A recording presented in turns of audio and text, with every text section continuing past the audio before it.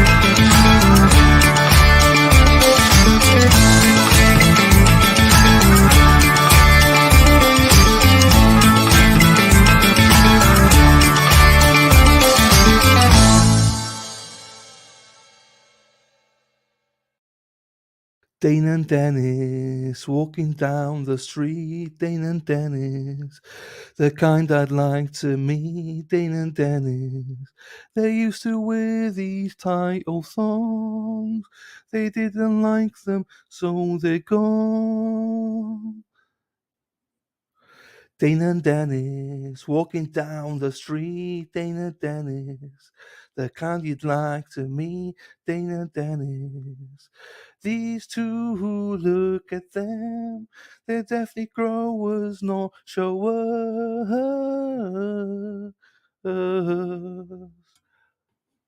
Dane and Dennis walking down the street.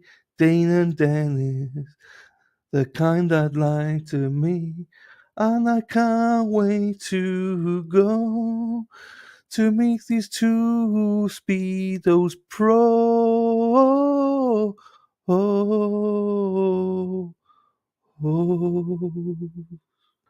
See you in Boston, boys.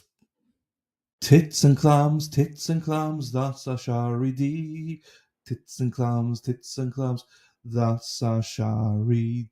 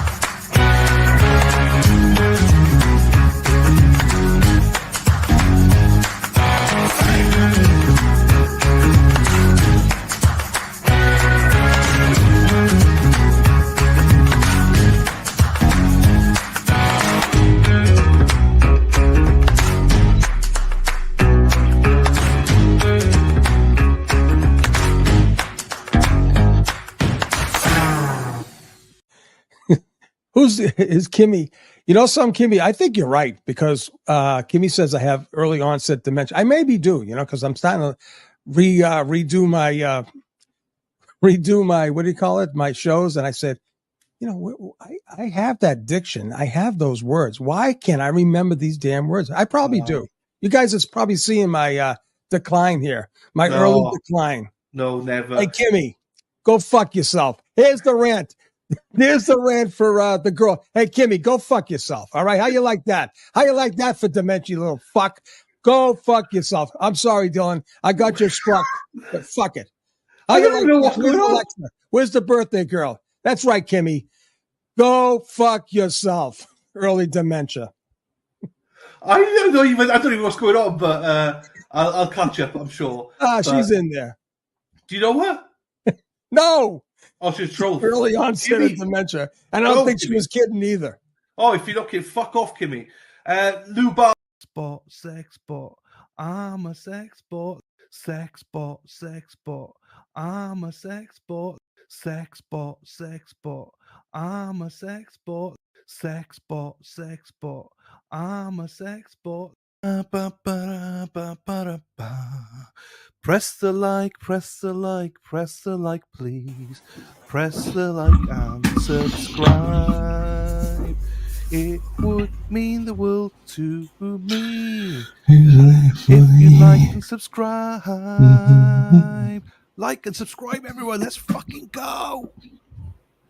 Yo. How are we doing, ladies, gentlemen? I'm Bill. How are we, everybody? Hope you're all well out there. Look at my new top. Look at my new top, everyone. Resistant to silence. Oh, let's go. Let's take it all. Oh, no, let's not take it off. I love it. They make my lips hard as well. Love it.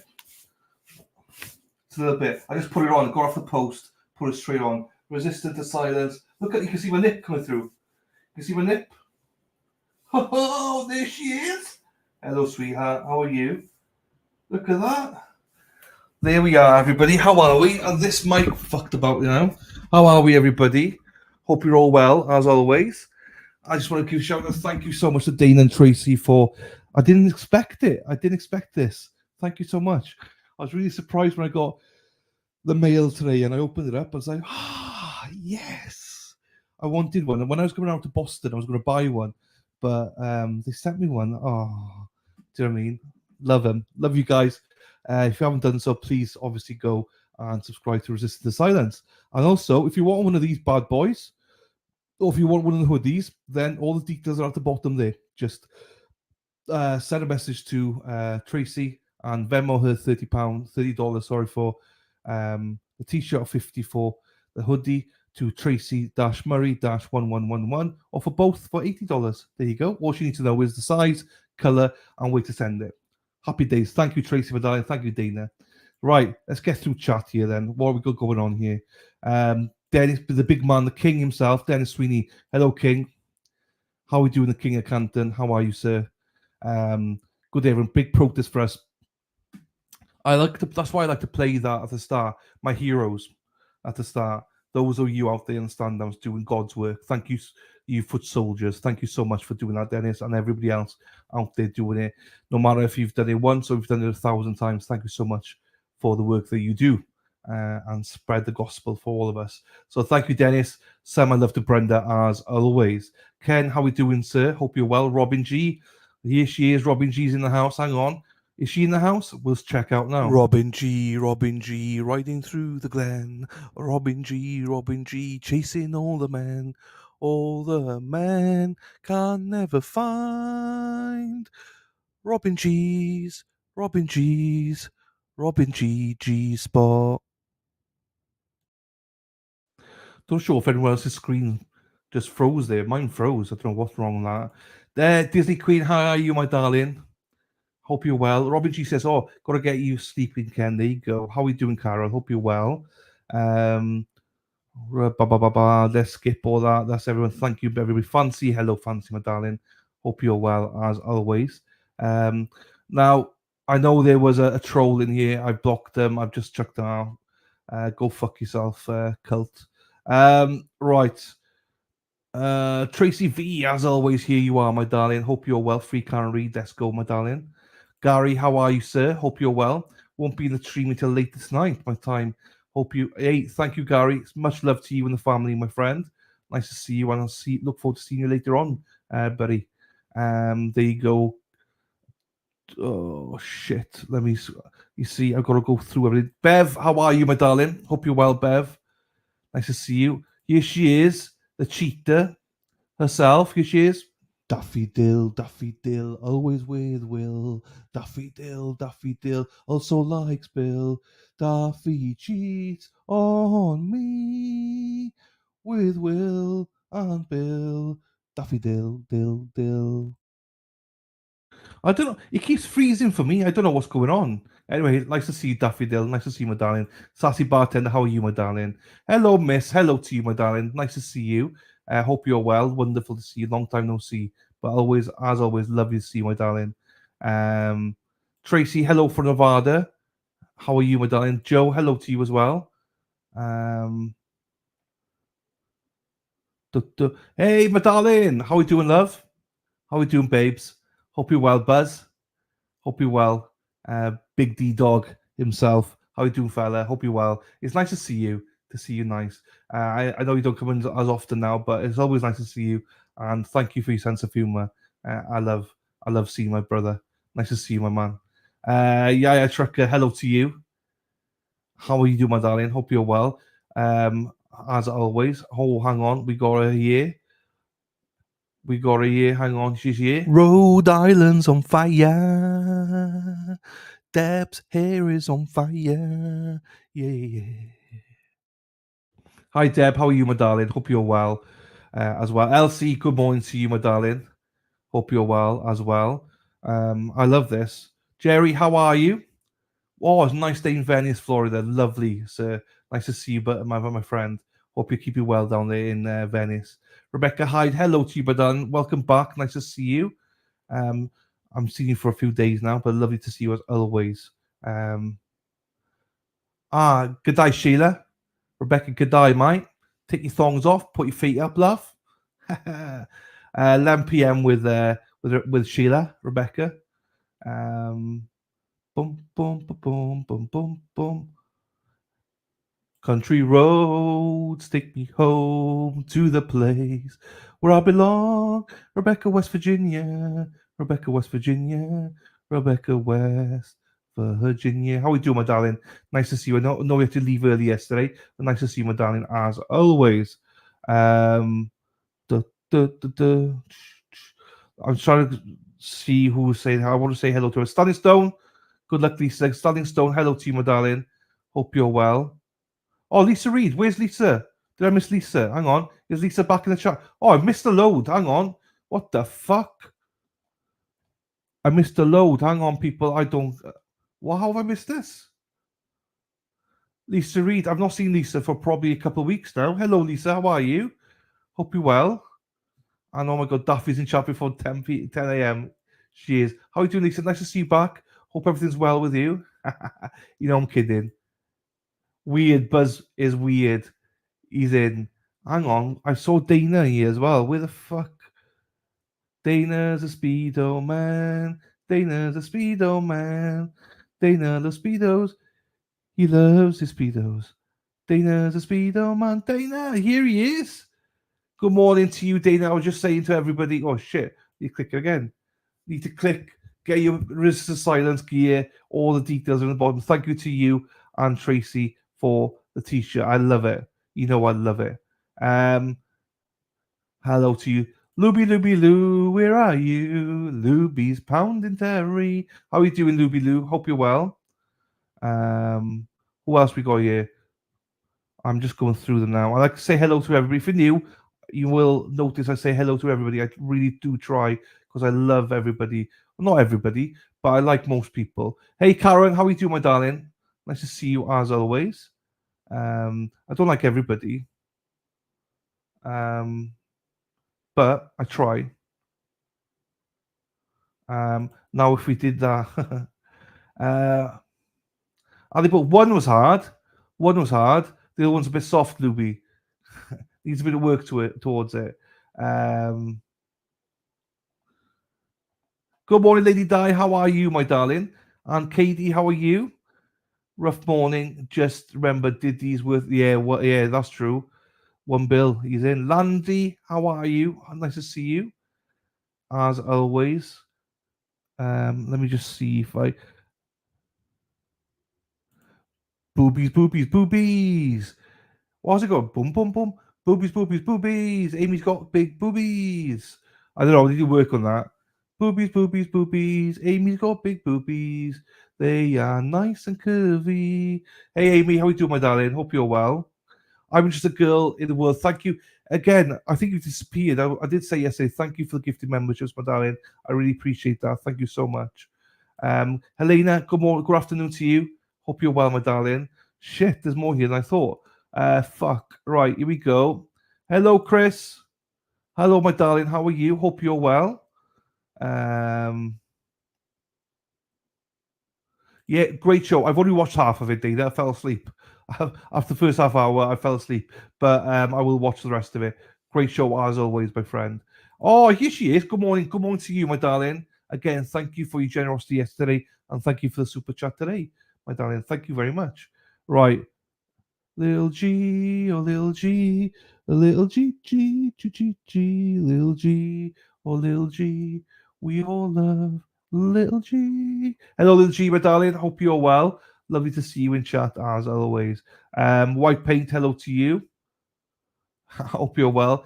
Good morning. Were you still awake for Dana's kid video? Do you know what? It's when I fell asleep. If you believe it or not, I woke up and there's something about kids. I was like, oh fuck, I missed it. Completely missed it.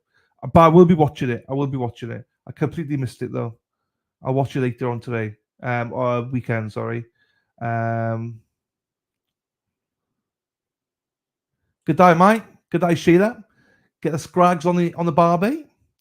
Here we go. Court S. Hello. First day as a member. Happy days. Nice to see you, my darling. Where you from, Court S? I don't remember where you're from. Whereabouts are you from? Nice to see you, my darling. Shit, is Fairy. How are you? Nice to see you, as always. Scott. If I was to do a video about you, and you know what I'm going to do, yeah? Would it offend you? Or would you be okay with it? I mean, so take what I did to Dana and Dennis, times it by 10 to embarrass you. Would that be okay or not? If not, it's totally fine. I didn't want to do it unless I got your permission.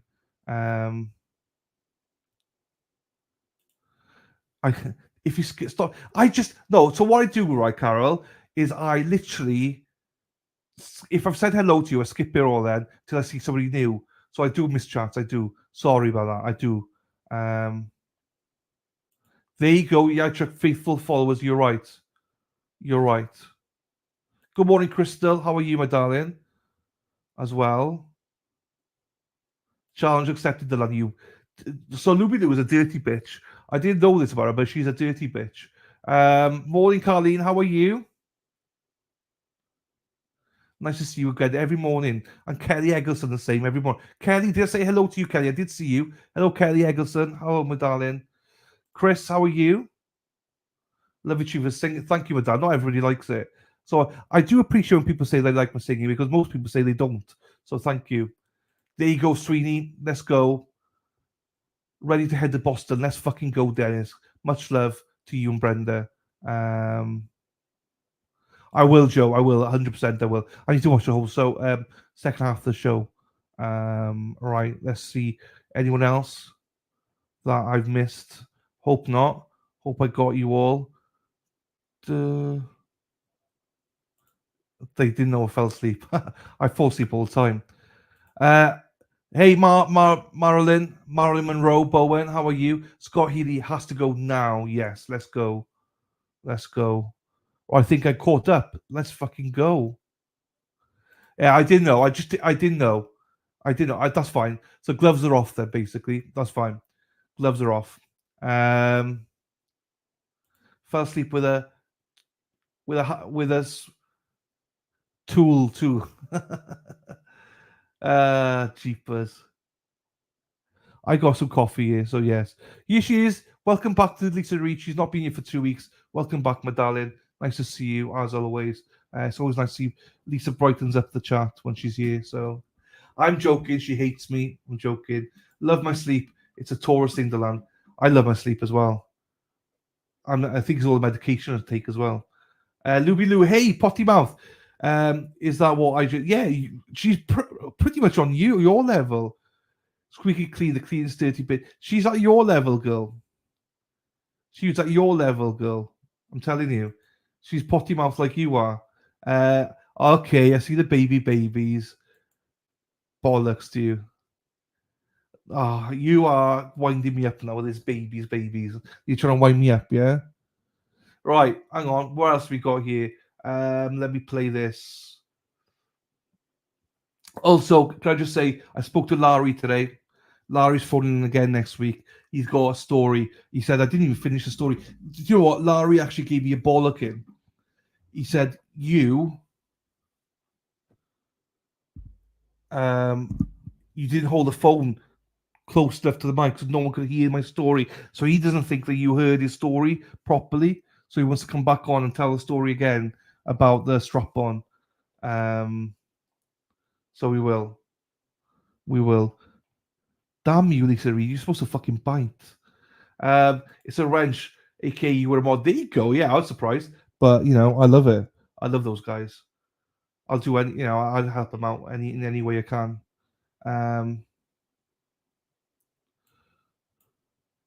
So no, it's not even annoying, Lil G. It's good. I'm glad to get prompts. So can you do something with the schedule again for today? Is it Carly and then later on a verdict and you? So what my plan to do is this. We'll listen to the rebuttal, 4 rebuttal witnesses. Then we'll go to closings, jury instructions, and all that. Then you're going to remind me, Lil G, to stop. Oh, that's beeping. Stop. I go, stop right now. Thank you very much. I need somebody with a human touch. Hey, you, always on the run. Anyway, so much fun. Then we'll go to Verdict Watch on another stream, just in case, because Verdict Watch could go on all night long, all night, all night, all night long, all night, all night. It could go on all night long, baby. So, what did I say baby for? So we will cut that stream in case I go over 12 hours, and we'll go over to the next stream, as you will remind me of. Then we'll do Verdict Watch, but we'll also watch the interrogation for Wade Wilson. We'll also watch so not a phone call for Wade Wilson. We'll just watch the interrogation videos of Wade Wilson whilst we wait, and then I'm sure we'll fill in the blanks as we can, because there's about 3-4 hours stuff to do there. So yeah, that's the plan anyway, my darling. I'm never annoying at all. So never think that, Little G. I'd rather people ask like you. You always ask, so I like that. From Canton, but there you go. So I'm going to hopefully meet you, Cortez. I'm coming out to Boston on the 50th. When am I coming out? 14th to 28th. And I think I got a nice place in Canton. So hopefully get to meet you out there, my darling. I look forward to seeing you out there. So, hello, Kathleen. How are you, my darling? Nice to see you as well. Good morning, Denise. There you go. Thank you for the kind words. You were great last night, Dana. Tracy was better, obviously, but you were great as well. Spice Girls, I love it. If you want to be my lover, you got to get with my friends. Making love forever. Something never ends. If you want to be my lover, you've got to give. Taking is too easy. That's the way to live. Da-da-da-da-da. You know what I mean. And I don't know the rest of the beans. Dana Leonard. Hey, Perry's in chat. Hey, Perry from London, mate. How you doing, mate? How you doing, Per? Nice to see you, buddy. Scott, love the story with Scott. So Larry's coming back on to tell a story again. LCU, good morning to you. Keep on singing. Thank you, my darling. Thank you, my darling. Do you see Charlie Allison's pilot the same as Wade Wilson's? No, I didn't. And Wade doesn't like his. There you go, Greg. How you doing? Get a band to wear my sexy. You don't have to. You got Scott McGuinness. We need to watch out for Dina live at the stage. Yeah, it depends. If there's no court, Tracy, I will. Or what I'll do is I'll put it on afterwards. Dina's given me permission. It just depends, Tracy. If court probably is going to be on, if I'm being honest. So we probably won't be able to watch it live, but I'll try and put it on afterwards, so everyone can see Dina out there doing the work she's doing. So yeah, thank you, Dina. I will try and play it as well, but I can't interrupt court for it. That's all, the only thing. But if you want to watch Dina live, then Resistance Silence is the place to be for that as well. Right. There is actually a boon hearing today as well. If it's done, we will watch that on the second video as well. So there is a boon hearing. Thank you, Per. Nice to see you, buddy. I miss you when you're not here, so nice to see you, buddy. James, hello to you as well. Hope you're well. Kathleen's there. Right. We got a couple of minutes. I got caught up. Yeah, I need to take some coffee as well. So what I'm going to do is this. I'm going to put caught up. And what I'm going to do then, because there's some new people here, I will play Larry's video because it gives me a couple of minutes just to get some coffee. It's for fuck's sake, I wasn't supposed to do that. It's supposed to start in 3 minutes. It says no, so the stream starts in 3 minutes, but I think the court starts in like 15 minutes. 9:45, yeah. Right, share screen for that. Twisted Teen, there you go. And then what I'll do is play Larry whilst I go and grab some coffee. For fuck's sakes, I did it again. Oops, I did it again. Why do I keep doing that? Why do I keep pulling it off? I'm not supposed to do that. I want that on screen. Right, leave that on screen. Present, video file. Don't stop screen. Then Larry. Where's Larry gone? Here you go, people. Enjoy this. If you're offended, then the exit's on the right-hand side. But this is one of the funniest videos I've ever seen. So there you go. Once I go make some quick coffee. Here you go, everyone. Why are we waiting? Why? Oh, no. It won't let me share it. Hang on. Oh, don't be a mofo now. Oh, no. It won't let me share it. No. No. I had an email today saying that there'd be disruptions on my internet.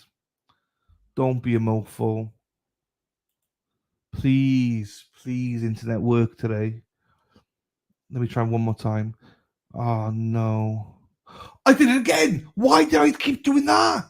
Why do I keep taking off the screen? For fuck's sakes. Hey, Miss Gold, how are you, my darling? Nice to see you. It's been lovely to see you back in chat.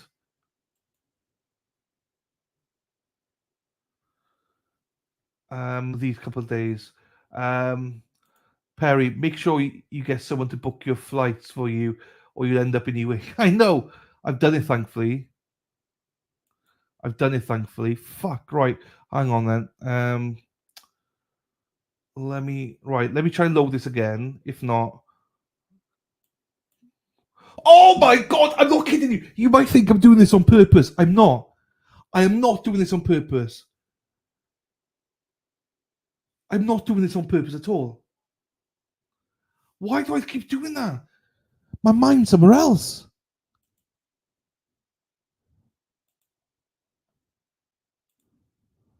The fuck?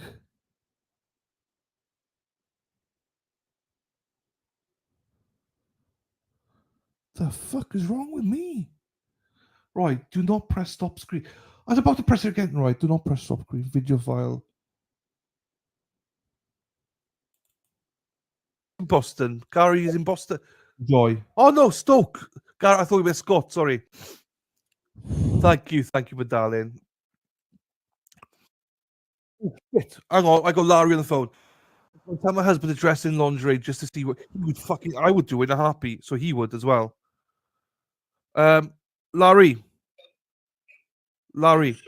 you are live to tape. We're on stream, okay? So just Hello, everyone. yeah, we just we are. I've not checked in you all week. I was going to phone you this morning. Then I thought, you know what, we had a break, so I thought, you know what, let's phone him now. Erin Hattree drives a bus, yellow bus, yellow bus. Erin Hattree drives a bus all day long. Call to you because you're the man. What's the topic of discussion today? Well, we're watching this boring trial, okay? So that was bad. What the topic of discussion right this second? I don't take this too far now, right, Larry? But this second is we're talking about Scott McGuinness cross dressing. His and you would do it. So the scenario is this, right? So you bought your significant other, your girlfriend, right? Some lingerie and a corset and like nipple tassels to dress up in and stuff, right? That's what happened here, right? She wears it, you do the business, you get down dirty, you do the business, and then she turns around to you, Larry, and says, right, okay, if you want to have sex again, you now have to wear the lingerie and the corset. Would you do it? Well, the answer to that is no. Shut And the front door. and one time I only bought lingerie for a girlfriend once. Yeah. And I'll tell you why. Because I went over, it was a Friday night, we had a few drinks, and I said, I gotta go out to my car, I'll be right back. Yeah. And I went out to the car, I got the bag, and I came in and I go, honey, will you put this on? So she looked at it and she goes, absolutely. And she said, she goes into the bedroom and she's coming out. She put the lingerie on, but you know what else she put on? What? A strap on.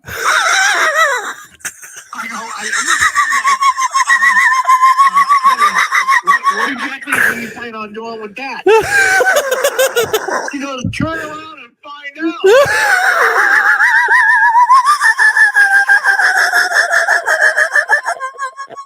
I said, fuck you, and I ran out of there.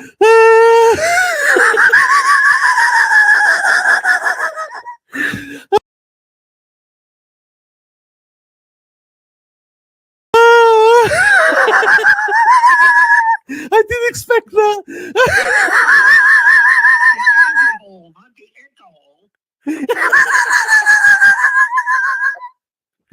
Oh, sorry, Larry. That's not what I was expecting. Oh, fuck, I'm crying. I was not expecting that. Oh, fuck, Larry. That's not where I thought that was going. Oh, fuck, I can imagine you run out of there. Oh. Oh. And I'm 6'2", 220.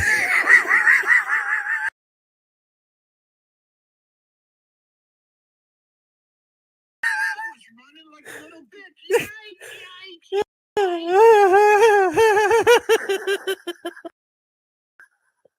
Oh, I bet. My ass was all tucked in. I was shaking. Oh, my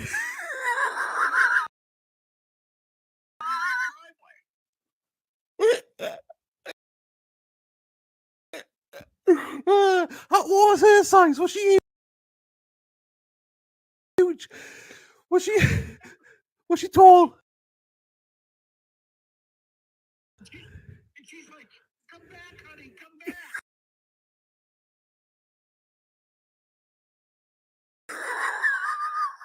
Well, was she taller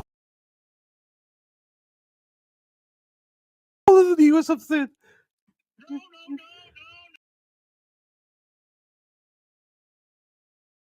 She was like 5'7". Oh, fuck. Yeah. What was it? What size was the strap on though? Oh, it was a big black one.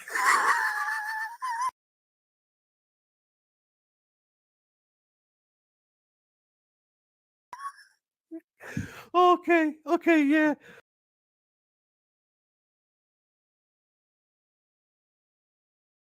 I can't. Oh, I can't. No, I would have run out as well. I would have run out as well. That's you just took that. You took a story about cross-dressing. You just doubled it up, times it by 10. Oh, because I thought 100% you would. 100% you would. If someone said, Absolutely not. I don't go for that shit. not now. Not with that story, no, but Jesus Christ. I thought. I had nightmares because I just told that story again. You said it live as well. Everyone sees you on stream. Larry, for fuck's sakes. I can't even tell that story in front of Tyson. I can imagine. I can imagine. Well, you told it in front of about 50 people. Oh, yeah, he looked at me and go, Oh, fucking hell, Larry. Well, you've just taken that. Scott McGuinness is really happy right now because he's like, there's levels to this, yeah? Scott came in with a high level. There's no way you can trump that. But hang on, let's call Larry. Next thing you just fucking trump it. Oh, fuck. Oh, Larry, thank you so much. You're the man. Fuck, you're the man.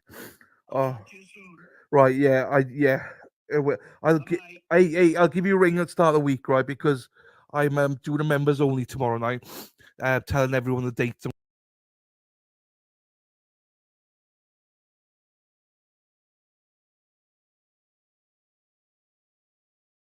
Sorry about the lagging.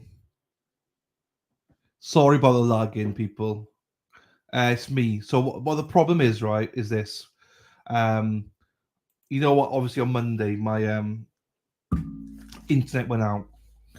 So they said they fixed it. But I got a message this morning saying that there's going to be interruptions for 9 hours today. And they expect the whole fix to be done by 6 o'clock my time, which is 1 o'clock Eastern. That's when they expect everything to be back to normal. So yeah, that's not great. So there might be a little bit of lagging.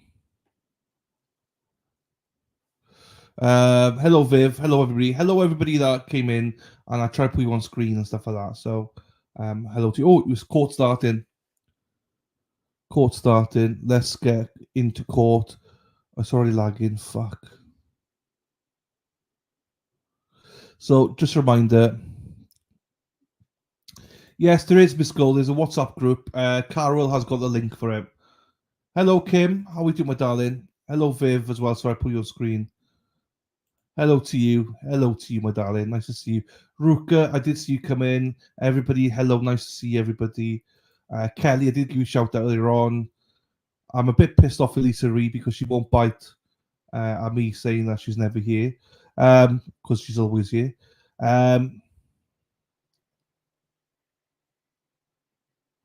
Oh, someone mowing the grass. Heather's 5'11". Sorry, 4'11". Heather Taylor, in Virginia, you still need to have a booster seat that size. There you go. Crystal's going to get a link for you, Miss Gold. Oh, yeah, Crystal's got a Carol. Crystal, I thought, would have it. You could sing my hello. Oh, sorry, Medallion. I didn't see. I didn't see the thing. I've been singing enough today, I think. Been singing enough. Oh, yeah. Today is the day where to become one. So it's rebuttal, 4 rebuttal witnesses. 3 of them are going to be super quick, they said. 1 is going to be a little bit longer because it's a doctor. Then it's going to be closing arguments. So it's all done today. Scott. We will be online tonight until there's a verdict. The jury have been told you're not going home until there's a verdict. So just to give you beware, we might be on for the long haul today. We'll see, because this is gonna be tough, you know. Need some love like I've never needed love before. That's what she da da da da da. Washing the floor. Da da da da da da da da da da da da. Looby Loo, my motto is great things come in small packages. Absolutely. I know you are, Lisa, but it pisses me off that you don't bite. Sarah P doesn't bite either. It pisses me off. Now, I know you're here. Thank you for your support, as always, Lisa Reed. I appreciate you. But you need to bite more. You need to bite back more. Tell me to shut the fuck up. Push that in the jurors. I don't like that the judge pushed that in the jurors. I think it's a Mississippi rule. I think that there's a lot of rules like that, lots of courts like that. It's like that's it. You're not going anywhere. I think that is that's just the way they do it there. Some states do the same. I don't think they have to stay, but they have to stay. Once they get tired, they can get hotels and stuff like that. So I don't think he means he could be in the same room all day, but they'll be deliberating till late, then get a hotel, and then come back and deliberate in the morning if they need to, whatever they need to do. So. All right, good morning, ladies and gentlemen of the jury. Did everyone 5'4". instructions overnight? Did anyone Tiny. allow themselves to be exposed to any media accounts, any social media, or any news account of this case? Everyone shaking their head in the negative. We will proceed. All right, the defendant having arrested, the state may call any witnesses it wishes to call and rebuttal. They call Olivia Lieber. Olivia Lieber. Lydia Weaver, right? Let's get Lydia Weaver here.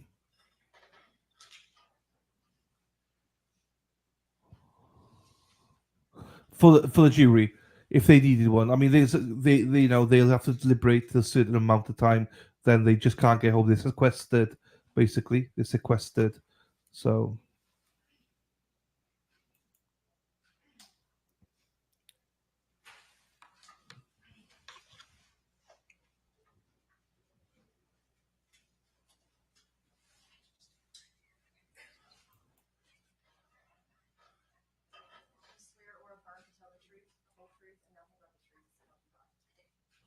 Have a seat. You adjust yourself up to the microphone. You don't have to speak directly into it. Okay. But I do need you to speak so that lady in the very back row over there. Okay. Got it. You understand that you're now under oath. This is your sworn answer subject to felony perjury. All right, you may proceed. If you would, Olivia, introduce yourself to these men and women. I'm Olivia Lieber. And Olivia, where do you work? Precise Mind. And tell us a little bit about what Precise Mind is. It's an outpatient mental health clinic, and we do research and mental health care for all ages. Just to be clear, you're a little nervous today, right? Yes, yeah, I am. Is this your first time to ever testify? Yes. All right. How do you, and what is your role at Precise? I'm a psychiatric mental health nurse practitioner. And can you kind of tell us a little bit about what that is and what you do? Yeah. I got a degree with a master's degree in advanced nursing practice. So I chose to specialize in psychiatric mental health. The nurse practitioner program requires 1,200 hours of clinical practice, and we have to do different specialty groups, have experience with different specialty groups like geriatrics, adolescents, outpatient and inpatient psychiatry. So it's just a specialized nurse practitioner role, provider role. And when did you do that? That was 2.5 years ago, and I graduated in December 2021. And have you been at Precise the whole time since then? Yes. Mm-hmm. And what is it that you do? I know you told us that you're a nurse practitioner there, but what is it that you actually do, like with patients at Precise? Okay, we evaluate them and assess them, and we diagnose and then do medication management. When you're evaluating them, is it important that they provide you accurate information? Oh yes, very. And why is that? Because we base our diagnosis on that. Did you have the opportunity to have a patient by the name of Carly Gregg? Yes. Do you see her in the courtroom? I do. Is she at the defense table? Yes. Olivia, I want to talk to you. Do y'all keep medical records of your treatment that you provide to patients? Yes. And did you do that with Miss Gregg as well? Mm-hmm. May I press witness, Ron?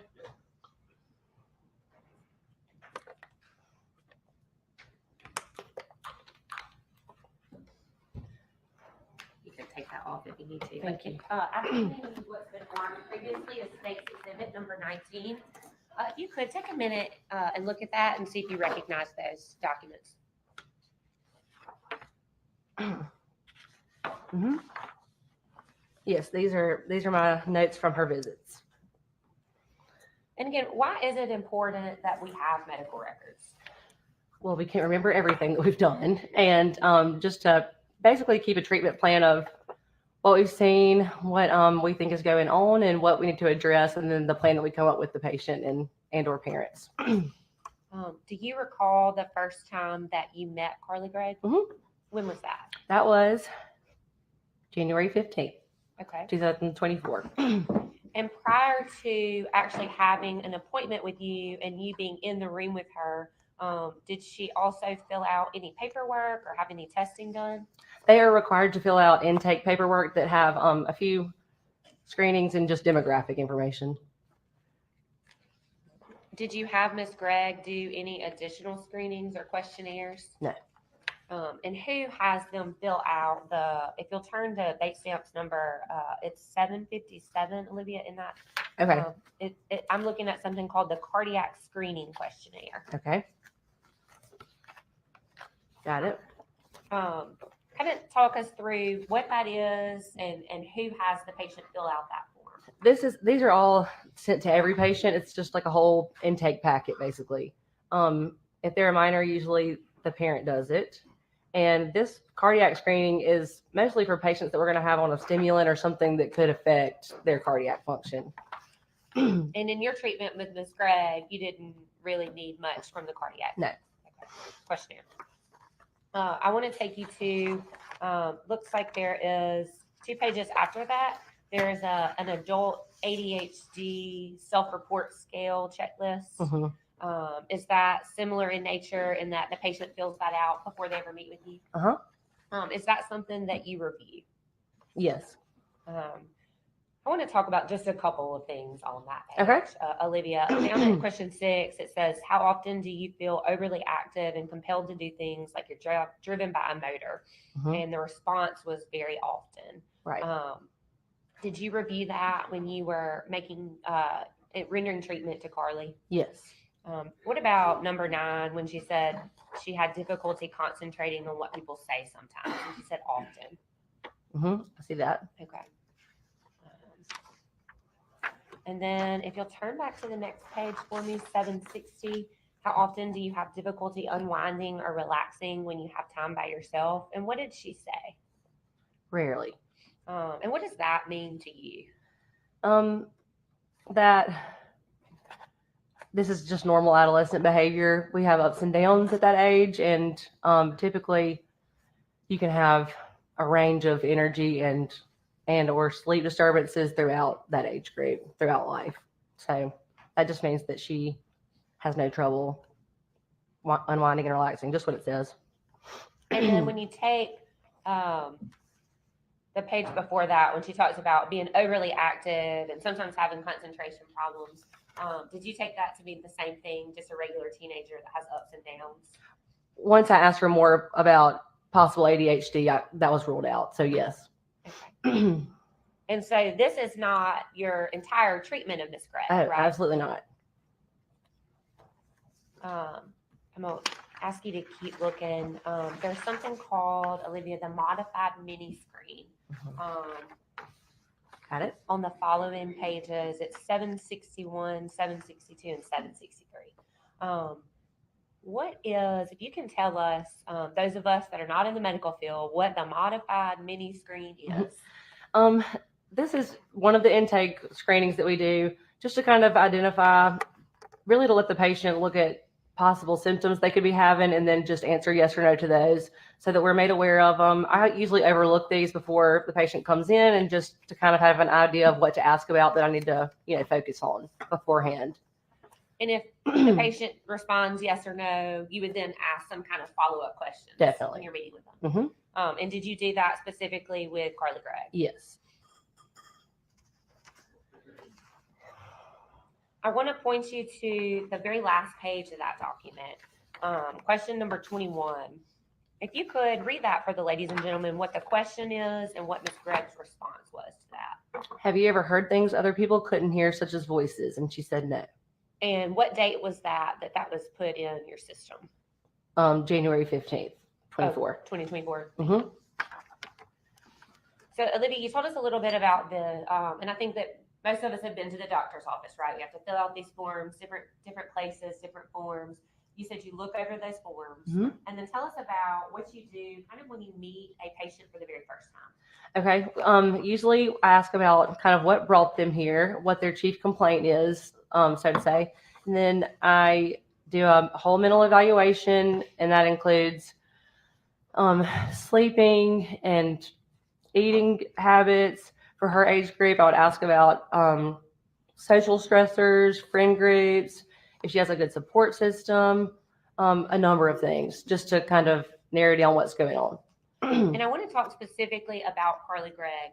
When she came in, what were you told was the reason for her visit with you? Depression and anxiety, and she had some social stressors. And what did she describe those social stressors to be? We talked about her childhood and kind of having not a great relationship with her dad, and an altercation with her mom recently. I'm going to refer to my notes. Yeah, if you would take a look at that and then tell us once you've had a chance to review that. And that's the note from January the 15th of 2024? Yes. She said that she had started feeling depressed since 6th grade, and then the social stressors were her parents and their custody battle. Did she also mention that she had a little sister that had died some years back? Yes. I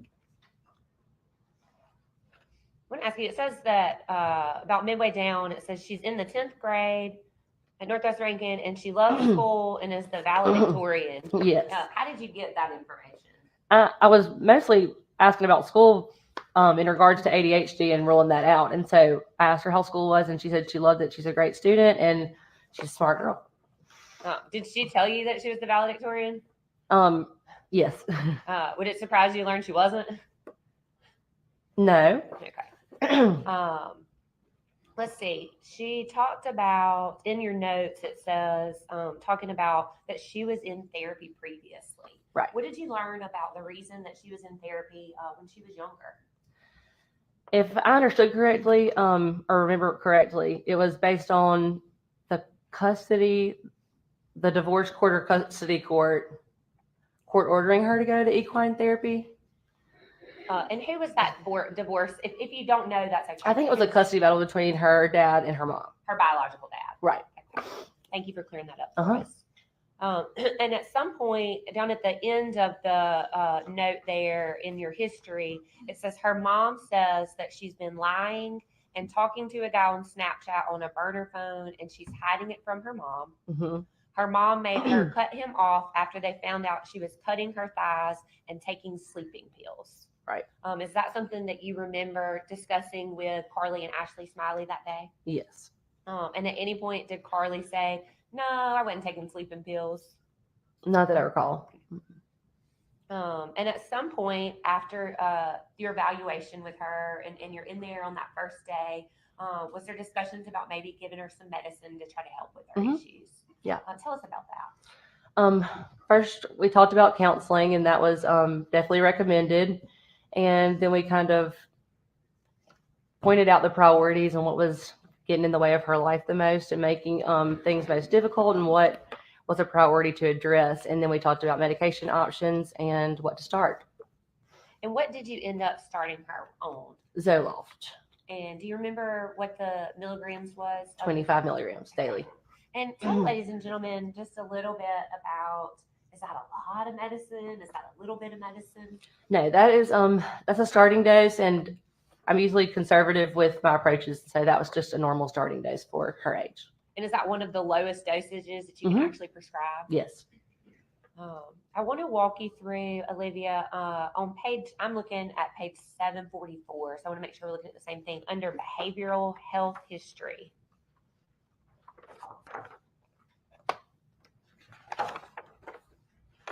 Which page was it? 744 down at the bottom right. I'm still in your January 15, 2024. Okay, one sec.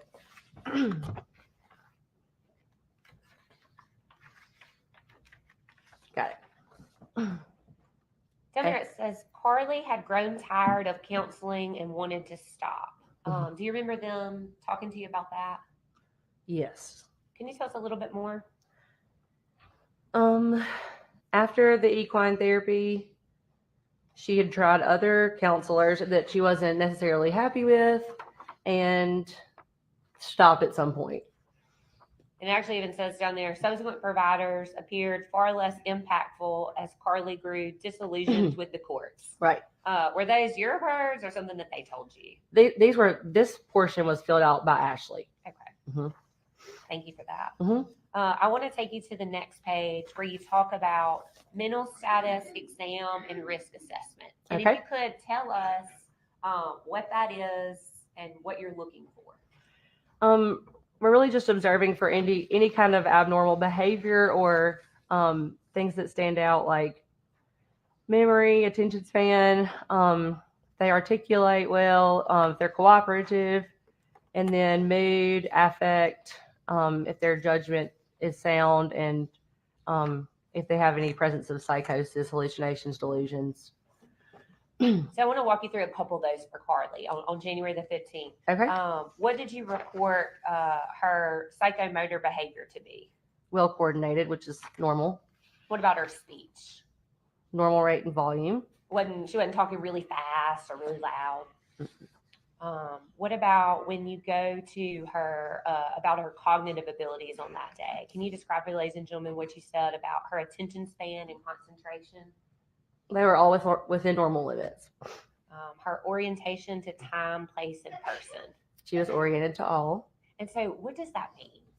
That she's aware of where she is, who she is, and the date and time and situation.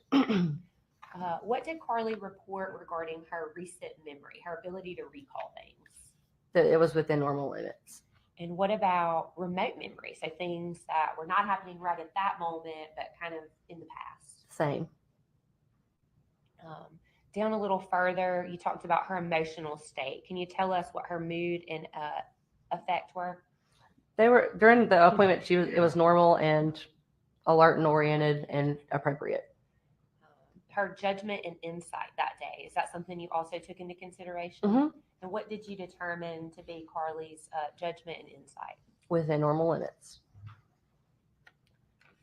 I want to take you, Olivia, to there's a section in that assessment about thought processes. Mm-hmm.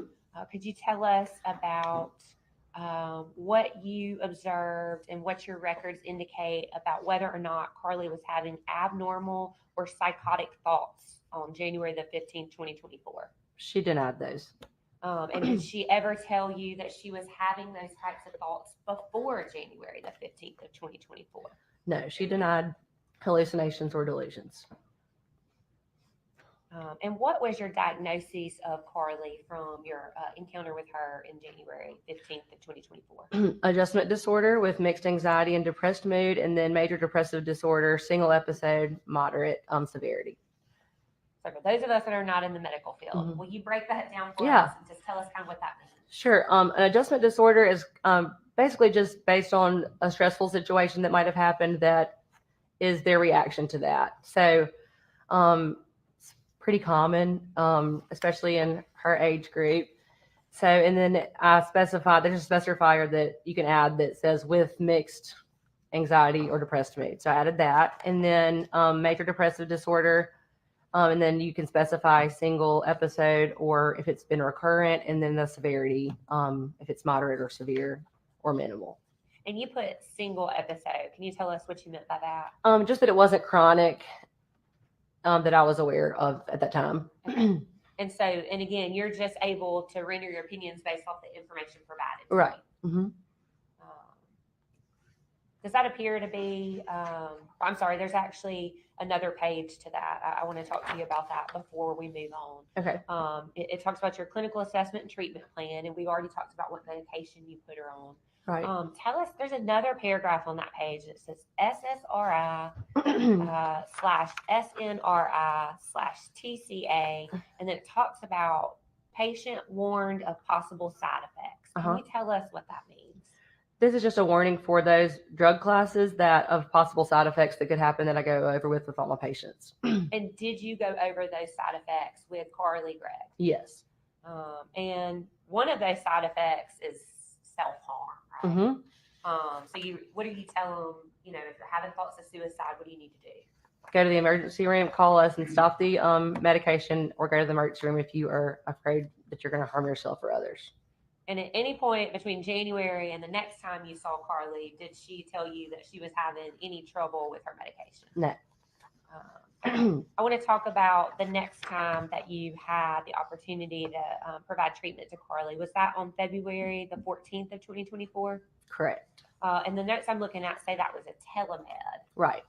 And it was mom was present. Uh-huh. So tell ladies and gentlemen, what does that mean, telemed? They just have the option to do in person or a Zoom call for their appointment. And what did Carly tell you? There's sort of a history provided by the patient. What did she tell you about the medication she was on at that point? That it had not really had an impact on her at that time. And so kind of what was your discussion about? We're on 25 milligrams. And then what did you talk to them about? How it's affected them and if they've had any bad side effects. And if they have not, then, and it has not done anything like for her at that point, then we usually go up on it. And I want to talk about those side effects because your medical records specifically say the patient denied SI, HI, and AVH. So if you could walk us through, what does it mean when it says patient denied SI? Suicidal ideations. And when she denied HI, what is that? Homicidal ideation. And what about when she denied AVH? Auditory visual hallucinations. So she's denying seeing things that other people don't see and hearing things that other people don't see. Right. Did she also deny any other side effects from the medication? Right. You did a mental assessment and risk assessment on Miss Gregg again on that day. Can you walk us through that day? Was she oriented to time, place, and person? Yes. And did she report having any trouble with recent memory or remote memory? No, not that I saw. Down under thought processes, did she report having any abnormal or psychotic thoughts? No. And again, on page 3, in the records, it talks again about these SSRIs. And I think I failed to ask you, Olivia, is Zoloft an SSRI medication? What does SSRI mean?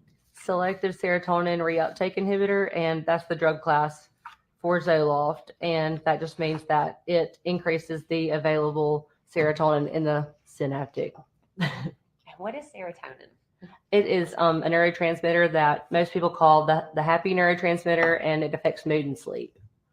So when you put somebody on an SSRI, the goal is to try to make them a little bit happier. Right. Hence the antidepressant medication is going to help depression. Yes. And it says that, again, the patient was warned of any side effects. Do you recall if you specifically went back over that with them? I don't recall. Okay. Was that the you had a telemed conversation with them? Carly discussed that she didn't feel the medicine was really doing anything to her, so you decided to up it to 50 milligrams.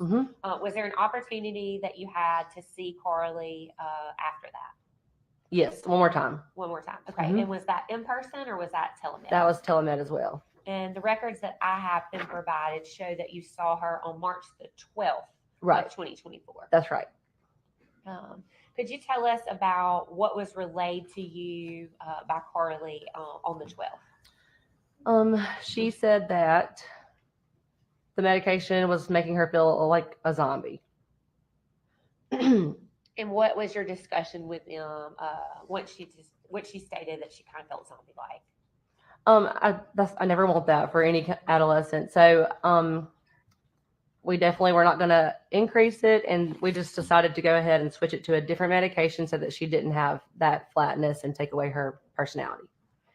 When you talk about switching the medications, did you tell her to stop taking the Zoloft? Tell us about what your recommendation was. I recommend tapering off so that you don't have any kind of discontinuation syndrome, which is a possibility, or rebound symptoms. So I told her to take 25 milligrams of Zoloft for 10 days and then stop it, and then start the Lexapro for 5 milligrams at the same time. I want to back up again. I'm not in the medical field, so I want to make sure that tapering off means the same thing, I think. Okay. So she's on the 50 milligrams. Right. And then you want to put her on 5 milligrams of Lexapro. Simultaneously as going down on the Zoloft. So the Zoloft, you're saying, like, come down a little bit of this right. while we're taking this so that you don't just get off all the medicine. Right. Weaning off. And you said something about to rebound effects, to prevent rebound effects. What does that mean? If you have a discontinuation syndrome, if you stop your medication abruptly, there's always a risk for symptoms to come back, maybe worse, and then other things that just are uncomfortable whenever you're withdrawing. And you don't know when you prescribe people medication whether they're adhering to your recommendations or not. No. At any point during that evaluation with Miss Gregg, did she report that she was hearing voices? No. In fact, I think the very last line you said, again, she denies SI, suicidal ideations, that she denied homicidal ideations. Is that right? Right. And that she denied AVH, auditory visual hallucinations. And you also did a mental status exam and risk assessment of Miss Gregg from that day. Right. And I'm looking at your records, bait stamps number 754. Could you tell us what your findings were with regards to whether or not Carly Gregg was oriented to time, place, and person? She was still oriented within normal limits. So again, she knew where she was, she knew who she was, she knew the time. Correct. Her recent memory, what did you determine? It was normal. Intact. Excuse me, I didn't mean to interrupt. I'm sorry. It's intact. At any point in your providing treatment to Carly Gregg, did she tell you, I'm having memory problems? Not that I recall, no. Did she ever tell you about any blackouts, any lapses in time? No. You go down and you talk about her judgment on that day. Could you tell us what your findings were with regard to that? Within normal limits. And her thought process rate? Normal rate and rhythm. So if you would, I don't think I'd asked you about that, Olivia, before now. So she had said on her questionnaire there were like some racing thoughts sometimes. Right. But when you observed her, what does her thought process rate was normal and in rhythm mean? That it was not racing.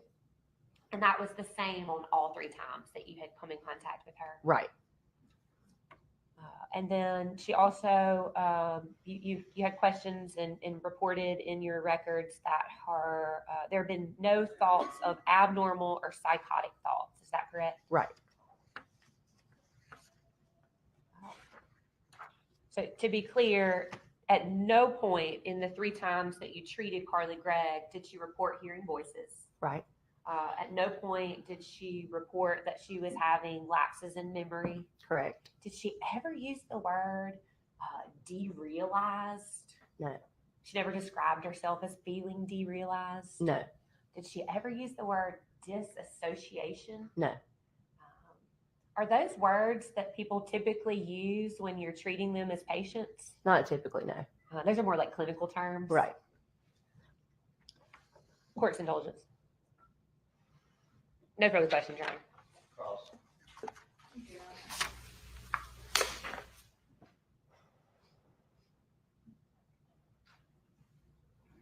Good morning. Good morning. How are you? I'm good.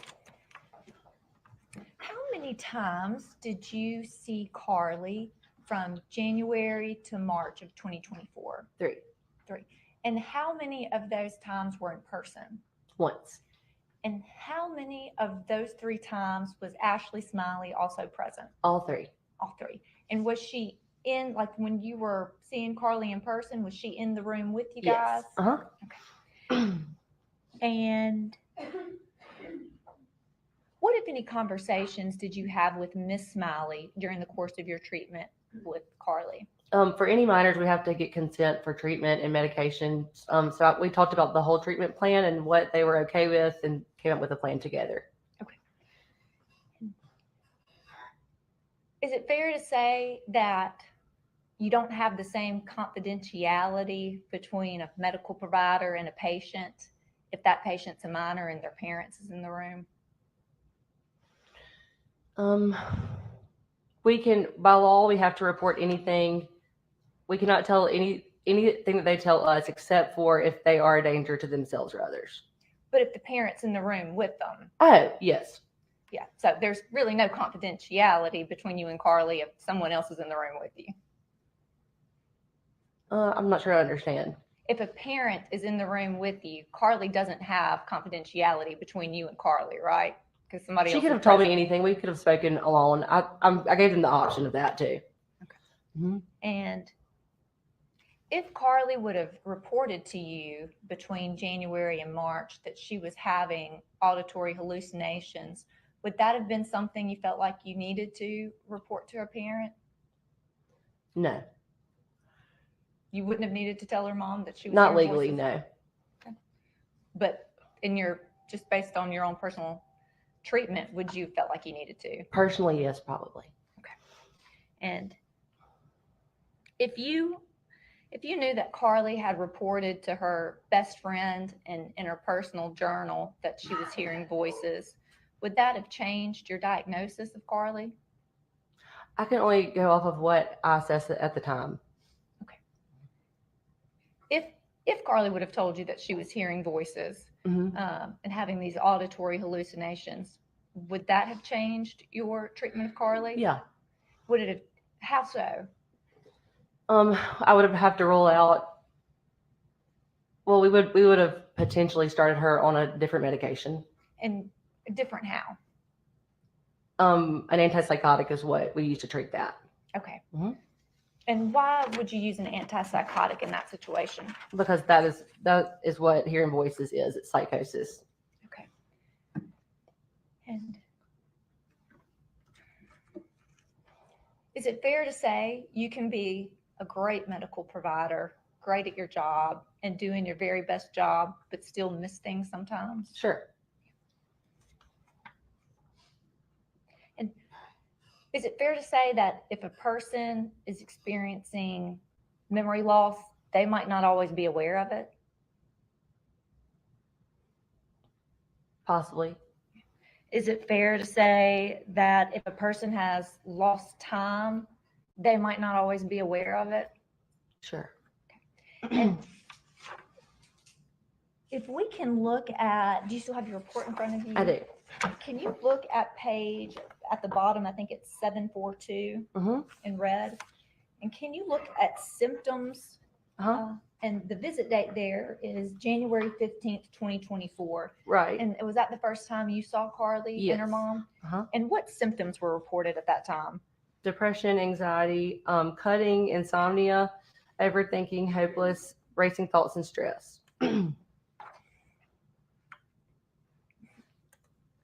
And if you will turn to page 745.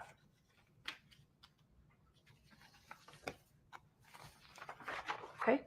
And again, this is the same visit date, January 15th, 2024. Yeah. Can you read what's written there under family behavioral history for father?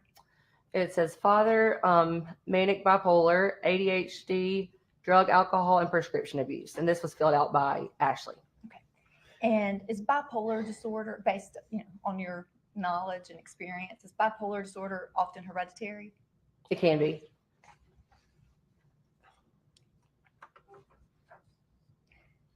And can you tell me what's the difference between someone feeling sad and a major depressive disorder? Yeah. We all have changes in mood. Sadness is considered normal, and a depressive episode or depression, major depression, is something that interferes with their daily life. Okay, so it's affecting how you function. Right. Okay. And if you could, will you turn to page 748 with me? Okay. And if you look at the last paragraph on that page, the first sentence, and this is, I guess, when you're going over her Right. prescription medication. Mhm. And again, this is still from January 15th, 2024. Can you tell me what's written there on the sentence that reads, this can lead to? This can lead to increased thoughts of self-harm. Many psychiatric medications have been shown to possibly worsen the symptoms or cause increased thoughts of self-harm. Please stop the medication and notify the clinic if this occurs and seek help in an emergency department if you do not feel safe. Okay. So it's commonly known in the medical community that sometimes if you put somebody on an SSRI, it can worsen the symptoms they're already experiencing. The black box warning is for self-harm and suicidal thoughts. So that is a possibility. What is a black box warning? Something for the whole class that's considered serious. Okay, so it's like a warning. Mm-hmm. Okay. And if you will, I just have one more question for you. If you can turn to page 753. And this was your March 12th, 2024 visit. Uh-huh. And can you read the second sentence on that page? And this was after the telehealth visit with Carly and her mom. It starts with, she said she doesn't like the Zoloft. Right. That it makes her feel like a zombie. So we will wean off of it and switch to Lexapro. And then will you read what patient's mom? The patient's mom declined Prozac as she herself took it years ago and it gave her suicidal thoughts. Okay. And is that what Miss Miley reported to you that day? Yes. Thank you.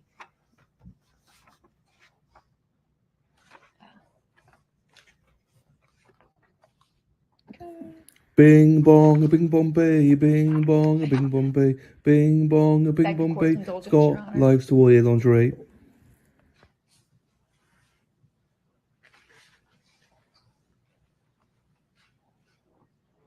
Is it fair to say sometimes patients don't tell you everything you need to know? Right. Yeah. Does that happen more so, like not just with children, but with all patients? Well, if they're not telling me, I don't know. Yeah. But it's fair to say that happens. Yeah. No, attend to the witness. Direct examination.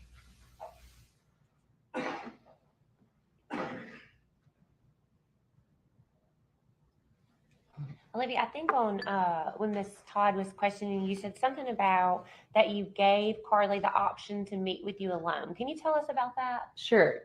Usually I ask right when I go get the patient out of the waiting room, do you want mom to come or do you want to meet first alone? And I don't recall whether she wanted to be alone. If she wanted to be alone, I would have seen her alone, of course. And that didn't happen in this case? No. Ms. Todd asked you about if a person was having memory problems, they might not report it. They might not know to report it. Right. Did Ashley ever report to you that Carly was having memory problems? No. Did Ashley ever report to you that Carly was having disassociation?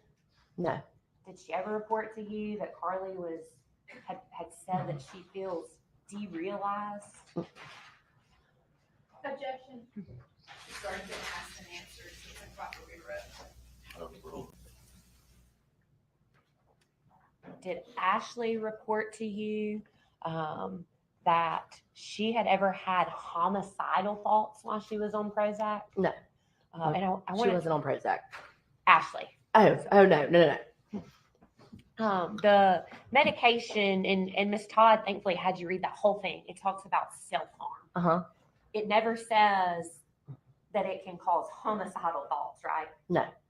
And in fact, none were ever reported to you in this case. Correct. Ms. Todd asked you about the medical history on page 745 regarding Carly's dad. And I think it was your testimony that Ashley had filled that information in. Right.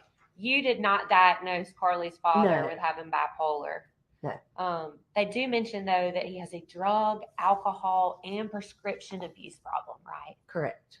In your experience in training, Olivia, can people that are on drugs sometimes appear to have bipolar symptoms? Sure.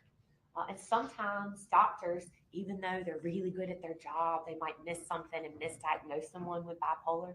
Correct. and you have no way of knowing if Mr. Gregg's diagnosis was actually bipolar, do you? No. And it very well could have been that it was his drug problem. Sure. And so drug problems are also hereditary, aren't they? Yeah. Drug addiction.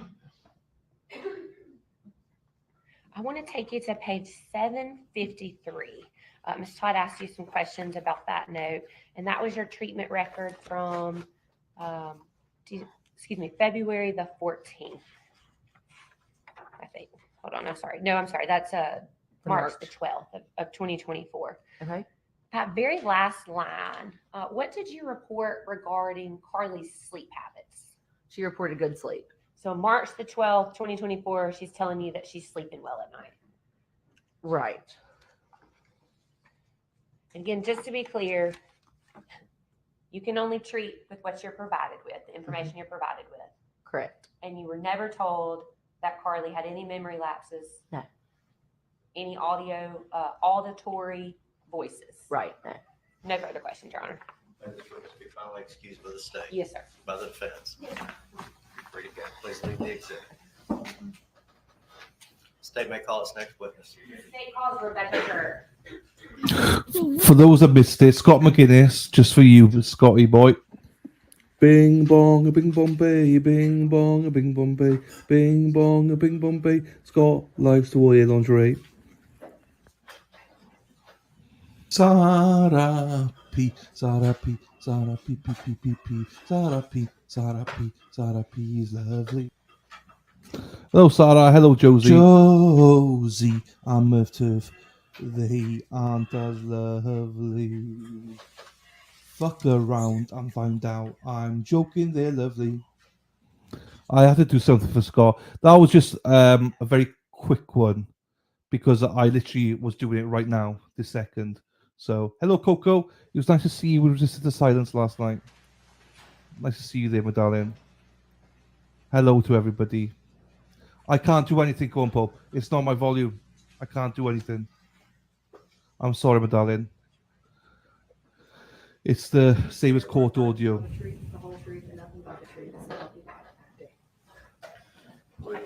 Obviously, adjust yourself up to the microphone. It's not necessary that you speak directly into the microphone.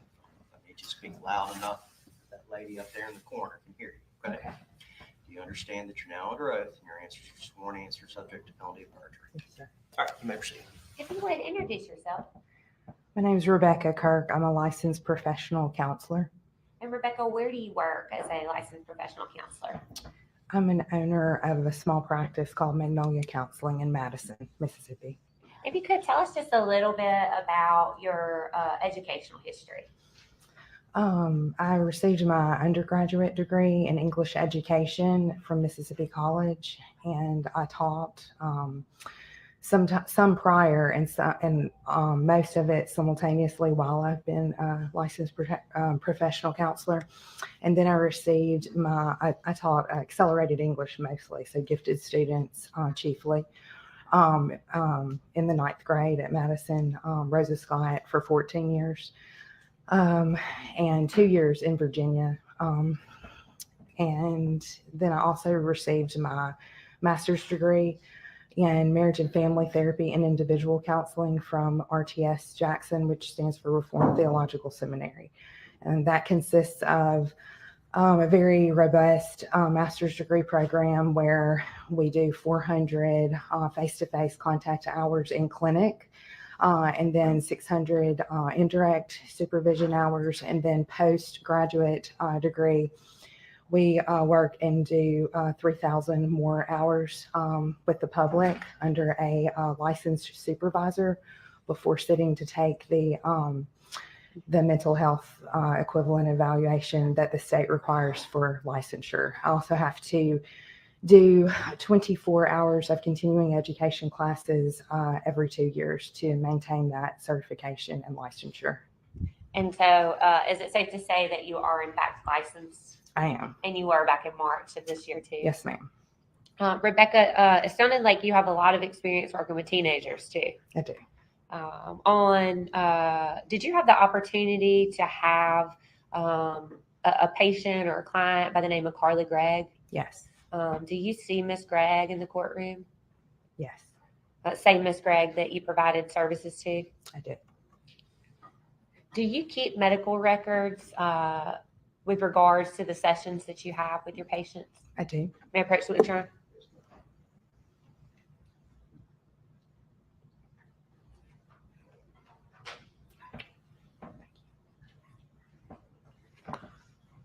Rebecca, I handed you what's previously been marked as State's Exhibit S21. Actually, I think that might be Defense Exhibit D21, excuse me. If you'll take a look at those for us. Okay. Do you recognize that document? I do. What is that? These are my entire treatment notes and summary of counseling Carly, Madison, Gregg. And in some of those notes, Rebecca, when we got them, there was some writing, like some handwritten stuff in that. That's right. Who did that?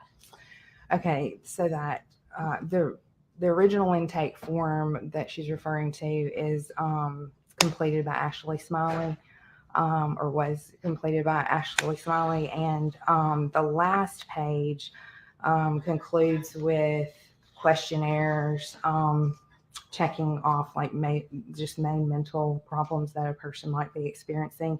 It also asks to list the goals for therapy. And the first session that I have with someone, I go over the fact that since she's a minor, I need to speak with just that first session, one of the parental guardians, unless there is a need to contact them otherwise. I make that very clear to any minor and any adult that I see, that confidentiality, and I do kind of want to say this, is very important to mental health professionals to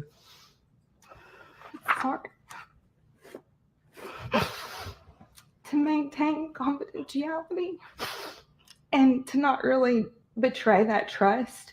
It's very important. And I am doing that somewhat today from some people's perspective, but I'm not according to the Mississippi state law, because of when you declare reasons of insanity, I do have permission to discuss. She has given me permission to discuss her medical history. So confidentiality is important to me, and I make that extremely clear. I just did then. Sorry for that. I worked with teenagers for many years, and so any mental health professional does say and has a duty to say that it is confidential under with the exclusion of just a few circumstances, which would be if someone reports that they're going to harm themselves, if they know of a threat of harm to themselves or another, or if there's any physical abuse. And so I did meet with Ashley Smiley to answer your question for a portion of the first session. And so it's kind of confusing, that last page. I want to explain it. She completed it. She said that there were 3 goals. There are also questionnaires, that are customary. Is it helpful for me to describe what's on this last page or no? Sure. You'll just tell us. Let me take a step back. Sure. If you would, what was the date that this paperwork was filled out? This was her very first session with me, which I think was January 22nd. Does that sound right? 2024. Your records reflected the first time you met with her was January. Yes, that's right. I see it here. Mm-hmm. So, I apologize, I interrupted you a little bit. Yes, if you'll just tell us sort of what this handwritten note reflects and kind of talk us through that first visit with Ashley and Carly. Okay. So the first note that I have was completed, or the first set of goals on that last page of the intake form says by Ashley, she wants to feel better about herself. And secondly, another goal would be self-care management, internal thoughts. So then I followed up, and she also wrote, Carly has been complaining of sleeping trouble and thoughts of depression, hopelessness. We discovered issues of cutting and taking old sleeping pills. Those issues have been removed and controlled, but also signify the possible level of depressive thoughts. So then I would continue to just question Ashley Smiley and, wrote down on the same sheet some of the answers she gave me. And then I met with Carly the same session and added to some of that information on the same page that Carly, based on talking to Carly. I want to See, kind of down at the bottom of that page, Rebecca, there's some things. It's kind of almost like a checklist. This actually says checklist of current functioning. And then somebody has marked easily angered. Do you know, is that something that you would have done or that either Ashley or Carly did? Either Ashley or Carly, and I would assume it would have been Ashley, but then I confirmed and went over it verbally with Carly as well. So they both reported that she was easily angered. Yes. It does say that she has intrusive or disturbing thoughts. Did y'all talk about what that meant? Yes. Just basically, I asked her, one of the biggest things that you do is you ask why now, because a lot of times people do war with common stressors and then more severe ones. And I wanted to know exactly why they were coming. And Ashley had said that Carly had been cutting herself, or she had found an old iPod. And in that old iPod, she found out that Carly had been cutting herself for some time. And she also described some dark thoughts. And so I tried to kind of get to the bottom of what that was, thinking that they were, representative there by that check mark of has intrusive, disrupting thoughts. And at some point they talk about, you have notes, and it looks like they mentioned that Carly has trouble going to sleep at night. That's right. And that seemed to be a big deal to her, the sleep issue. When you're treating a client, how important is it that you're getting accurate information from them? Extremely. Again, that trust is so important. And so if you're not receiving the correct information, you can't see the whole picture. So you can't really treat the person in the appropriate ways, tailored for them. We talked about that you had a meeting with Ashley and that you met with Carly. Who knows Carly better than herself? Yeah. No one, right? Right. So I want to ask you, Rebecca, on this first meeting, did Carly ever report to you any use of illegal drugs? No. Did she ever report to you that she was hearing voices of any sort? No. Did she ever report that she was having any sort of hallucinations? No. What about, did she ever report to you that she was having memory trouble? No. What about feeling derealized? No. Did she or Ashley ever bring up the word disassociation? Mm-hmm. And to be clear, I want to talk about the first day, but was there ever a time in your treatment of Carly that she reported that she was having any sort of blackout? Like there were times where she didn't remember what she'd done? No. So on the first visit, you kind of go through the current functioning and the checklist with Ashley and Carly. Mm-hmm. And then you actually provided some chart notes from that same meeting. That's right. If you could, I think you talked about this, that Mom reported there was a burner phone. Mm-hmm. If you'll look down on page 2 of your records, it says Mom was upset she lied, and when she asked about the relationship. Is that something that Ashley conveyed to you, that she was upset Carly was lying to her? Yes. And then when you go down a little bit, there's a little bit of handwriting, and I think it says her bio dad. Correct. Who wrote that in the records? I did. It was a grammatical just edit for clarification. And to be clear, there's some other times in the Right. records that when you produce these, you went in and kind of wrote names. Because I want to be fully present, but I also want to take, records of what's going on for my need later to help her. See, it says that she was 4 when her parents separated due to, and you put his and then her bio dad's pill, alcohol, and pot addiction.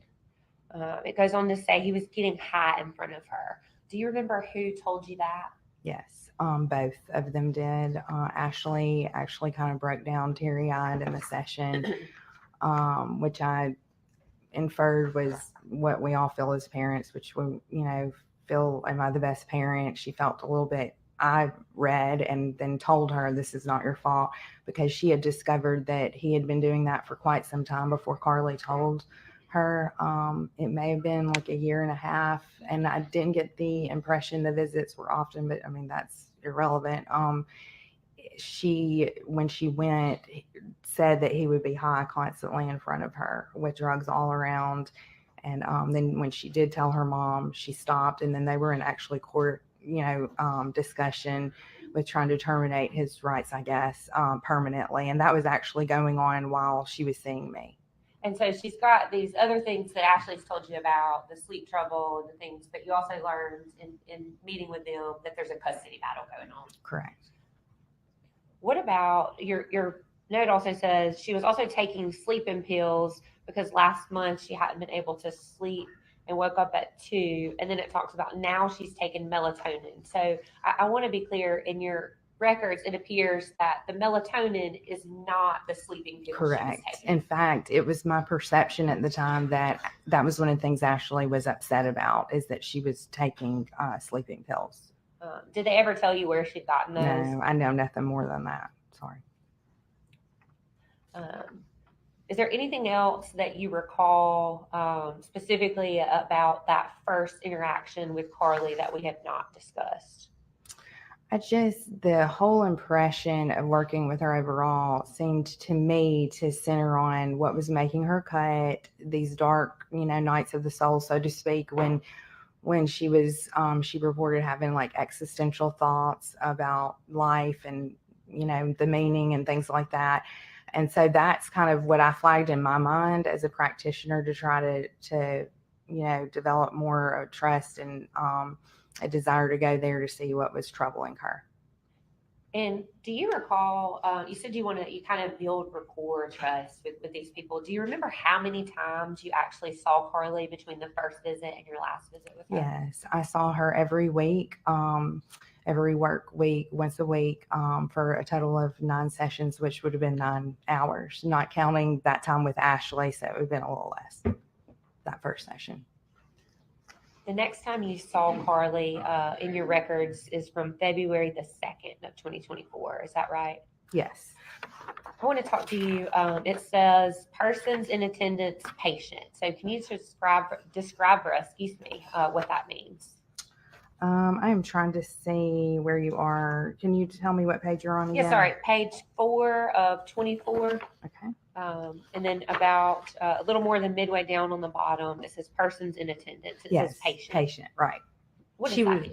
She was the only one there from session 2 to session 9. I spoke and interacted with only her, with the exception of Ashley always brought her to her appointments. I think that's an accurate statement. I think her stepdad did come with Ashley maybe like once or twice. I know like on Valentine's Day, for instance, they were together. But he didn't ever come into the room. No, nobody ever. It was just the waiting room. So I would see them in the waiting room, and that was all. On that same page, Rebecca, you did, it looks like kind of an assessment of what you might do with a patient each time you meet with them. That's right. Could you tell us what you observed of her behavior that day? Yes, it says appearance, normal, grooming and hygiene, attitude, calm and cooperative, behavior, no unusual moments or psychomotor changes, speech, normal rate, tone, volume without pressure, affect, normal range, congruent, thought process, goal-directed and logical, perception, no hallucinations or delusions, orientation ×3. So that's like, where you are, like, the time, you can see where you are, hear where you are, those kinds of things. Memory, concentration, short and long-term intact, insight, judgment, good, mood, stable and angry and sad. So she reported to you that she was angry. Mm-hmm. And I want to take kind of a couple of those one by one, Rebecca. Okay. You talked about behavior, no unusual movements or psychomotor changes. Can you tell us what that means? Yes. Sometimes people are just very clearly on edge and they can't get to a calm place. And that's evidenced by a lot of movement in their chair or their body that's maybe not related to their emotional feeling of something they're describing necessarily. And then just like rapidity of speech, like very rapid, maybe loud speaking, things like that, maybe looking around a lot. And you didn't notice any of that? I did not notice any of that ever. And it says her thought process was goal-directed and logical. What does that mean? She was able to carry on a conversation coherently without distraction. And that would have been okay if she was distracted, but she's very gifted and very, good with her words. And we discuss things in a normal manner. You said perception, no hallucinations or delusions. What does that mean? She was not reporting seeing or seeing anything that wasn't there, or not being present with reality or anything of that sort. And what about her memory and concentration? What did you notice from that day in February the 2nd? Her short and long-term memory seemed fine to me. I want to talk to you about what your actual note says from that day and that visit. It says she's frustrated that her friends don't take school as seriously as she and loses her patience. Tell us what you meant when you wrote that. She was gifted, as I think is a clear fact. She really enjoyed school, and I taught her type of student for 14 years. And so she had like an excitement to talk about school. And she also, I thought that probably one of the things she was dealing with that was difficult for her was possibly that sometimes when you're so gifted and different from others in any way, it doesn't have to do with that, you might feel lonely and a little bit more isolated. So I kind of attributed it mentally. I made a mental note that was probably a relation there. But she was just the patience part. She was just described like being frustrated with peers who were not as quick as she, and that she knew she could be a little rude with them. We also kind of talked about it's difficult when your mom maybe is a teacher too, because you appreciate good teachers and know how hard they work. And Rebecca, your notes say that she's regretful when she snaps at them and hurts their feelings. So Carly was reporting to you that she's like snapped at some of the kids at school. Yeah, and I did not get the impression it was in a violent way, but maybe like her temper, she knew that she was losing her patience with them. And later on about midway, it says she gets angry at others sleeping through such good teaching. That's kind of what you were talking about, that she recognized she had good teachers. Yeah. I want to talk to you, Rebecca, about the next time that you saw Carly. I think you told us that you were seeing her pretty much weekly. The next record I have is from February the 9th of 2024. That's right. Want to talk to you again about what you observed from Carly and what you put in your notes regarding her behavior. Okay. You just want to know that. Page 6, yeah. Of 24. Okay, the appearance and stuff. That's right. Okay. Yes. I think, let me just look at it to make sure I'm not misspeaking. Everything that I read a while ago, and I can read it again if the jury would like that, was normal, except the only change I made was her appearance. I specified her appearance was goth-like, wearing her grandmother's batwing black goth pants and straight hair partly in her face. But everything else was in normal limits. Her behavior, her speech, her affect, her thought process, the fact she was not having hallucinations or delusions. Correct. Her orientation to time, place, and what's the third one? I'm sorry. Times 3. Time, place, and your hearing, like just all of your 5 senses, you're aware. And then memory and concentration, short and long term, were intact. Yes, correct. And then you also have some treatment notes from that day. That's right. I want to point you down to, it's toward the bottom of the paragraph. Toward the bottom of the paragraph, it says she has started cutting. If you would, can you read that sentence for me? Yes.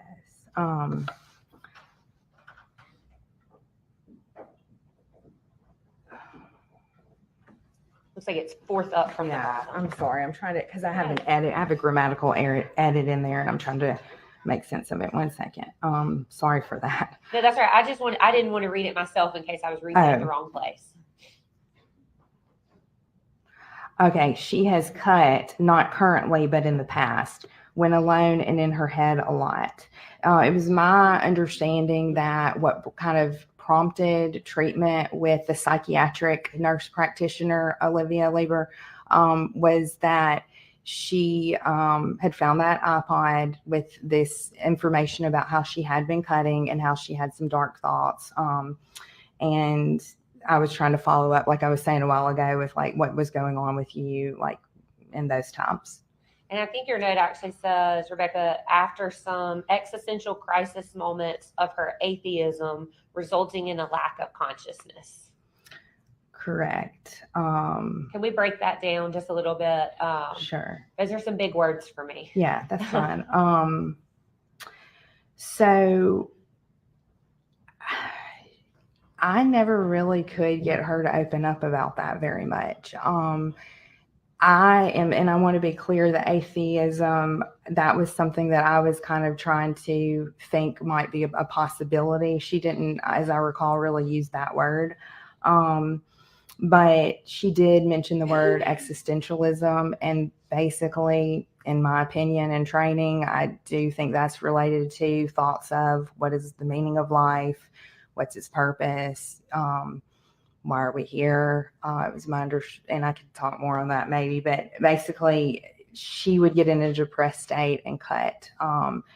And she described it as an existential crisis. But I couldn't really get her to describe a whole lot about that. But you tried to ask her about that. I did, yeah. I want to take you to the next time you saw Carly, Valentine's Day, February the 14th of 2024. And I apologize, Rebecca, I didn't ask this earlier. At the top of each of these notes, you mentioned like whatever medication she's on. That's correct. Time. Yes. Are you and the nurse practitioner, Olivia Libera, are y'all in contact about that, or is that relayed by the patient? The psychiatric nurse practitioners or psychiatrists who prescribe psychotropics, they oftentimes refer a patient, and then unless there's a need, like for an alarm, situation, oftentimes we don't collaborate unless needed. So no, I would be reporting what Carly told me about her med changes. Thank you for that. We talked about this, and I'm going to ask you about each time you saw Carly, what you noticed, who was in attendance on that day. Well, we might get stream on this. You said the only time anyone else was in the room was that first visit. Correct. What did you observe about her behavior on February the 14th, 2024? Okay, and I'm just making sure I am looking at the correct note. Yeah, I'm on page 8 of 24. Okay, of your records.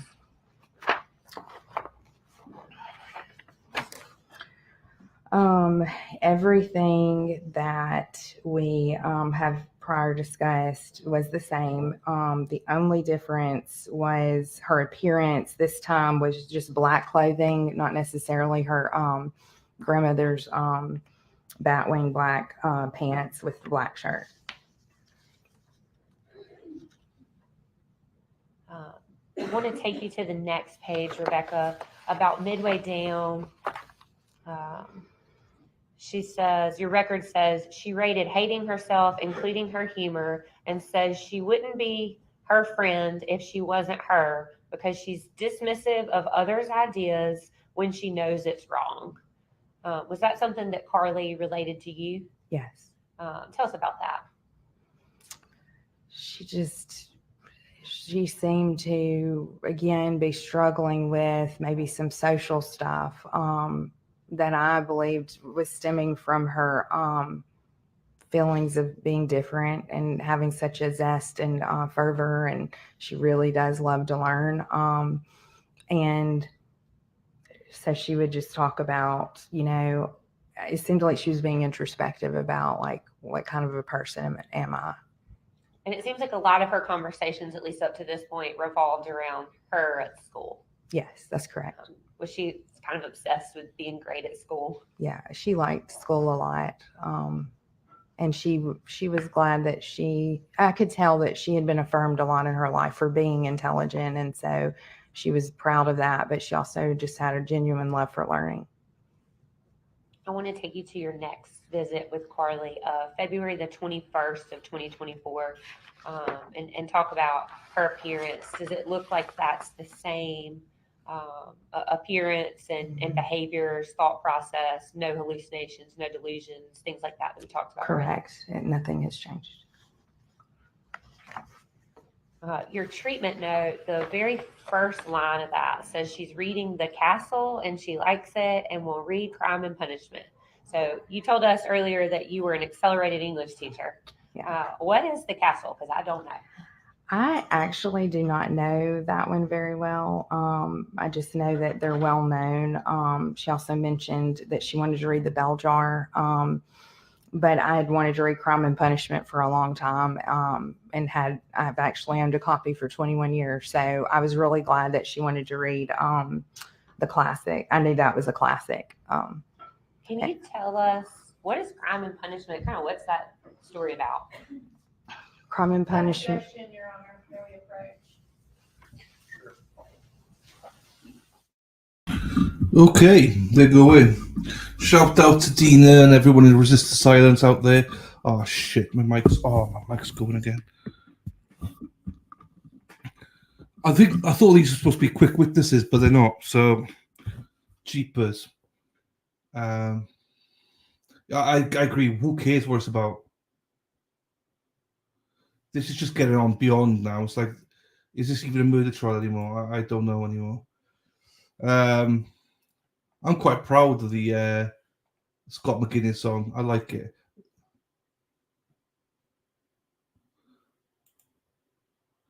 I did that and I'll let me play it one more time. Bing bong a bing bombay, bing bong a bing bombay, bing bong a bing bombay. Scott likes to wear lingerie. I love that. I love it. It always goes floppy. I always go floppy happy. Hello, Shauna. How are you, my darling? Nice to see you. Nice to see you. Here we go. Now Duffy sees you, Gary. I asked you if you would tell me a little bit about what Crime and Punishment is about. Crime and Punishment is about a protagonist, which is the main character. It was written by a Russian author back in maybe 1866, I believe. And it is the entire book, very difficult book, about a psychopath who lives in Russia, and he is poor. He is a student. He is very intelligent.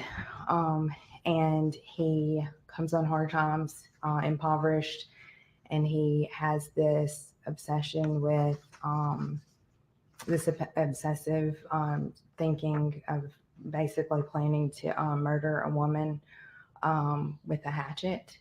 And the novel kind of really, that murderous act happens pretty early on in the novel. And then the remaining novel continues to kind of be about his processing of it. And he even published something in the paper about why people kill and things like that. Anyway, and then he eventually is sentenced because of his admittance of his crime. That kind of also was found out as well. But he was declared insane, and he served 8 years in a Russian labor camp. And when he was in the Russian labor camp, he was unrepentant, and he did not think that what he had done was wrong and that the woman deserved it. He did actually kill her sister too with a hatchet to her skull, but that was kind of an accident because she came home too early. And Rebecca, in your notes, you'd actually underlined the fact that she was reading that book. Well, that was just for grammar, because you're supposed to underline the title of a book if you can't italicize it. Okay. Did you and Carly have any other discussions about reading any kind of literature, like kind of dark literature like that? Not that I can recall, no. And to be clear, in this note, she had not yet read it. She was reading The Castle. This was on 2/21, and she was going to read Crime and Punishment. Okay. And she did so later. I think she read it the week of spring break. And I saw her Monday after spring break. That was my last session with her, the Monday first back after spring break. Okay, thank you for that.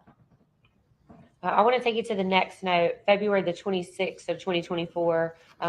Again, without belaboring the point, same appearance, behavior, speech, Yes. affect. The only difference is appearance is black t-shirt and jeans. In your notes on that day, it said something about she may be on the spectrum. Can you tell us what that meant? Carly came in that session and she was telling me that she had a lot of symptoms of kind of autism, and that's what that means. And so like Asperger's, and she was talking about just sensory issues and things like that. But yeah, that's what that means. Yeah. And so Carly was telling you that she thought she had autistic symptoms. Yeah. I mean, she never used the word, but I knew, and most teenagers are very familiar with what that is. And I mean, I just assumed that she thought she had that. Yeah. And based off your treatment, did you think that she actually had autism? I didn't. She did report too that her mother didn't either. I want to take you to the next time that you saw Carly, March the 5th of 2024. Okay. Again, you saw her in person. Correct. And the history given regarding attitude, behavior, speech, affect, thought process, perception, orientation, memory, and concentration, kind of all that's the exact same. That's correct. In your note on that day, you have CBT and attachment therapies were discussed and explored to help alleviate anxiety. Can you tell us what that is? Yes, CBT is shorthand for cognitive behavioral therapy and attachment therapy. So those are there are many, many different forms of therapy that we're trained in, and cognitive behavioral is really good for depression and anxiety. It's about kind of trying to analyze your unpleasant thoughts and basically, for lack of better words, get a grip on them and have a better life experience. Attachment therapies are rooted in this well-known belief and research about the parent-child bond and how we feel attached to people in our lives and how that influences us. You also put in your records, boundary setting and identity work was explored. Could you tell us a little bit more about that? Yes. So boundary setting would be just your classic, any kind of boundary you need to set to assert your comfort as a human being while also, not causing harm to another, obviously. But a lot of people have trouble saying no to people or sometimes saying yes to them, depending on the circumstance. So it's just kind of more of a work through of like, what do I want and how can I, in a healthy way, communicate that to others. And at this point, Rebecca, is it safe to say, I mean, you're still in therapy, she's still in therapy with you, and you're trying to work on not cutting anymore, and these thoughts of just anxiety and depression that's correct. There weren't any other known psychiatric things disclosed to you? No. I'm going to take you to the next time that you saw Carly, March the 13th of 2024. And again, talk about the in-person visit and the observations that you made regarding her appearance, behavior, speech, and et cetera that we've been through. That's not changed either. Correct. It's the same. She does report to you that Olivia Libera's changed her medicine because she reported feeling numb. Yes. She didn't laugh as much, nor did she feel as upset when her mom yelled at her. That she finished her reading. Is that what you were talking about? That she told you that she'd finished reading the books? That's right. Specifically that one, yeah. And she sort of relates like her anger to her mom's stress, I think. And I want to ask you about that. She says when her mom is less stressed, she feels it in less anger. Can you talk to us about what that meant? Okay, I'm trying to find where that is. Okay. Yes, that's kind of a poorly worded sentence. Sorry about that. I was kind of trying to do it while attuning to her. But basically, she appeared to me to feel some codependent feelings, or maybe be a little bit codependent on her mother's emotions. And when Ashley felt something, Carly, seemed to be affected by it. And I think I misspoke, Rebecca. I said when she'd finished her readings, and then at the very end of that, it says she's about to read crime and punishment. So that was the following week that you were talking about. Yes, this is the week of spring break, and she was going to read it during spring break, is what that said. And then she talked about her mom asked her to promise that she wasn't trying to be a boy. Can you tell us? And then you wrote, I think it was you wrote, due to her new haircut. Can you talk about that? Yes. I think we only talked about her haircut maybe twice. And she had literally just gotten her haircut before that session. So that day, this would have been a week before my last session with her, I think. She had her med change. She'd gotten her haircut, and I think on a session before that, she had just expressed, I always kind of want to make sure someone's not feeling like identity problems regarding their sexuality or something that needs to be discussed. And she did talk about how her mom, I think, wasn't a fan of it or was a little bit afraid or something. I'm not sure. I really cannot recall, but I feel like the reason why I said this is because we had probably talked about it earlier, as I recall. And so I was trying to follow up. How did you think about your haircut? So she was okay with it. And she was like, yeah, she just said, that promise me you're not trying to be a boy. And did you, in your 9 sessions with Carly, did you ever think that she was having some sort of identity crisis? No. And in fact, I followed up that time and the very next time, which was the last time I saw her, because the next time I saw her would have been the first time her peers at school had seen her new haircut. And I wanted to be sensitive to the fact that, are you being bullied at all? Like, because there were some other negative things that had been said to her and other peers. And she always answered with a positive affect, like, no, it's fine. And I asked her too, like, was that the truth to your mom? You can tell me, it's fine. I'm not going to discuss your stuff. And she's like, no, I told her the truth, or something like that. So I want to take you to the next report that I have is a treatment date on March the 18th of 2024. Is that the last time that you saw Carly? That's correct. And I do want to talk specifically about each of these on March the 18th. Okay. So you saw her in person by herself, right? Correct. And you reported that she was wearing a black t-shirt and jeans again. Yes. What was her behavior like? Completely normal, the same as it always had been. She had just gone back to school. It was Monday, the first Monday back after spring break. And this was was it a 5 o'clock session? I'm not sure. Yes, it's 5:50 p.m. to 5:55 p.m. Okay. And so 5:50 to 5:55, 5 o'clock. 5 o'clock. Yeah. Sorry. Yes. So I met with her for an hour, and basically everything was the same that it had been as far as the way she appeared to me. And at no time did she report any hallucinations or delusions? At no time did she report any memory or concentration issues? No.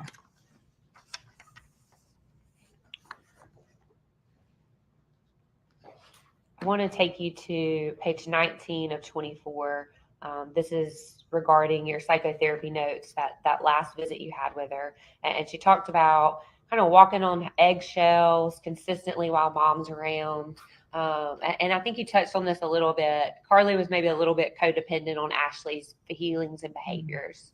Can you tell us kind of what you meant, what that meant about walking on eggshells?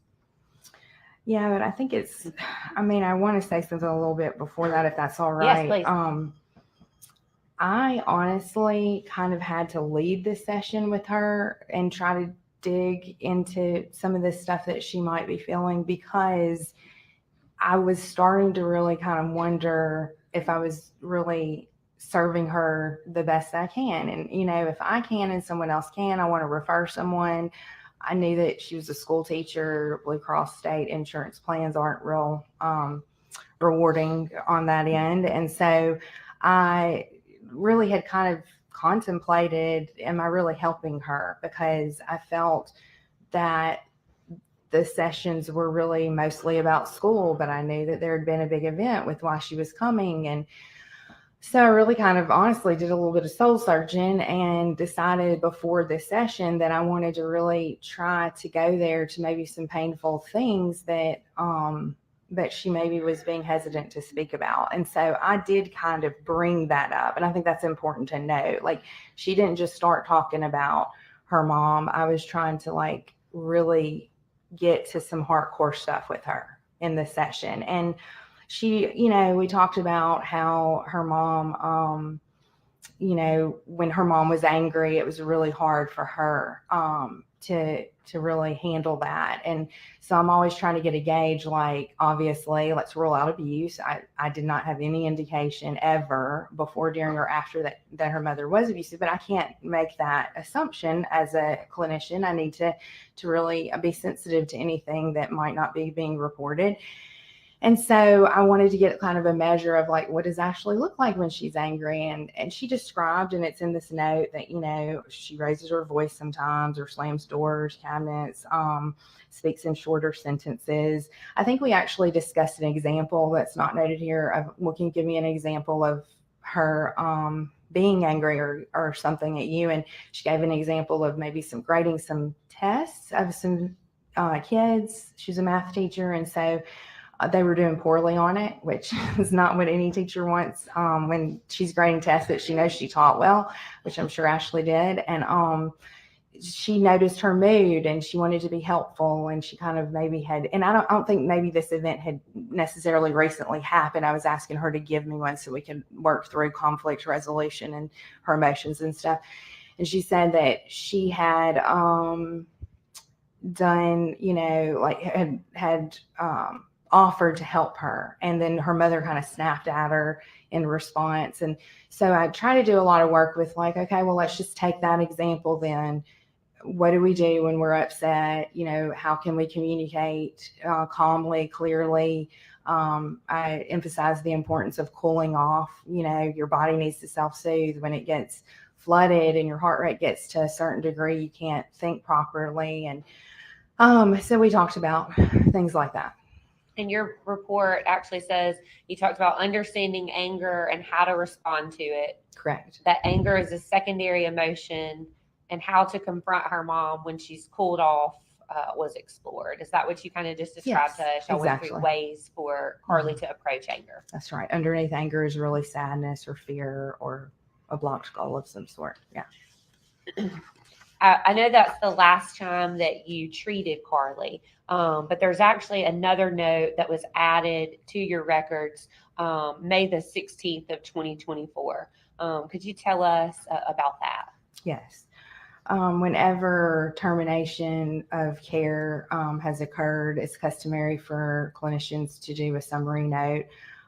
Either, sometimes very, very rarely, it just, no communication ever happens, but oftentimes it's the joint, agreement, or the agreement of one versus the other. And this was a very different case. And so I had to write a summary report on it like I would any other.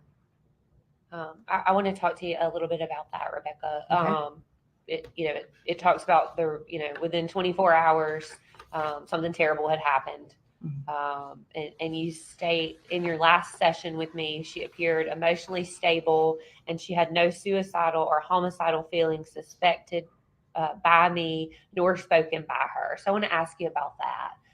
You said that she didn't tell you about any feelings, but you didn't think that there was anything like that going on either. No, that's correct. And then you also noted that she did not indicate that her medication change from the prior week was negatively affecting her. Correct. What did you mean by that?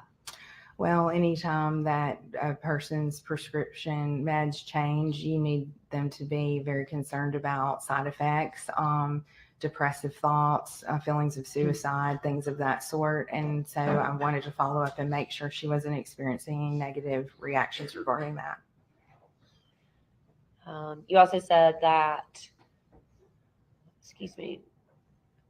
nor did she appear different from any other sessions, nor emotionally unstable or dysregulated. Can you talk about what that means? Yes, just kind of basically what we said, that was on the first part of each of my sessions. Like, she seemed very oriented to time and space, and didn't seem to have erratic speech, loud speech, to be overly angry or overly happy. Just, a normal situation observance of her. And then you go on to say she did not appear melancholy nor zoned out emotionally. Can you talk about what you meant there? Yeah, she had reported several times that, at least one time maybe, but I feel like I maybe wrote it more than once, I'm not sure, that with some of the Zoloft, she felt like a zombie. And so, she never really appeared that way to me ever, but she had reported it, so I put it in my notes when that had occurred. But I was saying here that I didn't notice any of it as well. And you talked about how you had gone through conflict management with Carly on the day before the incident. Correct. I think you also talked about kind of what you observed between Carly and Ashley's relationship. Can you talk about why you thought that was important to put in your record? Yes, sure. Well, ordinarily termination of care is in a very different manner, and I knew that this one was a very sad act that occurred, and I wanted to be clear that I did not ever observe them together other than in the waiting room, and I never really saw, anything that would allude me to believe that, or hint at any kind of very severe danger or threat. At any point during your treatment and sessions with Carly, did you think that she was being physically abused by anyone? No, never. In fact, I asked several times about the stepdad, and I'm very confident in her response, verbally and non-verbally, that it felt very much to me like that nobody that she was living with had been abusing her. Now, her biological father, yes. And she described some incidents where he had been physical with Ashley as well. Mm-hmm. And then what about, I didn't see any note of this, but did she at any point ever report that she had been sexually abused by anyone? No, she told me she had not. Court's indulgence. No further questions, Your Honor. Cross-examination.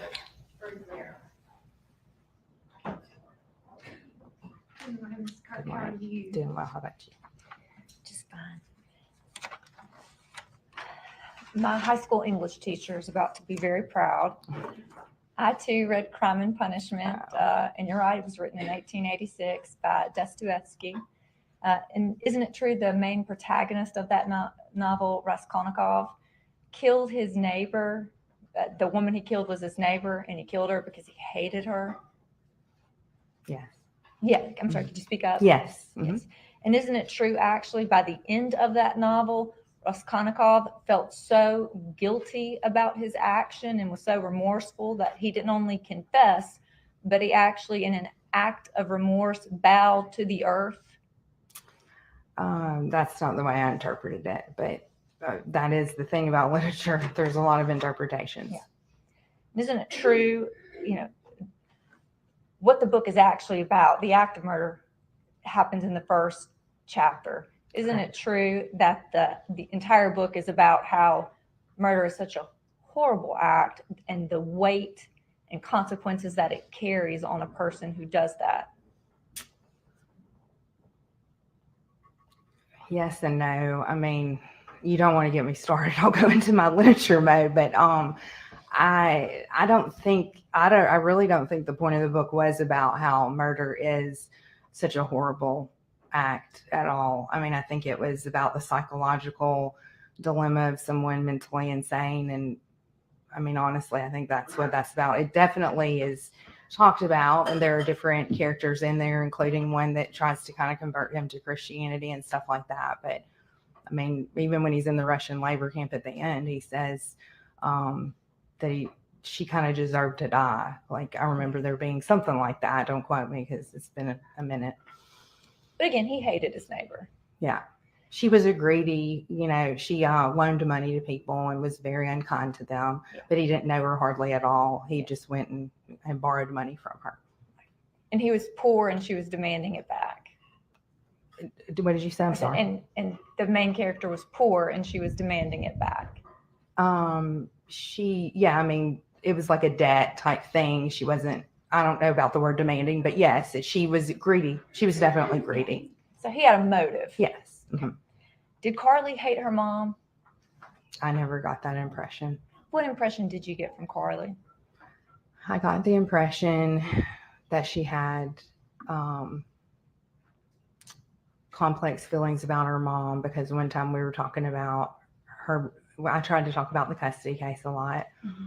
And I knew that, I mean, it was literally going on, and they were supposed to meet, and I would ask, how are you feeling about that? And I'm fine. And I got the impression, I'm just going to let the adults work it out. She seemed to have a lot of trust in Ashley to care for her and to protect her, as well as her stepdad in that. And, but there was one time when we were talking about the bio dad and then her mom, and, she said emphatically, like, I know he doesn't love me. But I had to ask, like, do you believe that your mother loves you? And she really was a little unsure on that answer. Yeah. But did Carly love her mom? Yeah, I believe that she did. I had nothing to tell me otherwise. Okay. And you said that Carly was a little codependent on her mom's feelings. Do you mean that Carly's emotions were real tied in to how her mom felt? Correct. Mm-hmm. It was probably mutual. Yes. Yeah. And the feeling that, the example about, her mom, the example about being angry Carly gave you was actually about an incident in which Carly's mom got angry with Carly when Carly had tried to help her mom. Yes, grading that's papers. correct. Mm-hmm. Okay. And it really hurt Carly's feelings. Her mom snapping at her when Carly was trying to help. It hurt Carly. That's right. It didn't make her angry, right? Well, I can't speak to that. In fact, I would assume it does make one angry from what I know about emotion. Again, anger is a secondary emotion. And it is the more safe thing that we feel when we maybe feel threatened or unsafe. And it would be understandable that her environment growing up, she had to deal with a lot of emotions, that she didn't get to maybe express healthily. So that can make one be a little, anyone, and that's a normal thing. And is it fair to say that Carly felt like she had to walk on eggshells around her mom because she didn't want to make her mom angry or more stressed out? Mm-hmm. Okay. And Carly was always very careful. She didn't want to hurt her mom's feelings, right? I don't know about her always being very careful, but I do know that, and I think that would be impossible for someone to always, but I do know that she seems sensitive to her mother's feelings. Yes. And Carly didn't want to hurt her mom's feelings. Right. Is it fair to say that Carly really wanted to please her mom? Yeah, I think so for sure. Carly wanted her mom to feel proud of her. Mm-hmm. Is it fair to say that Carly didn't ever want to worry her mom? I don't know about ever, but I do know that probably chiefly, like, no child wants to worry their parent. Yeah. Is it fair to say that, Carly knew her mom was pretty stressed out and didn't want to add to that stress? I really can't speak to like the level of stress she observed in her mother. But again, just making a basic assumption of any normal person, and she never led me to believe that she was different from any other average person.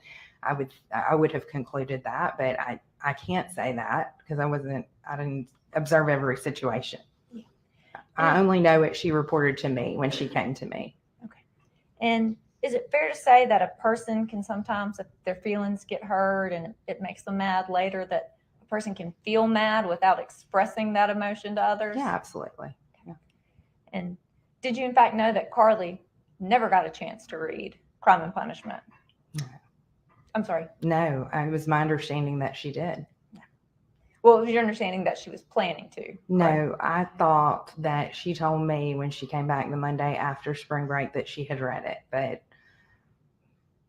Objection, Your Honor, there's something in evidence to show otherwise. Okay.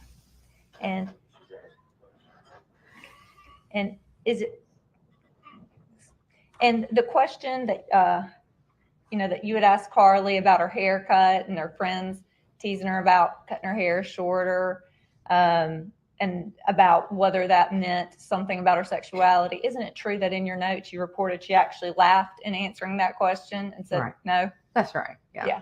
So she found that to be, somewhat a humorous. Yeah. Right. Yeah. Not a concern. Well, what had happened, we were walking out actually with the padlock door, and I said, "Oh, what did your friends think about your haircut the first day back?" And she said, "Oh, they said it makes me look even more gay now." And I said, "Is that a true statement?"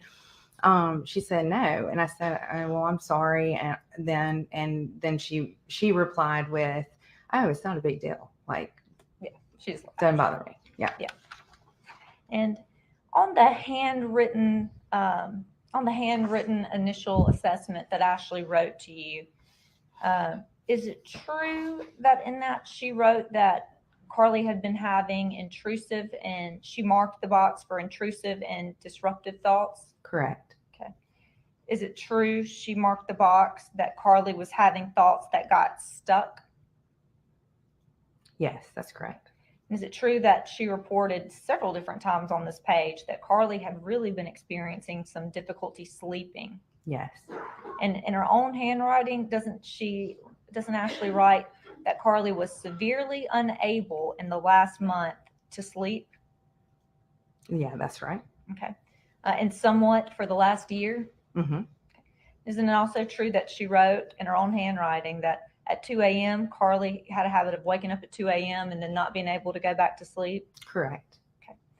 And isn't it true that Carly also wrote that Ashley had written that Carly seemed to have a poor self-image? Yes. Wait, where are you referring to? I just want to the make box. Sure. Yes, that's correct. Mm-hmm. Okay. And isn't it also true that Ashley had marked the box that Carly had been experiencing panic attacks? And when asked how often, Ashley wrote Carly had at least been having one panic attack per month. Yes, with the correction of it didn't say at least, it Or said just one per per month. Yeah. And isn't it true that Ashley had marked the box saying that Carly had been having difficulty completing homework or classwork? Where's that one at? I'm sorry. That one is, may I put your honor? I'm sorry. This is kind of a busy page. That one is right. Okay. Oh no, I don't. No, that wasn't checked. For sure. I don't think it was checked. Can you tell if it was checked?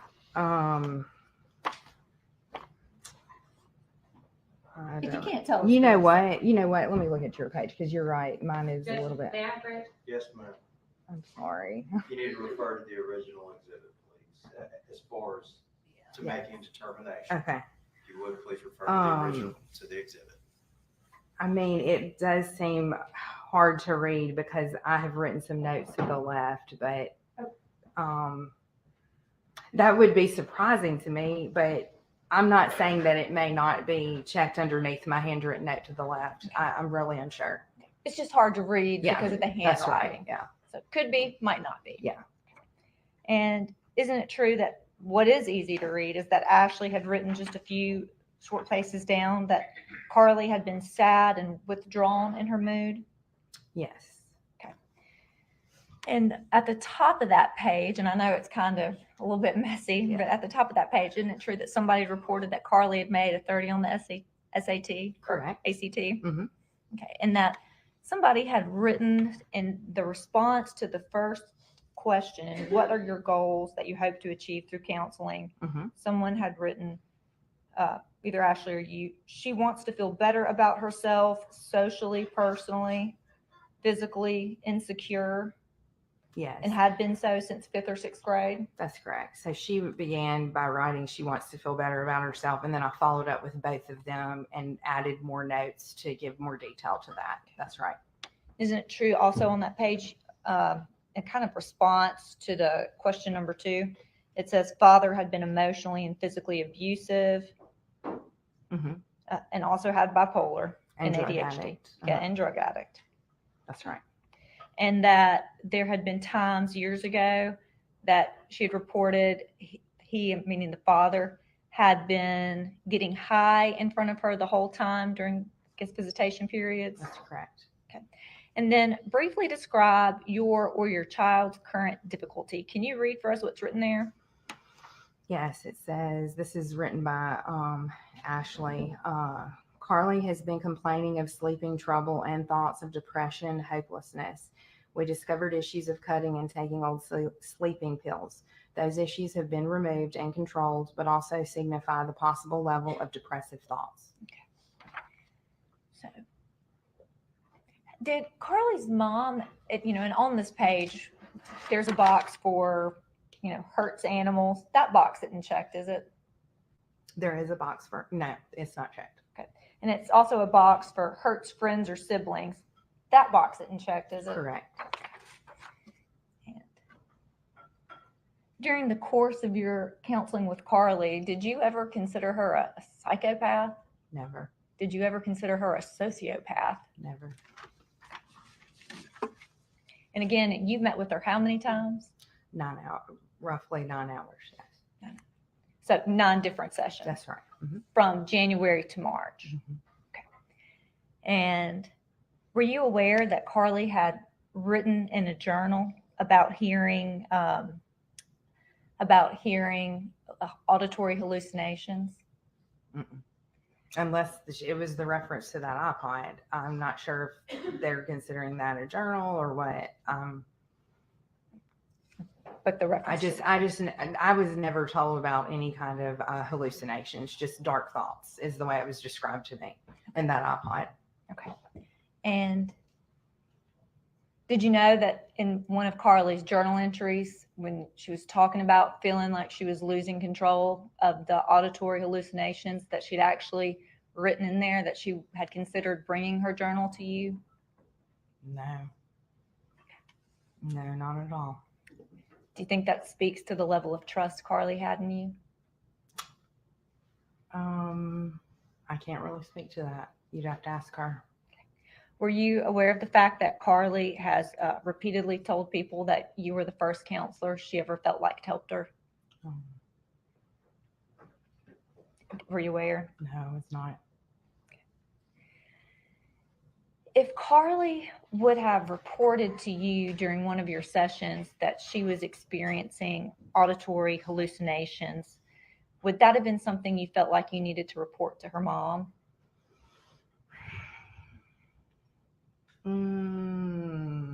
Not necessarily. I would have followed up with a lot of questions to determine if she was a threat to herself or others. Okay.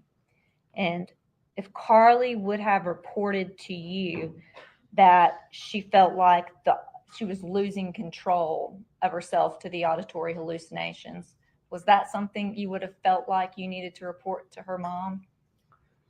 Again, not necessarily. I would have asked her to clarify with a lot of questions. What does control mean to you? That means 1,000 things to different people. But if I had asked it enough to determine that she was a threat to herself or others, then yes, I would have reported it.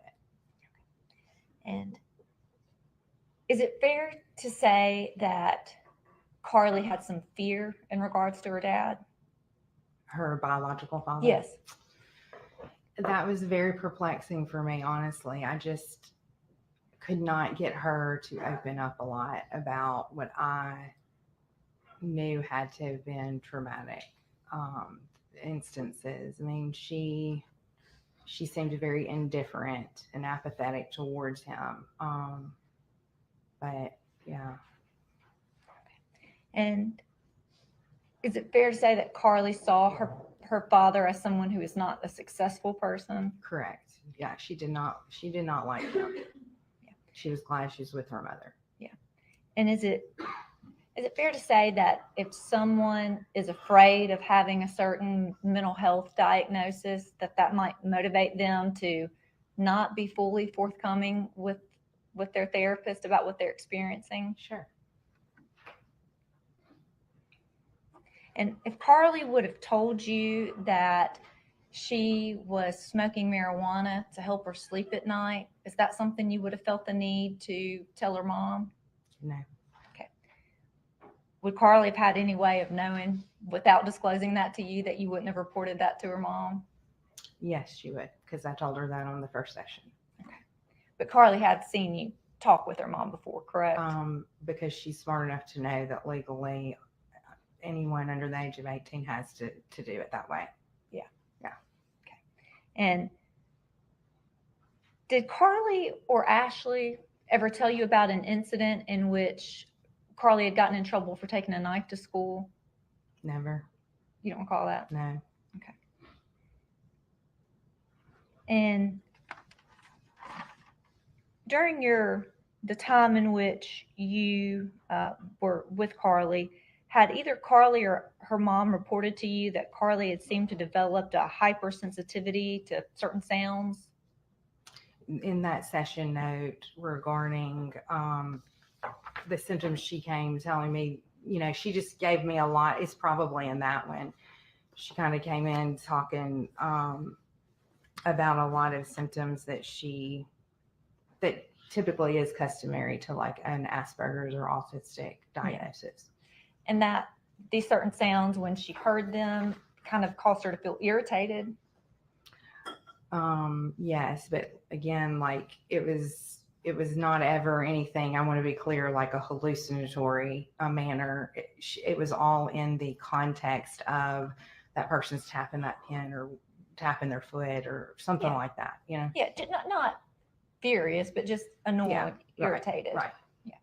And based on your sessions with Carly, when Carly would mention, having periods of time when she would be questioning the meaning of life, did that seem to be during the time periods in which Carly was experiencing depression?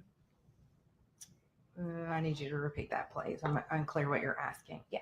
When you talked about that Carly would have these existential times and she'd be questioning, the meaning of life and things like that. Mm-hmm. Was that also during periods of time in which Carly was experiencing depression? Well, that's what was kind of problematic about treating her, is that was really the only thing of real emotional conflict that I ever had her report, and it was because of the iPod stuff. And so I kept trying to kind of dig and find out what was troubling her. So, I mean, during that's what I'm talking about with the existential. She didn't really open up a whole lot. The last session we did talk about kind of reality and life and morality and some things like that. But, but it wasn't because she said she had been upset about it and needed to discuss it. It was based on something, I think, as I recall, her father is a Jehovah's Witness, her bio dad, and she knew I was a Christian because that's something that I like to tell people so it doesn't blindside them if they're different. And she said, "I'm sorry, I know you're a Christian. He's a Jehovah's Witness, and I believe that that's definitely a cult, So we kind of talked a little bit about it that way thematically, but not in a way that was, like I'm troubled and I need to talk about this kind of thing. Yeah. And during your sessions with Carly, did she ever strike you as a violent child? No. And when you learned about the events that had transpired on March 19th, were you shocked? It's the most shocking day of my life. Yeah. And that's based on the 9 sessions you had with Carly and the hours you spent with her. Yes, because I had no clue that nor had she ever reported that she was severely mentally troubled to any degree like that. And you just, based on your knowledge of Carly and her relationship with her mom, you were shocked to find out what had occurred on March 19th. Yes. Thank you. We tender the witness. State which period you're at.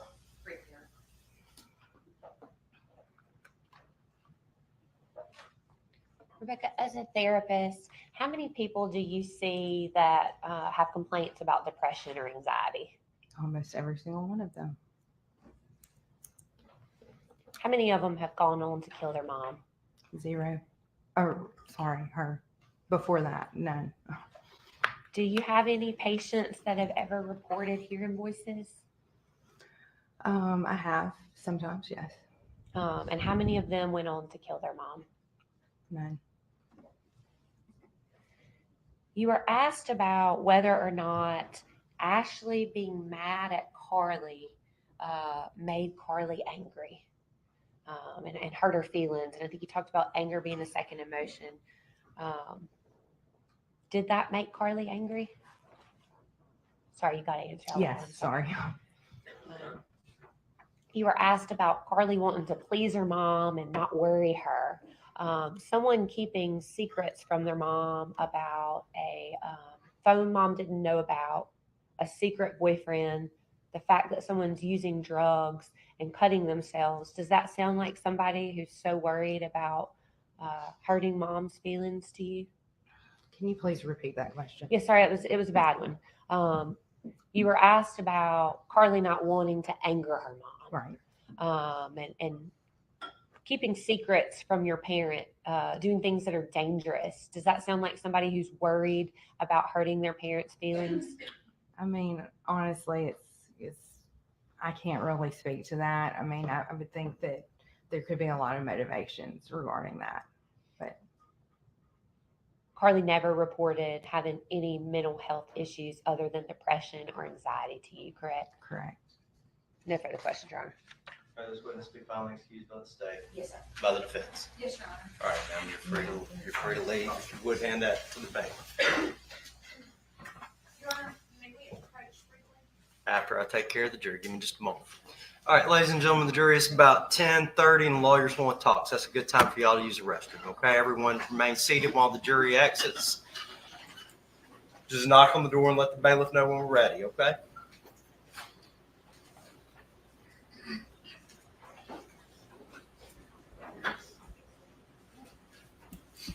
Daffy Dill, always with Will. Daffy Dill, also likes Bill. Daffy cheats on me with Will and Bill. Daffy Dill. We'll see what they're going to say. Looks like they're going to be on break for like 10, 15 minutes All right, now. reflect, we're outside the presence of the jury. You had something? Yes, sir. I was just wondering how many more witnesses the prosecutors intend to call.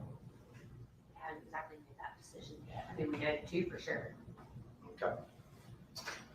At least 2, they say. All right. We'll be in recess for about 15 minutes. Last night, you mofo, you said there's only 4. Only 4 now. There's 5 more, maybe. Do you like that, Shari? Do you like the Shari Scott McGinnis one? Bing bong, a bing bombay, bing bong, a bing bombay, bing bong, a bing bombay. Scott likes to wear lingerie.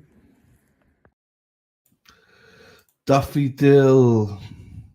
Anyway, hello to everybody. How are we? No, I think he's from Mississippi. I think he's from there. That's kind of lingo they speak. Dana, do you like it? Yeah. So now we've got the Dean and Dennis walking down the street. Dean and Dennis, making like to meet Dean and Dennis. These 2 speedo men. And then obviously that now lingerie one. Happy days. I did that in like 30 seconds because I was like, oh, let's do one for Scott right now. So I might do another song as well. I don't know, but Oleo, no. Ogie. I don't know. We'll have a look at it. Hello, Rehab. How are you doing, my darling? No, but what do you call it? Resisting the silence of covering it, Rehab. Let's go see Dina. Let's go see Dina in let's go say hello to Dina. How are you, Rehab? Hope you're well, my darling.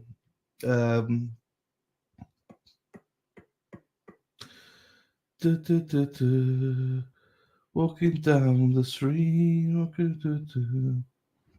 the kind of like to me. These 2 speedo men.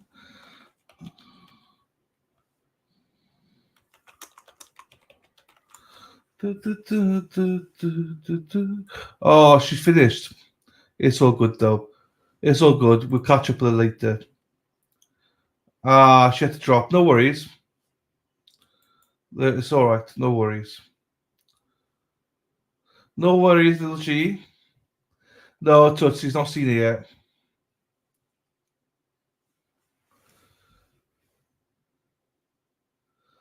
She's not seen it yet. I don't know, Daffy. What I'm trying to say, I don't know.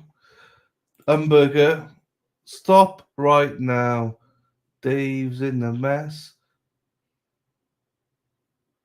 Need somebody with a humor mess. Robin G. The one that Scott. I hope Scott sees it. I think it's funny. Bing bong, a bing bong bay, bing bong, a bing bong bay, bing bong, a bing bong bay. Oh shit, sorry, I cut it off. Bing bong, a bing bong bay, bing bong, a bing bong bay, bing bong, a bing bong bay. Scott likes to wear lingerie. I like it. I think it's funny. As I say, it's not the best song I've done, but I didn't have much I had to do on my phone. So there you go. I think it's funny. Look, if you got any humor,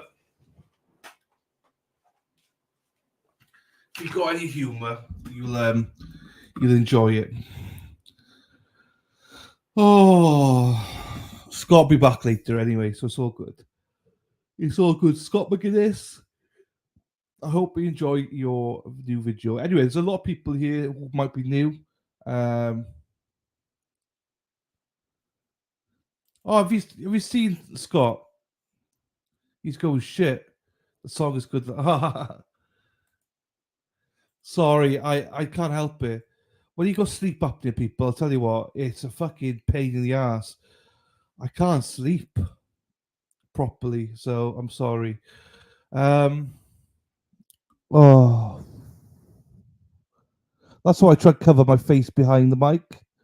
If you notice, so if I do yawn, you don't see it. I try. Honestly, I do try. Yeah, if you're new here, please say hello. If you're not new here, please say hello. Maybe to us. No, I don't know. Yeah, maybe. We had a 10.5 hour, I think it was, stream yesterday. Or 10 hour. I don't even remember what it was.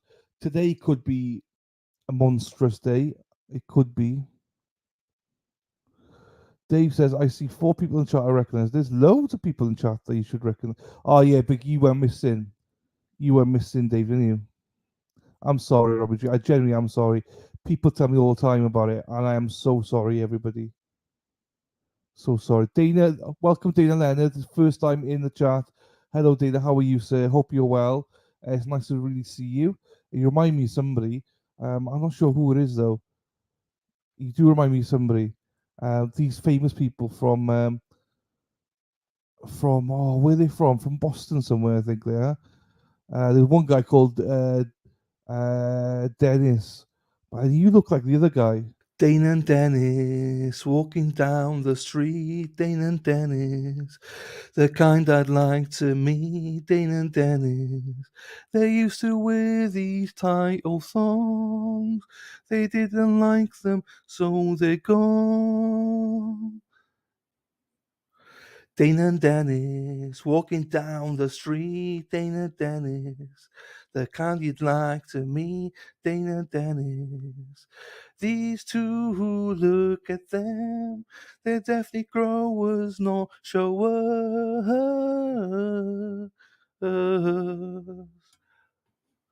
Dana and Dennis walking down the street. Dana and Dennis, the kind I'd like to meet, and I can't wait to go to meet these two speedos pro.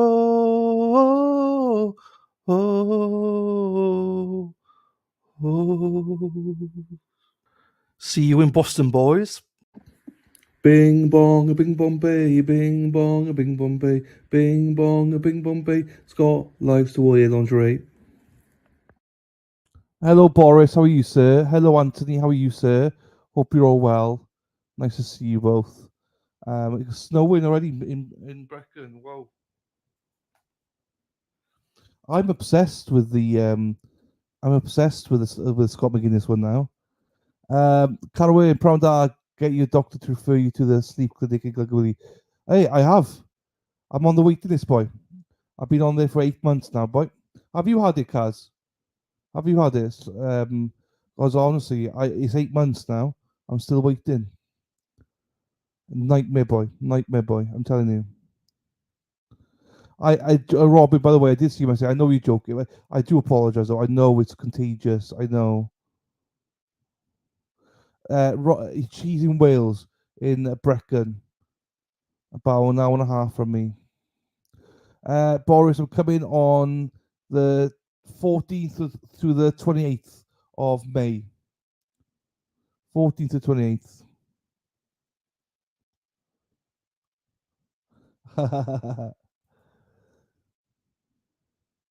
It's in Wales, people. Snow in Wales. Not with you. It's in Wales, people. Don't worry. Don't worry. Don't worry. Be happy. I think the chat has been very, very interesting today. We've had all menopause. We've had some very good chats. I've learned a lot about women today. ADHD. That's what I'm waiting for, Heather. So we have to be referred to get it. We can't just buy them and stuff. We have to be referred. So that's what I'm on the waiting list for. Hey, Steve, how we doing, my darling? Where are you from? Which part of Mass are you from, Boris? I'll be in different places. So yeah, I got a machine that helps me in the night. I was referred last year about September. I was seen by October. I've been signed off to see a specialist consultant every 2 years. Oh wow, fucking hell! I'm still waiting 8 months, boy. I got referred at the start of this year. They said there's a massive waiting list. Absolute arseholes. I need to go back to the doctors again. I'm gonna have to push him and say, "Hey, come on," because it's unbearable now. I keep sleeping all the time, man, and I don't feel safe driving because after about an hour and a half, I feel like I can feel myself sleeping. So no, I know you. Oh, you were actually in Boston itself, Boris. Not sure if I'm going to go right in Boston. I'm going to be in Peabody, Champions Pub. I'm going to be in a few other places.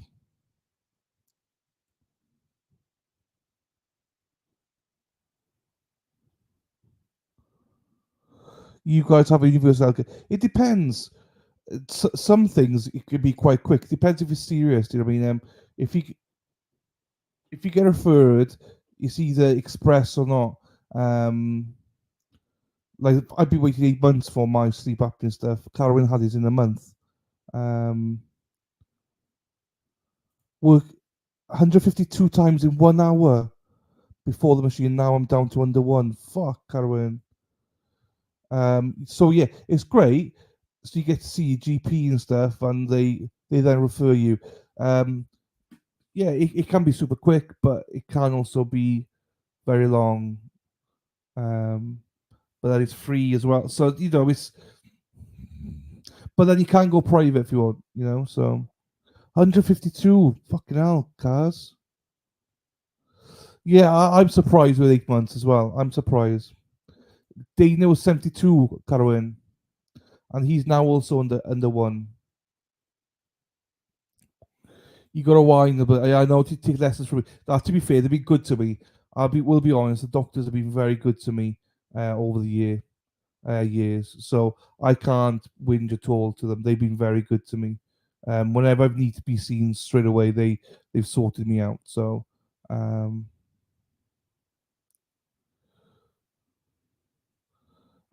No, something.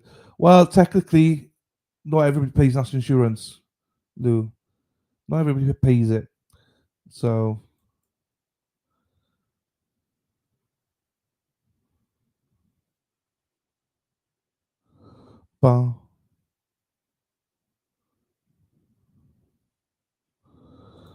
Eye appointment. Yeah, there you go. My father's been lucky. My father's had some stuff and he's been through straight away. When I spoke to my consultant, I was in the top 5 His highest was 180 an hour. Shit. Yeah, maybe I've not been like I've just said I'm. Maybe I need to push it a little bit more then. Shit, no work will work. Waiting 8 months later. If you work, I believe you say, yeah. If you are a full time employee, if you're employee, but then you got like children don't pay it. There's different groups that don't pay it. But yeah, if you're healthy, there's a lot of people that pay national insurance. Yes, which is pennies to the pound. Do you know what I mean? Pennies to the pound. It's still a lot cheaper than what it would be in America. Maybe call and inquire about it. You never know; they might go ahead and get you in. Well, I've got another doctor, but I need to get an appointment actually in a month's time. So I will do that. I will do that in a month. I'm seeing the doctor, and I'll ask him, and he's aware of it. So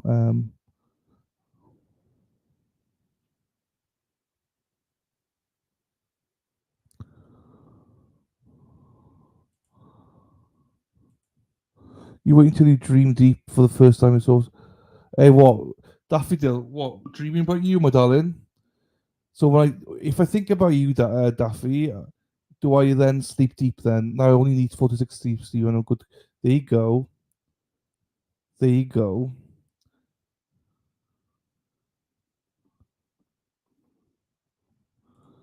Squeaky will get the oil right. I have no idea what anyone's talking about. Just saw Heather's comment. What did Heather say? Get Squeaky. She's on about me with sleep apnea. That I've had to wait 8 months. She's saying I need to push it more.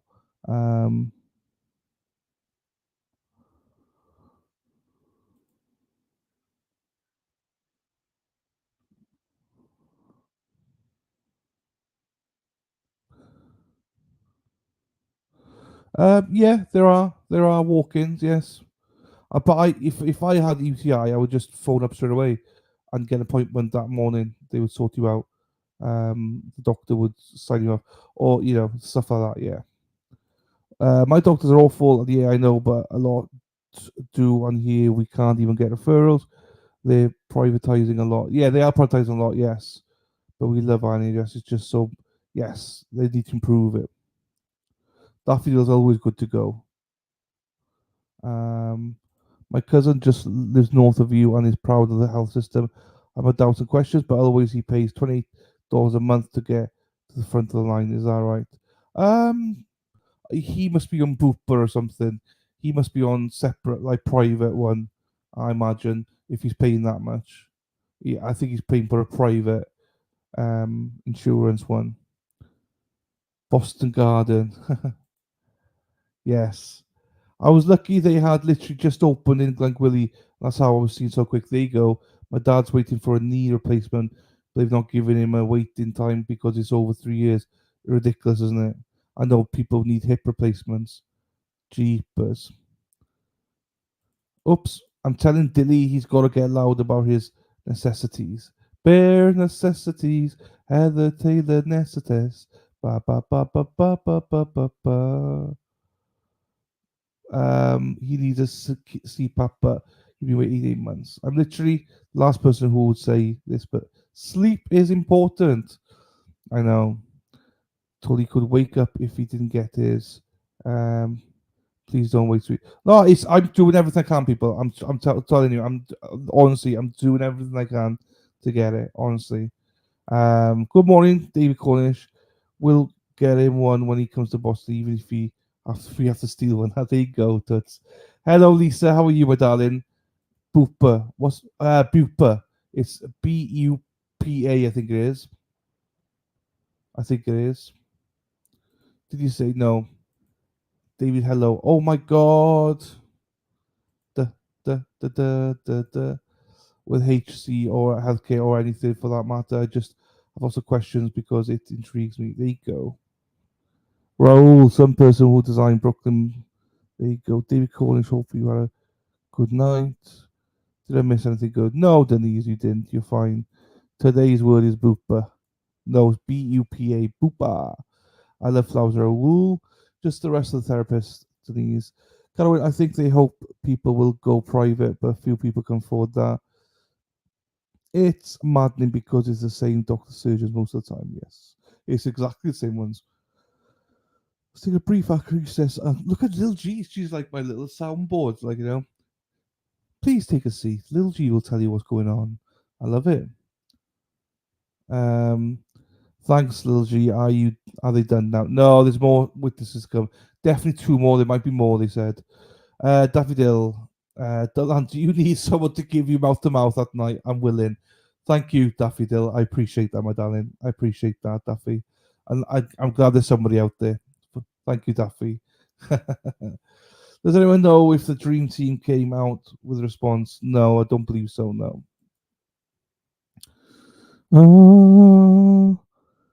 Okay, Brick, no worry. They go. I pay $250 for my insurance premium. So I'll have a jeepers. Yes, Toots.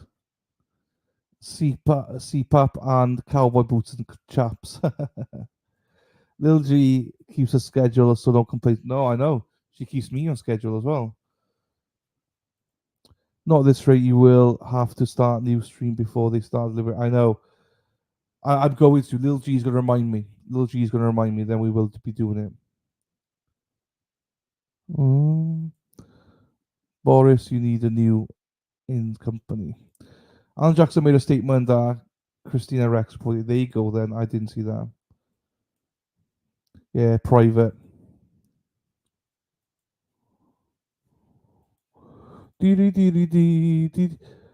Spurs. I don't know what Spurs are. I want a hat. Oh, here we go. A hat, boots, belt, and some flannel. Or is it flannel? Whatever you call it. And I'm happy. Oh, happy days. Oh, okay, 64 for that. Yeah, okay. Daffy Deal, you must come to Boston to give Dylan mouth to mouth. Fucking hell. Is the defense ready? All right, bring him in. Oh, happy days. Oh, happy days. Oh, happy days. When beep, beep, beep. When beep, beep, beep. Oh, happy days. Ba, ba, ba. 'Cause you're the one I want, girl. The one I want to do, girl. Another one I want. Da, da, da. Da, da, da, da, da, da. Oh shit! Before they come in, hang on. Be Harmony. Girl. Da, da, da, da.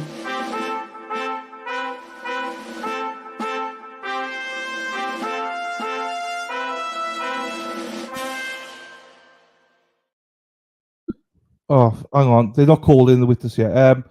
Thank you so much to Be Harmony for the 3 coffees. You says, I love your singing. It makes me smile. Thank you. No, thank you, Be Harmony, so much for your support. And thank you so much for the coffees.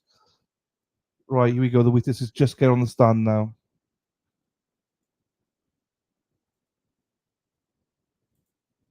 Again, you don't have to talk directly in the microphone. Make sure that gentleman up there can hear you, okay? Yes, sir. Do you understand you're now under oath and your answers will be sworn answers under penalty of perjury? Yes, I do. All right, you may proceed. Let's take your name for the record. Amanda Gugliano, Gugliano. And Dr. Gugliano, where are you currently employed? I currently work at Mississippi State Hospital, and I also have a private practice where I do forensic psychological evaluations. And if you could tell us just a little bit about what it is you do out at the Mississippi State Hospital. I am the director of the Forensic Evaluation Service. So we are the only forensic service for the entire state. We do some outpatient evaluations, but now things have changed. It's mostly inpatient evaluations. And then, so we do inpatient evaluations for the court regarding competence to stand trial, someone's mental state at the time of the alleged offense, and sometimes some other factors too, such as mitigating circumstances or a violence risk assessment. Then we also provide treatment for individuals who have been found not guilty by reason of insanity, and we provide treatment for people who have been found incompetent to stand trial, and we're attempting to restore them to competence. And you talked about the fact that you, excuse me, are a forensic psychologist that do, you also perform private evaluations or do something on the side. Can you talk about that, please? Yes, I have a private practice where I conduct forensic evaluations for both the state and the federal court. And those are typically related to the similar issues as I do for the state hospital: competence to stand trial, mental state at the time of the alleged offense. I have also done some death penalty evaluations if someone's competent to waive or assert post-conviction appeals, or competence to proceed with post-conviction appeals also. And when you're doing these evaluations, who are you usually doing those on behalf of? Most often it's court ordered. So it's, in my opinion, when something's court order, I consider that as the court's expert. My report goes to the court, and then both sides usually get a copy of it. Sometimes I am retained privately by one side, either the defense or the prosecution, and then I'm conducting the evaluation for them. So the person that I'm actually seeing and evaluating is not my client. It's the court or whichever attorney retained me. And so if they're not your client, you're not actually providing them any type of treatment, right? That's correct. Could you give the ladies and gentlemen a little bit of information about your educational background? I have a Bachelor of Science degree in psychology and a Bachelor of Arts degree in sociology from Llandysul University, which is a private liberal arts school in Missouri.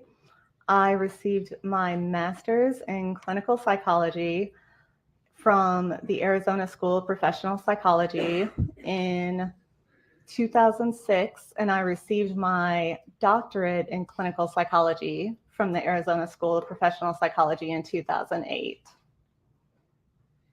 And do you have any type of licensure or certifications here in Mississippi? Yes, I'm a licensed psychologist in Mississippi, and then I'm also certified as a forensic evaluator by the Department of Mental Health. Tell us a little bit about what that means, evaluator through the Mississippi Department of Mental Health. Yes, so the Department of Mental Health has a process where they train and credential psychologists or psychiatrists to be forensic evaluators. So they are credentialed to do evaluations of competence to stand trial or mental state at the time of the alleged offense. Do you know how many of them are approved in the state currently? I'm not sure our current numbers. There are some that are approved who don't reside in Mississippi. They do telehealth evaluations.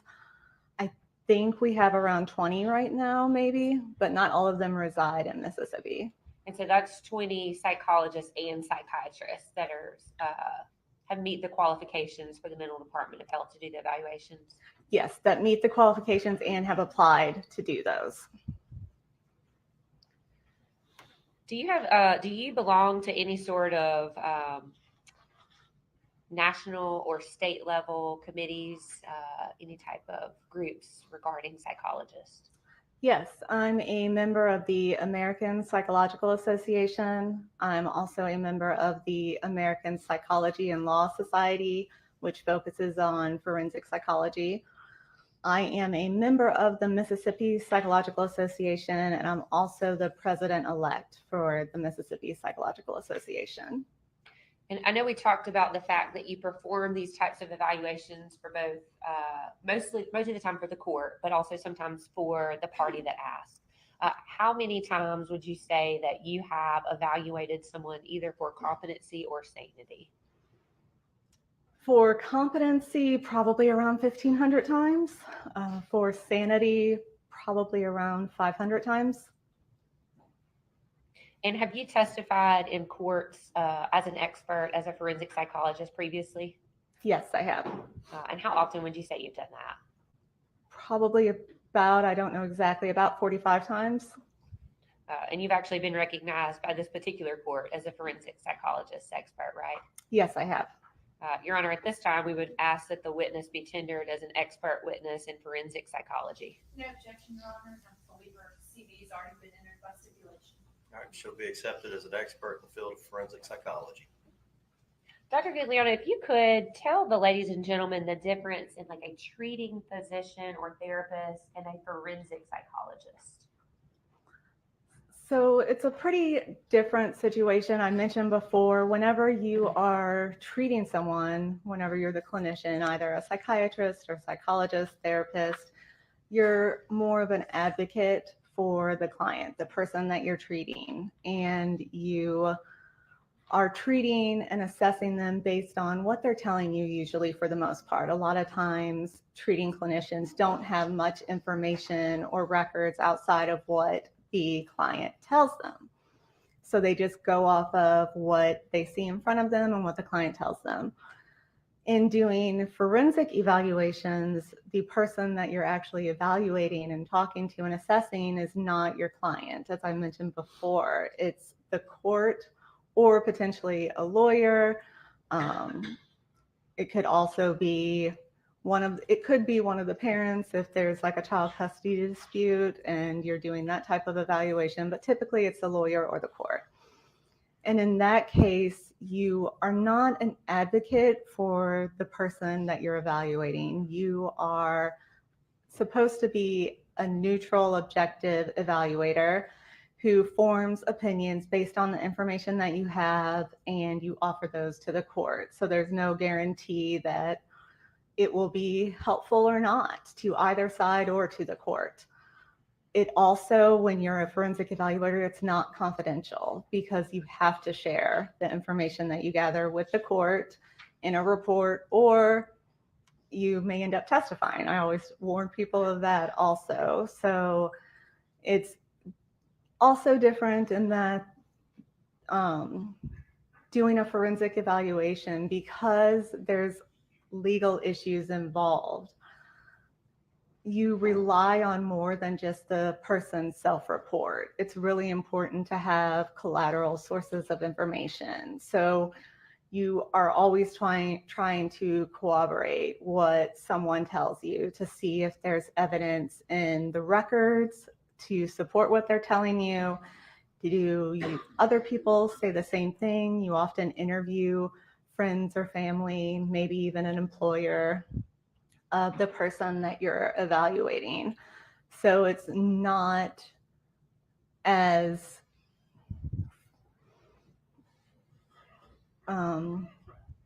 clear that you're just taking what the person tells you as the truth. You're wanting to look for corroborating evidence and find where all the data is kind of pointing you. What direction is it all suggesting?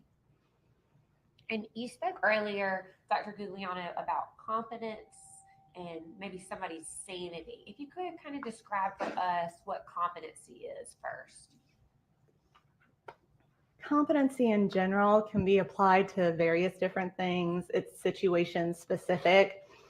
And what it essentially means is that someone has the ability to do something.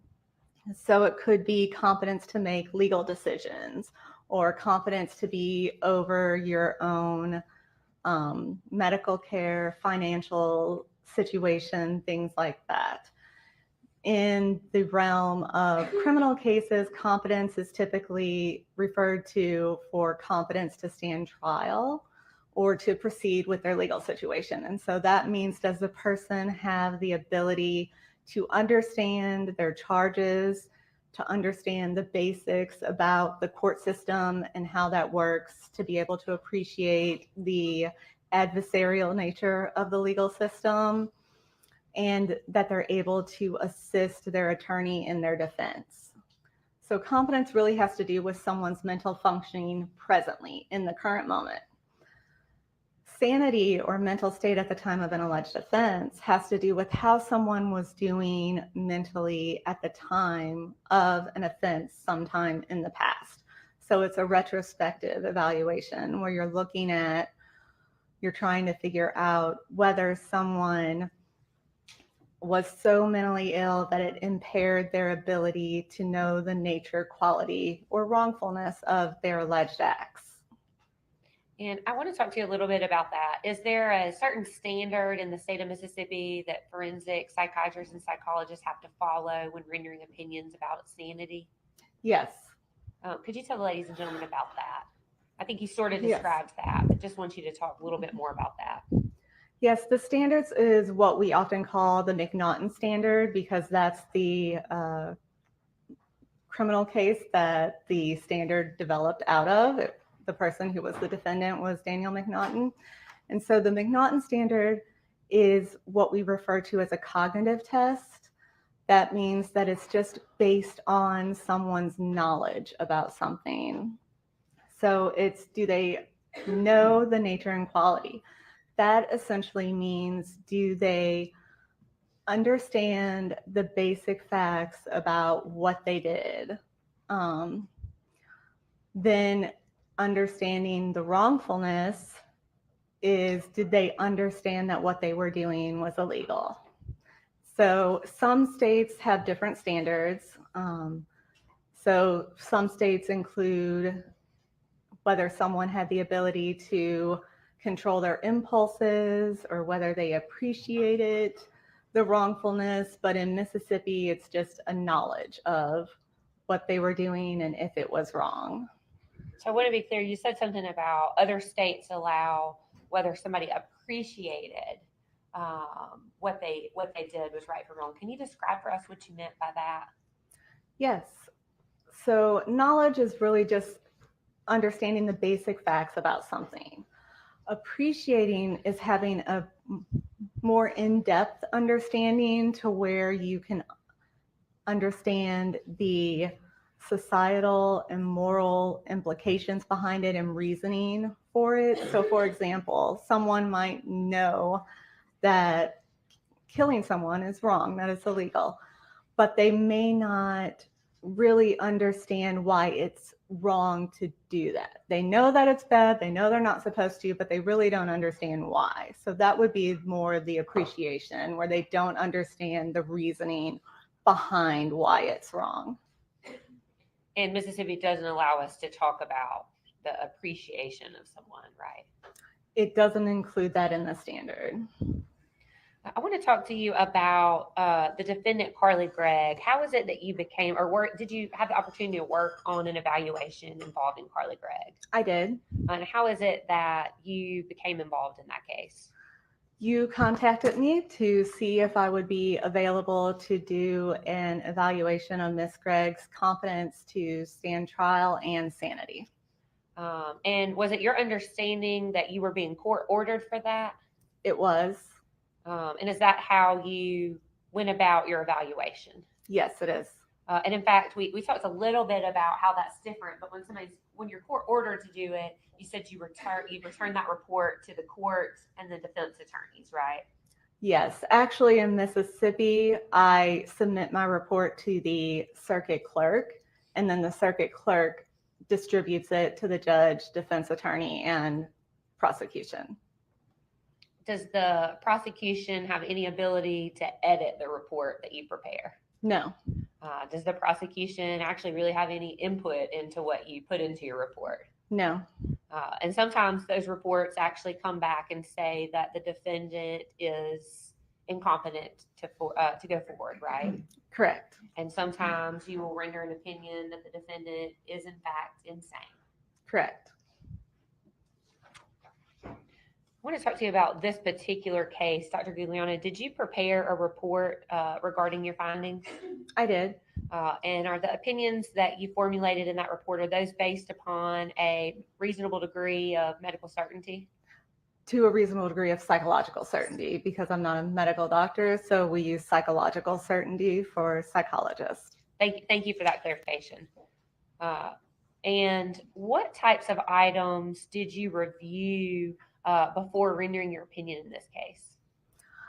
I reviewed some court orders involving this case. I reviewed some of the discovery materials. I also had some treatment records, not all of the ones that have been talked about so far by other experts. I had the Magnolia counseling records, so Miss Kirk's records from the therapy. I also had precise clinical neurosciences records from the medication that she was being prescribed. I had a few records from the jail from her current incarceration related to some crisis contacts, but I did not have any records regarding the medication that she was being prescribed in jail. Then I also spoke with Ms. Newman about her concerns regarding the case, and I spoke to Ms. Todd, the defense attorney, about any concerns she had regarding the case. Did you interview anybody besides the defendant in this case? No, I attempted to interview her stepfather, but he had asked to have his attorney present, which I said was okay, and he was going to call me back where we could set up a time to do that, but he never returned my call. Why is it important to try to talk to family members before you conduct your evaluation? I do that because I'm trying to see if there's anything that they say that that will give me an idea of what to follow up on, or there may be something that isn't in the records that they're aware of. And sometimes they can give you a direction to go with your questioning. I do a pretty broad evaluation, but if there are any significant concerns or specific concerns, I want to make sure that I know about them so I can ask about them when I interview the defendant. And Dr. Gregg, you just testified about some of the things that you reviewed, that you had conversations with both my office and the defense. Is that information, facts, and data that you typically rely on in conducting your mental health evaluations? Yes, it is. And is that information that is pretty regular for a forensic psychologist to consider when forming their opinions with regards to competency or sanity? Yes. Did you actually have the opportunity to speak with Ms. Gregg? Yes, I did. Was that interview recorded? It was. And do you record all your interviews? I record most of them. There's a few times that I haven't for the federal courts because the attorneys have not wanted me to. And why is it that you record those interviews? I record them in case I need to refer back to my notes. I take notes while I'm interviewing someone, but I like to be as accurate as possible. And I really think that quotes are helpful for either a court or a jury, for either the judge or the jury, whoever's making the decision, to see what people actually say. So I record it for my benefit, and then I also record it in case someone wants to get the recording so they can listen to it. I try to have transparency in my evaluations. I'm not trying to do anything that I wouldn't want recorded. So it's to help just confirm what I'm reporting in my report. When you're conducting one of these evaluations, Dr. Giuliano, is it your role to favor one side or the other? No, as a forensic evaluator, your goal is to be as objective and unbiased and neutral as possible. How often, when you're doing these evaluations, do you actually have mental health records from the day before a crime was committed? Very rarely. And how often do you get the opportunity to have a video where part of the crime is committed on the video to consider? It's not unheard of, but it's not in the majority of cases. I want to talk to you about the interview that you did of the defendant. Who was present during that? Common in your practice for attorneys to be present during the evaluations? I wouldn't say that it's uncommon. It's not it doesn't happen in the majority of cases, but it's not unusual. How often, when you have attorneys sit in, is it common for them to make comments during the evaluation? Most attorneys don't say much during the evaluation unless the defendant asks them a question. I always let both the defendant and the attorney know at the beginning that if the defendant wants to consult with their attorney during the evaluation, we can stop and they can consult in private, or the defendant can even ask their attorney for guidance at any point without us also stopping the interview.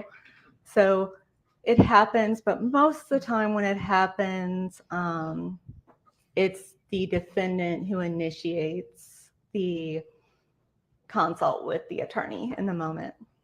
And in your training and experience and all the evaluations that you perform, is it unusual for an attorney to be asking their client multiple questions instead of you during an evaluation? Yes, I would say that's unusual. Dr. Grigliano, I want to talk to you about the specific findings in your evaluation. Can you tell us when you conducted that evaluation and sort of walk us through what happened? We met in a room at the detention center, and it was for several hours. I think we were probably meeting for about 5 hours, but we had several brief breaks in that time to where the interview was a little over 4 hours, and we had a break for lunch also. But essentially it was me asking the majority of the questions to Miss Gregg, and Miss Todd interjected at some points, but that was pretty much it. Were there things that Miss Todd shared with you that were not provided to you in discovery? Yes. Is that typical in cases when you have evaluations? It's not unheard of. Miss Todd shared some things with me on the phone. I talked to her before I met with Miss Gregg to do the interview. So she had shared some things with me on the phone that I was not aware of at that point. And that's one of the reasons that I call attorneys, is to see if they have any information that may be helpful. And when they give you that information, you then try to follow up, get some sort of confirmation about those statements or what that information was? Yes. What, if anything, did Miss Gregg tell you during your evaluation about the use of illegal drugs? She told me that she was smoking marijuana through a vape pen, and she denied any other illicit or illegal substance use. What did she tell you about abusing any other prescription medication? She didn't answer that question. And was that important to you? It's a regular question that I ask when doing an evaluation. Both illegal drugs and prescription drugs, or even over-the-counter medications, can have impacts on someone's mental health or in their functioning. So I routinely ask those questions. And if someone were to have been on a prescription drug at the time of the crime, it would have been important for you to be able to explore that a little bit further, right? I would definitely want to know if they were on medications at the time, or if they were taking anything that wasn't prescribed to them. And if so somebody wasn't truthful or didn't provide you an answer about that, that would impair your ability to make a decision about anything regarding medication. Is that correct? It might not impair my ability. I'm limited in what I can say about medications. I don't prescribe medications. So I'm limited in what I can say about that, but it could limit things such as, it might be a consideration that someone's actions, feelings, behaviors could have potentially been due to a drug or medication. And so if you don't know that they were using that, then you wouldn't know that that's a potential factor. I want to back up just a little bit. The defendant told you that she'd been using marijuana. You have the opportunity to review prior medical records in this case. Did you see anywhere in her prior records where she had reported the use of marijuana? I believe she had reported it to the jail maybe after she was arrested. Prior to March 19th of 2024, had she told any of her treaters that she was using marijuana? From the records that I reviewed, she had not. From the records that you reviewed prior to March the 19th, 2024, had she ever reported to anyone that she was having voices in her head? No, she did not. Prior to March 19th of 2024, in the records you reviewed, had she reported to anyone that she was having lapses in time? She did not. And did you find anything that was provided to you by either side to corroborate that Miss Gregg was having lapses in time? Miss Todd told me during our telephone conversation that Miss Gregg's stepfather had mentioned that Miss Gregg was having lapses in time and kind of spacing out. And so I asked Miss Gregg about that during my interview of her. But you weren't able to corroborate that with him? No, I wasn't able to speak with Mr. Smiley. I want to talk to you about the use of marijuana. In your experience, can the use of drugs alone cause some sort of psychosis? It can. And what about marijuana or THC alone? It can. We thought previously there was a common belief that marijuana was fairly benign, but there are higher levels of THC in most marijuana now, or a lot of marijuana now. And so with the more potent marijuana, it is possible that people can experience symptoms of psychosis just from marijuana use. When we're talking about symptoms of psychosis, can you describe for us what you mean by that? That could be hallucinations, such as seeing things or hearing things that aren't really there and that other people don't see. It could be delusional beliefs, which are beliefs that are untrue, but the person staunchly believes that regardless of the facts or evidence presented to them that dispute those beliefs.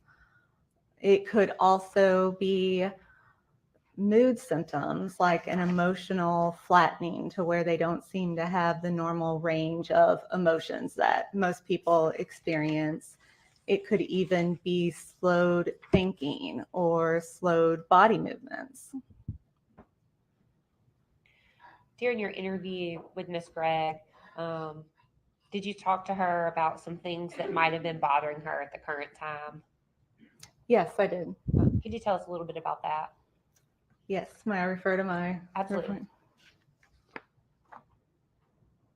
I always ask people that I'm evaluating, if you had to pick the one thing that was bothering you the most lately, what would that be? Because it's a pretty open-ended question, and it can kind of give you a good idea of what is, on that person's mind maybe the most. And Miss Gregg reported that she was bothered that she knew school was getting ready to start up or had just started back, and she missed school because she said she really enjoyed school and that had been a main focus of her life. She also discussed feelings of sadness, difficulty sleeping. She reported having mood swings. What did she say about her mood swings? She said that they could occur minute by minute or could happen over the course of weeks or days or months. She said, when I asked her to provide some additional clarification. She said, quote, "I'll be really happy 1 minute, then I'll be desolate the next," close quote. So she was describing, it seemed to me, pretty quickly fluctuating mood states that appeared at least somewhat dependent on her situation and what was going on with her in her life. Dr. Gregg, you were in the courtroom during the testimony earlier where somebody had mentioned that Ms. Gregg's father potentially had bipolar disorder. Can you describe for the ladies and gentlemen what bipolar disorder, I think it's type 2, is? Yes, there's 2 different types. I'm not sure which one Mr. Gregg has been diagnosed with. Type 1 involves episodes of mania, which you guys had heard about previously. It's whenever someone has the really high emotional experiences. They have a lot of energy. They may feel like they're on top of the world, really happy, feel invincible, have trouble focusing. They may start a whole bunch of tasks but never finish anything. They can be more irritable. And it's so severe that it impairs their everyday functioning. Then bipolar 2 disorder is kind of a less extreme version of mania that we refer to as hypomania, where they're elevated more than what is normal, but it's not quite to what we consider a manic episode.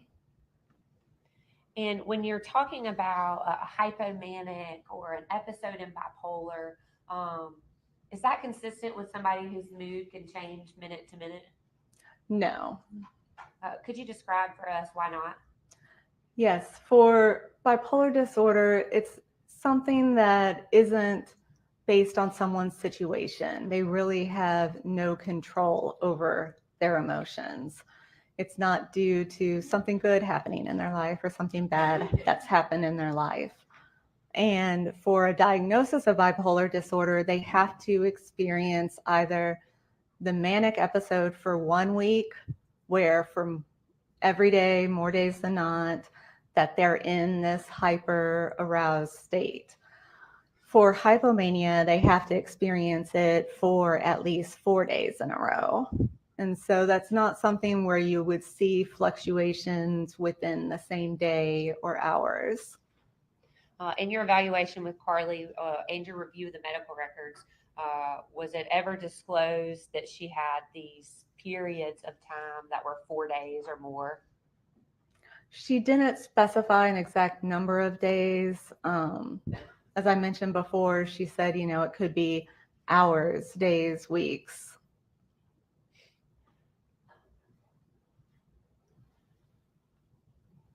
You spoke with Ms. Gregg about mood swings, and then she described for you at some point during your interview, I'm very detached. And I think you asked her to elaborate on that. Do you recall what Ms. Gregg told you regarding feeling detached? Yes. So I was asking her questions that can sometimes be commonly found in people who have experienced traumatic experiences. So symptoms that sometimes indicate someone may have post-traumatic stress disorder. And we were talking about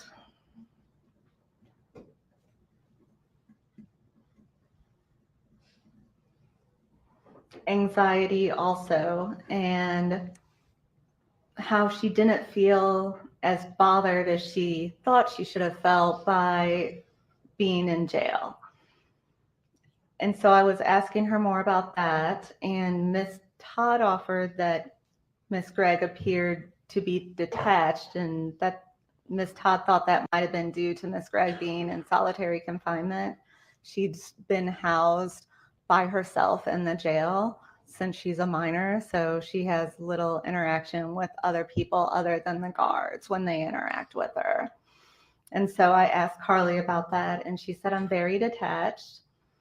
And she said, and when I asked her to describe that a little further, she said, quote, I think when my mom would get on me, I would kind of slip away and not be in the room.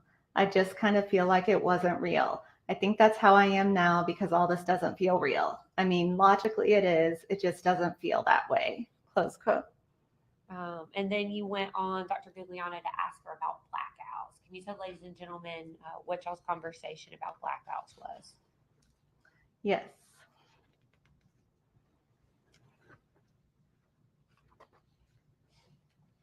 For reference, I think that's on the same page we were just looking at, same paragraph. Okay. I had asked her if she ever experienced a blackout, and she said that's kind of what happened with the incident, the alleged offense. She discussed further about the blackout, saying that she would just kind of space out. And I believe she said in particular, whenever, like if her mom was yelling at her, she was in trouble with her mom or something like that. Did she ever use the words derealized? She did not. What about the word disassociation or disassociated? No, she did not use those words. Did she reveal to you that she was having intrusive memories regarding the crimes committed in this case? Yes, she did. Could you tell the ladies and gentlemen about that? Yes, so intrusive memories are just memories that someone is doing something else. They're not purposely thinking about something, and the memories just pop into their head. And once they get in their head and once they're thinking about them, it's really hard to stop thinking about them. It's hard to let go of those memories.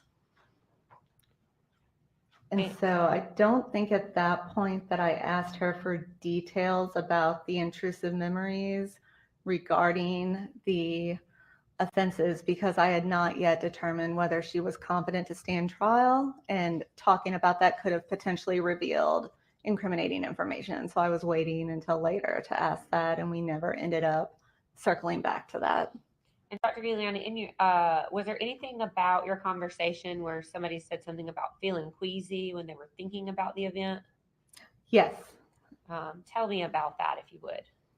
Carly reported that sometimes when she thought about the alleged offenses that she would feel queasy. And what else did she say about being paranoid? She described having thoughts that bad things were going to happen, such as that someone would jump on her in the jail or things like that. And in my experience and opinion, that's more consistent with anxiety than delusional paranoia. Whenever people kind of have those thoughts where they just worry about all these things that could potentially happen, that is symptomatic. You know, they often say that I'm paranoid that these things are going to happen, but they're not using it in the clinical sense of paranoia.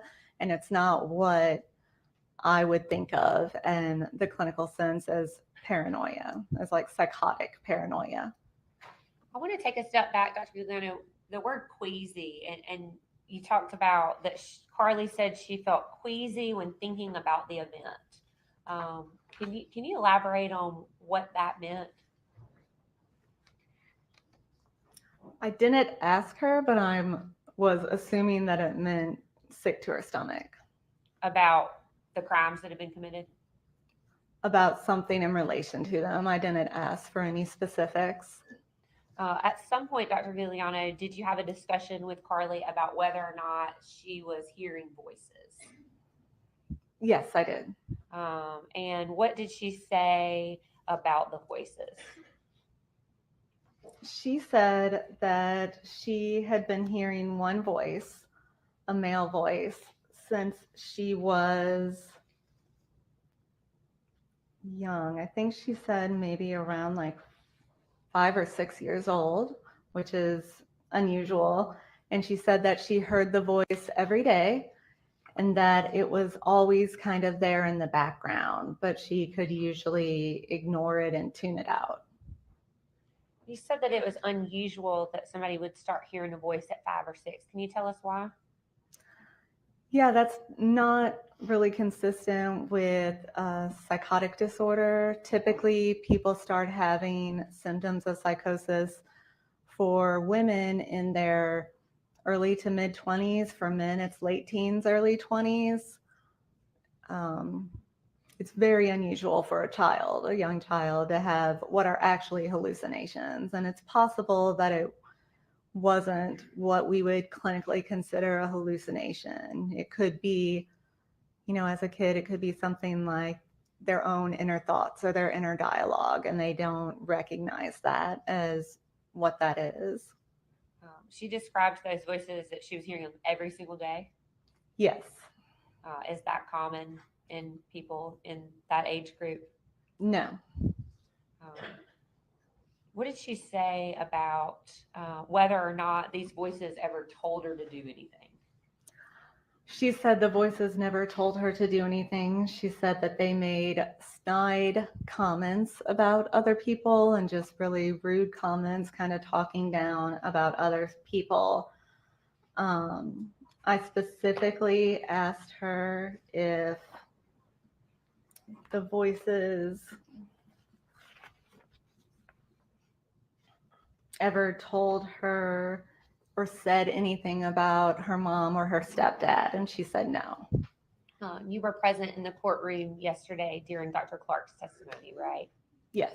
And you heard mention that Carly had disclosed to an employee through Vital Court that, in fact, her mom, she heard voices that told her to harm her mom. Yes, that's what Dr. Clark said. So there's records saying Carly said, the voices told me to hurt mom, but that's not what she reported to you. Correct.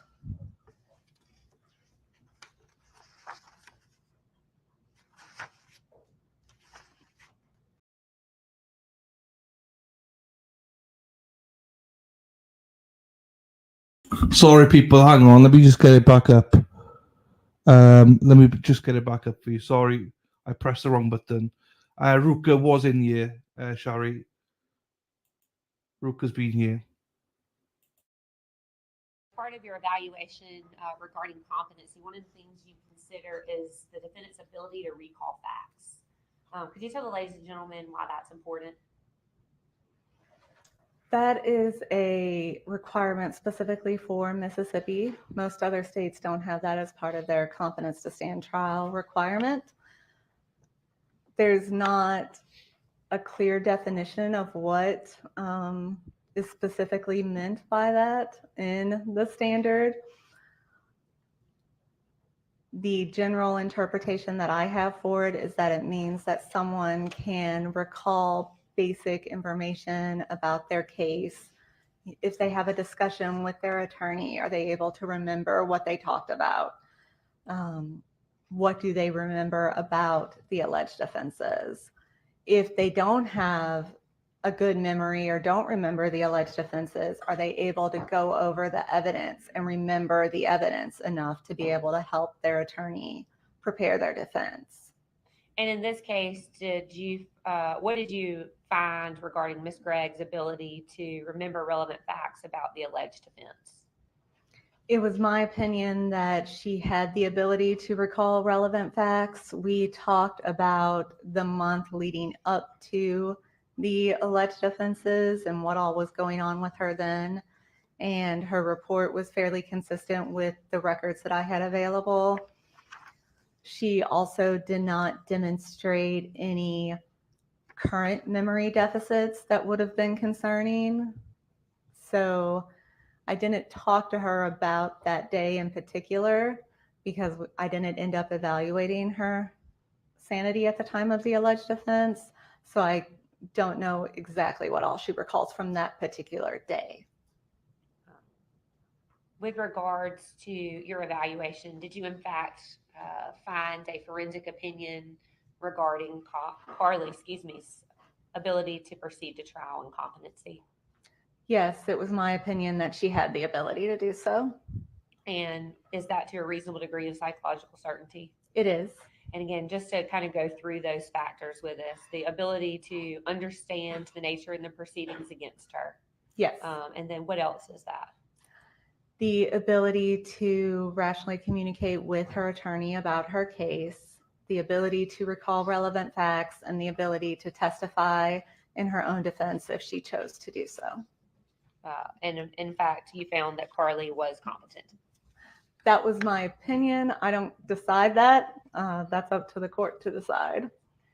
And in this particular case, Dr. Gugliano, did you send your report to the clerk's office like you do when you're court ordered to perform an evaluation? I did. No further questions, Your Honor.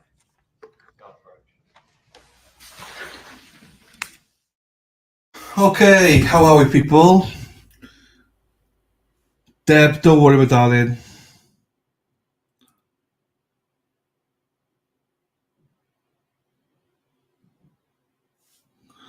Lunch is here and set up and ready for y'all, so we're going to take a recess till at least 12:30.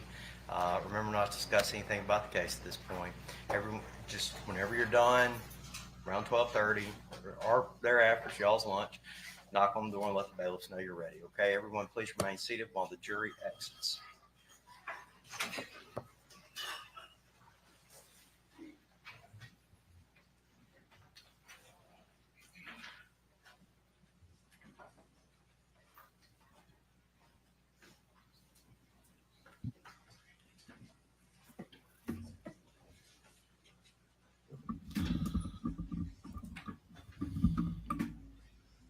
Ice pumpkin latte.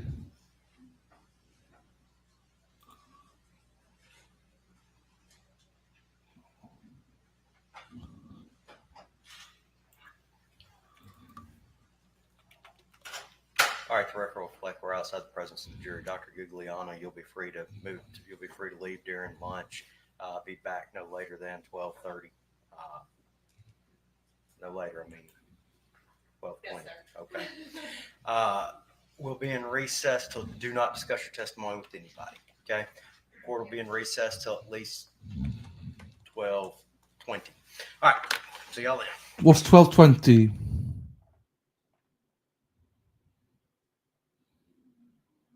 What's so 12, 20, 12? Oh, so half an hour. Oh, fuck. Right. Okay. Hang on.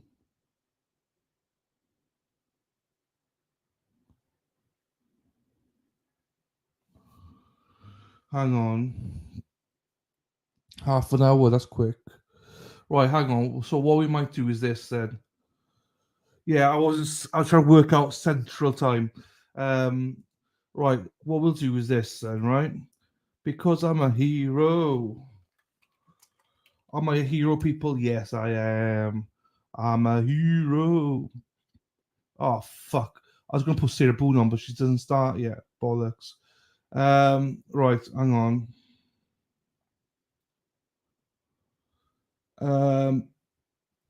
What we'll do.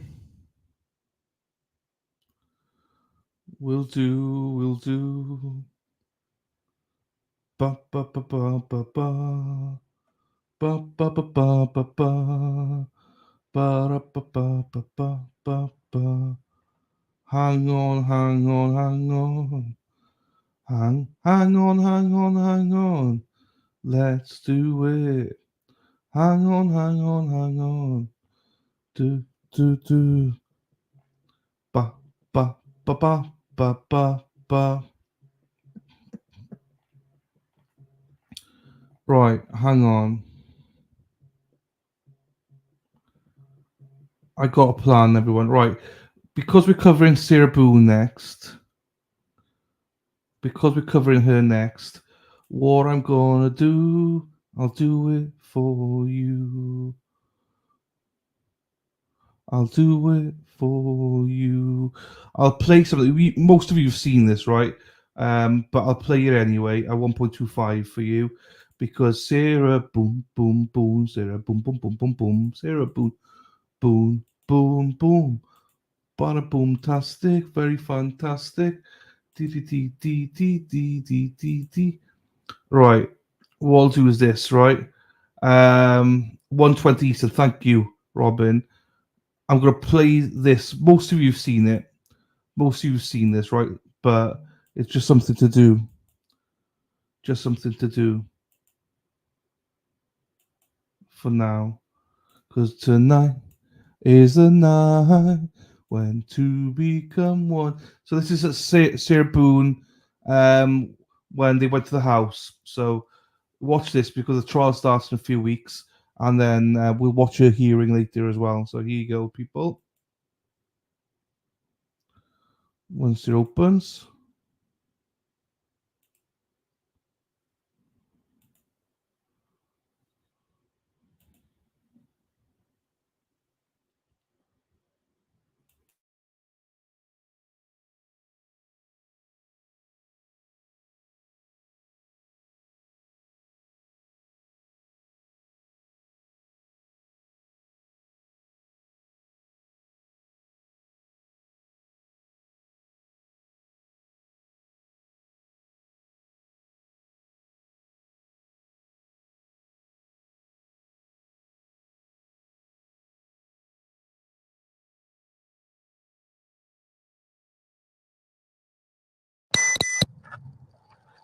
Hey, would you do me a favor, pull one of these flashes so we can get out of there?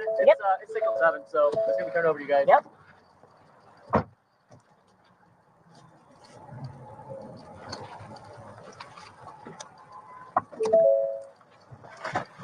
He was last seen last night, so.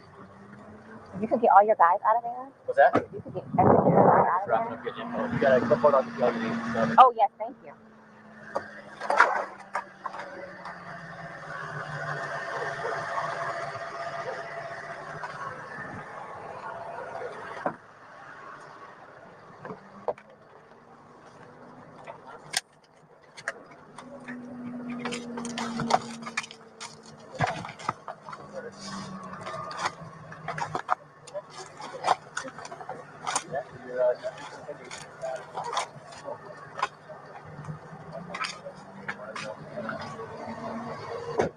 Who for now? Oh, right there. Did you call it? What time did you call it? Hello there. Hi. You live here? Yes. Okay, I'll talk to you. We gotta get some information from the fire department. The property manager. I don't know if I should go tell him really quick or We'll so he take knows care of what's going that. on. Where's he at? And you want that way. Oh, don't worry about that. We'll take care of that for you, okay?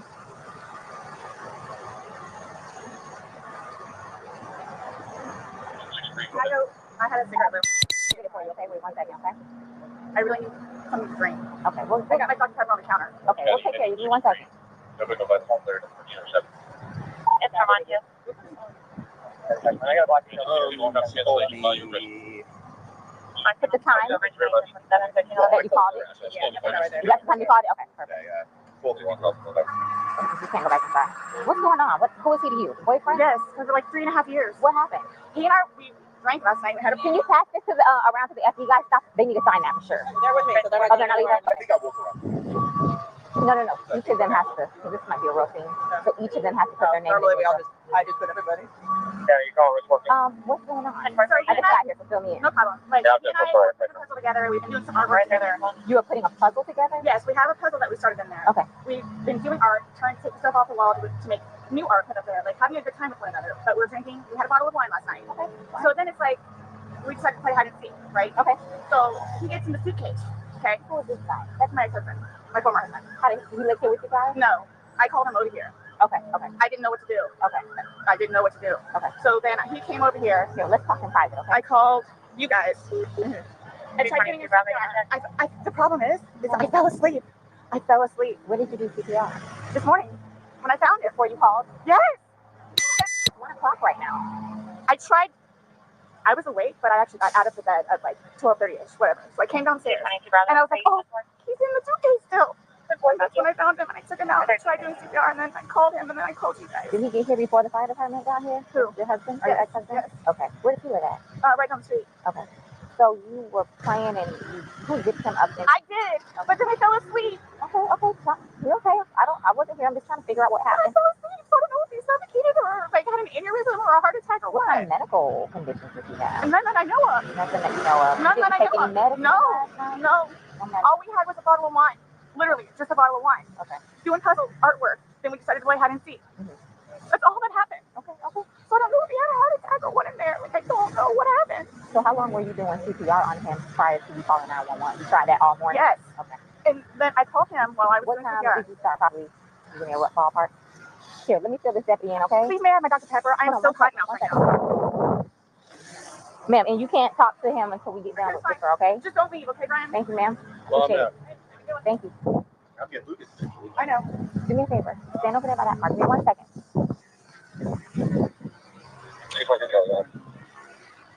Just give us a second. Somebody else on that call operation. I can't move anything from out of the house. Here, I want you to sit down because I don't want you passing out. This is probably a lot for you to deal with, right? Sit. I don't want water. I can get you some water, okay? Just I want you not on your feet because I don't want you passing out on me. I need water. Okay, I'll get some for you. 222 Charlie, put you on it.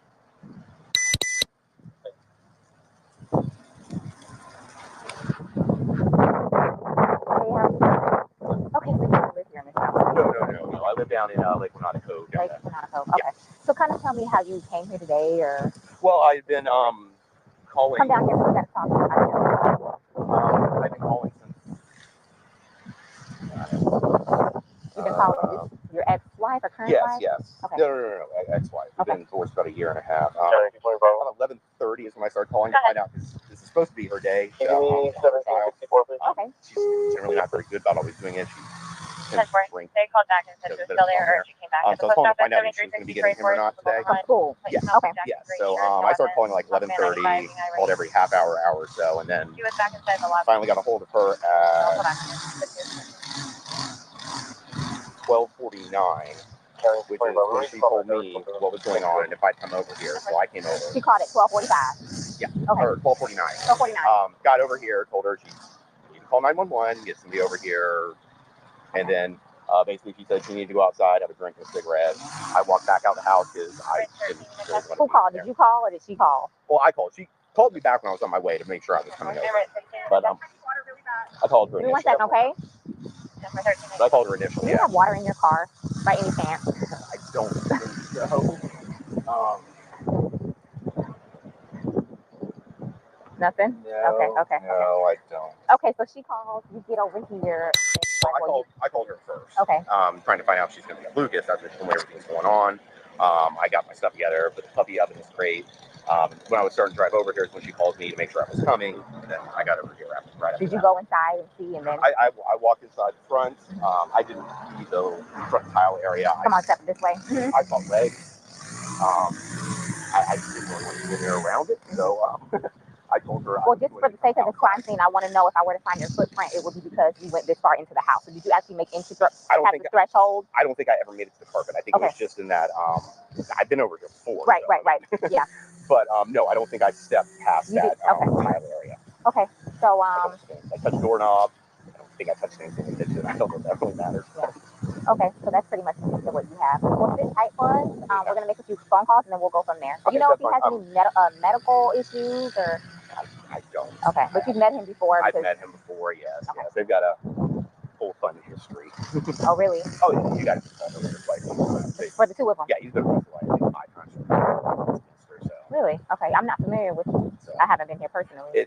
So they have he's currently on parole because of it. So because of domestic violence with her. Yes. Okay.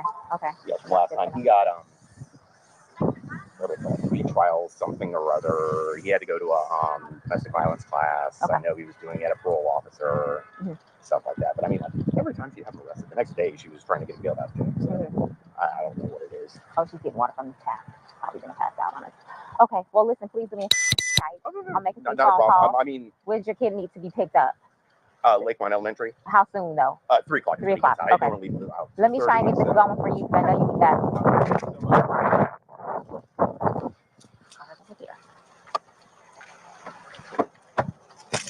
Martinez.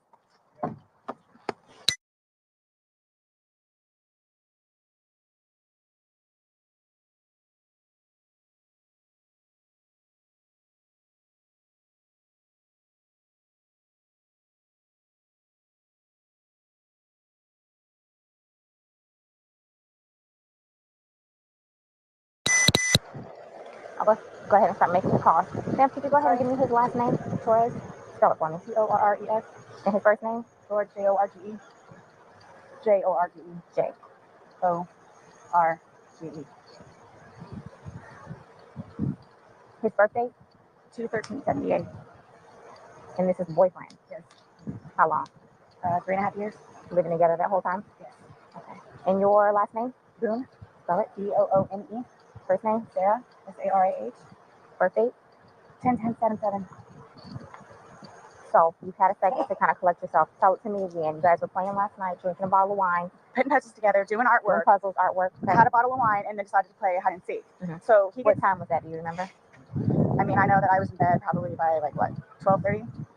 Okay. Well, I went upstairs at least, and I fell asleep, Okay. forgetting that he was So in you the guys were suitcase. playing the hide and go seek. Yes.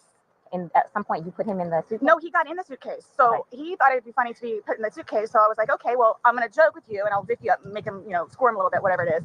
But then I fell asleep. Mhm. I fell asleep. Where was the suitcase? Right You where got it in is. it, right down there? Yes. You zipped him in there? Yes. Thought it would be funny, a little It drunk. was. We both were laughing about it. Okay. And then I fell asleep Where did you fall asleep at? upstairs.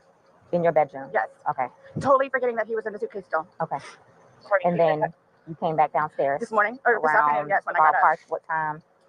12:30-ish. I was awake, but I totally forgot that he was in the suitcase. He can tell you there's a lot of things that we think of jobs. Yeah, he did tell me. Like all that good stuff. So I just totally So forgot. you began to do CPR on him? Yes. Yes. About And he what time gurgled. this morning He did you gurgled. start doing that CPR? No, it was the afternoon. It was afternoon because afternoon? I was awake. But then I finally decided to come downstairs at like 12:30-ish, whatever it is. And I was like, no, I forgot he was in the suitcase. And he wasn't moving. Nothing was happening. So I unzipped him, took him out and started doing CPR on him. Mm-hmm. He was on his way over here. I called you when he got here. Once he got here, you called us? Yes. Okay. And air was coming out and he was gurgling, but Mhm. I could just tell by looking at him. But you knew how to do CPR? You were doing that on your own? Yes. Okay. And then All the right. person that was on the phone with me also, I counted with him doing. And he's got no medical? He doesn't take any I medication? don't know. I don't know medical wise. I know he doesn't take any medications whatsoever. Okay. The only thing, like I said, I don't know if alcohol had something to do with it, but we had a bottle of wine. Okay. All right. Here, I want you to sit back down because I don't want Can I you. have one more sip of water, please? Yeah, go. Personal 29 residential audible 1303 Island Day Drive. I'll do what I can to get you a cup because I don't want you to have to keep doing that. The students should have a proper cancel notification to the front door. Right to that first 29. See motor units on the channel. The cups are right there. 044 motor Sit right here. Don't talk to the ex-husband right Oh, now. I won't. okay? I won't. Can I have a cigarette, please? Ma'am, I can't take anything out of the house. It's on the back porch. Nope, all of it. It's secure, okay? I'll try my best to get you what you need, okay? Maybe one of these deputies has a pack from someone, sit down and I'll try and get you what you need, okay? Just cut, please. Okay. I don't want you on your feet. You want cameras too? Yeah. Please talk about it. Want to talk over here?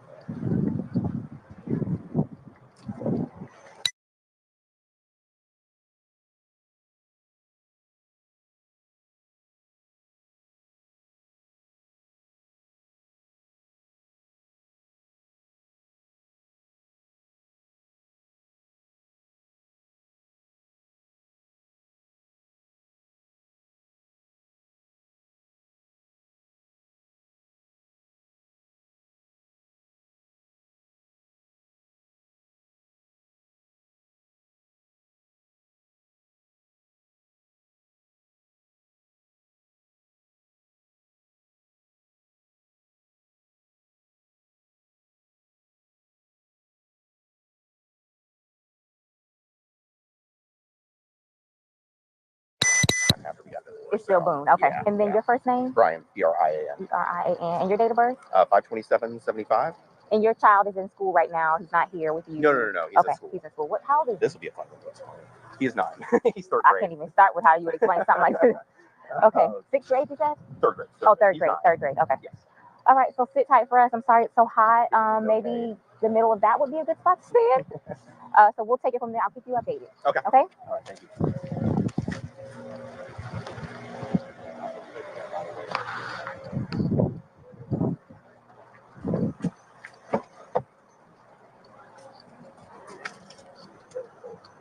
South and 21 off the intersection. Hold on to purple. Number 1012 intersection 32.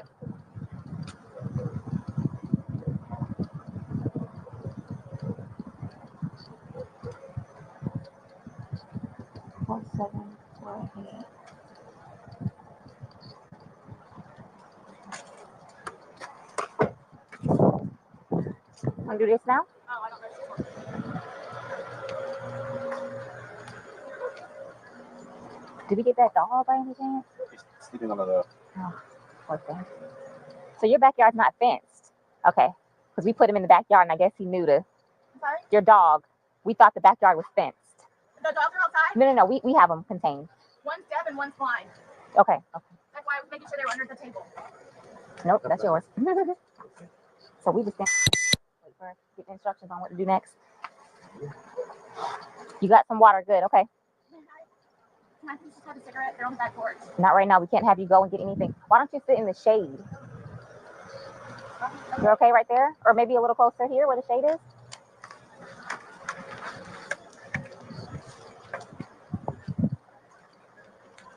You're still on? Yeah. Are you? Mm-hmm. Okay. You're getting up left-handed. Oh no, you're in 24 right now. What in the world? I'm like, nobody's going up there. I heard silence. I said 220. I was leaving econ in 50. Just gonna go get me a sub. And then I said, well, I need to go to that. 243 Delta, Am I able? Someone asked, and then he said, wait a minute. We can't let you guys communicate right now. I don't know if ask for one. You want me to get a cigarette from him and bring it to you? That's okay. I could probably do that. Thank you. No problem.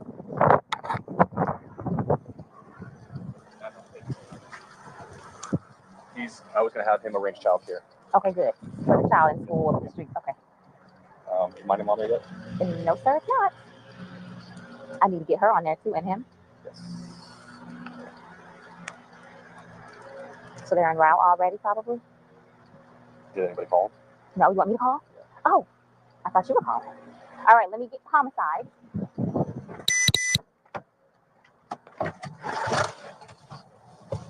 All right. Okay, let's see.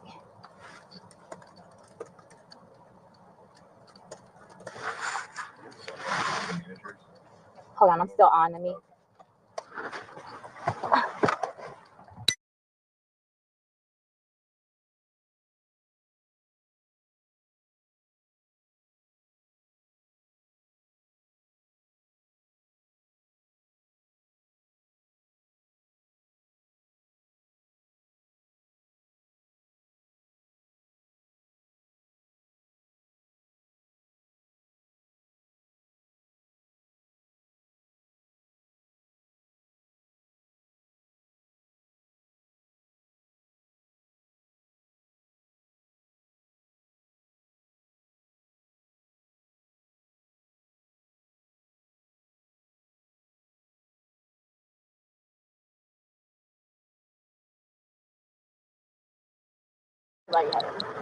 It's natural. You're nervous.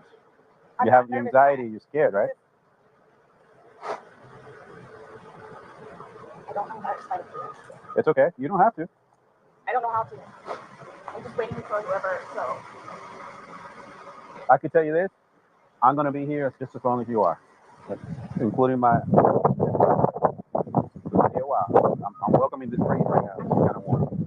All right, so just bear with us. I know. All right. If you could like give me whatever updates or anything that you know of, that's just how I work, so I know what kind of what. Well, let me look at my computer. See.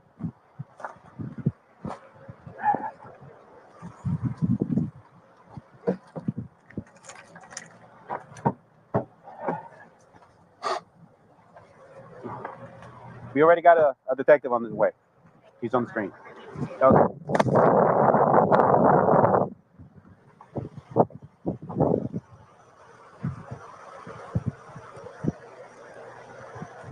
No, ella quiere lavarse las manos con.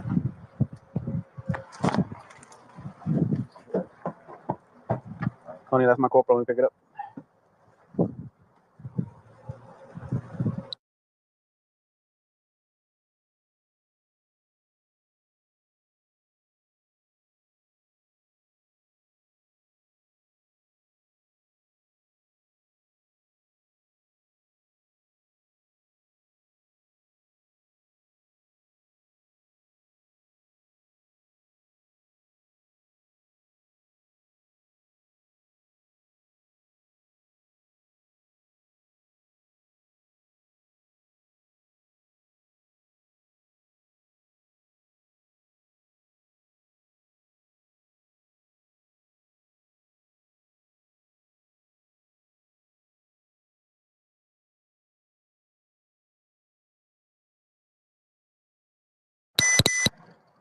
Hey, Sarah. You get enough water? No, if you want to stay seated, don't. I don't want you getting lightheaded. So remember I said the detectives were going to come out and talk to you and go from there. You know what I'm saying? They're here. They're going to ask you a few questions and then go from there, okay? All right. All right, Sarah. My name's Chelsea. My partner, Scott. To my understanding, you reside here? Yes. Okay. Is it just you? And George. Okay. I have 9 girls. It's 50-50 with Brian, my former husband. Your former husband. Okay. But you reside here with George, and then your son lives with you, or lives there's 50-50. Yeah. Okay. So from what has told me, she explained last night that you guys were drinking a bottle of wine, and around midnight, you decided you guys. 12:30ish, yeah. Okay. You guys decided to play hide and seek. Well, we were playing hide and seek, and then was your son home at the time, or okay? No, with mine, with Brian. Okay. We decided to play. We were just stupid like that. Like, sure, we were putting puzzles together, and we were doing artwork. You can see the puzzle that we finished in there, and then the artwork, and then decided to play hide and seek, just being stupid. Okay. So he decided to get in the suitcase. So I thought it would be funny to, and he was laughing about it too, to dip him up in there. I go upstairs and fell asleep. So this morning when this afternoon I actually got up out of the bed, I thought for sure he was downstairs on the laptop and he was being really quiet. But then I came upstairs and I'm like, where is he? Like, and then that's when I found him. Okay. I don't know what happened. Okay. And then you weren't sure about if you woke up this morning. It was afternoon. I mean, I was awake, this afternoon, but I just didn't want to come downstairs. So okay. I just laid in the bed for a little while, and then I eventually came downstairs, was confused about where he was, and then I was like, oh my God, he's in the suitcase still. So I pulled him out and I stretched him out and I started to try to do CPR on him. I called you guys. Well, I called Brian. Okay. And then as soon as he got here, which is 30 seconds down the road, I called you guys. Okay. And the person on the phone had me do the concussions continually still and count with him until you guys showed up. Okay. And so as a part of our investigation, we obviously have to go inside the house. We have to look at things. Are you okay with us going in the house and looking at things? Yes. Okay. And forensics, so we have to have our forensics crime scene investigators come out. Are you also okay with them coming inside, taking photographs and okay. Okay. Can I ask, is Brian, I'm sorry, George, is he diagnosed with any kind of medical history? Not that I know of. Not that I know of. I don't know. I mean, he doesn't take drugs. I mean, we'll have the occasional bottle of wine here and there, but I don't know. Like, that would be my next question. So you guys don't normally drink? You just drink once in a while, or? Well, I'm gonna say like, okay, I guess normal drinking is like we will have like a glass of wine or two, like while we're cooking dinner. Here, we'll play a board game with him. I mean, all the games in there. But I mean, it's not like a couple of beers a day. Well, but I don't understand though. Like for the little bit that we had, like not having anything to do with it. Like I don't know if he had a heart attack or a stroke or an aneurysm or what happened. I don't know. And were you guys together all day yesterday? Yes. Okay. Here? Yes. Like neither of you left the apartment yesterday? I think he drove up to the store to get cigarettes. Okay. But I mean, you can walk there. Does he have any history of any drugs? I know he doesn't now because you said he doesn't. But I don't know. As far as you've ever known him, you've never seen him? No. I mean, he's from Philadelphia, and he grew up in Philadelphia, and then he went to Massachusetts, and then from Massachusetts came down here. So I don't really know like a whole lot of like medical history or. How long have you guys been together? Almost 4 years, like 3.5 years. You guys been living here the whole time? Yes. Okay. He's never been to the doctor or to the hospital during that time? He and his brother got into a really bad argument at one point and had to have facial reconstruction. But he has been in the hospital from that. And then I talked him into going to see like a regular physician to get just like a regular like checkup thing. Yeah. But there were no red flags. How long ago was that? The surgery or the doctor? Both. The surgery I think was at this point, what, 2 years maybe? 2.5 years. The checkup was probably a good 2 years too. Okay. And the suitcase is still in there? Yep. Always. Is it normally stored down there? Did you guys travel recently? No, he was going to start putting some of the, what do you call it, donations in there. So that's why it's out? Yes. Okay. You guys didn't recently travel somewhere or anything like that? After you zip them up, did you move the bag around and mess with them at all, or you just zip it up and walk away? I both were laughing about it, but I went upstairs and I fell asleep. Okay. But what position was he in when you went in? Was he sitting on his rear end and his head up and he just kind of bent over? Okay, so like this is the suitcase. Like this was his head and then he's right here and his feet were down. So he was laying on his side? Yes. Yes. You just closed the flap and zipped it around. Yes. There. Okay. And we were playing. Understandable. Okay. So he said that I needed to tell you guys about his family. Like, who do I talk to about that? We're gonna do that once we walk through and see. Yeah, we're not gonna. going anywhere. We're gonna I'm be here just telling you, like, Yeah, it's gonna be a I'm while. afraid for my life. I want you to know that. I'm afraid for my life. His family have never liked me. I'm the blue-eyed white devil, what they call me. So they've never liked me. They've never taken me in. They've never accepted me. I'll put it that way. Have you called any of them? We talked to his daughters yesterday. No, I mean like about this. So No. Okay. That's so why no one's gonna know until we will be making that notification. So they're going to it's kill me. okay. Do Well, they live local? Yes, they're down the road. They're going to kill me. His kids are going to kill me in Philadelphia. They're going to kill me. This was not intentional. Okay. They're not going to understand that. They're not going to accept it. we're gonna do a thorough investigation, and we will definitely make sure that you don't feel scared when we leave here. Okay. And When my we leave. 9-year-old. Well, he's at school and he's with your husband. I know. Well, ex-husband. Your husband said that, or your ex-husband said he made arrangements for your 9-year-old to be picked up. Oh, okay, Mom. Yeah. All right, we're gonna go inside if that's okay. Yes, please, but you guys just keep me posted. Of course. So I know what's going on. Yes. And don't. All you have to do is get their attention if you have a question or you need to talk to us. He's standing right there. She'll be right here. Yeah. Okay, but will you guys tell me, like, so you're telling me, like, you won't call whoever it is without telling me, right? No. I mean, I have all their phone. We're not calling. We're not making phone calls. We're actually going to speak to them in person. Yeah. We That'll are. be later They're on. going to. Okay. It'll be You'll know later. prior to us making any I'm contact. not going to be here. Okay. They're going to kill me. Okay. We'll address all of that. Okay, before we leave. Okay. This was. Okay. Yeah, absolutely. Thank you. Just stay seated, okay, Sarah? I know you're panicking, okay? Just relax. I'm going to talk to you.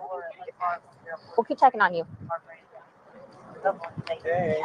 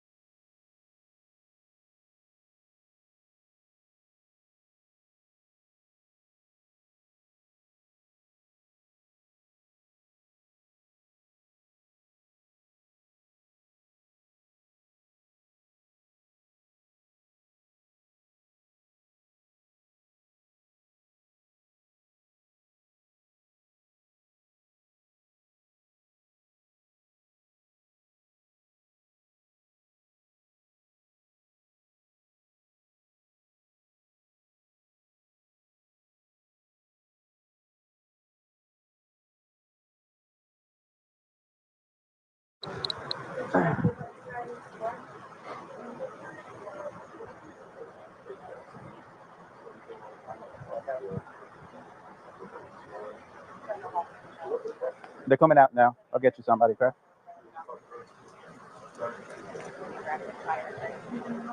She wants to say something. She wants to call. Come on.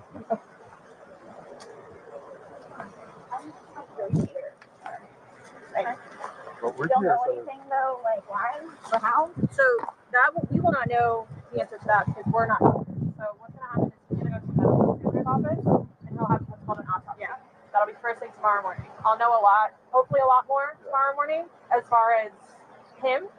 But I cannot. There's no way I could say how, why. So just by looking at him, like, why is he purple? Oh, that's normal when someone passes away. Lividity turn. as soon as the heart stops beating, the blood starts to settle to the lowest point of the body, and then it becomes very pronounced. So that's what's called a public bleeding. What happens when I'm like really scared. I want you guys to know that. you have, look around, you have all these deputies here, so while we're here, nothing's going to happen to you. Before we go make any notifications, you'll have plenty of time to leave or do what you need to do. Whatever you need to do, okay? And we can talk about that more in length, but yeah, it's not going to be a surprise. Real quick, and then, but like, I don't like this was totally like not intentional. Like, that's what I'm scared about too. Like, We'll have all the answers. We'll have a lot more answers tomorrow after medical exam. Like you said, what you're seeing here is common. This is us coming out to the scene. Yeah, his age, no real medical history that I know of. For him to have passed away, we come out. I know. Yeah. We come out and do an investigation. Medical examiner's office, we send people out. This is what we do. If he was 75 years old and had a history of heart condition, we wouldn't be here. I just don't know what I don't know what it is. Exactly, and that's what we're here to find out. We're just here to get the answers. The answers that you want, the answers that his family's I gonna just want. really want to see my son. Like, I really need to see my son. Well, I mean, I know I can't go anywhere, but right. So do I just like sit out here and wait for you guys? If you would, yes, please. Does anybody else having to show up, or everybody's here that needs to be here? My team's here that needs to be here. The medical examiners will show up when we call them, but we're not ready for them yet. So they're going to take him. They're going to take some photos, take him, but that's towards the end of it. And they'll be called well in advance when we're ready for them. But we're not ready for them at this point. So then we won't be calling them quite yet. Okay. So like I said, I got to go do some paperwork. They're going to chat with some people, and then we're going to come back and talk to you if you're okay with that. Yes, so just give us a little bit more time. Like I said, I need to go and do that, and he's going to go do what he needs to do. But do you guys tell his family like today or after Yes, tomorrow? You have to. It's the law. We have to go make contact with your family. Yeah. They have to be notified. Once our investigation is pretty much complete here, once we leave here, we will be going to. But again, you'll know. You're not going to just go and do it without you knowing. You'll know. We'll talk to you prior to doing anything like that. But how? I mean, I understand what you guys and how you do it, and, you know. So, but like, what do you just tell him? What do you tell his parents? Like, what's the reason? Passed away. We tell them what we know at that point. Yeah. We tell them the truth. And that we're going to be waiting for the autopsy results, and I will be at the autopsy in the morning, and hopefully the doctor will be able to give me some of what they think and see. We'll give them their number. They can contact them and get it, But yeah, they're gonna know what we're here, what we're investigating, and that they're gonna think I killed him. Why would they think that? They always have said that. They've always have said that. What have they I told you it's because I'm the blue-eyed white dragon. That's what they call me. Because they don't want him with me. So he's basically just not really been around his family because he chooses me over them. Even after I've encouraged him numerous times to go over there and see his family. They never accepted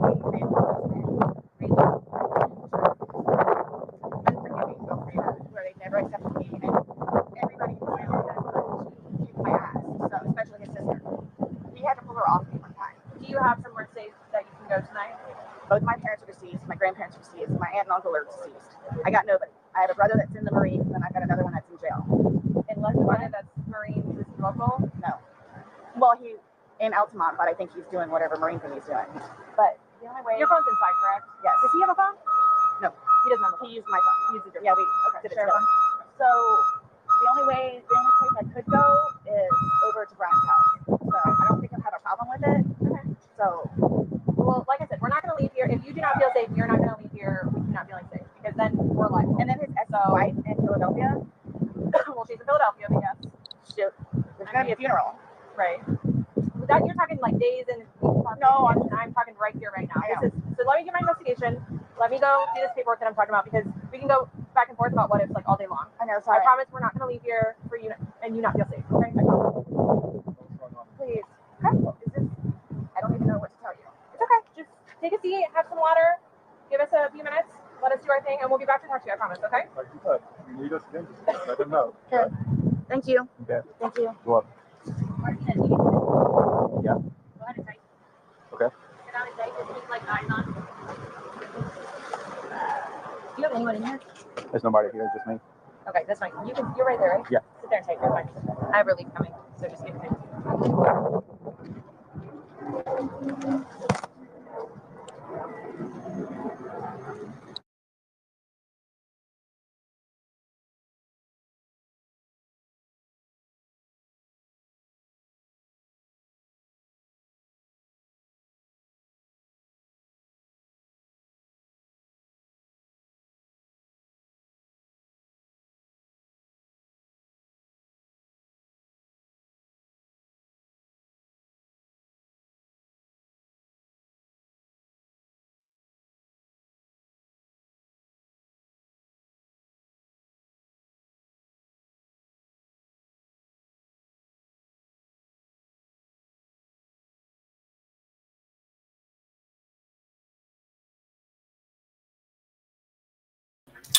Hello, everybody. Sorry about that.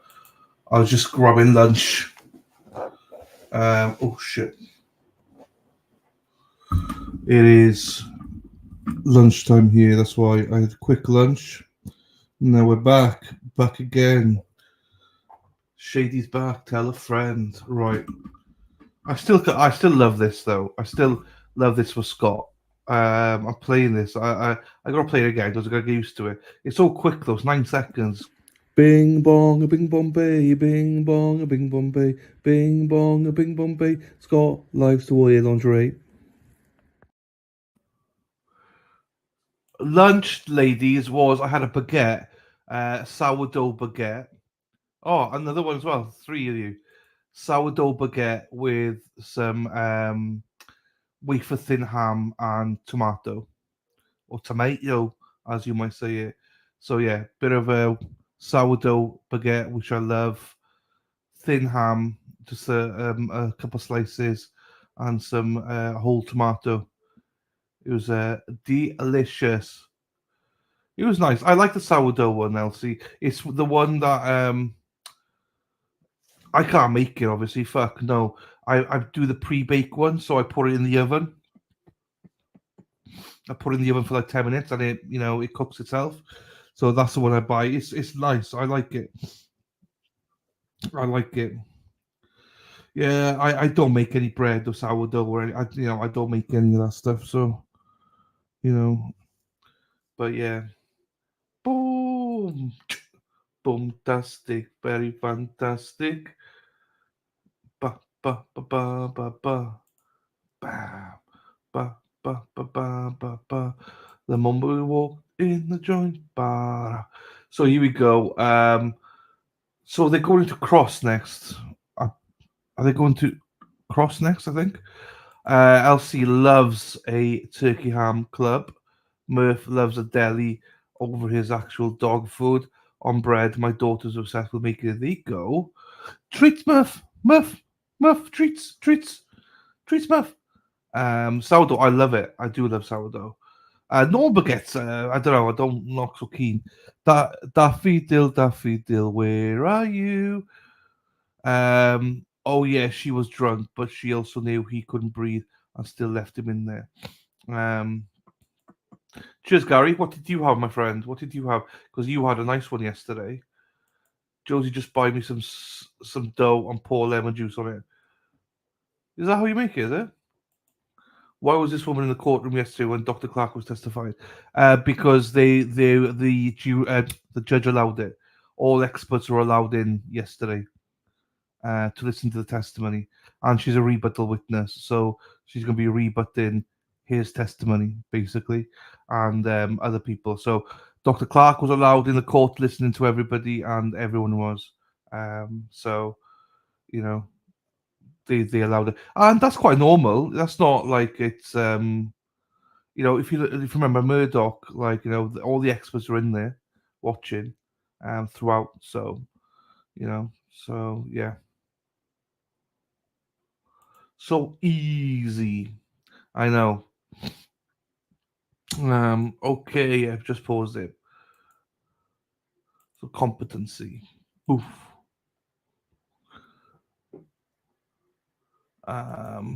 Let me just do little G, oh little G, little G, G, G, G, G, little G, oh little G, little G.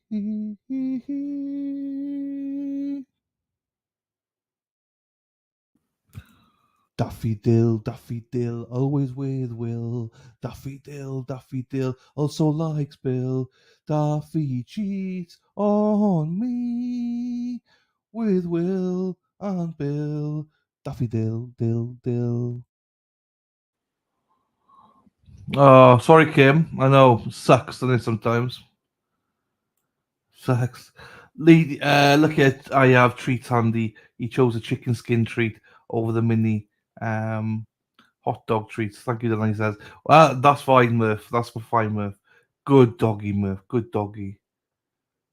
Good doggy.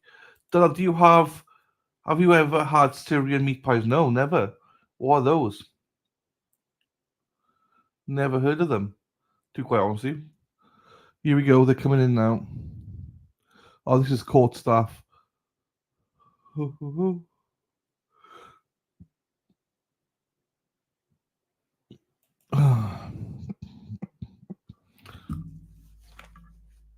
Yeah, what's a Syrian meat pie?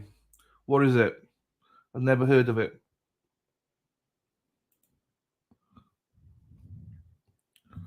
Whoa. Down in the coke. Fed's ready. Oh, okay, don't worry about it. It's all good. I missed it. Sorry, buddy.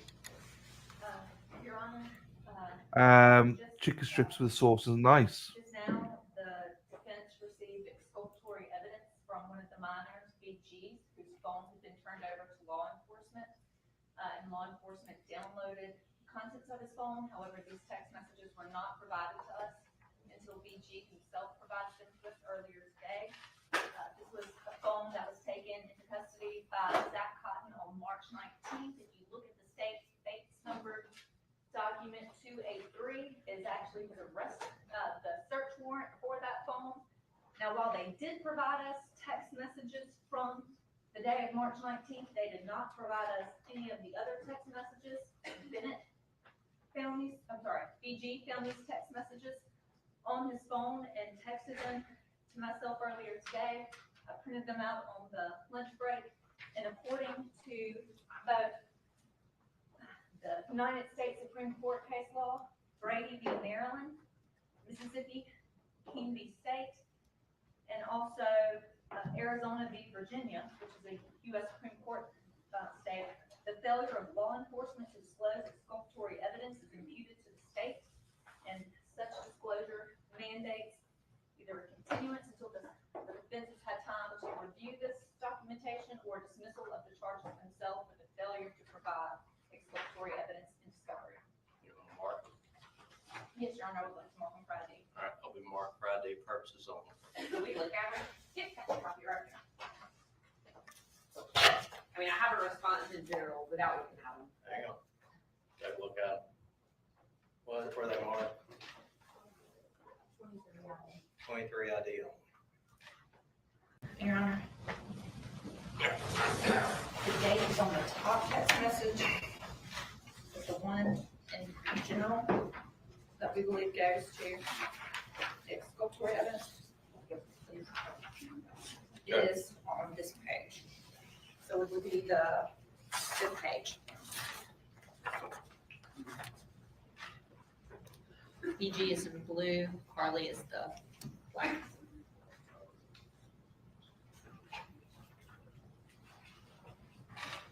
Versus do it back.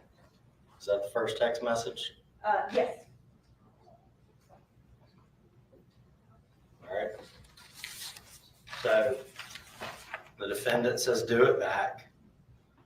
Mr. Bennett, Germany says, I don't know what that is. What's going on? She responds, I don't know.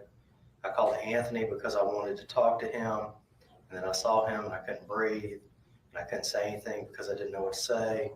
And I can't remember anything that happened today. I zoned out for most of it and I don't know what's wrong with me. That's what you're showing is the exculpatory part. Yes, Your Honor.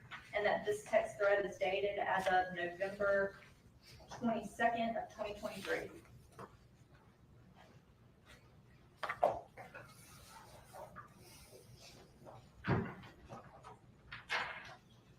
All right. Anything further from the defendant?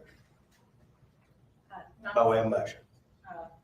No, Your Honor, just that the U.S. Supreme Court and also the Mississippi State Supreme Court is clear about the failure of the fact that it was in the possession of law enforcement. Law enforcement downloaded the contents of this phone, had it by search warrant and failed to produce it. And the failure, and according to the U.S. Supreme Court in Arizona v. Youngblood, the failure of law enforcement is imputed to the failure of the state for discovery purposes. Okay. Response by the state, or do you need a few moments? I'm prepared, Your Honor. First of all, I don't believe that text message. Let's step up to that podium. I may have to go upstairs at some point and get a signed piece of paper from Ms. Todd, but I think that I have it here. First, let me address the fact that this is not, in fact, exculpatory material. This is a text message between Bennett, Germany, and the defendant from back in November. Bennett, Germany took the stand. He could have provided this at any point. He actually, in fact, spoke to the defense attorneys previously. This is not new information that they had. It's not exculpatory information. However, in order for it to be a Brady violation, the state would, in fact, not have had to produce the material that they had. On June the 4th, 2024, the state of Mississippi provided to the defense attorneys one jump drive containing digital evidence media files, witness interviews of minor friends, the indictment, discovery bait stamps 1 through 349, supplemental discovery bait stamps 350, 351. Third Snapchat report, 352, 356. 2 CDs labeled He's Smiley, hospital interview, and Deputy Allison Dufour body cam, and 1 hard drive containing phone dumps. Your Honor, they were in fact provided the phone extraction from Bennett Germany's phone. It is not the state's fault that they did not review those messages. Everything that was on Bennett's phone that was taken from law enforcement was produced to the defense attorney on June the 4th, 2024. Since there had been issues with the state of Mississippi and the defense attorneys claiming that they had not in fact received items, the state went ahead and had them sign something stating that they had received discovery, and also the entire jump drive, now not the external hard drive, but the jump drive that was provided that had the media and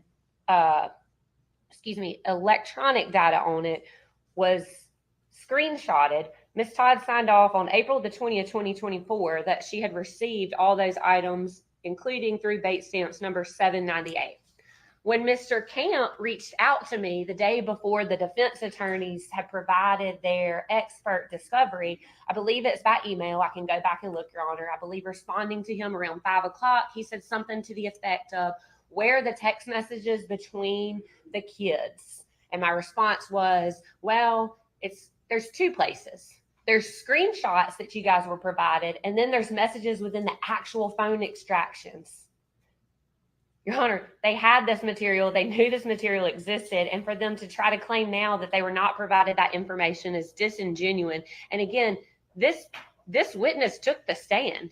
If they knew this, if he knew this, if they had this information, they met with him previously, why on earth would they be producing it now? We do not believe this is exculpatory. This is something that happened back in November. We're here because the state has charged Carly Gregg with murdering her mother on March the 19th, 2024. We are here because the state has charged Carly Gregg with attempting to murder her stepfather, Heath Smiley, on March the 19th, 2024. And we are here because the state has charged Carly Gregg with tampering with physical evidence for removing the surveillance footage that captured a portion of the incident and hid it in the refrigerator. There is nothing about this text message that would indicate that it is anything other than messages between the defendant and one of her friends who on the stand said he was her best friend. This has not been authenticated. I don't know, Your Honor, without going and putting the phone extraction into my computer, whether or not this message is actually there. But if it is, they've had it since June.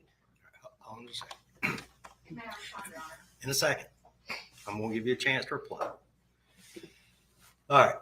What documentation do you have to prove that you turned this over to the defense? I believe you said there was a jump drive that contained the phone extract, and I'm familiar with phone extractions, that there's no way to extract part of a phone on Celebrite. That's right, Your Honor. Okay.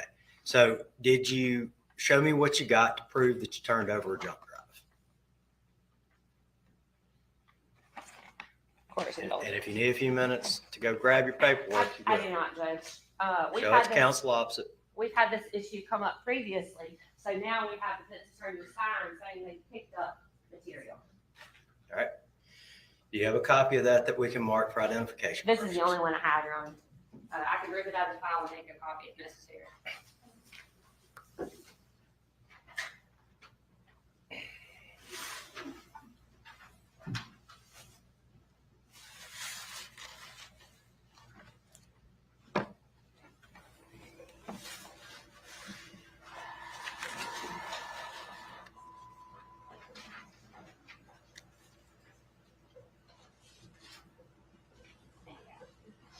All right. You showed it to counsel opposite, correct? Yes, Your Honor. All right. Mark it for identification purposes for the state. Your Honor, for the record, that bears Ms. Todd's signature and name. Okay. Let's mark it so I can see it.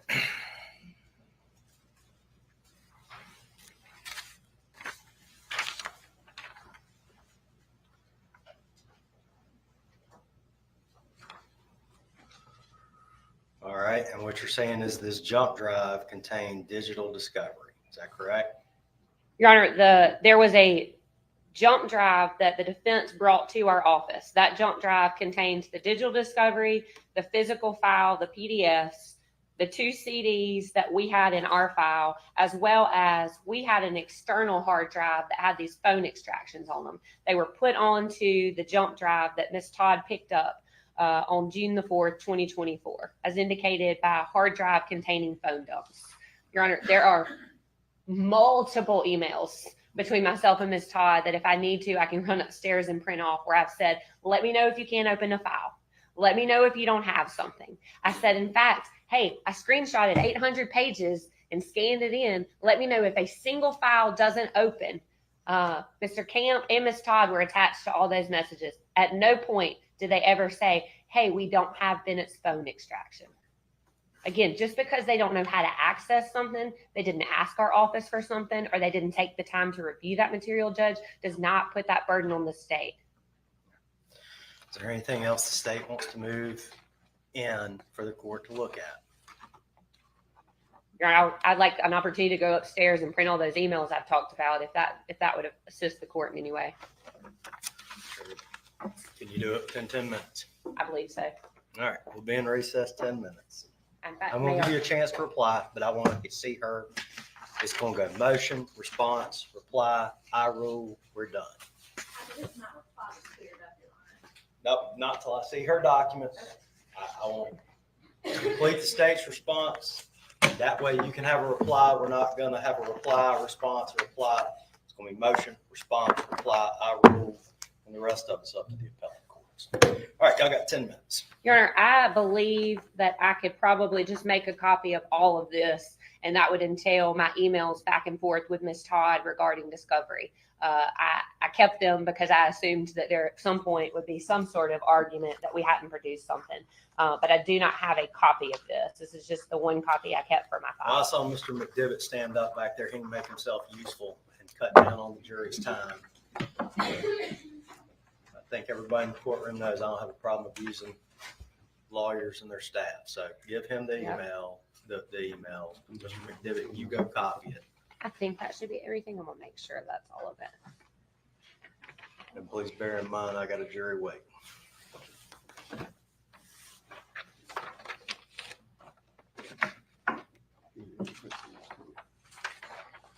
The problem is there's a bunch of staples in there. I don't know what I got. He's a good judge, very good judge.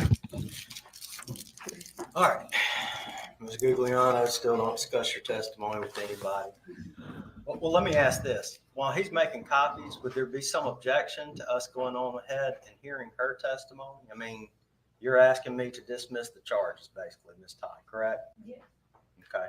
Well, if I don't decide to dismiss the charges, we're going to hear Ms. Gugliano's testimony anyway. So rather than wasting the jury's time, I'm going to bring the jury in, let you cross-examine her, let them redirect, and then I can take another break and maybe copies will be done by then. I'll hear objections to that procedure by the state. No objection. Objections to that procedure by the defense. No. All right, let's bring in the jury. Ms. Newman, get your notes. Have a seat. That makes sense. That makes sense. Everybody take a deep breath. That makes sense. Well done, Judge. Everyone take a deep breath. Well done, Judge.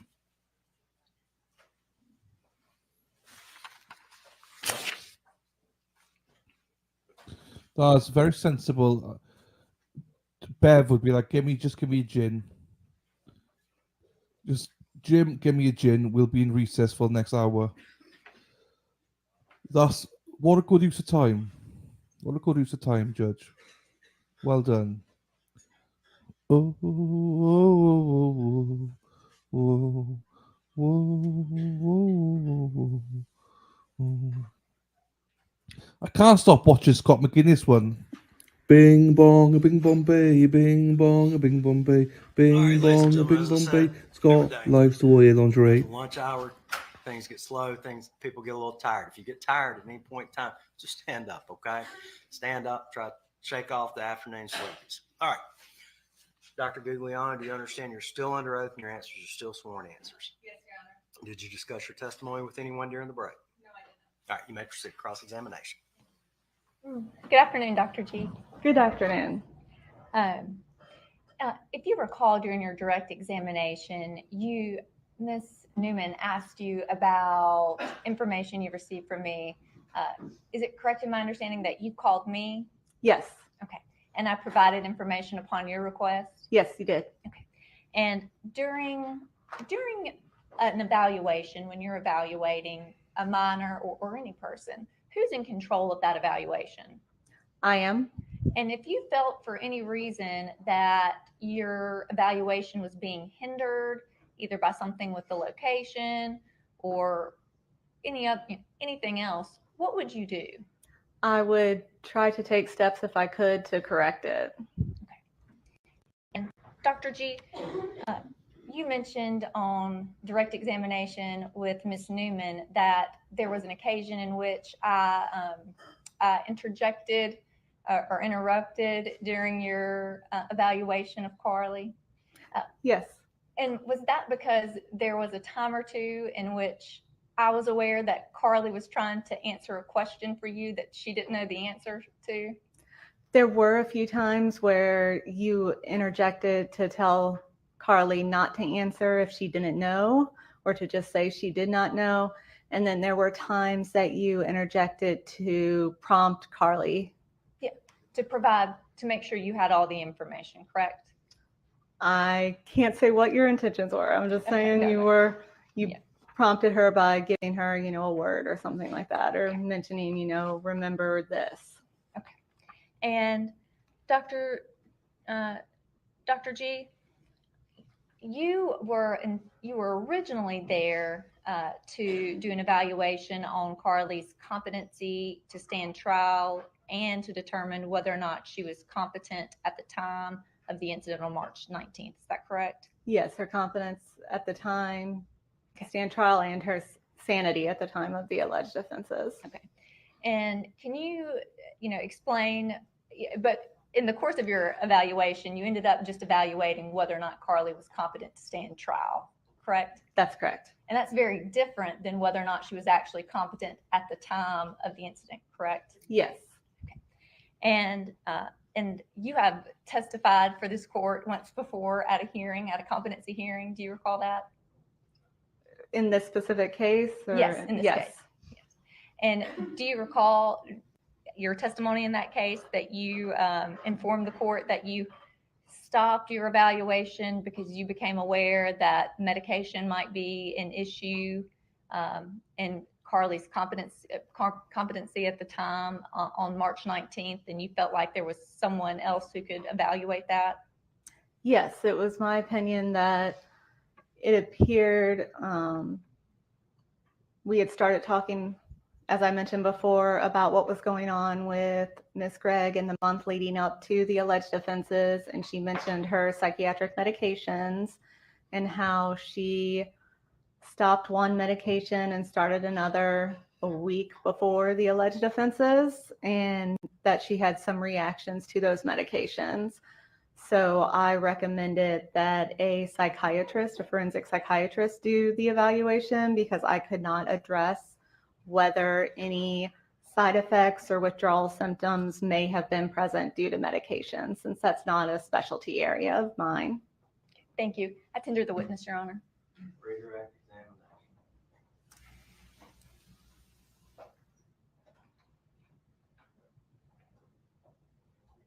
Dr. Giuliano, in fact, you did try to question Ms. Gregg about whether or not she abused prescription medication, didn't you? I did. And she refused to provide an answer. She declined to answer the question. And are you able to go forward with any evaluation about medication when somebody fails to provide you information about it? Yeah. Their abuse of medication. If their abuse, no. No, if you're asking specifically about abuse, no, but there are other questions that I would have asked later in the interview about medications if I was evaluating her sanity. And I believe you shared earlier that you did in fact render an opinion regarding her competency and her ability to recall facts, and that was that she is competent. Is that correct? Yes, it was my opinion that she was competent to recall facts in relation to being competent to stand trial. I'm not saying how much she may or may not be able to recall of the alleged offenses. No further questions, Your Honor. May this witness be finally excused by the state? Yes, sir. By the defense? Yes, Your Honor. All right, y'all approach. You can stand down. Thank you.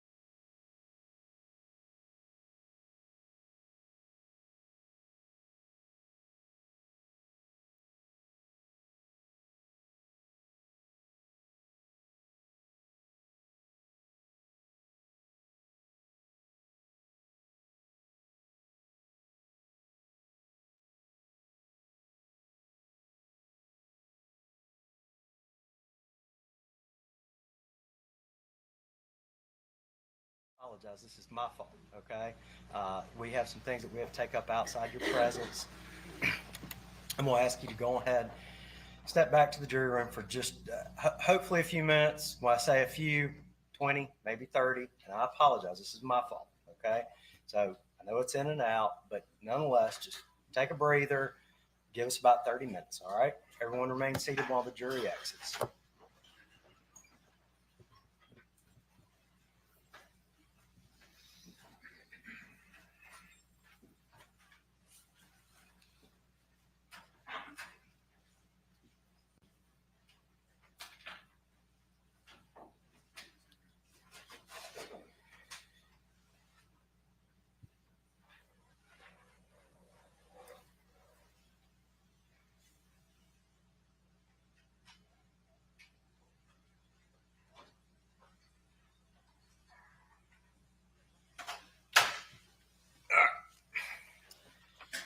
I'm going to take about a 10-minute recess, and hopefully the emails will be back before then. All right?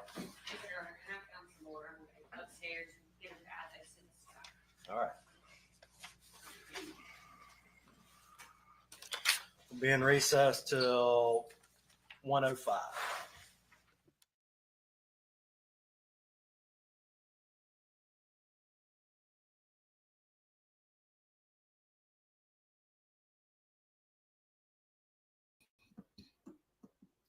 Here we go. Hello. Thank you. Okay, Shari, thank you, my darling. I'll take a look now. I'll take a look. Will you take a look now?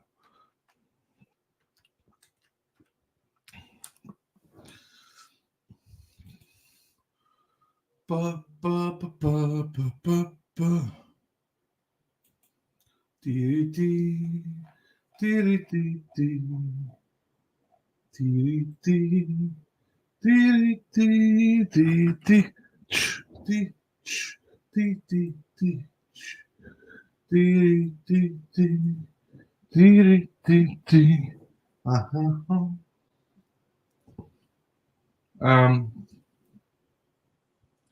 Can I do this then? Can I open this even more then? Oh, I can. Hang on. I'll do it this way.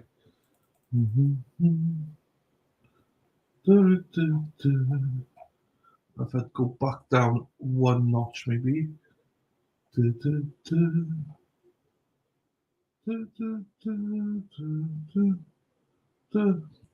Go up one more. Okay, I'll have to just do it there. I'll do it here.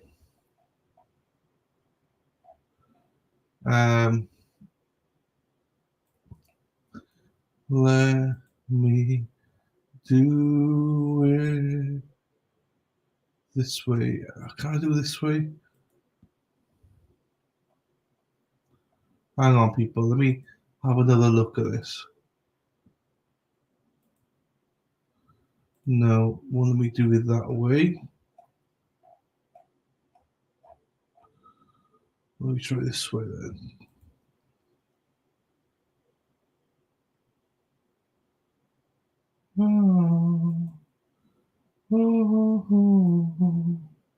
Right, that's good enough. That's good enough.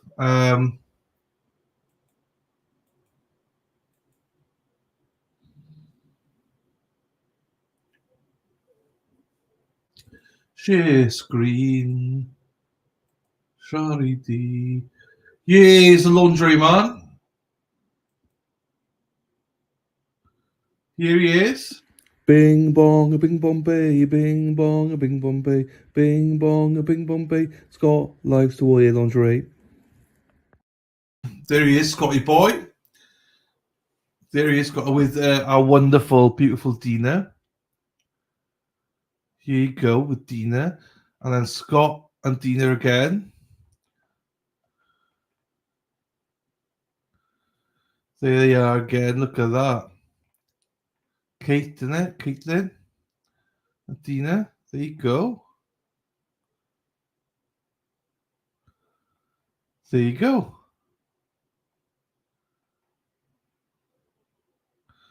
Here we go. There we go. Thank you, Charity, for those. And thank you, Dana Leonard, for the stream on that one. I'll finish my lollipop.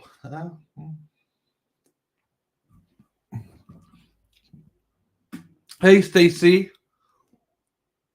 How's you doing? How's it hanging, Stacey? How's it hanging? There you go. Right. Let me do this. Shari. Magnum. Yes, Gary. Magnum. I need to get... Here we go.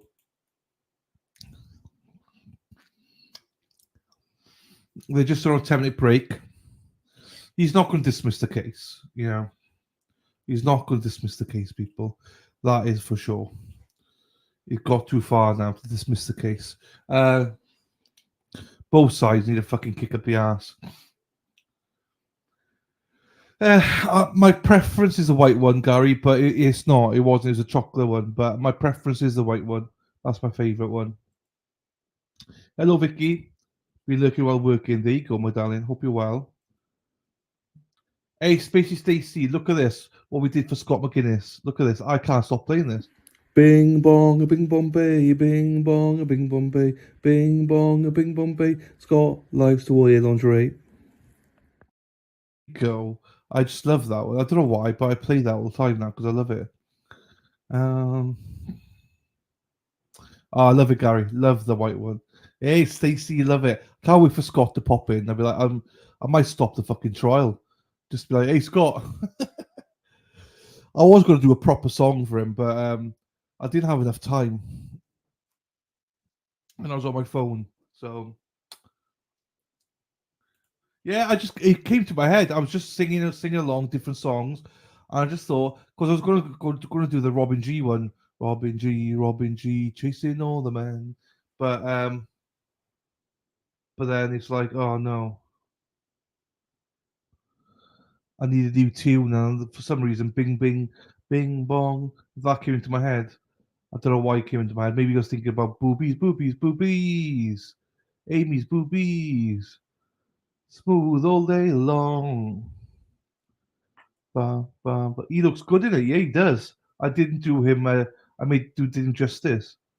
And what I'll do is,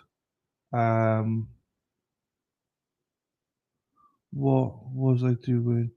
What were we doing with the drunken sailor? What I was doing was what was I doing? What was I about to say there?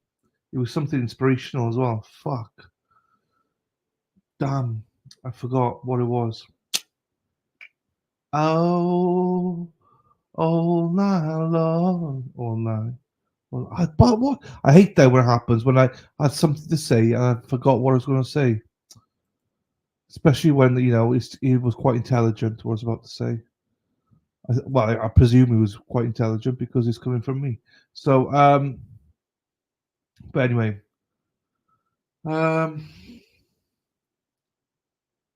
yes, we are Lil G. I was asked to golfing, but I chose to be here. Oh, thank you, LC. Bugger golfing. Stay here. Also, it's raining, I think, in most places. Rain, rain, go away. Bam, bam, bam, bam, bam, bam, bam. It's pointed out to me by someone very intelligent that this chat is very neurodivergent. A lot of ADHD people here, a lot of stuff like that. Maybe that's why you guys like this chat, because yeah, where your minds are. No, there's more witnesses. There's more witnesses, little G. We got at least one more witness, if not more. They haven't decided yet. I wish it would be rain here. I wish it would piss all over you, Sarah P. Get soaked. Just follow you around like a shower head. Follow you everywhere you went. That would be funny. I'd love for that to happen. I would love that. That would be funny, I think. You'd be pissed. You'd be fun for you for like the first 5 minutes. Then after that, you'd be like, "Oh, get out, no."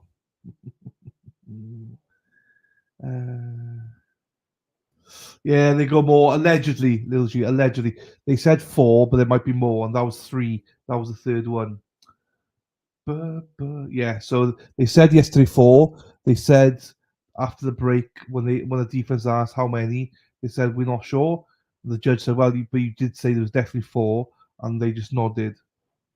And there might be more, she said. So we'll just have to see. We'll just have to see. We'll just have to see. Like everyone, yeah, please like and subscribe, everyone. That would be quite nice of you if you did do that. I would appreciate it. I'd appreciate it. It'd mean I wouldn't have to sing it all the time then.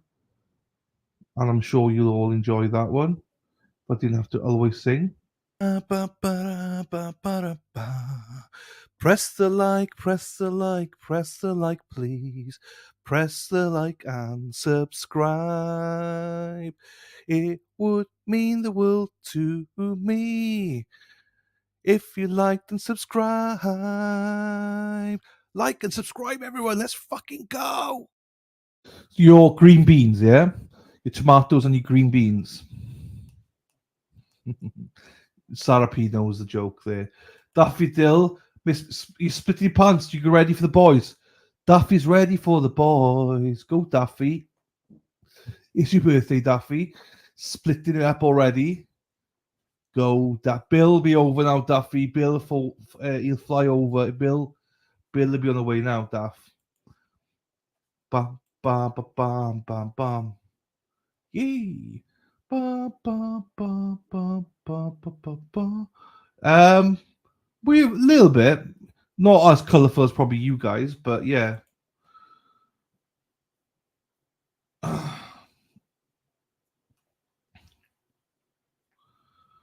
We are the champions, my friend. Spicy green beans, they're fucking killers. Spicy green beans, they are the worst. They got worse and worse every time. We are the champions, my friend. Bow, bow, bow, bow. We are the champions. We are the champions. No time for losers, because we are the champions of the world. I love jalapenos. I fucking hate jalapenos. I couldn't. Spice, no spice. Do you want spice? No extra spice, please. Please give me korma. God, I would like a korma, please. That is me.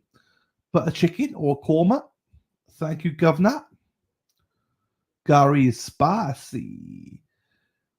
Gary, we have the same. We have over 15 on our plant, just waiting to be ready to pick. Pick away, Sarah P. Pick away, Sarah P. Pick away, Sarah P. You can see the non-neurodivergents leaving the chat. They're like, what the fuck is this? But the neurodivergents in chats, they're all like, oh, this is great. Ba ba ba ba ba ba ba ba ba ba ba ba. Ba. Oh, Carol, no. Carol, no. Carol, Disney Queen, no. Jalapenos is out of everything. No, thank you. Spicy Gary. Gary, he's a spicy one, Gary. He likes jalapenos, Gary. He's a spicy one, oh, Gary. He's a spicy one. Lil G, I want to get laser hair removal on my legs. Does that work then? But it only works if you don't have much anyway, doesn't it? B B B B B B B B B B B. Spicy lamb. Spicy lamb.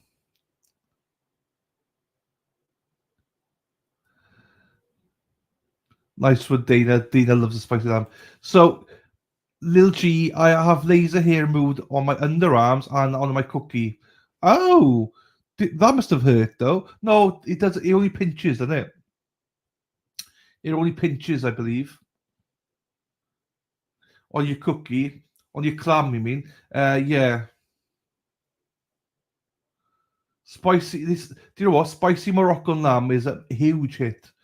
I'm not saying I'm a massive fan of it, but they do a lot of Moroccan, spicy Moroccan lamb.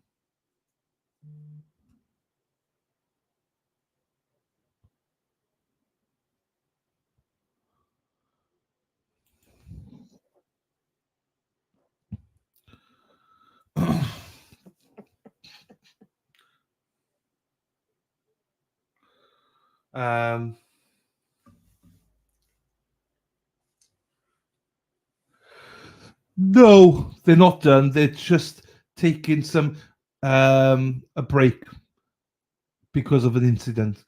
But don't worry. We'll just talk about laser hair removal. So, do they do laser hair removal in the UK? They probably do, don't they? They probably do. So, little G wants to laser hair remove the hair on her legs because she's already had laser hair removal on underarms and cookie.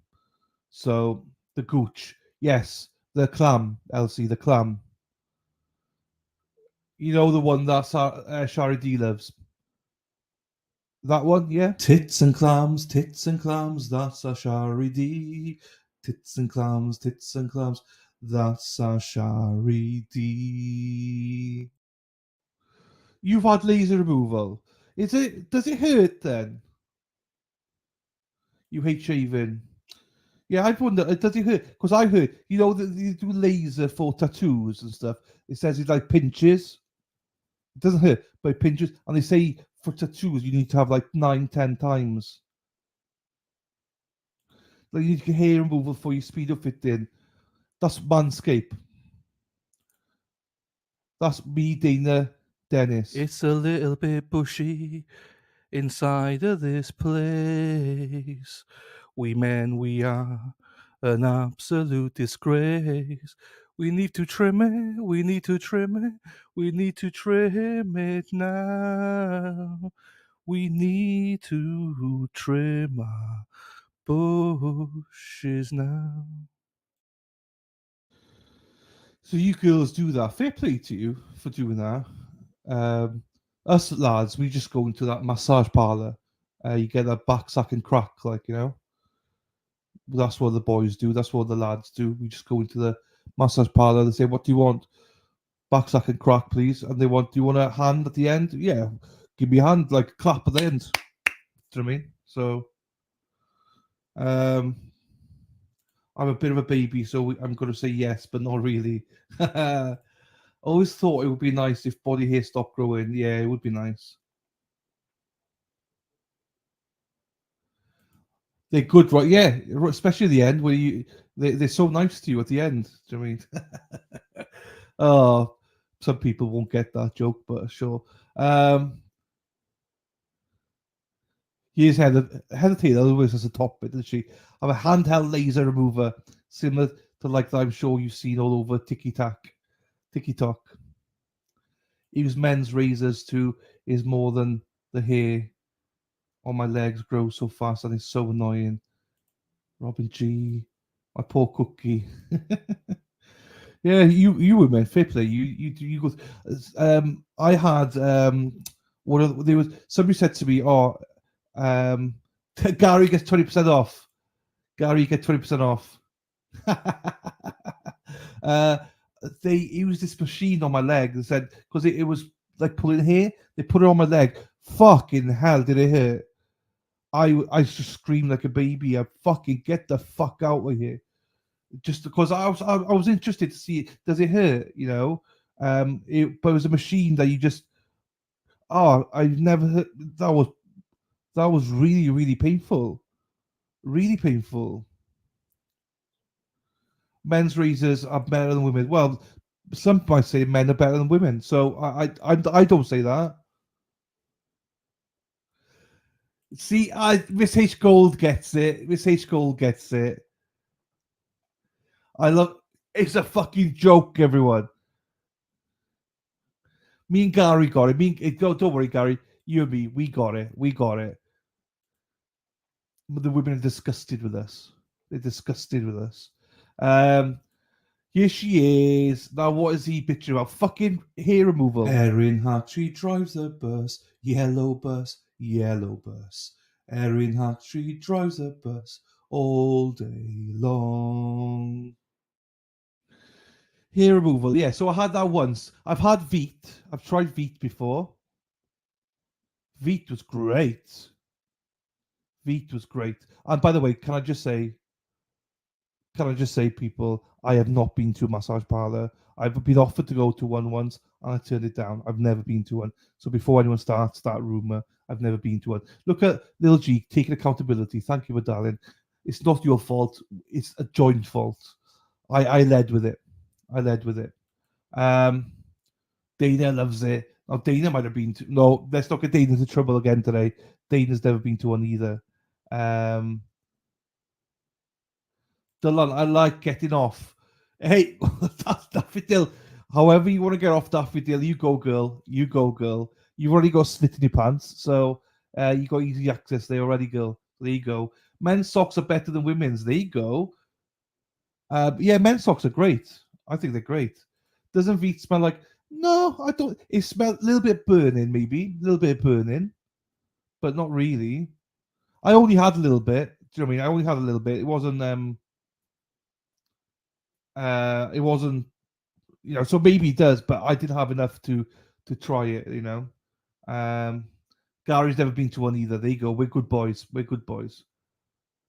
A lot of people use men's deodorant. A lot of people do. I talk about 40-year virgin. Oh, cheap as crap. I couldn't do that. So I'm not sure I could do that waxing. Dana Leonard. Dana, you're fucked. That is still the class of it all. That is class. Dana, you're fucked from Tracy. That was, do you know what? It was because Dana as well, right? You know, you and me are very similar, Dana, right? Just Tracy, she's so lovely. Tracy's so lovely, so nice and everything. And she just dropped in from the sky. She didn't even say she was here. Dropped in from the skies. Boom. Dana, you're fucked. That is my sense of humor. I was like, that is awesome. I love it. Toots. Feet is cheat. I only tried a little bit. I did try a wax once, but it was too painful. I think mine is probably the knockoff brand, but I love it. I don't know why lady socks exist. I got the same socks as I got like 20 plus years ago. I got socks I'm wearing a pair of socks now. It's probably been with me for probably over 24 years, something like that. Erin, butts do. Kelly Clarkson. Men's t-shirts better than... Yeah, women love wearing men's clothes. Women love it. Why do you love it so much? I don't get it. What's different? Is it because it's bigger? As in, the clothing's bigger and stuff? Is that why? More comfy? Dana gets it. Oh, my, you got a good one there, Dana. You got a good one there. Honestly. Lucky man. Because our sense of humor is rare. So, they would stop dividing everything to genders. Well, don't hold your breath. They probably will start that before long. True. The only socks I wear are compression socks. I need to get back to wearing my compression socks. I used to do it all the time, and then I stopped. I reckon they know what we will just buy more, so they're always poor quality. Yeah, we should just wear men's then, Miss H Gold. Wear men's. Comfy and better tools, razors. I think we have kind of the same humor too. Yeah, oh, definitely, Gary. We do. Definitely, Gary. Definitely. I hate socks. Do compression socks help you lose weight? No, I don't think so. But it just help you with your blood flow, isn't it? That's why I need to use it, because I'm sat down most of the days. Do you know what I mean? So I should. I did buy some. I just don't. I got a pile here that I can't even see. Lil G, you would have a nightmare here if you saw it. To get your blood flowing. Oh yeah, no, different things. Lil G. 300 years old. Okay, good. I need to wear compression socks too. Do you? Yeah, I've got 3 pairs, but I can't find them now. I know they're somewhere in this pile of clothes, but I don't know where. No. If they were, I'd wear 10 pairs. Yeah? If they were like, oh, compression socks, they help you lose weight, I'd be like, fucking give me 10 pairs, quick. Get them on me. Put them on my arms. Put them on my ears, everywhere. I ain't wearing them. Picking them up off the floor, washing them, losing one. I'm barefoot always. Oh, there you go.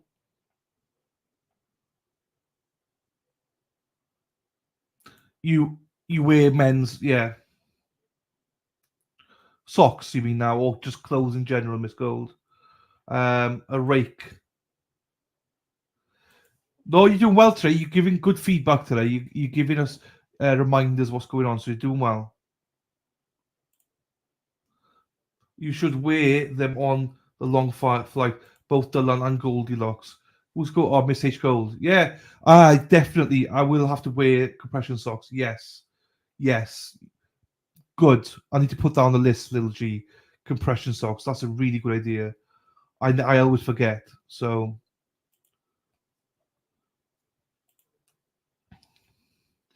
getting giddy about the trip. Where you go? Oh, yeah, go on trip, aren't you?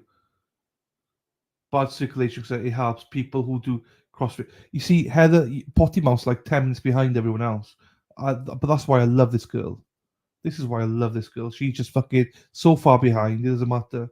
She doesn't give a fuck either. People who do CrossFit wear them a lot, like so do pregnant women, so they help a wide variety of people. They say you should wear them, but don't wear them in bed, they say. Don't wear them in bed. Got mixed up compression socks and a waist trainer to them. No, yeah, that I'll forgive you. I'll let that one slide. Though. We're all allowed to have slip-ups, socks. There you go. So, yeah, but most women like men's clothes anyway, don't they? I don't know. I know my nieces fucking nick all my clothes. I can tell you that much now. That's for sure.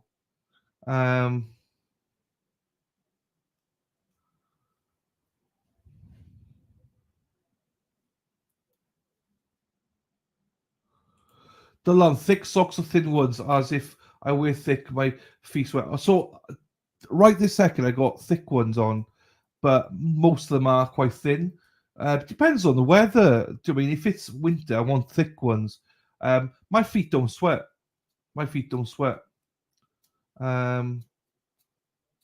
But yeah. Apart from that, normally thin ones, but there you go. Men's hoodies and t-shirts. Yeah, I thought so. That's what my nieces take from me. So there you go. Waist trainers. Oh, waste trailers. Okay, I'll look into that. I didn't know what that was. I might have to try that then. Okay. Okay. Court to review.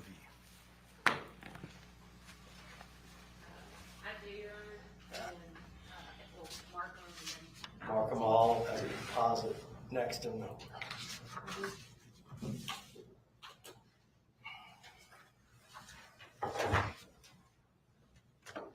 Your Honor, for the record, while we were out, the state went upstairs and grabbed a copy of our external hard drive that had the phone extractions on them.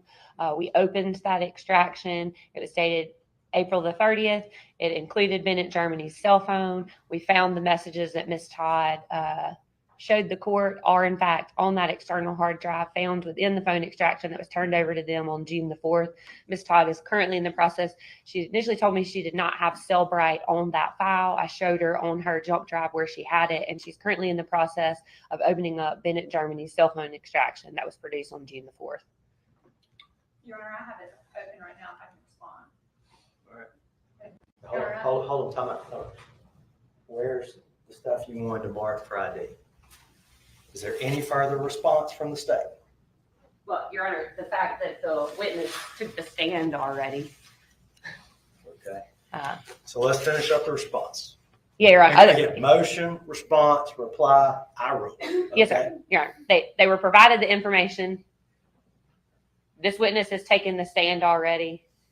He could have been asked anything that they wanted to about these text messages. Their motion was that it was exculpatory and that it wasn't turned over. In fact, it was turned over. Your Honor, I don't know any other way to say that they have it. Okay. All right. You see. Reply by the defense. Yes, Your Honor. If you will recall at our hearing on June 4th of 2023, which I have a transcript of, at that day, this court told the defense the state to provide all discovery to the state by 5 o'clock that day. The court then asked me if I, in fact, on page 66 of that transcript, the court says,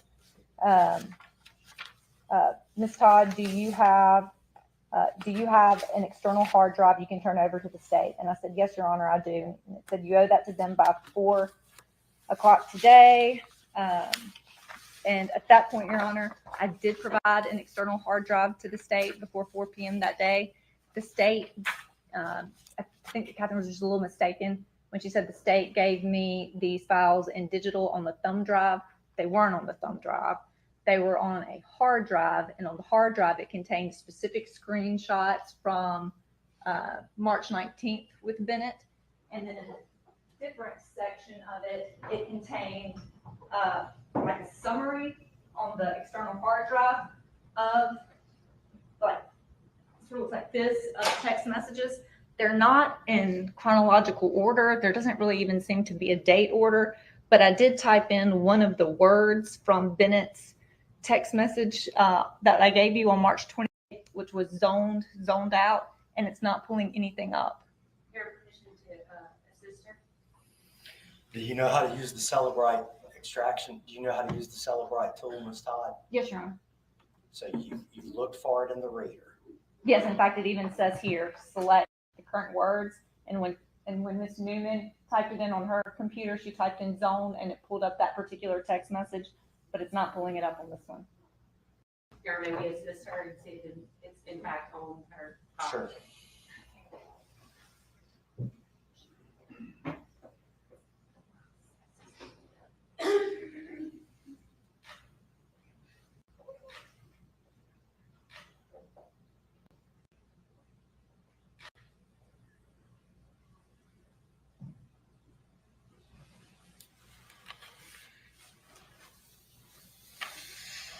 It's there, Don. Did you find it, Ms. Todd?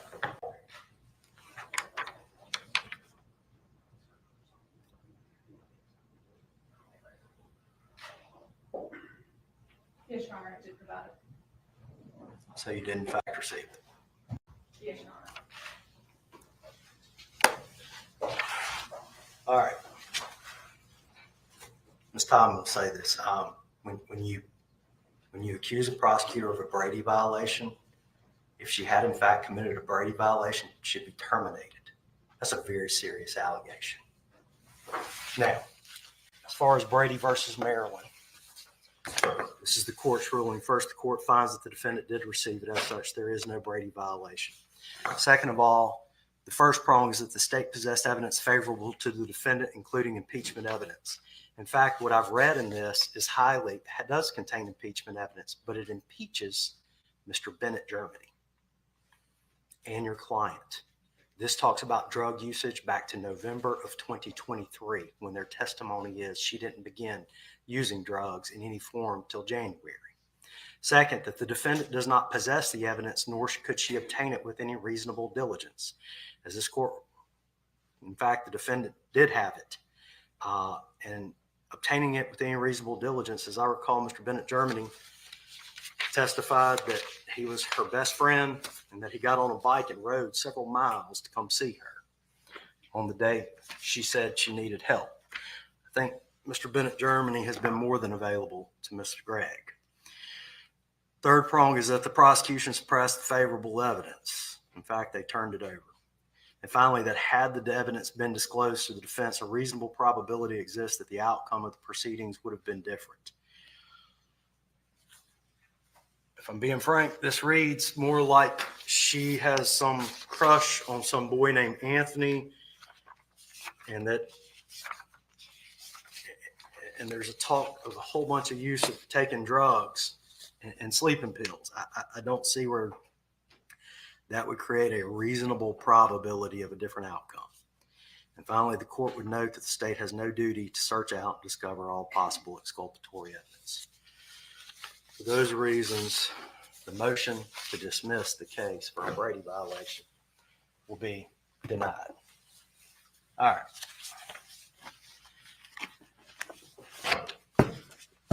I'll give these back to the court reporter.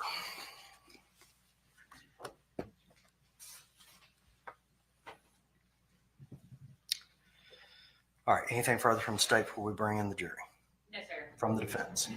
No, Your Honor. All right. Bring it in.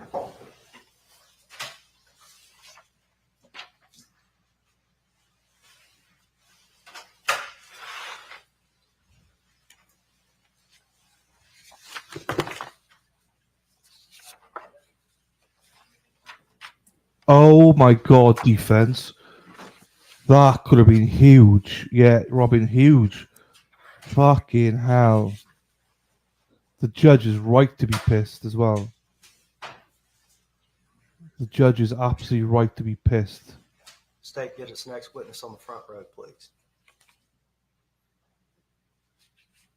Oh, he was already here. I'm sorry.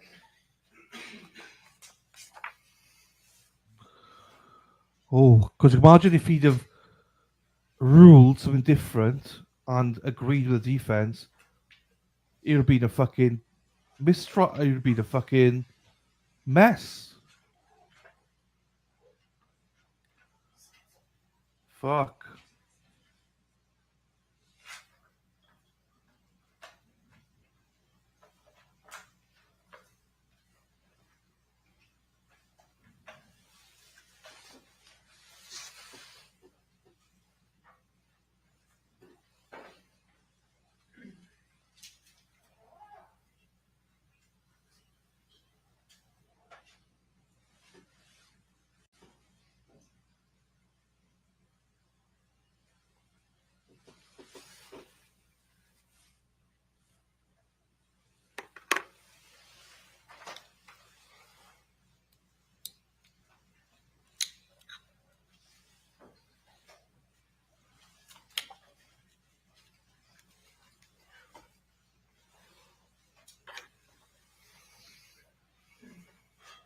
Bot, sex bot.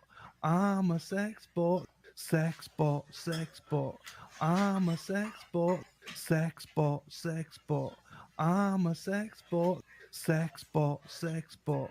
I'm a sex bot. All right. Thank y'all for bearing with me. I apologize. That was my fault. But I think we're ready to proceed now. Okay. State may call its next witness. State calls Dr. Jason Picket.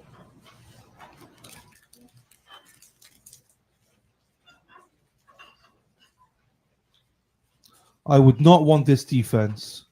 After that fuck up, I would not want this defense representing me. Fuck.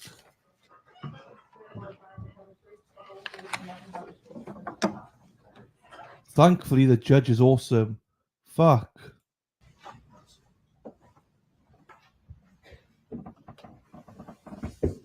Just shove up the microphone so I speak directly into it. Make sure you speak loud enough that lady on the back row can hear you, okay? Yes, sir. You understand your down to earth, your answers are sworn answers under penalty of perjury.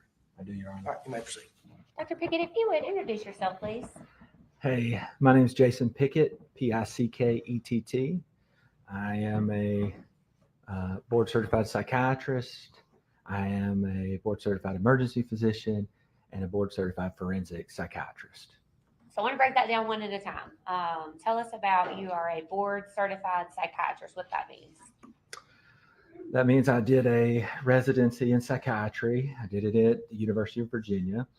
And I treat patients with mental illness, anxiety, depression, OCD, PTSD. I work at the North Mississippi State Hospital where I see patients who've been committed to the state hospital. Most of my patients have a serious mental illness, which is typically schizophrenia, bipolar disorder, schizoaffective disorder, things like that.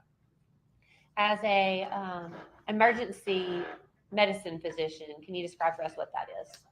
Yes, as an emergency physician, I work in the emergency department and I treat emergencies. So stroke, heart attack, car wrecks, psychosis, acute, altered mental state.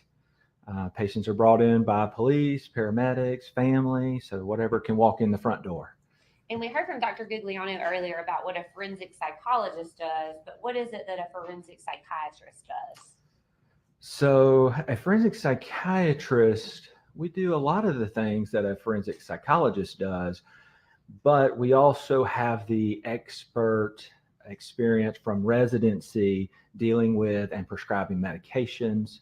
So we're better qualified to consider medications and how they may benefit or harm somebody related to, in a forensic realm, it's related to maybe a crime or competency to stand trial, sanity at the time of their mental state at the time of the offense and such. So I want to talk about kind of back up before you got your certification and talk about if you could give us the benefit of your educational history. Yes, so I went to Mississippi College and have a bachelor's from there, a master's degree from there. Then I went to the University of Mississippi Medical Center for medical school. Then I stayed at the University of Mississippi Medical Center where I did a 3-year emergency medicine residency, completed that, and immediately after finishing that, I went to Virginia and started a second residency in psychiatry. Completed that, worked as an emergency physician throughout that training, periodically here and there as much as I could. And then I did a 1-year fellowship after completing the psychiatry residency in forensic psychiatry where I stayed in Virginia. And that included 2 days a week. I would go to the state hospital in Virginia where I would see patients pertaining to competency and sanity. And then 2 days I was at the ILPPP, it's the Institute of Law, Psychiatry, and Public Policy, where there's a lot of forensic psychologists and we work on forensic cases together. And then 1 day a week, I would go down to the women's prison and see patients there as typically a general psychiatrist, but it's in a correctional setting. So. And when you're doing this fellowship, you're actually already licensed to practice medicine. Yeah. To some degree, I have my MD. You get that when you graduate medical school. So I had that throughout my ER residency and my psychiatry residency and my forensic fellowship. And I was moonlighting as an ER doctor while I'm doing the second residency and fellowship just to pay some bills. But so yeah, I was able to practice medicine throughout all that. Do you have to take a test or get any kind of certification before you can be a forensic psychiatrist? Yes, you have to do a 1-year fellowship, which you have to apply for. In the state of Virginia, they only take one applicant a year. And fortunately, I was blessed enough to receive that position, which was an honor, and I was very thankful for my training there. Then after completing that, you have to take a board certification, which is expensive and takes a lot of time and money, but I did it and passed, and I'm happy. And where is it that you're licensed? We would accept him as, I think they're wanting to have him as an expert in general psychiatry, forensic psychiatry, and emergency medicine. We've down objected that. All right, he'll be admitted as an expert in the area of general psychiatry, forensic psychiatry, and emergency medicine. You can continue with your questioning about the witness's qualifications if you wish. No, sir. No need for that. Dr. Pickett, have you? I do want to ask about this. Prior to being involved in this case, have you had the opportunity to perform mental evaluations of defendants? Yes. In my fellowship, I had on the forensic unit at the state hospital. By definition, with the forensics, most of them had some kind of criminal or some kind of crime related to their mental health. And so I would evaluate their competency to stand trial to see, do they understand? Do they meet all the qualifications and such? So yes. And we heard Dr. Gugliano talk about there's a list in the state of Mississippi of forensic, either psychologists or psychiatrists that are certified to perform these types of evaluations through the Department of Health. Do you know, are you one of those? Yes, I am. And how many forensic psychiatrists are there in the state of Mississippi that have gone through the qualification to perform the mental evaluations through the Department of Health? I don't know how many have gone through the process, because you do have to apply and go through those credentials. In my opinion, would be qualified if they wanted to do the process. I don't know how many did the process, but there's only about, I think, 6 in the state of Mississippi. And as far as forensic psychiatrists go, not all of them are practicing. And many of the forensic psychologists are actually out of state. Some of them are out of state that we have. And the list is not very long. When you are asked to do, in your previous evaluations, when you're asked to determine whether somebody is either mentally competent or insane for trial purposes, who usually hires you, or who are you doing that on behalf of? To date, I'd say 99% has been the defense. This is my first case being retained for the prosecution. But I do want to make it clear that I remember when we first talked, regardless of whoever brings me into the case, my opinion is my own, and I take great pride and responsibility in that. And regardless of who gets me involved, I let them know from the beginning that my report may fall on your side or it may not, and that's that. And when you were retained by the state, we agreed to that, right? We did.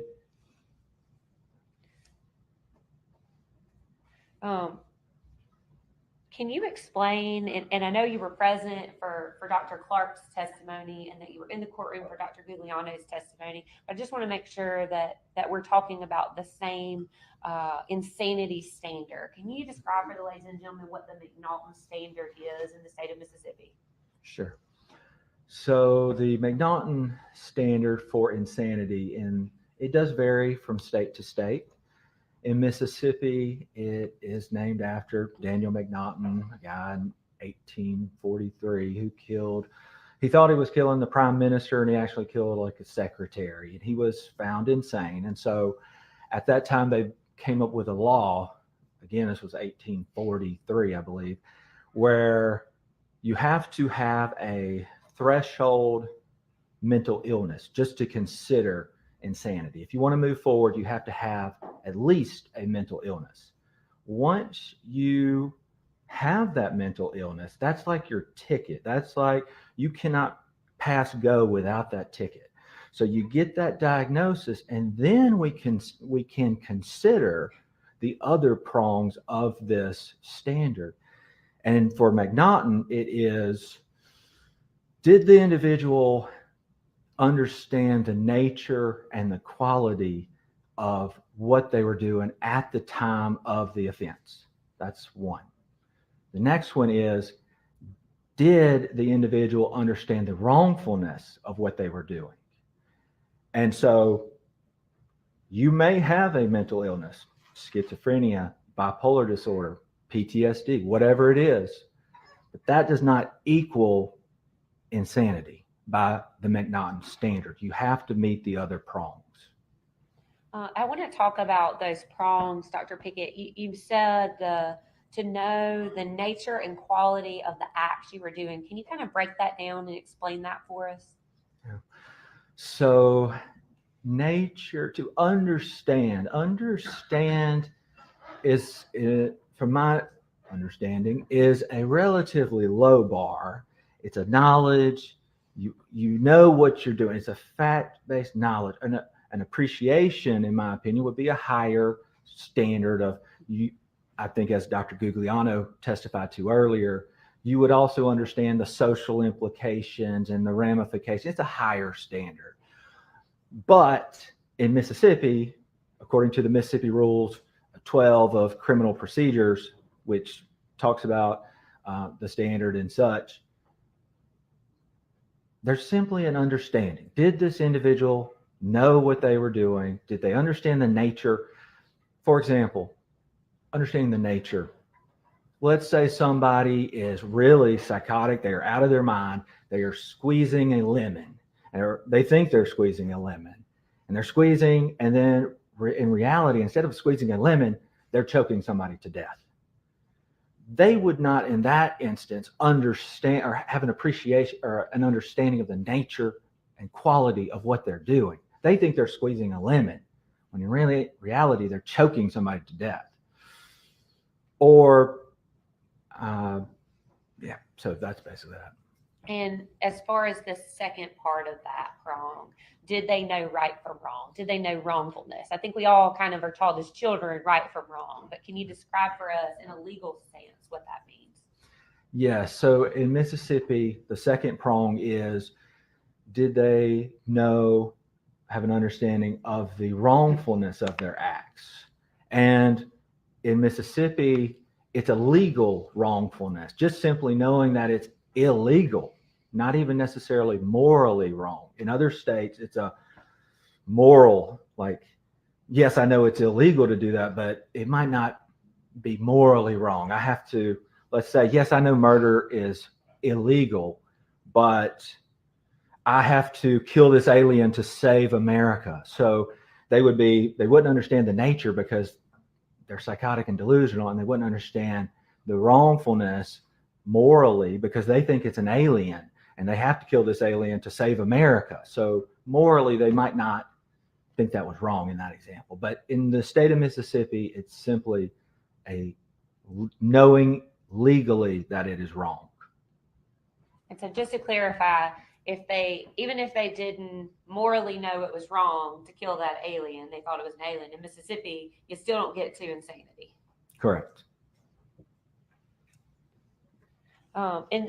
In this particular case, who was the defendant? Miss Carly Madison Gregg. And did you have the opportunity to interview Miss Carly Madison Gregg? I did. What other information? Let me take a step back, Dr. Pickett. I apologize. Did you perform an evaluation and prepare a report in this case? I did. And did you render opinions regarding Carly Madison Gregg in that report? I did. I met with Miss Carly Gregg on August 30th for about 4.5 hours here with Attorney Todd, and I rendered a decision that was based on my interview with Carly, my extensive review of a lot of discovery, my training, education, experience, and knowledge. I pulled on all of that to surmise a opinion. And was that opinion to a reasonable degree of medical certainty? Yes, it was. And the items that you're talking about that you reviewed, the interview with the defendant, the mountain of discovery, talks with my office. Did you also talk with Ms. Todd? Yes. To some degree. I talked to her, I think, mostly during the evaluation and occasionally via email correspondence. In relying on those things, is that something that a similar situated forensic psychiatrist would rely upon in rendering his opinions? Yes. So I want to talk to you about, well, I want to talk to you first. Let's talk about what your opinion is regarding Carly Gregg's sanity, and then I want to back up to how we got there. Okay. So what was your ultimate opinion as to whether or not Carly Gregg was insane at the time of the murder, attempted murder, and tampering with physical evidence on March the 19th, 2024? I'm happy to discuss my opinion, but I do want to say the ultimate opinion is for the fact finders to decide, and I would just offer my opinion. So I do not want to speak to the ultimate decision, but I just want to lay out my opinion based on everything that I have researched and written and read and done. So my opinion is that Carly does not meet Mississippi's standard for insanity at the time of the offense, and that she knew the nature, quality, and wrongfulness of her actions during that day. So, Dr. Pickett, I want to take you back to the things that you reviewed. You talked about a mountain of discovery. We've seen in the courtroom, we've seen some videos from that day. Did you have the opportunity to review those? Yes, I did. Did you consider those in rendering your opinion? Yes. When you say those, I've seen the garage video footage. I've seen the Wise video camera footage from the dining room. I've seen body camera from the officers. I reviewed several of those. So I have seen a lot of video. I want to take you back to your interview of Carly Gregg. When did you say that happened? August 30th of 2024. And who was present during that interview? Me, Attorney Todd, and Miss Carly Gregg. In your practice, is it common for a attorney or a defense attorney to be present during your evaluation? It's not common. Most of the time I do my evaluations for the defense. And so most of the time they don't come, and they know that I'm there most of the time. But no, they can be there. It's not standard that they are, but they can. And it's not a problem if they are. In this particular case, in your report, you noted that Ms. Todd was present, but there was something that stood out to you about the participation in this evaluation. Can you tell the ladies and gentlemen about that? Yes. So at the beginning of the evaluation, Attorney Todd told me that, hey, there's some things that Carly doesn't like to talk about, so I will have to prompt her.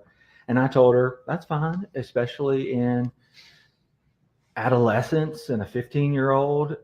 When I see patients outside here, parents are often involved. That's not unheard of. They have to prompt them. That's totally okay.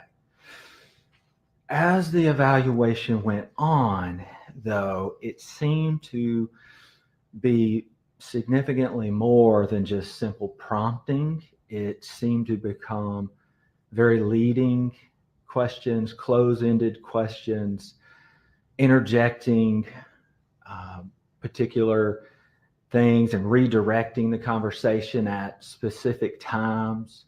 And in my report, which is 85 pages, I do list examples of this, and I can go through that if that's desired. But it did seem excessive, and it seemed like I was being led somewhere in some of the examples. And what was your opinion as to why you were being led? I really don't want to speculate as to why a defense attorney might, interject so much. It did seem calculated to me, and like there may be some secondary gain in trying to fool me into believing something. In my experience, most of the time when patients are experiencing these things, they do not really need a lot of prompting. Most of the time, if they're suffering with severe mental illness, auditory hallucinations, these scary dissociative spells, they will volunteer that information usually and be able to tell me very vividly and without prompting what they're suffering with. And just to be clear, Dr. Pickett, it was not your intention to pick on Attorney Todd, right? No. You simply noted that in your report because you found it unusual. Yes. I want to talk to you about, during your evaluation and your review of the discovery materials, did you ever find any evidence of drug use by Carly? Yes.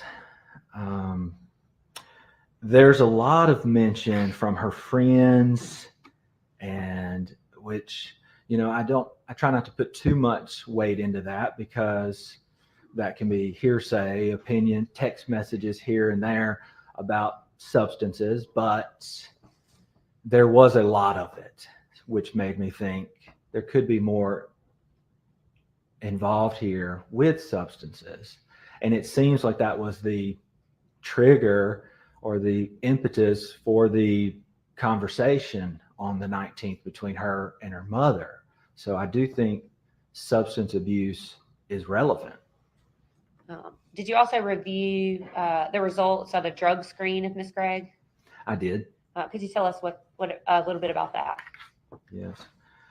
There was a drug screen that was obtained, I believe, at the juvenile center after she was detained, and it tested positive for cannabinoids. Did you have the opportunity to review the vital core records also?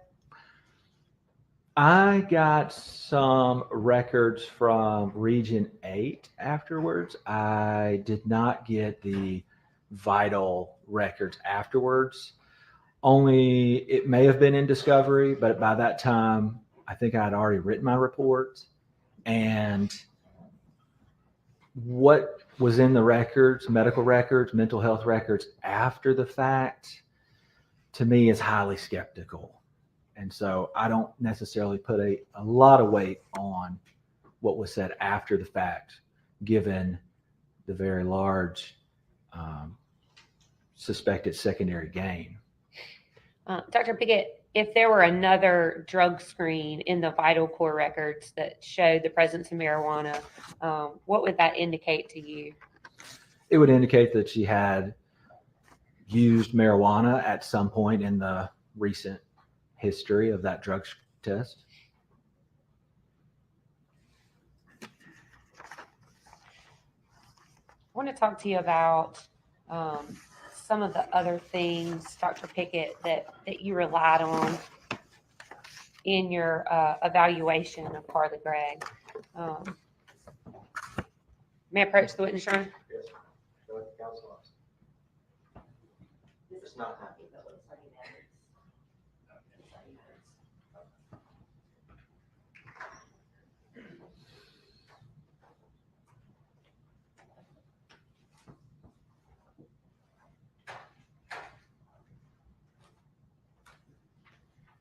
I'm giving you what's previously been marked as Defendant's Exhibit 11, and it does not appear these pages are numbered, so I just kind of want to go through them in order. Okay.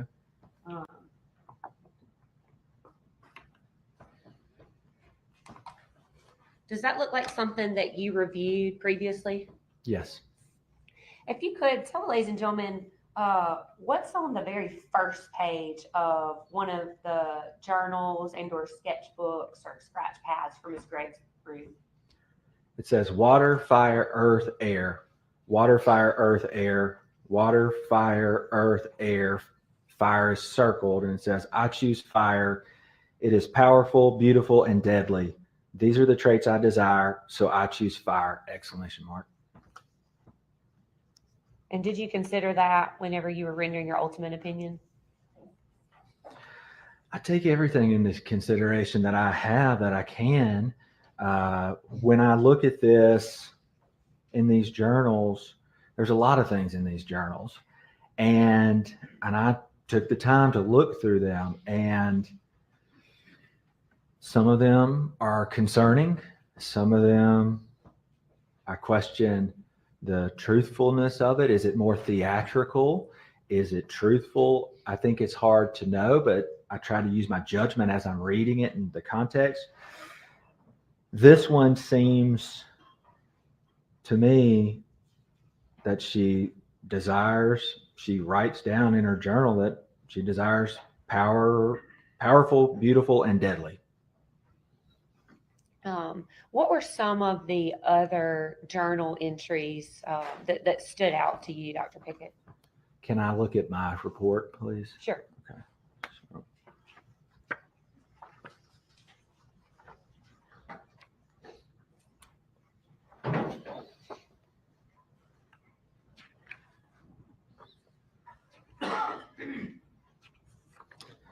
So one of the journals, I think this is the Brown Journal. It says in the beginning. If he's going to refer back, can I know? Can you just tell us what page he's referring to?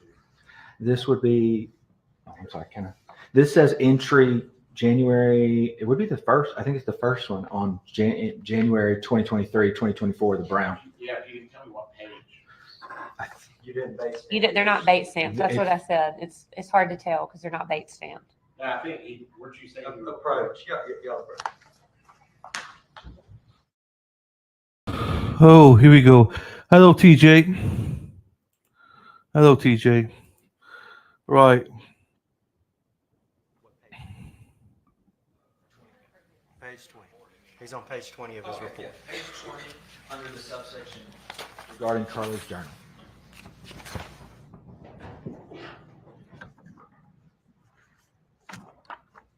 If you would proceed, Dr. Pickett. Okay, thank you.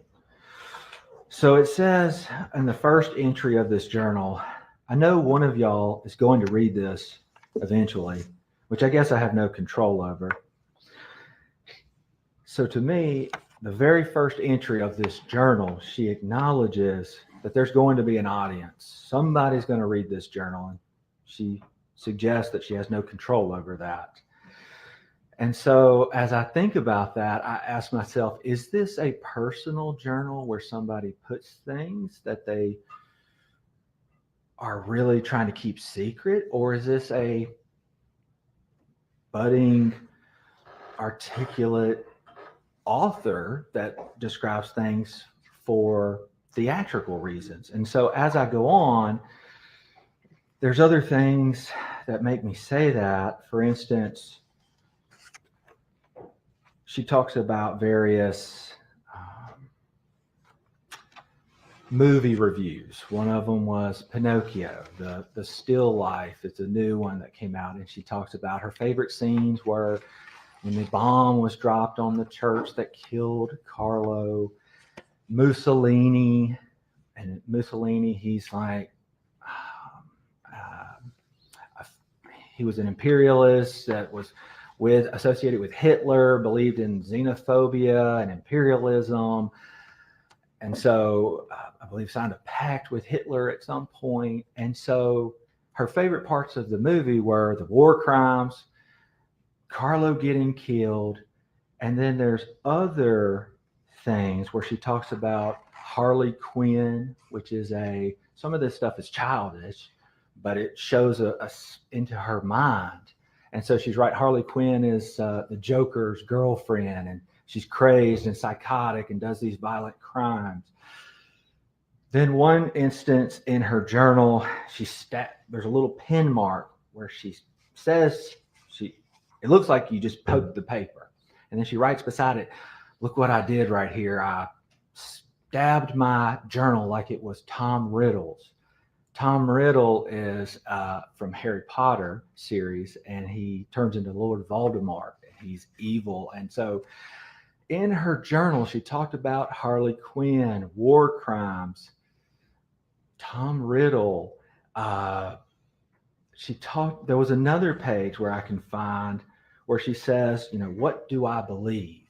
And she writes these tenets down, and one of them says, It's okay to be evil. There is no God. And if I can have a minute, can find others. Judge me half, Rich.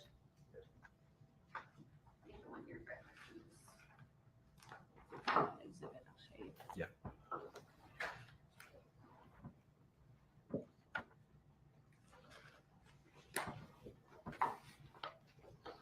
Thank you.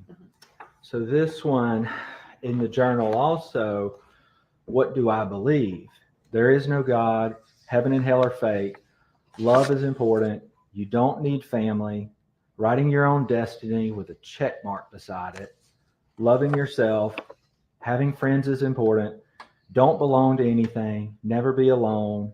Go to your place of comfort often. Sometimes you must blend in, but never forget it's okay to be evil. Sometimes you must jump into the dark to truly see the light. Privacy is not loneliness. Death is inevitable.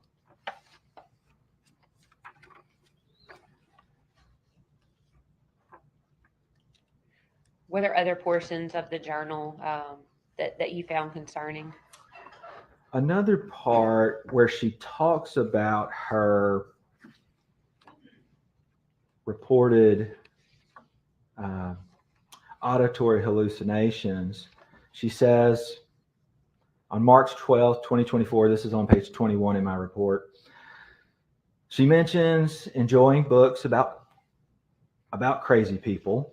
And then she adds that she had a psychotic break, but calls the incident quite silly. And she goes on to say, I actually spoke with one of the voices in my head. Well, I didn't hear them until earlier today, but only then. My particular friends and I were practically screaming bloodthirstily and ravenously. Thank God physical confrontation was not fruitively possible. I sound crazy. And then she continues on. In other sections of her journal, she talks about all the dishonesty. The dishonesty with what, Dr. Pickett? I believe she was referencing to after the iPod that she was using as a burner phone had been found in early January. She wrote in her journal at some point, I'm kind of relieved. Thanks, because of all the dishonesty. I'm glad it's just over with, so to speak, was my impression. So there were a lot of things. Yes, sir. There were also text messages that I had seen between her and friends that were concerning. When I'm trying to understand somebody's psychiatric mental state, all of this is important.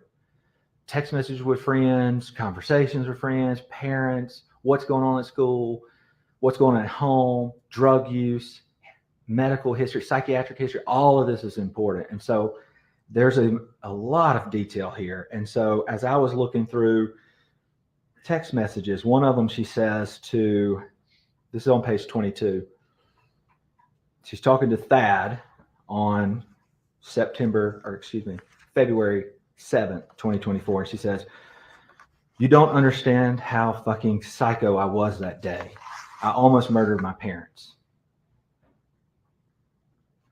And so as I am preparing to come and evaluate her, given the context of what's going on, I take extreme time to go through the mountain of text messages between teenagers, diaries, journals. Some of it seems theatrical and to almost entertain a would-be reader. And some of it is very concerning. Dr. Pickett, were there also some, I want to come back to the text messages in just a minute. Were there also some notes that you looked at of Carly's about gaslighting? There was a folder that was found, and it goes into a lot of detail about emotional manipulation and gaslighting. And it says at the top, emotional manipulation, gaslighting, and it would define kind of what that is and the setup and how you set this up, how you do it. And then, you know, at the end of it, it signs off with a valediction that says, take advantage, happy hurting.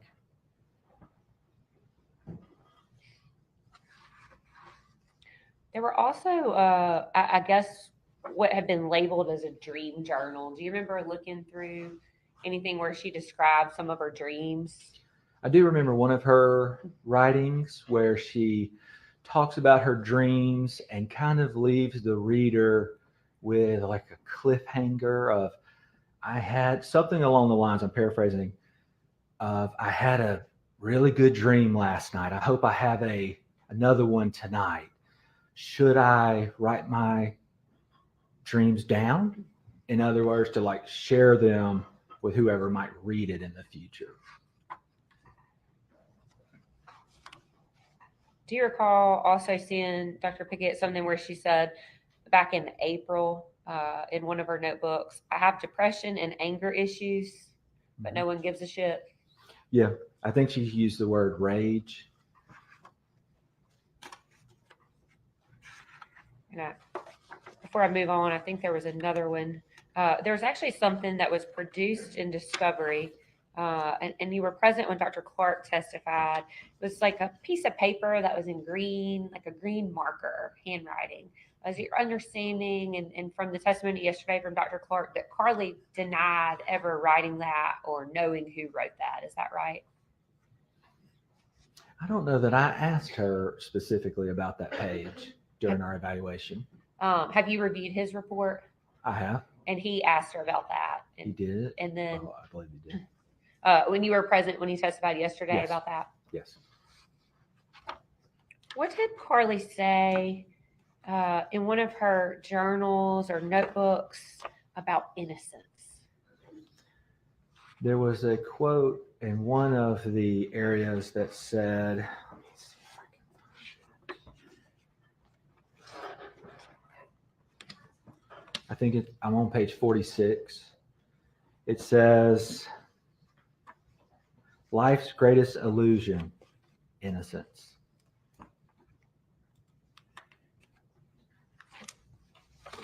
So, Dr. Pickett, you talked about some of the text messages that you reviewed.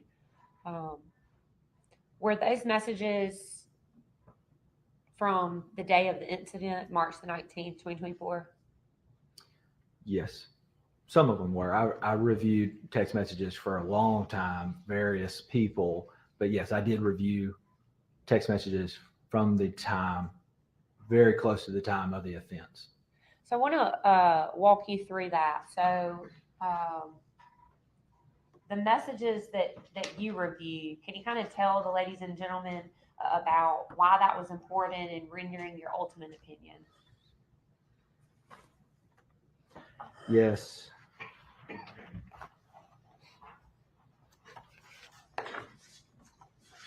So the text messages at the time of the offense are a window into her mind at that time. And having her words that close to the time of the offense is a pretty good window into her mind and what she was thinking and how she was doing at that time, in my opinion. And I asked Dr. Gugliano, I believe you're present in the courtroom, it's not very common that we actually have like medical records from a defendant the day before they commit a violent crime, is it? In experience, I'll have medical records related to somebody who's had a crime, but having somebody do a exam the day before is pretty unusual, rare, not the typical norm. If I have that, I'm very thankful for it.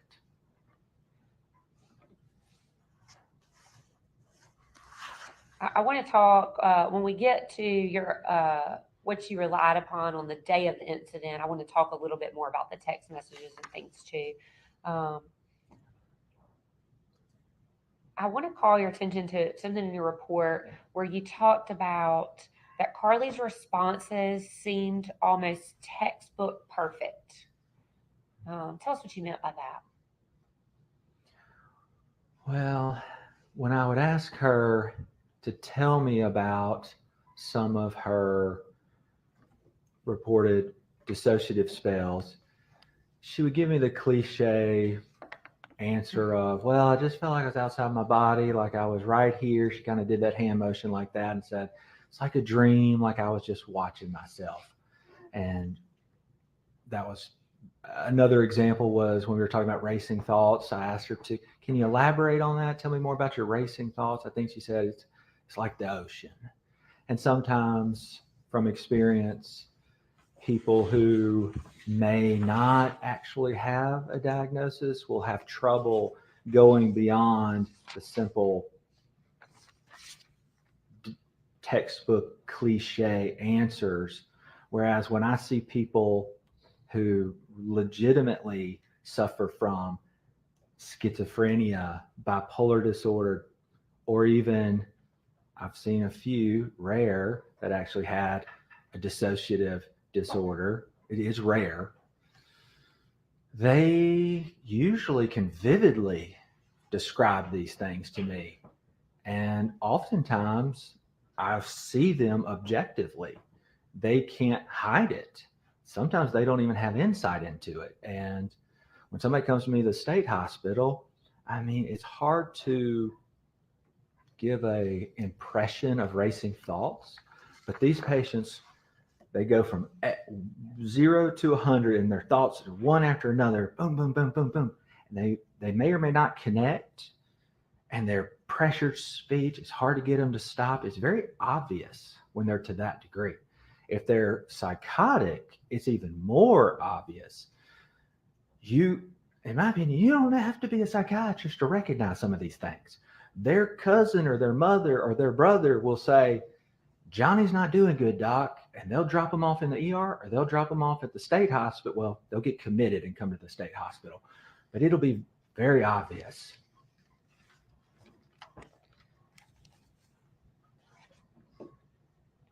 Dr. Pickett, at some point in your report, you talked about the DSM-5-TR. And we heard Dr. Clark talk a little bit about the DSM-5 yesterday. Can you tell us what the difference in the 5 and the TR is? Every few years, the American Psychiatric Association councils get together and revise, do a text revision. So they update the DSM-5 criteria with various things and criteria. And so every few years, there'll be a new revision come out. And the DSM-5-TR is the latest version and the one that I depended on while I rendered my opinion.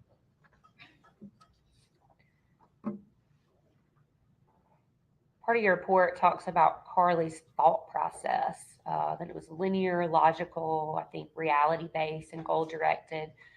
Could you explain to us what you mean by that? So linear, so as a psychiatrist, our physical exam is a lot of observation. Kind of start at the head, eye contact, their blink rate, are they slow? Their speech rate, their speech content.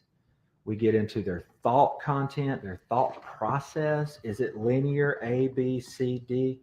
Ideas seem to connect, or is it, very disorganized and they don't connect? And so linear means we're having a conversation. It's going from A to B, and they connect. Logical means it's reasonable and it's real. It makes sense. You understand it. Reality based is it's not delusional.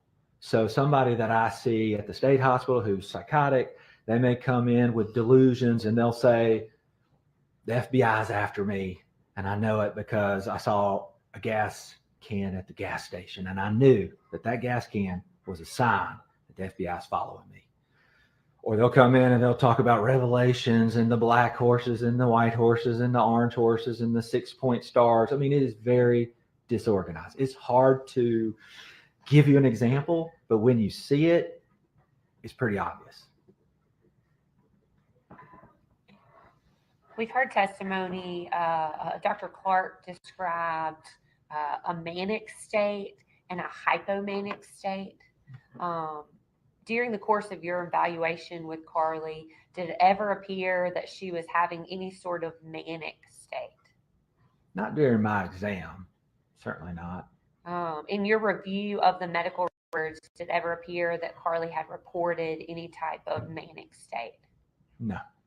I reviewed, I think the therapy notes started with Annette Bryant back in 2015. At least those were the oldest that I had to look at. I looked through those, did not see any mention of dissociation, no mention of auditory hallucinations, no mention of mania or hypomania.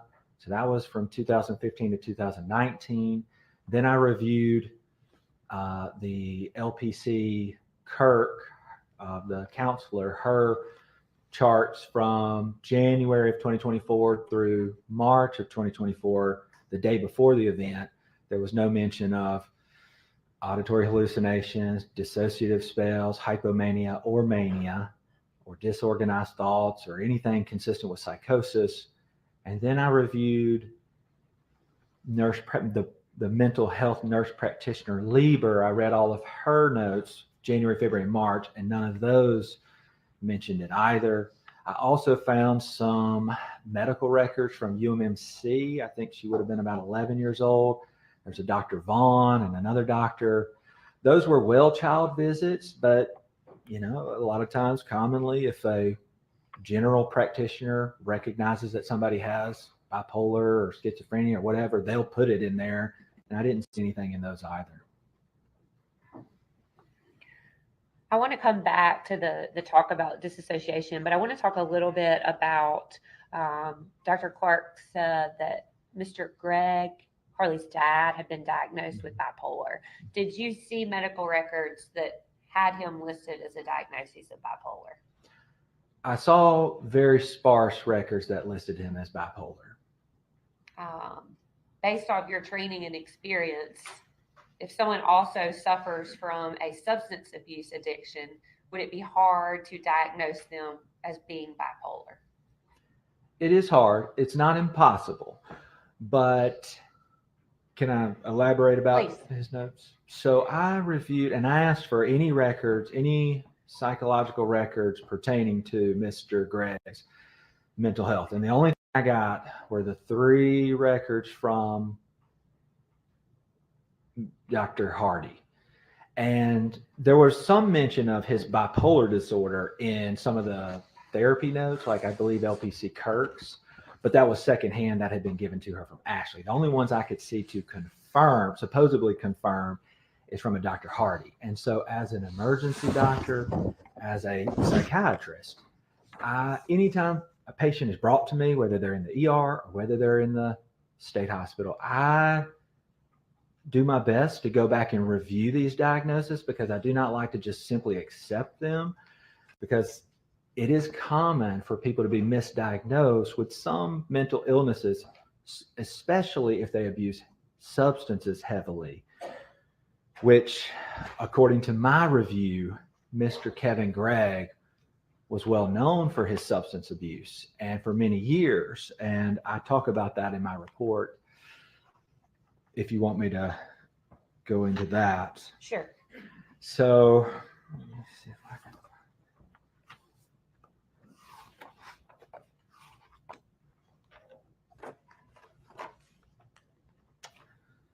So I started from the beginning. There's tweets from Mr. Kevin Gregg that start in 2012. Oh, 15. So there's text tweets from Mr. Kevin Gregg on March 6, 2012, DMT, psilocybin, lysergic acid, diethylamide 25, that's LSD, mescaline, which comes from the peyote cactus, I believe. It's a hallucinogen. MDMA, which is ecstasy, good when used responsibly. Salvia, opium, coca, which are like plant natural things that you can make opium and cocaine out of. good naturals. He says that in 2012. And then he continues on. I mean, there's like 50 or almost 50 tweets. He tweets at Obama, legalize marijuana. You're ignoring this huge campaign because there's no funding. Bomb the Middle East with cannabis. They'll think they'll want to fight or eat. And he goes on. Ashley, in her journal that I read, it has 334 entries in it, approximately, that I read through.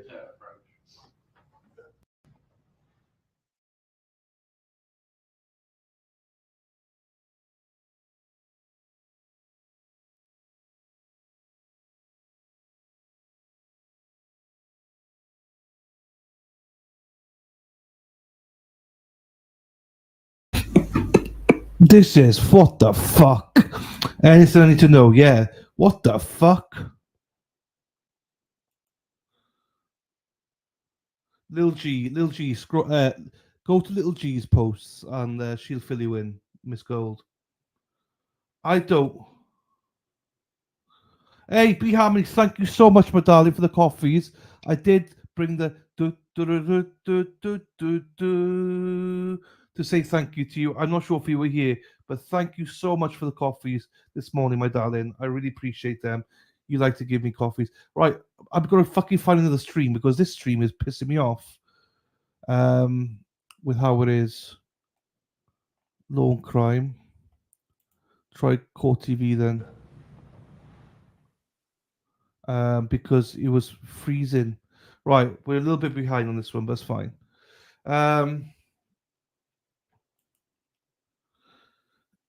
I don't really. I mean, Danis, I thought it was you speaking. you left that one. Dana left that one out there. I had to. You laid it up for me. You laid it up for me on a plate, Dana. No, but Dana, I know I hate my own voice. I hate this guy. I don't like this guy. I don't like this guy. I don't like this guy. Now, I'm also worried. Hey, Sassmas. Hello, my darling. How are you? No, Dana's voice is lovely. It is lovely. It is lovely. Tracy's is better, though. Tracy's is better. So, the auto recorder, I had my headphones off, and Niece Emma heard you swear. Oh, I am so sorry, Niece Emma. I am so sorry, Niece Emma. I hit my foot against the table. No excuse, though. I apologize. I will put money in the swear jar, Niece Emma. I'm so sorry. I'm so sorry. Oops. I feel bad now. I don't really. Mummy swears all the time, girls. Hello to Niece Elle as well. Ashley, she wrote in her journal of 334 entries a lot about her problem issues with Kevin. And she basically described him as, to paraphrase, abused a lot of drugs, had a lot of mood lability, up and down, substances, and he was an awful father to Carly. He was verbally, emotionally, and even occasionally physically abusive to Carly and Ashley. I believe there's one incident she talks about in there where Carly had a black eye from her, and it was assumed it was from Kevin. Kevin's parents had mentioned his temper and were real kind of awkward around her after the incident related to it. But it goes on to talk about Kevin wants pain medicines. Janet will get pain medicine and give it to him. It just goes on and on and on about that. I want to talk a little bit about bipolar because it's my understanding that that's one of the diagnoses that Dr. Clark gave to Carly Gregg. Can you talk about whether or not you believe that Carly Gregg actually has either bipolar 1 or bipolar 2? Okay. Yes, I can. Can I finish my thought about yes, the dad, Kevin? Yes, There's yes. one more important thing, and I'll drop that.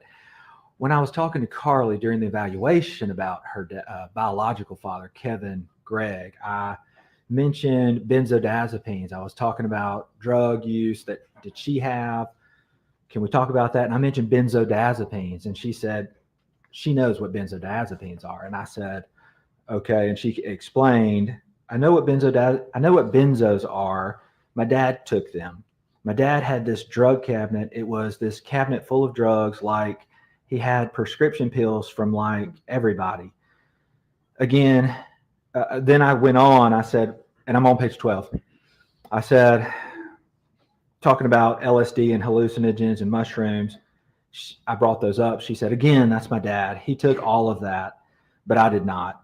He once bragged to me about taking 10 caps of dried mushrooms, which apparently is a lot because most people only take 2, I think, because that's what he once told me. And so it was emphasized from everybody, Ashley's journal, Carly, and then as I was even watching the body cam footage, I think it's of Deputy Zetterholm, some of the other family, Ashley's parents, I think Bob and Vicky, were there talking to the office of the deputy and had mentioned Kevin and started talking about some of his drug use. I think it mentioned marijuana in the video.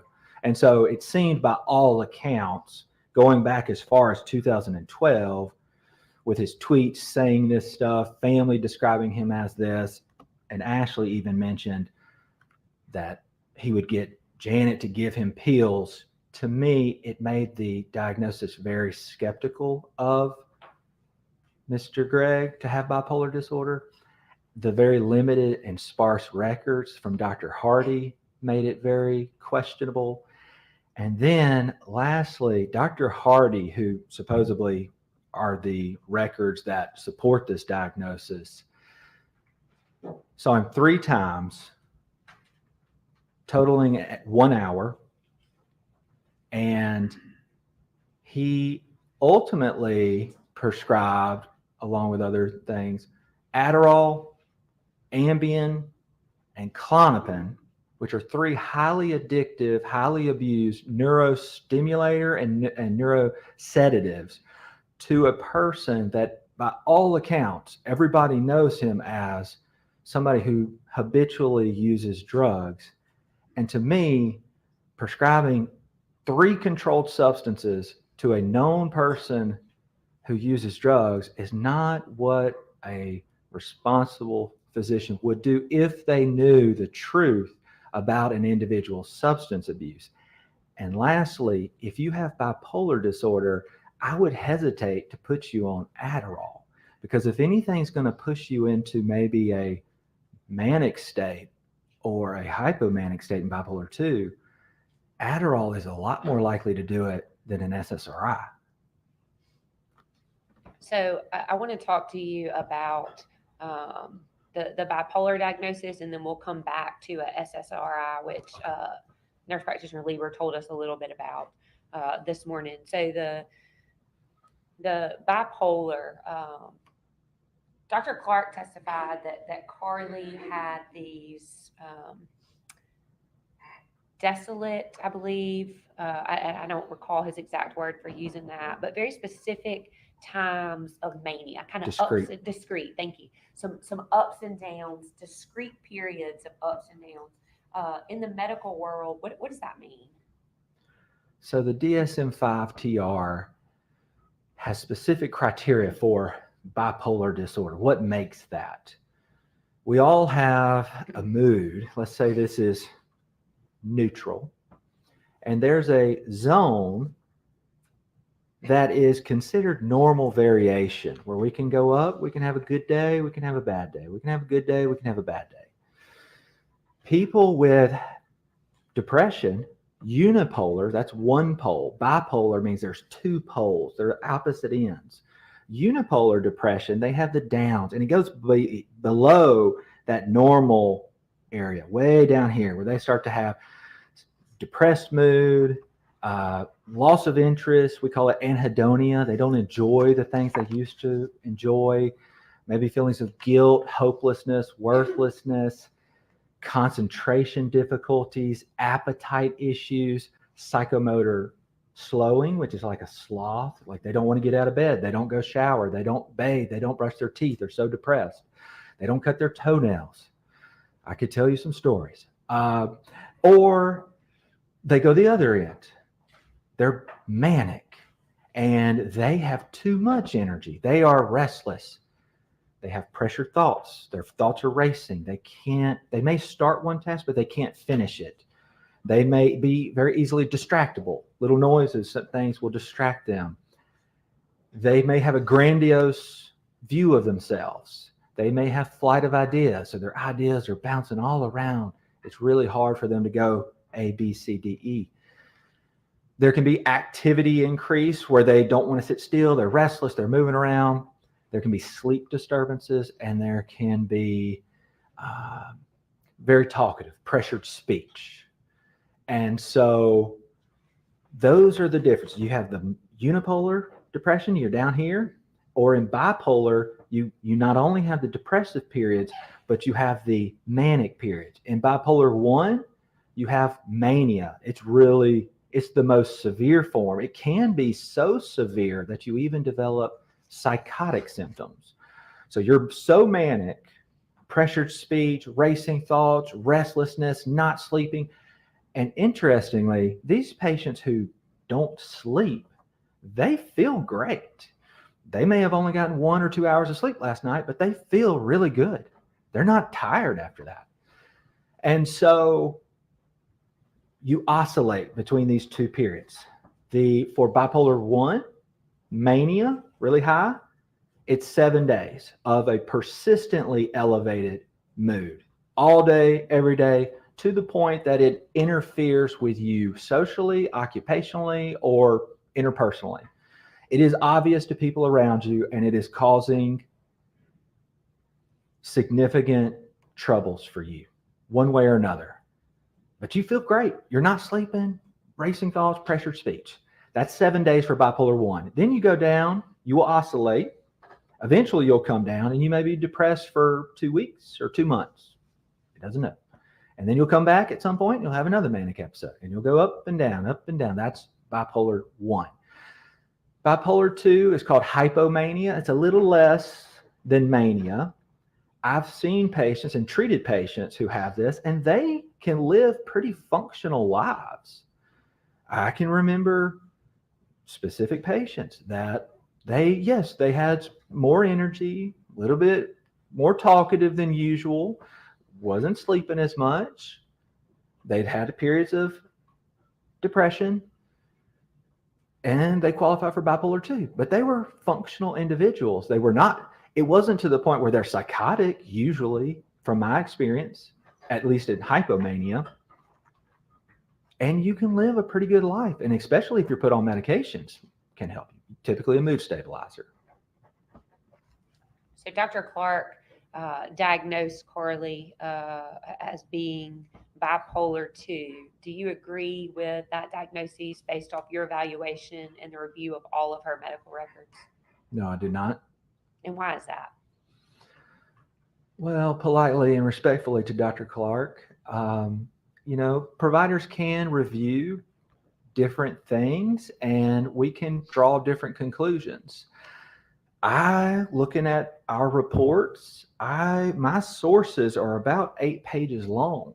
I stopped once I got to about 100 because I couldn't keep listing my sources that I reviewed. It was exhaustive. And when I looked at his report, it doesn't, at least that he wrote, I didn't see that he reviewed that much. And so I suspect that we came to different conclusions because we may have reviewed different material. My opinion is that, based on reading his report, that some of his opinion of diagnosing Carly with bipolar disorder was that he took Dr. Hardy's notes for face value. And when I read Dr. Hardy's records, importantly, he never said, Kevin has bipolar disorder and I reviewed the records from his recent hospitalization, or he has bipolar disorder because he met these criteria. He essentially just says he has bipolar disorder and he used to drink and maybe do a little bit of drugs, but doesn't do any of that now. And so I really, only having 3 visits for 1 hour with no collateral records, minimizing his substance abuse, and then prescribing him the controlled substances he did, I just wonder, did he have all the facts? And if he doesn't, Kevin doesn't legitimately have bipolar disorder, well, then Carly, it's a lot less likely that she would. And then I go back and I look at Annette Bryant's records from 2015 through 2019 when she's young. There was no mention of manic episodes or hypomania.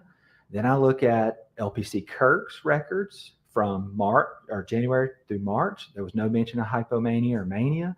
Then I look at nurse practitioner Libera's medical records, and there's no mention of hypomania. And then I looked at the UMMC records with the well child visit, and there was no mention.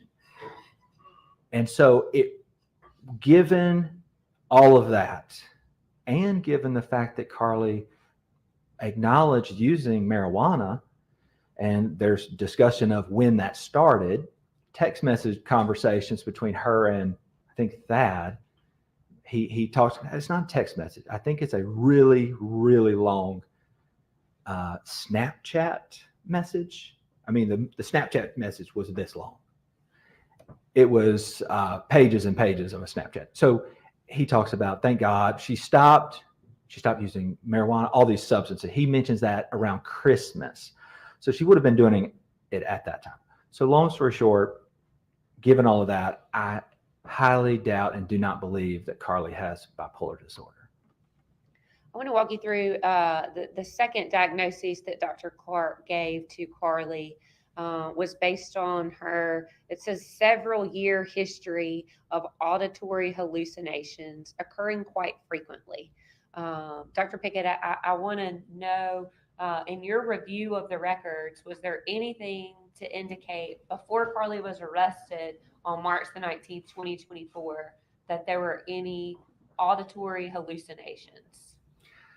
I believe in her journal, she did write one time about the voices, as I spoke to earlier, about hearing them ravenously, and thank goodness, physical confrontation was not realistic. So yes, she did mention it there. I was highly skeptical of that because it seemed more theatrical and making light of something that, as I've seen patients who really suffer from this, they are haunted by it. It is torturous to them, and they do not describe it as quite silly, and they do not trivialize it. You were present in the courtroom when Dr. Gugliano testified earlier, right? Yes. And she said it was actually quite rare for someone, Carly had reported hearing these voices all the way back to 5 or 6 years old, and it was quite rare for a child that young to experience voices. Is that your opinion as well? Yes, it is. And what about the fact that she was claiming that she started hearing these voices every single day from a young 5 or 6 years old? From my experience, talking with patients who have schizophrenia and have auditory hallucinations, they're not usually continuous all day, every day. They're usually here and there. Occasionally they're command. At one point during my evaluation, I did not write this in my report, but it's somewhere in the audio, I'm sure. She talks about, we're talking about the voices, and she was asked, I hope it's on the audio, it may have been during a break, but I do remember she said, I think Attorney Todd asked her, did you listen to that voice? And she said, no, it's a voice in your head. You don't listen to that. And I couldn't find it, but I remember it now. It was there. And that to me says, when I see people who have schizophrenia and they're disorganized and they hear these voices, you're more likely to do what they say if you recognize the voice. If it's like, yes, my dead grandmother, and you trust the voice and you've been hearing it for a long time, then you might actually listen to it. But interestingly, when we were talking during that, she said, no, it's a voice in your head. You don't listen to that. And I thought that makes sense. I want to take just a little step back to the bipolar. Dr. Pickett, we talked about that there were no periods of 7 days or more for bipolar 1 mania. And I believe the testimony's been that for hypomania, you're looking at like a 4-day period. Was there anything that was provided to you either through Carly's evaluation or prior medical history that showed that she had had a 4-day period of hypomania? Not that I could definitively find in anybody's medical records. And what she described to me more on the day of the evaluation was up and down throughout the day, and that it was highly susceptible or related to whatever was going on in her life at that time. It was highly related to her circumstances.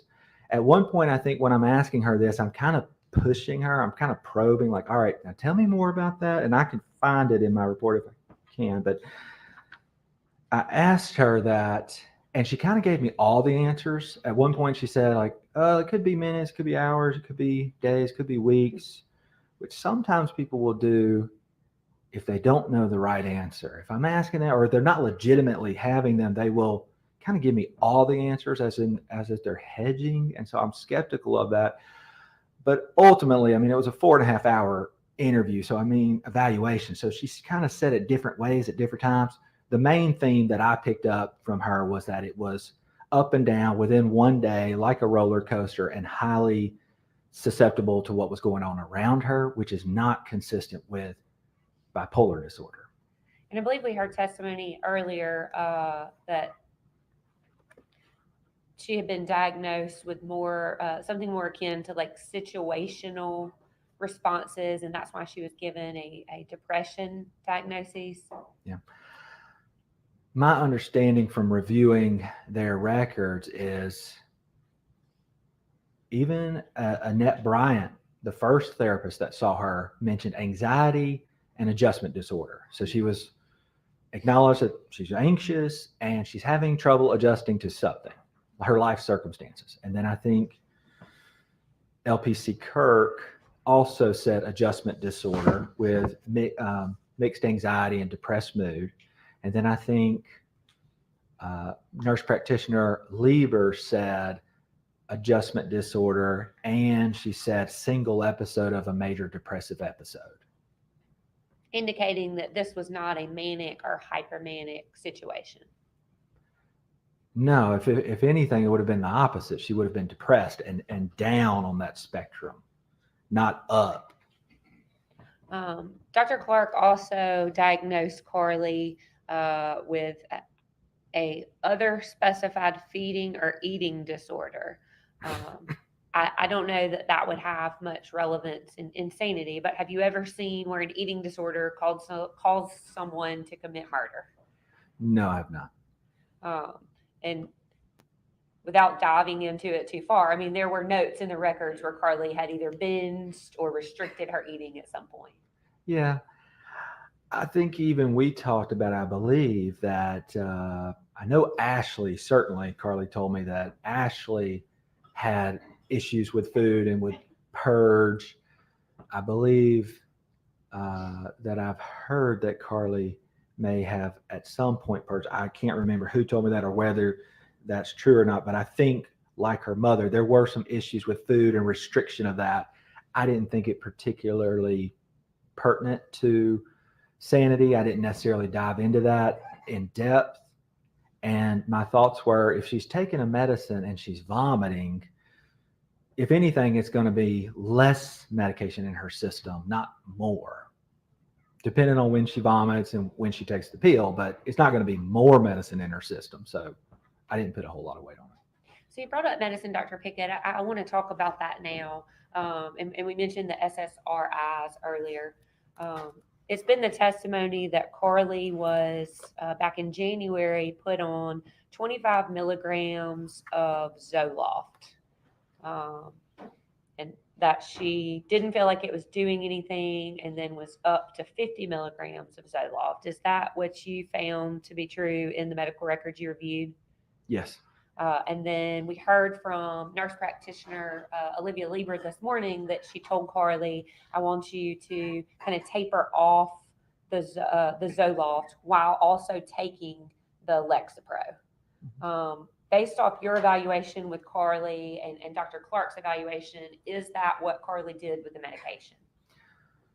No, according to what she told me, no. I think I was told that she stopped the Zoloft cold turkey abruptly on the 12th, the same day she was prescribed the Lexapro, and she started the Lexapro, 5 milligrams.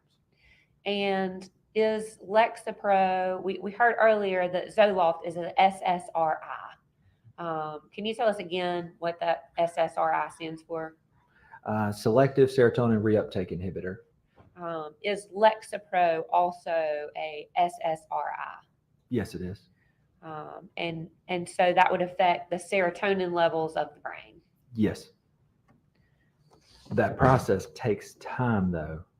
Typically, you would expect 4 to 6 weeks before you see symptoms. According to UpToDate, which is a worldwide database, it is the doctor's Bible if there is one. It's backed by multi-million-dollar clinical trials, pharmaceutical trials. It is one of, I like it, and I depend on it a lot. It says 2 weeks. Maybe you might see something at 2 weeks. And if I can I get into Lexapro? Yes, please. Okay. And I'm sorry, before you do that, Dr. Pickett, 2 weeks, do you mean it would take 2 weeks for side effects to show up, or it takes 2 weeks for the medication to kind of get in your system? So side effects can happen more quickly than the benefits. And I tell patients that all the time. I'll say, look, I'll give you this SSRI, and you may have experienced some side effects before we get to the benefits, but you got to recognize that that's going to happen, because serotonin is not just in your brain, it's also in your gut. So a lot of times there's GI symptoms, upset stomach, diarrhea. It's involved in sex, and so there's decreased libido, difficulty having an orgasm, things like that. I don't know how pertinent that is, but anyways, the side effects can come before. Typically, it's not drastic side effects that make you lose your mind or become psychotic, but it's headache, diarrhea, sexual side effects, typically with SSRIs. As far as the Lexapro, so according to UpToDate, the typical dose for an adolescent between 12 and 17 years old is 10 milligrams. That's the starting dose. Maximum dose is 20 milligrams. She was started on 5 milligrams, which is half of the starting dose. And if she was prescribed it on the 12th and the offense happened on the 19th, that'd be 7 days. Depending on when she was taking her prescription would depend on, did she get 6 or 7 doses? Without getting too technical here, what's called pharmacokinetics, it gets into how, when you take a medicine, it doesn't just go in your stomach and 100% of it gets put into your body instantly. It takes time to kind of build up in your system. And so depending on what's called the half-life of a medication, which I looked it up for Lexapro, is 19 hours. It takes 5 half-lives of a medication to get up to about 99% in your bloodstream. So 19-hour half-life times 5 doses would be about 4 days. So it would have taken about 4 days for the 5 milligrams, which is half of the starting dose, to get up to 100% in her bloodstream at that. And then the bioavailability. So it's another thing of any drug you take, bioavailability. How much of it is available to your biological system? I looked it up for Lexapro. It's 80%. So even when you take this pill, it goes into your stomach, it gets absorbed through the GI tract, it goes through the liver through what's called first pass phenomenon, and your liver tries to say, what is this? And try to decontaminate it, kind of thing, if it's a toxin. So about 80% gets absorbed. So if she was on 5 milligrams, which is half the starting dose, it would have taken 4 days to reach her steady state. I think she would have only had 6 or 7 doses in her system. And it was prescribed at 5 milligrams, but because of the bioavailability only being 80%, she probably would have been getting about 4 milligrams. Either way, even if we say it was the 5 milligrams, that's still a quarter of the maximum dose. And if somebody was going to be pushed into a drug-induced hypomania, and again, people in hypomania still can appreciate right and wrong from my experience, it would have been more likely to have happened if she had stayed on the Zoloft. If she had been on Zoloft plus Lexapro, there would have been more SSRI in her system. And if she was purging, there's even less. So it's a very low dose, a very short amount of time. I do not believe she has bipolar disorder. And so it really does not make sense to me that such a low dose pushed her into a state where she could not appreciate the nature, quality, or understand the nature, quality, and wrongfulness of her actions. And then when I got into the footage that I watched myself and the text messages, those affirmed my belief. And I do want to talk about the footage and the text messages. I wanted to cover everything that Dr. Clark gave his testimony about first. I believe he stated that he could not relate Carly's use of Lexapro to have caused her to commit these crimes. Would you agree with Lexapro did not cause her to commit murder? Yeah, I agree with that. He stated that Carly was in active psychosis at the time of the crime. And I'm assuming that meant some combination of these things. What's your opinion on whether she was in active psychosis? I do not believe she was in psychosis at the time of the offense. Based on my review of the video, her actions, these text messages, and before how she was reported to have been before, and how I observed her to be based on video footage afterwards.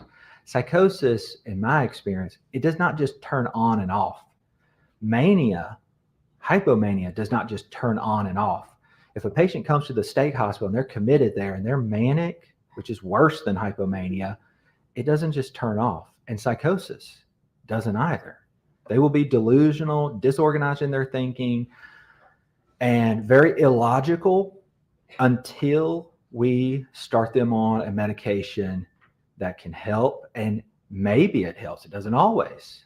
Sometimes it doesn't, even though we try. So now I want to talk about, he diagnosed Carly as having disassociation. And we heard from Dr. Clark kind of what his explanation of that is, but I want you to please educate me on kind of what disassociation means. So disassociation, and I'm not the nation's leading expert on dissociation. I am a board certified psychiatrist and we get trained in it. I do not see it a whole lot in my practice. It is relatively rare from my understanding. I think the literature is relatively sparse on it. I think we're realizing that it's more common than we thought, and there's more growing literature on it, but it's still not a widely accepted common explanation for violence, especially it can be associated with violence. And I read one of the articles that Dr. Clark had mentioned, and in that report, it talks about that.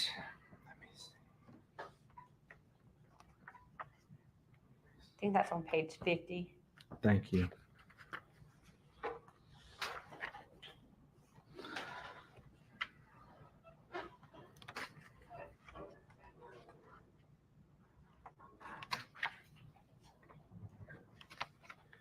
Oh, sorry, that's on the SSRI.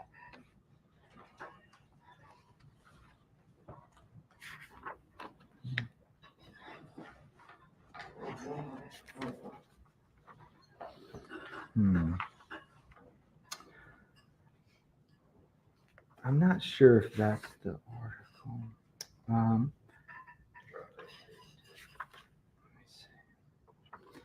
It would take me a minute to find it. We'll look back. I apologize, Dr. Pickett. That one was about the SSRIs. Yeah, that one's SSRIs and violence, if I can. Your diagnosis regarding the possibility of dissociation starts on page 52 of your report. Gotcha, thank you. While I was on the subject of the SSRIs and violence, some of the literature actually suggests that it's lower levels of serotonin that are commonly associated with aggressive behaviors.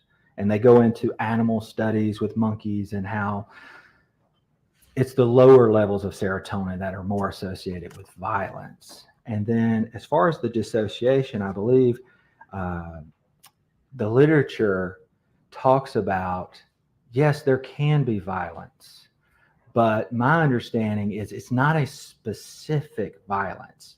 Like if you're in a dissociative state and you can't control yourself, you may accidentally hurt an unintended target. You're cleaning your gun and you have a dissociative spell and there's somebody in the house and you accidentally pull the trigger and it shoots them in the leg. Maybe. Unlikely, maybe. It's possible. But having a dissociative spell and then doing a lot of specific things, going and retrieving a gun or an item, an object from a specific location that requires memory, hand-eye coordination, going to get that's, in my opinion, inconsistent with a dissociative spell. Yes, if you're in a dissociative spell, you may accidentally, unintentionally hurt a random person.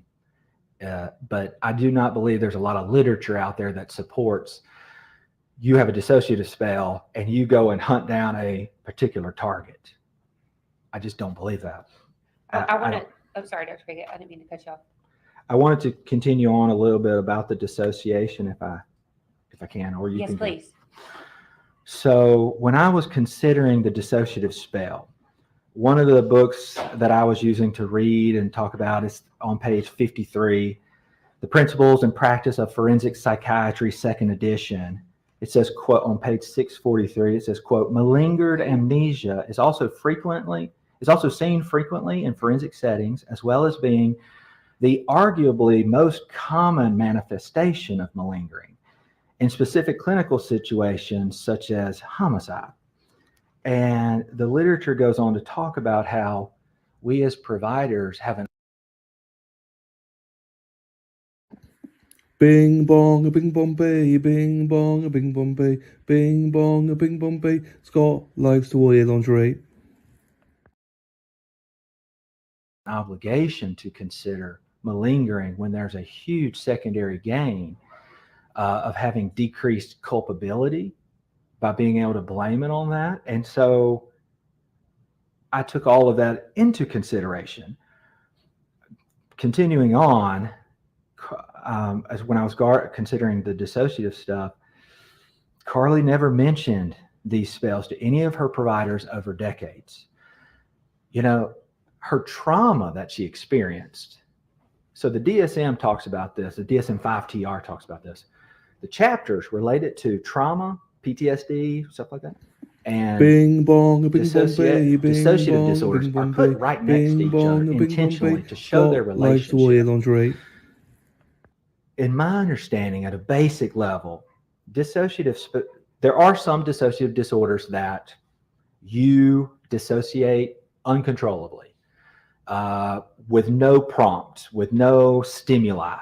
Dissociative identity disorder, which used to be called multiple personality disorder, the dissociative fugue that Dr. Clark talked about, where these patients will just randomly and in a very general, unintentional way get up and travel somewhere. But it's random. It's disorganized. They don't know where they're going. They're not in control of their faculties. They just end up in Dallas, Texas, and who am I? Where am I? Where's my credit cards? You know, it's an unintentional thing. And so as I was looking through this, Carly never mentioned it to any of her previous providers. Ashley, who was very involved, never mentioned it. She did mention some zoning out, I believe, and Heath did call me, and we did not get out of this, but he did say she had some periods of kind of forgetting things, having to use a calendar to remember some things, which was unusual what he said. Also, voluntary intoxication. If she's smoking marijuana to, I don't know how often, at some point, I think she even may have drank Germex per like one of her colleagues that said that. I don't know if that's true or just hearsay. But if there was some substances that she may have been abusing, it's hard to say. Was that related to substances, which she acknowledges the marijuana, or was that a real dissociative spell? And Dr. Pickett, I'm sorry to interrupt you. There was actually a point where Carly related either in her journal or to a provider that she had smoked marijuana on the 16th of March, and she had something come over her body that she had never felt before. Do you remember seeing that? I don't recall seeing that. I may have missed it. I did want to say, I remember my thought is that none of the dissociative spells, because trauma and dissociative spells are so closely related, she saw Annette Bryant monthly for years, from 2015 to 2019, when she was really young. And that was closer to the proximate trauma, the abuse from her dad, the death of her sister prematurely. And so I would have expected, if she were legitimately having dissociative spells, I would have expected them to have been closer to the proximate trauma. Doesn't necessarily have to be, but typically I would have expected that. Also, dissociative spells I've never experienced one, but from the few people that I've talked to that say they have, they're not pleasant, and they're scary, and you're not in control of your body. I just find it very hard to believe that an adolescent who was experiencing these, that was so close to her mother, who was very involved in her life, would not have mentioned it. That's hard for me to believe. And then lastly, the malingering and the secondary gain, just the convenience of, I don't remember anything from when I took the dogs out to when I woke up in the sewer. But, in block is what it's called, in block dissociative spells, where it's a big finite period. Those are rare.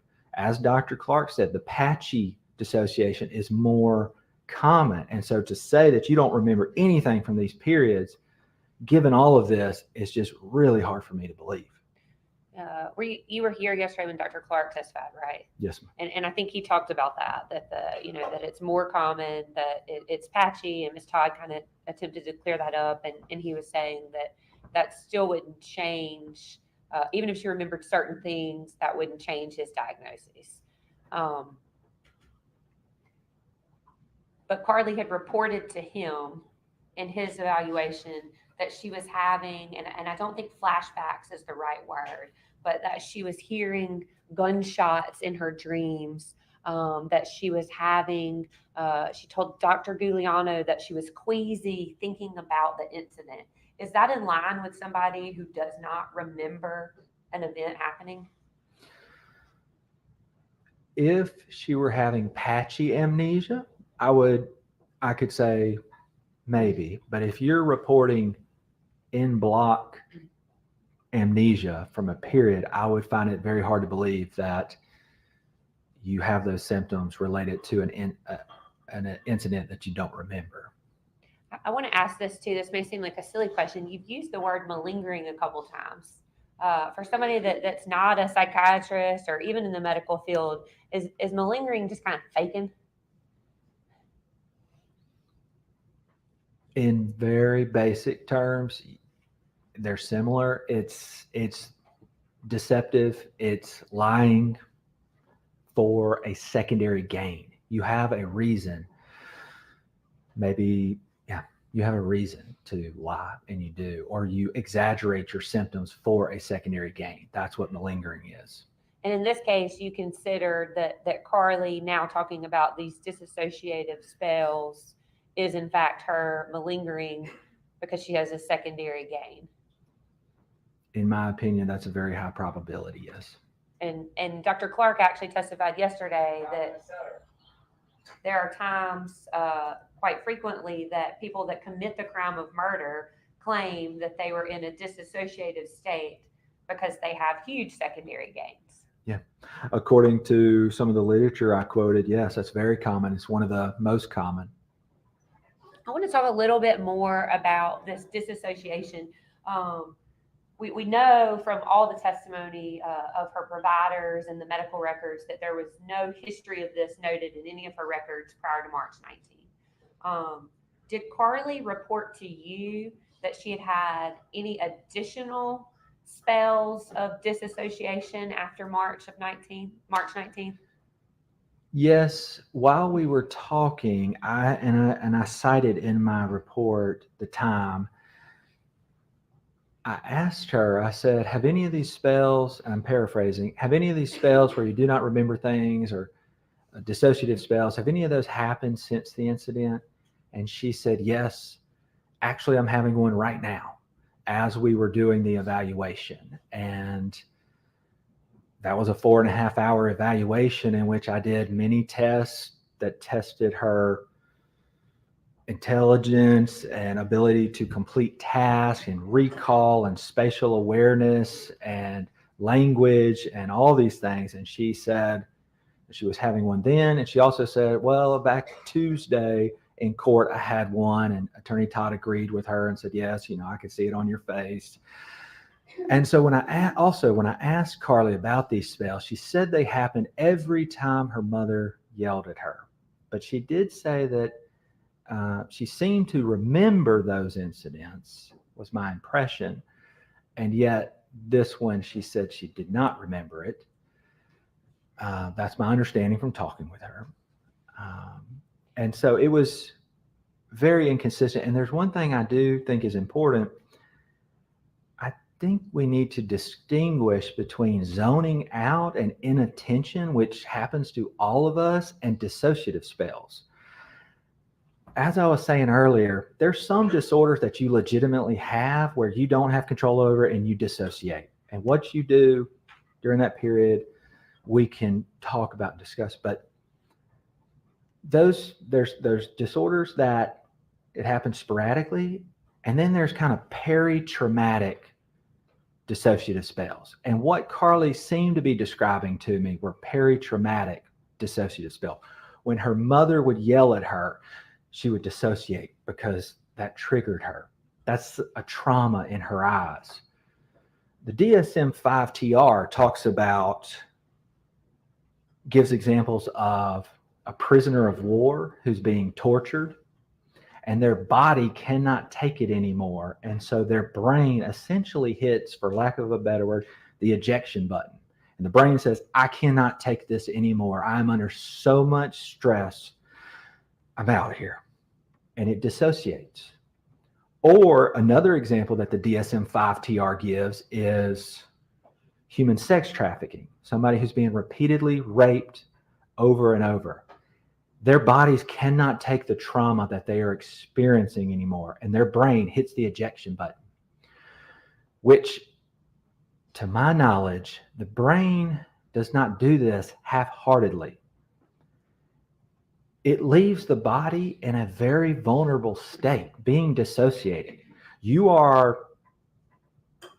vulnerable to everything around you. If you cannot control your body, you're vulnerable to predators, attack, anything. The brain, it doesn't make sense that the brain would do this half-heartedly.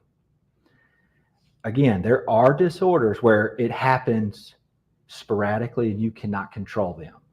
Dissociative identity disorder, the dissociative fugue, the dissociative amnesia, but the peri-traumatic dissociative spells, to my understanding, you are being traumatized and therefore your brain hits the ejection button, but you do not dissociate and then go traumatize other people, is my understanding. And that's from my training, my research, things that I've read about this, preparing and the articles and my training and knowledge and experience and seeing patients. Dr. Picket, I want to put you to page 31 of your report quickly when you were talking about your conversation with Carly regarding her dissociative spells. Was there a time that she actually said, like, she called it derealization? I believe so, yes. And what is that a medical term? Yes, it is. In treating any of your other patients, have they ever used the term, I was derealized? No. Do they call it themselves before getting a diagnosis, I disassociated? No. And prior to your evaluation with Carly, she actually had not received any diagnoses of dissociation. Is that true? Correct. But in fact, the defense told you that was going to be their argument for insanity, right? Yes. Tell me one haven't. Tell me about that, because that was on the day of your evaluation before, I think 5 or 6 days before we got their expert report. Can you clarify exactly which part so I make sure I'm following you? Yeah. So in your interview, you asked about making sure that you kind of covered all the right things. You kind of wanted to know what is it? Why is it that you're claiming Carly was insane? Yeah, I do remember that. At one point, and it is on the audio, you can hear, I think Carly may have stepped away just to go to the bathroom, and I asked Attorney Todd, I said, hey, I want to make sure I cover the right stuff. Can you tell me, can you clarify exactly what, as far as insanity? And she said that, I think she said the medications worsened an underlying unrecognized diagnosis. And I said, okay, all right, I'm just making sure I'm following. And that was, I think Dr. Clark had done his evaluation the day before. And do you recall what Carly said as she walked back into the room for the evaluation? I cannot remember. Would it refresh your memory? She said something about, like, what mental condition do I have? I'd have to listen to the audio. I can't remember. But to that point, she had not been diagnosed by any physician or psychiatrist with dissociation. Not that I was able to find in reviewing the medical records, psychiatric records. When you asked Carly to describe the events of March the 19th, how did she describe her mom's demeanor when she found out about the vape pens and the burner phones? I think, if my memory serves me correctly, she described her as frustrated, and they didn't talk on the ride home. She was upset, and her mom searched her backpack, and they didn't talk on the ride home. And so Carly acknowledged that mom was very upset about finding out these things. So you asked Carly to describe for you kind of what she could remember from that day, March the 19th, 2024. If you would walk us through what she told you. I remember her telling me that she hadn't slept well the night before, went to school that morning, was irritable, cussed out a friend, went through the rest of her day. I believe she was doing okay. And then she went to, I remember her explaining that she remembered going from her room, down the hall, up the stairs, and to her mother's room. And then when she got there. And to be clear, I'm sorry to interrupt you. She's talking about at the school still, at the right? school. Yes, because her mother was a teacher. And after that, it seemed like, according to what I've gathered, that her mother was upset and pack. They drove home. They did not talk, and they were upset. And then did Carly tell you she remembers letting the dogs outside? Yep. She told me that she remembers letting the dogs out, and then she doesn't remember anything from then until when she awoke in the sewer. And when you asked her about the sewer, do you recall her saying, I knew I did something wrong because I wouldn't have been running away? I remember her saying something along the lines of that she said that she did something wrong to the police officer because it seemed like the logical thing to do, was kind of how she described it. And then she said something to the effect of, when he asked her if you're the girl that shot, she said, yeah. And that's what she's talking about, because it was the logical thing to do. I believe so, yes. In your audio recording, you're talking to her about that time, about after she came out of the sewer, and when we know to be Tony Shack, we watched the video of that yesterday, takes her into custody. And she said something to the effect of, I thought Heath was dead. Do you remember her saying that? I remember watching the police, the deputy's audio, his video camera, and she asked about Heath. And then the officer, the deputy, mentioned the mother. But then yesterday in his testimony, he said it wasn't the mother, it was just Heath. And that's that. What, if anything, do you remember about Carly describing for you seeing Bennett and his mom on the scene? Yes, I believe in my audio it talks about how she was worried. She remembers seeing Bennett and Bennett's mother and was worried that they would hate her. And did she tell you why she thought they would hate her at that moment? She didn't elaborate that. I had my presumptions, but I did not force her to say why. Because based upon what she told you, she only remembered letting the dogs out and coming to in the sewer, right? Right. So they'd be mad at her about something to do with letting the dogs out? I don't know.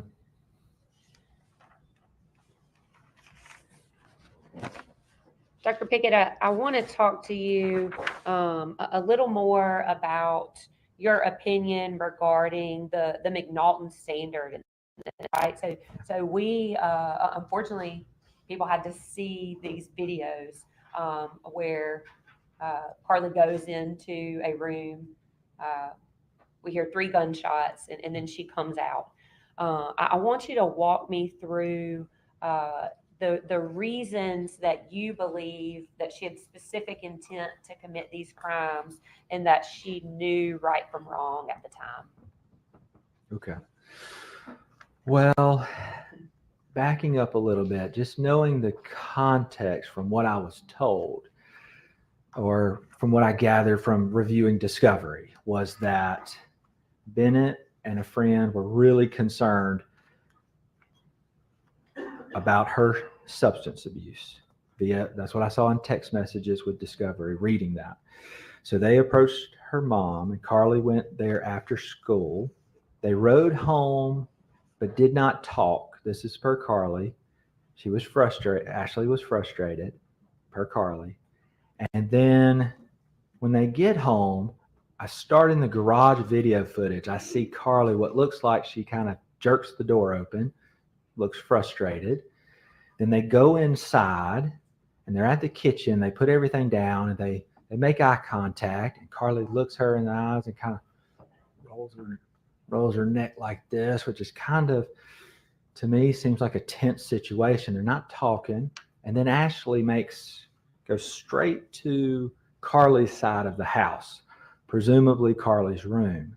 So knowing the context, seeing that, it seems like a tense situation where Ashley being as involved, and her, according to Carly, one of her greatest fears was that Carly would one day turn into her dad, who constantly used substances and had a lot of mood lability. And so Mom, Ashley, seems to go straight to Carly's room, or Carly's side of the house. I don't know that it was her room. And Carly can be seen on the Wise video footage kind of moving back and forth, touching her face, touching her hair, seems a little frustrated, anxious.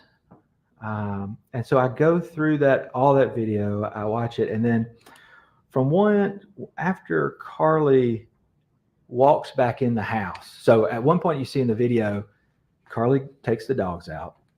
Ashley comes back. She kind of looks through the window.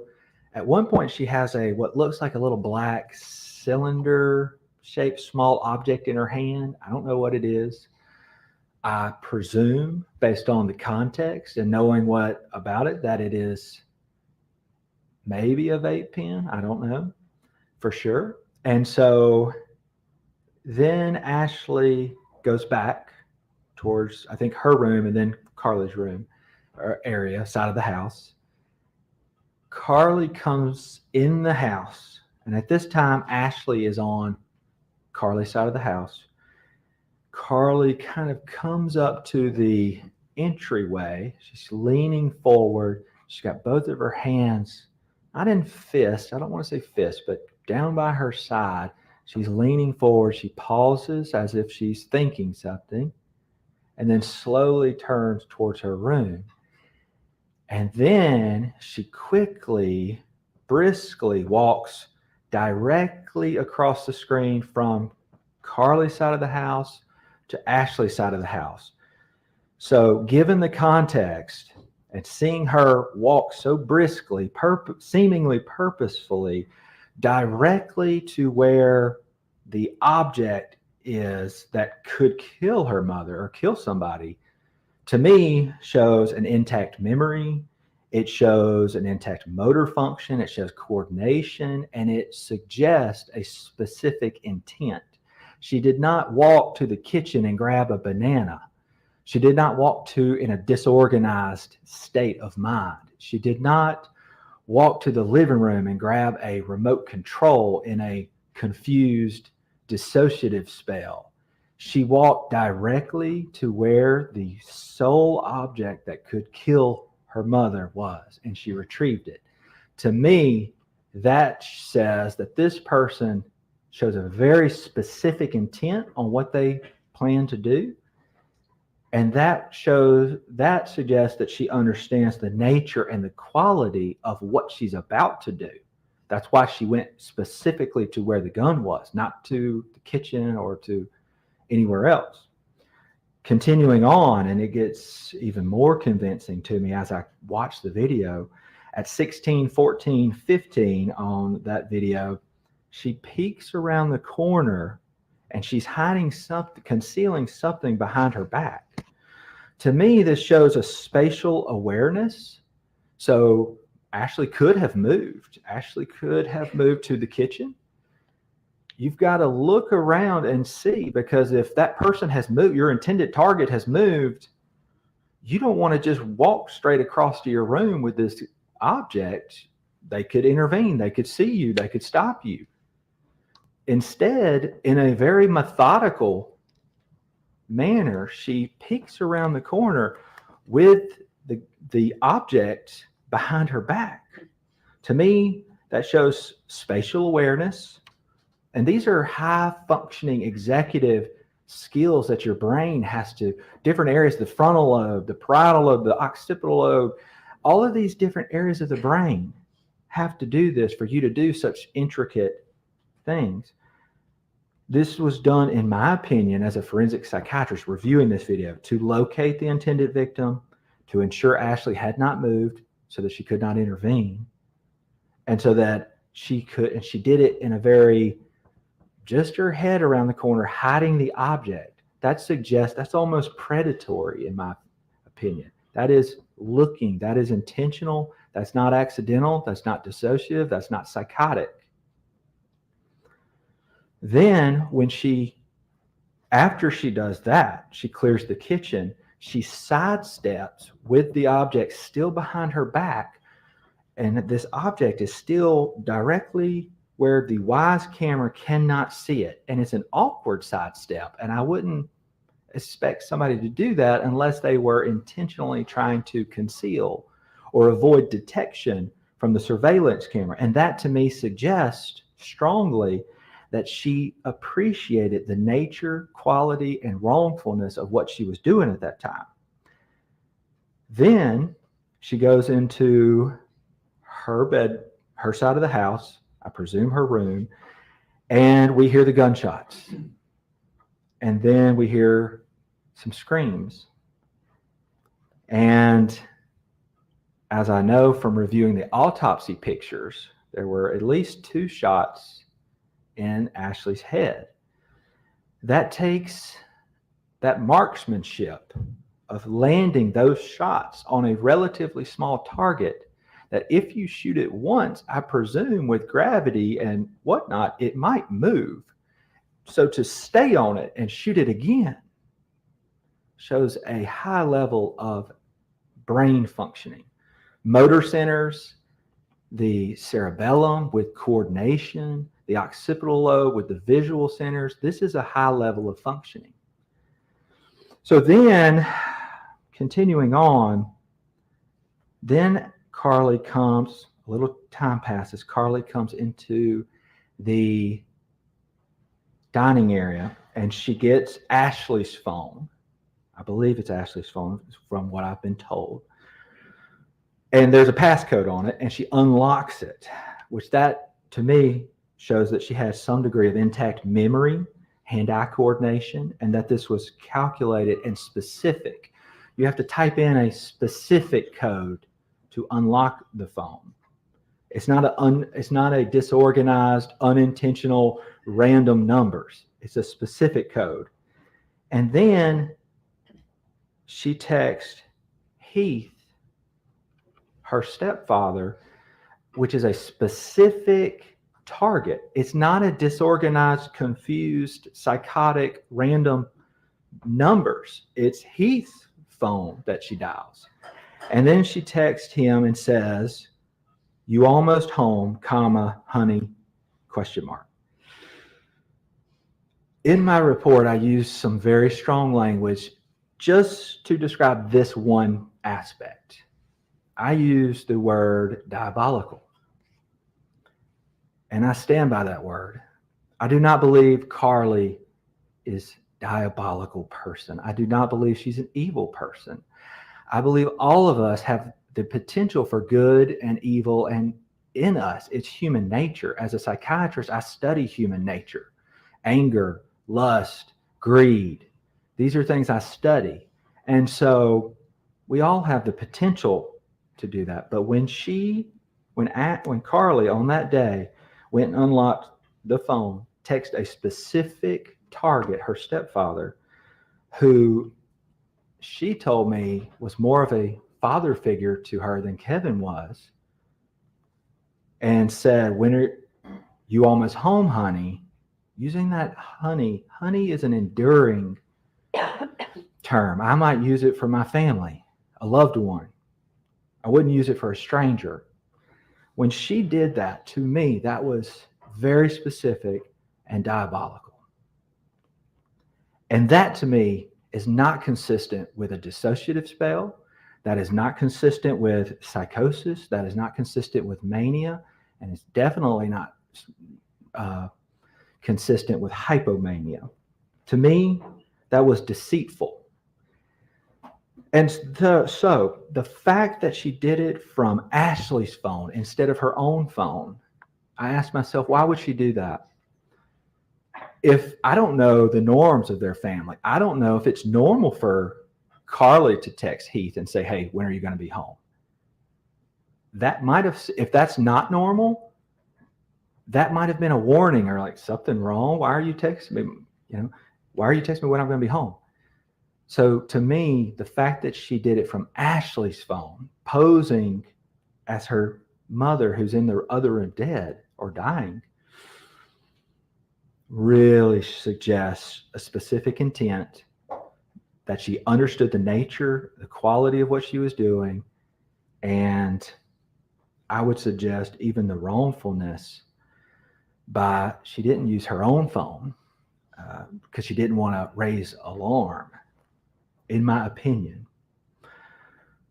Then At one point in that video, right about that same time, she lets out this like hymn. Look, the camera's right, knows the camera's there. She sidestepped earlier with the gun behind her back, which tells me she is aware that that camera is there. When she came back into the dining room, she had something behind her back that she laid on the stool. She kept it on the stool behind her. At one point, the dog walks behind her. She kind of looks behind to make sure there's not going to fall off in front of the camera. So all of that suggests to me that she was very aware of the camera. And I think that she was trying to, for lack of better words, play cool and just, she's interested in music. She plays the guitar. She plays the mandolin. She built a mandolin with her grandfather. She's a musical person. And I think she naturally let out this hymn as almost a play cool.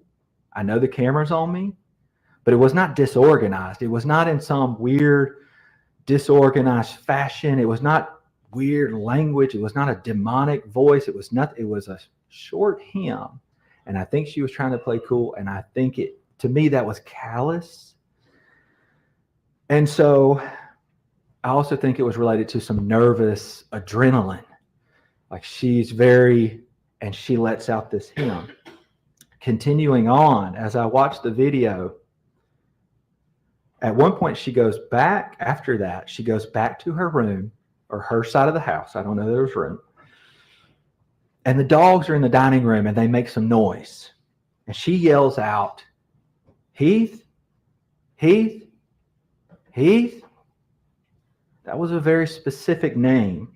That was not a disorganized name. It was not a random stranger. It was not in some strange voice. It was very controlled, not like a pressured mania, disorganized or psychotic and disorganized.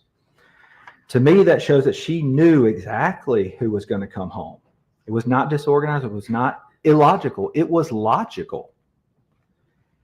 And I believe after that, she recognized the dogs keep making noise. I've got to go. I got to get rid of it because I don't know if Heath's coming home. Heath, is that you?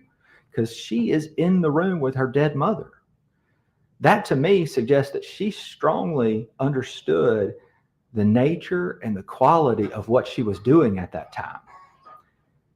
That's why she called out his name. That's why she let the dogs out, because they were making noise. She doesn't know, is that the dogs making that noise or is that Heath coming in? So she lets the dogs out. And this conveniently puts her right beside the camera footage that then turns off and is later found hidden behind some water bottles in the refrigerator. I presume it's hidden. There were water bottles and it was behind it in the corner. To me, that strongly suggests somebody who's trying to find evidence and avoid detection because they appreciated the wrongfulness of what they were doing. A psychotic person who's disorganized and doesn't know who they are or what just happened or where they're at, I do not believe would put the camera, take it down and put it in the refrigerator behind water bottles. This also, when she came back out, gives her a second opportunity in front of the camera to play cool. And she said to the dog, she kind of whistles and she says to the dogs, it's okay, it's okay. And I have dogs myself, and I thought, why would I tell my dogs it's okay unless it wasn't okay? Unless even seemingly the dogs might have appreciated that it wasn't okay. I'm not a dog psychiatrist, but some things seem to transcend species. And at this point, I saw the dogs were down, their ears were down, they were running around, and she lets them out, and she even comforts them and says, it's okay, it's okay, and whistles. And to me, that was kind of self-incriminating. It's a small thing, but a guilty conscience. If you're aware of what you've done, you might try and comfort the dogs and say, it's okay, it's okay. Then, so that's from the video footage. Then I get into the text messages. Do you want me to continue on? Yes, please. So with S.K. Riley, she texts and says, Carly says, I need help, which tells me she understood the situation to some degree.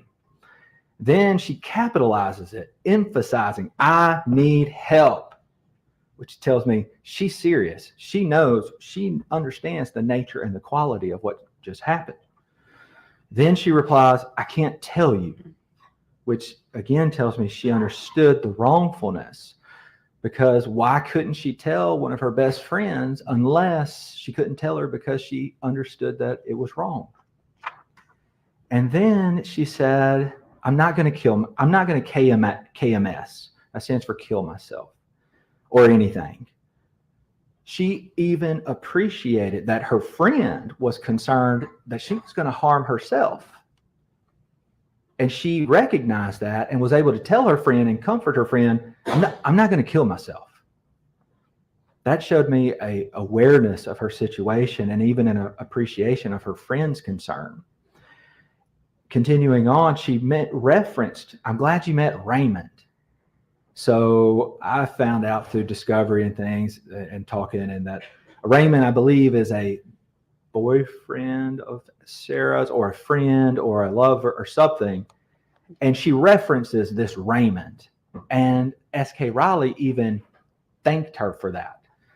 To me, if you're in a dissociative spell where you are so out of your mind and so psychotic that you don't understand the nature, quality of what you're doing, I find it very hard to believe that you would be able to recall a relationship that your friend has with somebody and reference that to them.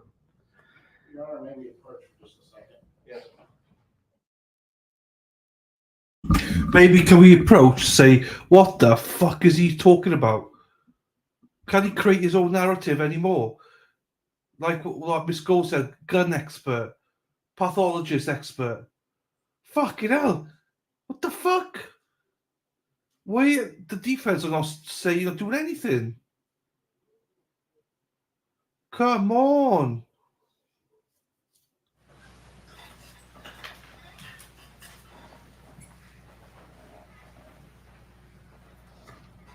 Dr. Pickett, other than the Sarah Kate Rayleigh text messages, were there other messages that indicated to you, because the jury has heard some of those messages from Sarah Catherine Rayleigh and Bennett Germany, were there other messages or other things that you relied upon in determining that she did in fact know right from wrong on that day? There's other text messages. There's one with Bennett and there's one with Thad. And then there's also some things from Brooks' statement that I read that were, but see, that's her statement, but these are actually Carly's words at the time. And so I think they're important because to me, they speak volumes about her understanding of the nature and the quality at the time. So I know those witnesses have spoken, but the text messages do speak to her understanding of the nature and the quality of what was going on.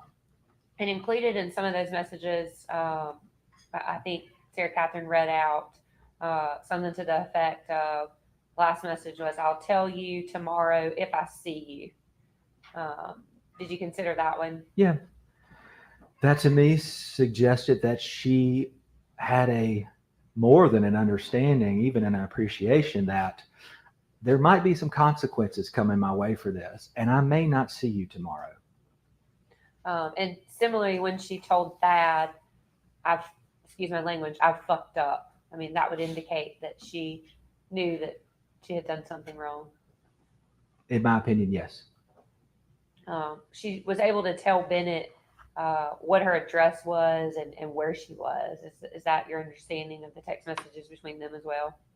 Yes, which I did not believe that would be consistent with a dissociative spell or somebody who was disorganized or psychotic or even having a dissociative amnesia, that they would be able to recall their address and state it in a text message, which again requires the language centers of the brain, the visual centers, the hand-eye coordination, and the recall memory to do that. And then I believe that you referenced in your report some of the messages with Thad, and the jury's had the benefit of hearing him testify, but he actually offered to call 911, and at some point she tells him, no, you can't do that. Yeah. To me, that would strongly suggest that she understood the nature and quality of what happened, and that she understood the wrongfulness, because if he were to call 911 and paramedics show up, then she would be seen with a dead body there. And I want to talk about Brooke's statement just a little bit regarding Carly's shooting and attempting to kill Heath. What particularly about Brooke's statement led you to believe that Carly knew right from wrong and had specific intent for that crime? yes, I will answer. I do want to clarify that the video footage and the text messages, that's all my opinion off of my observations of all this. When we get into Brooke's statements, that is my opinion based on somebody else's statement. So it has to be taken with a grain of salt there. But if what Brooke says is true, suppose reportedly, per her statement, Carly asked her, "Are you squeamish around dead bodies?" Which certainly, if that is true, suggests that Carly understood at the time the nature and the quality of what she had done, and even that somebody else may have different feelings about it, which shows a higher level of appreciation, that I can not only know my feelings, but I can understand how you might feel. And then, do you want me to continue on as far as Yes, Brooks? please. Reportedly, if what Brooks says is true, Carly assured Brooke not to worry about the cameras, that they had already been taken care of. And so that would suggest to me that Carly appreciated, understood the wrongfulness of what she had done, and therefore was trying to avoid detection. And then she also made some comment to Brooke about, I put 3 in my mom and I got 3 more waiting for my stepdad when he gets home. Yeah. If that is true, that would strongly suggest that Carly, at the time of the offense, understood the nature, quality, and wrongfulness of what she had done. I want to back up just a little bit to Dr. Clark's diagnoses of Carly. I diagnosed her as being bipolar, schizophrenic tendencies, disassociation, and eating disorder. So we've gone through, Dr. Picket, how you, other than the eating disorder, you do not agree with his diagnoses. But for argument's sake, let's say that all of his diagnoses are proper.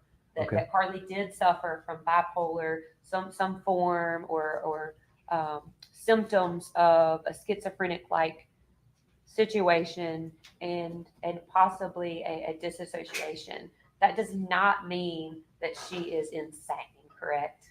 Correct. As I was explaining earlier, having a threshold diagnosis is just your ticket to even consider insanity.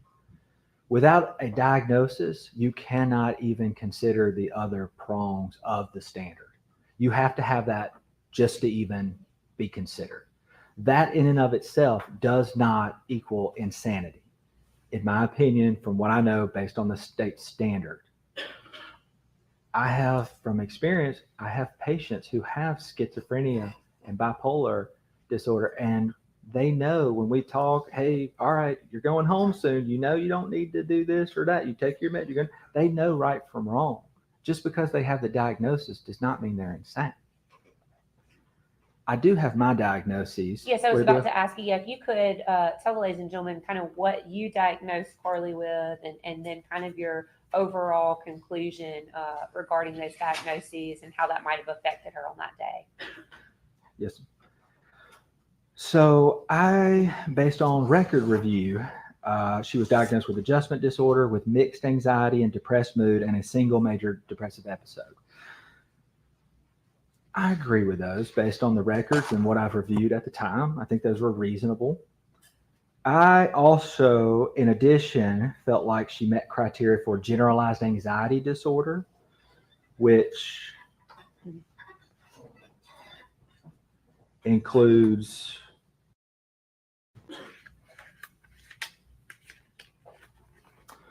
according to the DSM-5 TR, excessive anxiety or worry occurring more days than not for at least 6 months. The individual finds it difficult to control, and they have at least 3 of the following symptoms: restlessness or feeling keyed up or on edge. So they're antsy, they're on edge, they feel restless, being easily fatigued. I did not think that one applied. Difficulty concentrating or mind going blank. I feel like that could apply to her zoning out. Her irritability, it says, muscle tension and sleep disturbances. And then it says, these cannot be better attributed to a substance or another mental disorder. So for generalized anxiety disorder, she seemed on edge. That's one of the reasons she explained to me that she smoked marijuana, was if she was going to have if she couldn't sleep at night, or if she was going to have a bad day that day, she didn't want to have a nervous breakdown at school, she might smoke marijuana to help with her anxiety and nervousness. The mind going blank, that may explain her zoning out. In psychiatry, we kind of try to find diagnoses that explain most of the symptoms, and the generalized anxiety disorder is pervasive. I mean, it goes back to when she was a child, talking with Annette Bryant about adjustment and anxiety and the issues she was having with her dad. So on edge, hence she used marijuana, mind going blank, the zoning out spells, irritability, and the sleep disturbances. All of those are included in generalized anxiety disorder. So I felt like, based on the DSM-5-TR, she met criteria for that, and it would explain a lot of her symptoms. Also, cluster B traits. So people are typically hesitant to diagnose a personality disorder in an adolescent because the brain is still developing. There's hormones involved, and it can be stigmatizing, and it takes time to really get to know that person. They have to have a pervasive pattern. I looked through years and years and years of records, decade of record, back to 2011. So 2011 to 2024. So yeah, over a decade. I felt like that gave me the ability to look at things over a long period of time. Again, I'm not going to diagnose her with a personality disorder, but she does show some emerging cluster B traits. In personality disorders, which are common, there's different clusters. They get grouped together based on different things. She shows some what's called cluster B, which includes borderline personality, antisocial personality, narcissistic personality, and histrionic personality. I think her narcissistic personality shows, especially when she talks to her therapist about, I get tired of these students who don't, they just, they sleep through this good teaching, and it's in a derogatory tone. When she talked about this voice that's condescending towards other people, it did not come across to me as a legitimate auditory hallucination, but more so maybe some narcissistic traits and condescension towards others.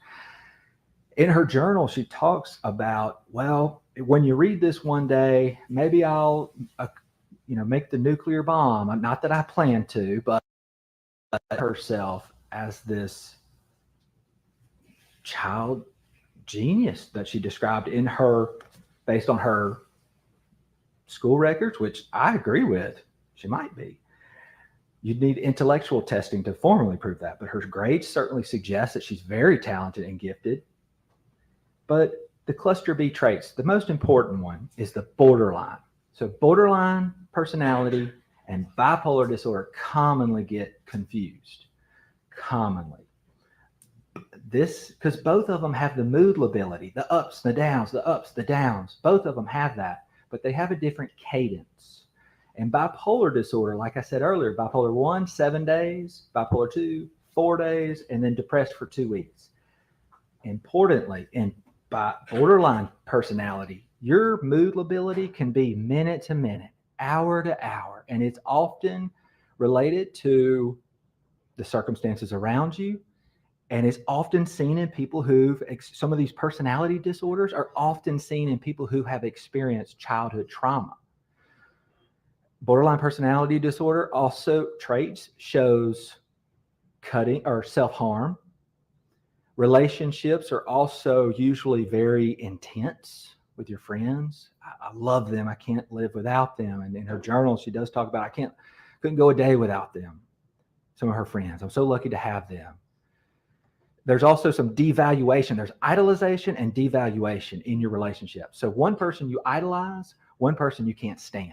As a clinician, a provider, I often see this where they'll say, you know, Dr. Picket, you're the best doctor that I've ever seen. You're the only doctor who ever listens to me.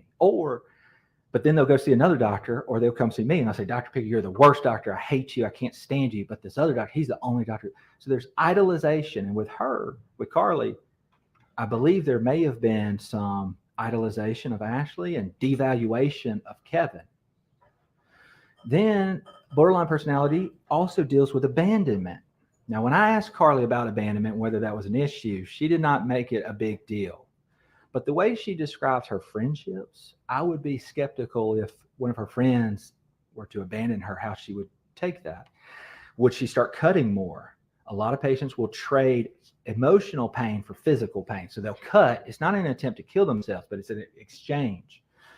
And so borderline traits, again, even though she has, and rage, anger, difficulty controlling your anger is another characteristic of a borderline personality. And so their relationships are often up and down, hot and cold, rocky. They can have trouble with their rage. And that was the last theme when I reviewed Dr. LPC Kirk's notes, was they had talked about anger as a secondary emotion, how to appropriately manage that. That was the day before. And so generalized anxiety disorder, which can explain a lot of her nervousness, the restlessness, the zoning out, the sleep disturbances, and anxiety is a overwhelming theme throughout all of her, most of her psychiatric records. The borderline personality disorder is much more consistent with poor traits. I'm not going to label an adolescent with a disorder. And the DSM-5 says, the DSM-5 TR says, all of the traits can become present as early as 12 to 13 years old. They can be present. So even though I'm reluctant, the DSM-5 TR recognizes that you can call them out, you can address them when you see them in unusual cases, which I think this is. Then I also said some psychopathic traits, and I don't use that word lightly, especially in an adolescent. But as I was reviewing her journal, where she says it's okay to be evil, when I see the callous nature in which she left her dead mother to text her next intended victim, and then even used the word honey, that is callous. And it is very concerning to me. In her journal, she often talked about, there were violent themes. I think she may have some, with her friends, as I was reviewing Discovery, there's memes about violence. There's often this mix of fantasy, dark humor, and violence. I've seen a lot of memes. I won't go into them, but the callousness of which she did that, she has this superficial charm. She's charming. She's very likable. I liked her when I did the interview. I don't like saying any of these things, but I truly believe them. And so she's very charming. Manipulation. She took extensive notes about how to manipulate. And I have somewhere in here, and I can find it, it's 85 pages of some manipulative behaviors that I document. Okay, here we are.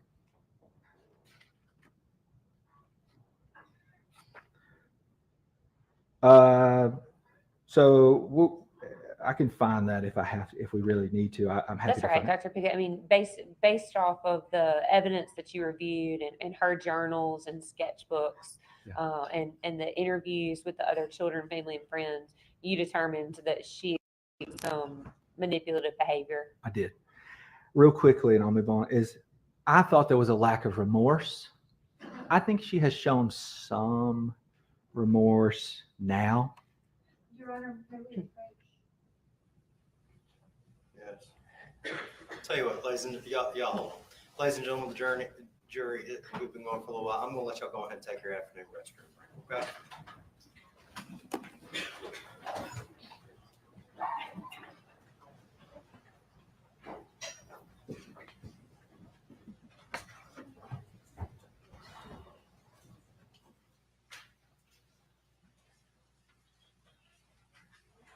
Ruka, I just messaged you. I've just messaged you on Discord, Ruka. There you go. You got it. Happy days.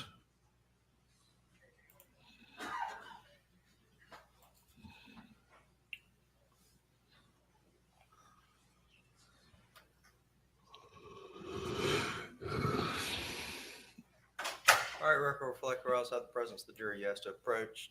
I'll hear any objection. You can object from there. Both, I just wanted to make people aware that both SK's parents and BG's parents have texted me during this exam to say that their children's names are being used. And I didn't associate their children with this case. I've done everything I can do to prevent their names from being used. But at some point, the law does not prohibit the witnesses from using their names. That's not the law. No, Your Honor, but it was in your court order that it wasn't to be put on media. I think the media is doing their best with this. They're doing their best.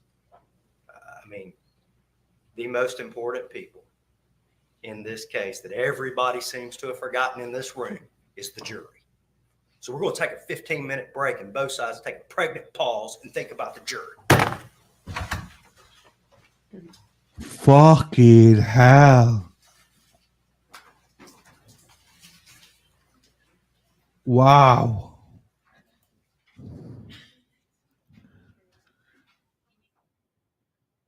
He pissed. He is pissed.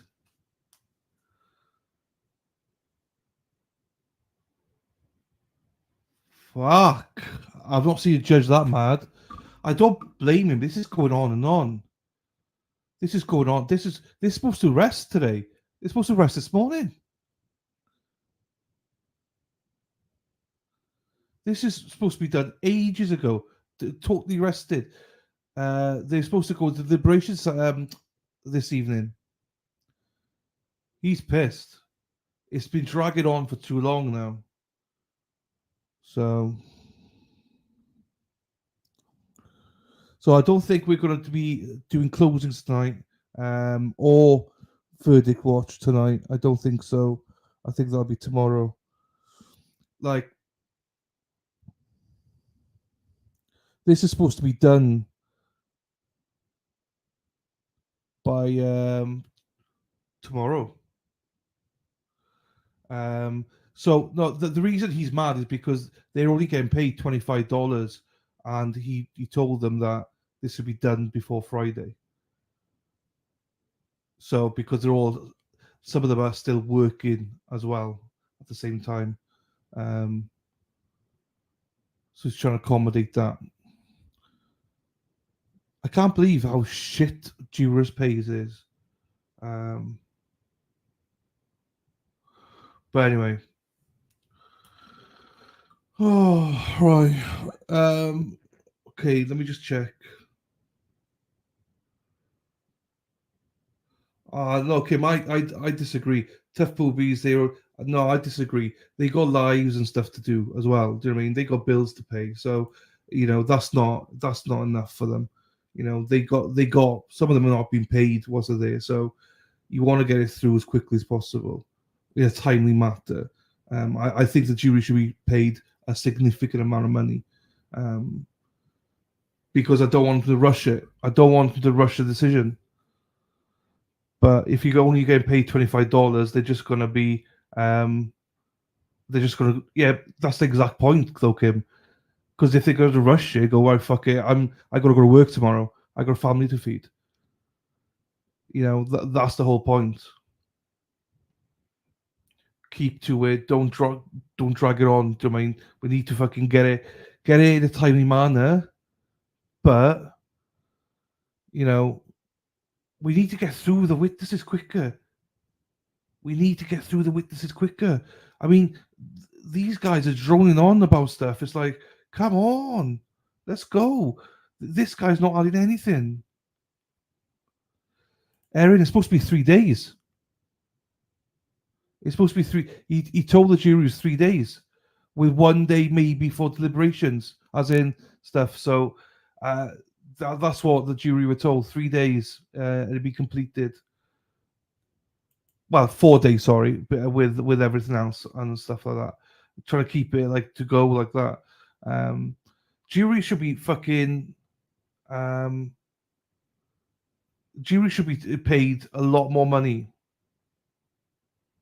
A lot more money than what they're doing, because all they're going to do is rush it now.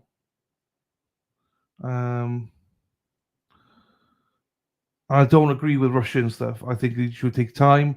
If you paid your wages, then you could take as much time as you want. Take 2-3 days, do it properly. No need to rush it. It's all good. But now they're going to rush it because it's $25. Ridiculous. Ridiculous. But there you go. But he's been pissed with these lawyers. So we're only seeing this right now. But if you watch pre-trial and all that, you will see, but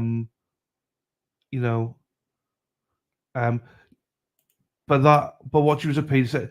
But what I'm trying to say, Joe, is she's not going to get a fair trial. That's the problem. Because if you're only being paid $25, like he's rushing it now. He's rushing it, and I think that's my point of trying to say. If you're only being paid that much, she's not going to get a fair trial. No one's going to get a fair trial. That's the problem with all of these things. They're not going to get a fair trial. Like, I can guarantee you, there's going to be people in that jury tonight or tomorrow when they start deliberations who won't give a fuck. They'll be like, I've got to go to work. Just what's the consensus? Guilty? Yeah, cool. I'll go with that. Potentially, I'm not saying they will, but potentially you will have people like that. And not being paid enough means you're not going to get a fair trial. That is a massive issue. I don't think it's going to be an extreme. I don't think they're going to go to an extreme. I think they're going to be doing closings tomorrow.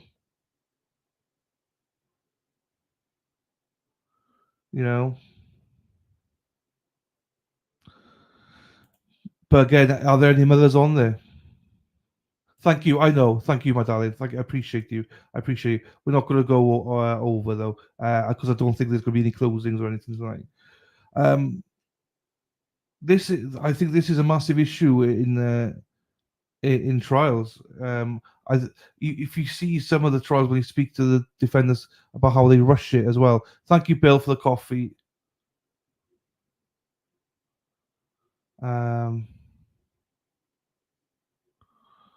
Hang on, Bill. I'll do it for you now. I'll do it for you, Bill.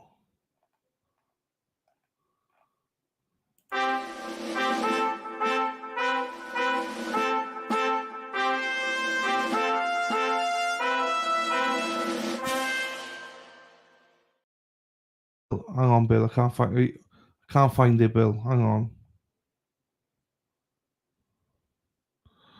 on, Bill. I will find it somewhere here. Where the fuck is it? Coffee. Here, it's here all the time. Okay. Let me refresh it. Let me go down here. Thank you, Bill. Thank you, Bill, for the 3 coffees. Dylan, I think I forgot my meds today. Buying Lil G and Ruka Shroom sweatshirts. You're very generous, Bill. You're very generous. And just so you know, people, he did message me to say that he was doing it as well. And he's going to be buying Lil G and Ruka sweatshirts or something. But Ruka, Lil G, you're going to have to let me know what you want, though.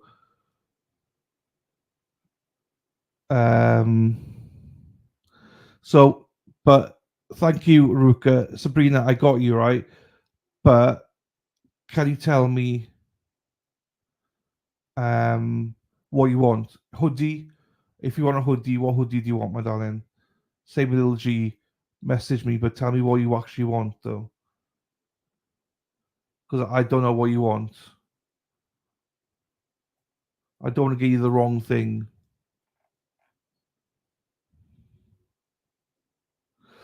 You did, but you didn't say what you wanted, though, my darling. I don't think. Let me just check. Yeah, you didn't say what you wanted. Go to the store and see what you want. Okay, you got to let Bill. I wouldn't let Bill pick, but it's up to you. It's up to you. Yeah, choose yourself, my darling, because Bill will fuck it up. The sweats just fit the size and shrink a bit. I have a couple of them. There you go. Erin does have a couple. You got one on the way, or I think. Can't believe you forgot the head of your fun size security detail, Bill. So Bill, Heather Taylor wants one as well. Yeah, I know. Yeah, little G, Discord. What hoodie do you want? Just let me know what hoodie, your address, your size, and which one do you want? Which hoodie do you want? See you, yeah, Trucker. Good night, my friend. See you later. Happy days. Look at that. I already have it. My 40-year-old wore it to school today. Oh my god, wow. Which one was it? Which one was it? Oh, we don't have the links for that. Hang on, let me try and find a link for the shop. There's one here somewhere. Hang on, I know there's one here somewhere. I think I got it here. I just set up a stream. So merchandise. This is the store. Ruka, hang on, I'll give it to you now. Oh fucking hell, this guy. I'm having enough of this guy. Hey, Lil G, whenever you want, my darling. There's no rush for you both. Oh, Josie beat me to it. Oh, that's class though. Happy days. Thank you, Erin. Thank you for that. And I hope she likes it though as well. Lil G, that's absolutely fine. Do it tomorrow if you want. It's absolutely fine. Whenever you want to do it, it's fine.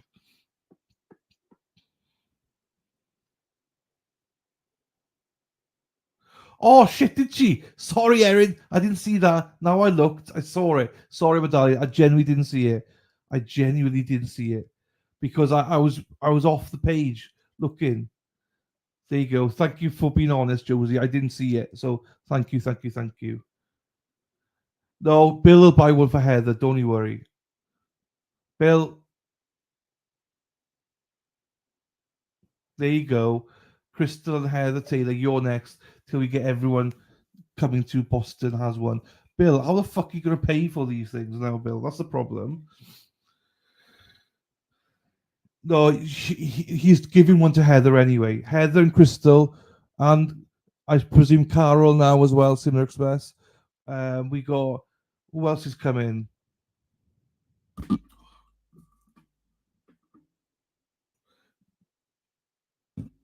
Just, ladies, just message me on Discord or Messenger or whatever you want, yeah?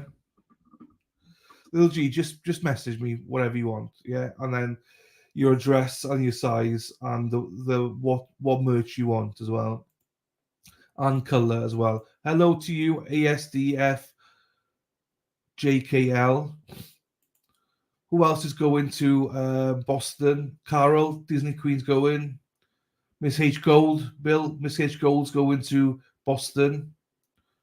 I think Hippie Chick might be coming. Lisa Reed might be coming. Lisa Reed might be coming. He's not fucking paid yet. I bet I'll order them all and you go, fuck you. That's all good though. Thank you, Bill. Hands up if you go into Boston. Bill wants you.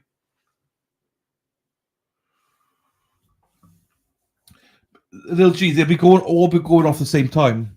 They'll all be going off the same time, so don't worry. She's got one. Do you not see Bill's message? Look here. Crystal and Heather Taylor. Little G, look at the message on the screen. There you go. He's saying, Ruka, you, Crystal, Heather Taylor. So you're all having one at the same time. Come on, Bill. You know they're all coming here now. Spacey Stacey's from there, so come on, she needs one as well. Denise is there as well. She needs one. Lisa Reed's here. She needs one. Bill, you just opened a fucking door for yourself, haven't you, Bill? Bill's just fucking fucked himself over here a little bit. Bill, you need one for yourself.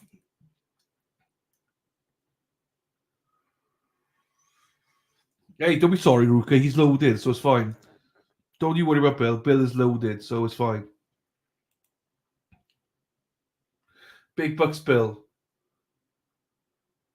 There you go. Hands up if you go, and Bill will sort you out. Let's get him on here. Where's he gone? So, if you're new to the chat, then I wanted you to know I'm meet Bill. Bill's a big spender. Bow, bow, bow, bow. Bill. He's called Similar Rex. Da, da, da, da, da. Now Bill's got a mouth, but he's got a heart of gold, which we love. The women all love him. Maybe not true, but Bill's part of the crew. Da, da, da, da, da.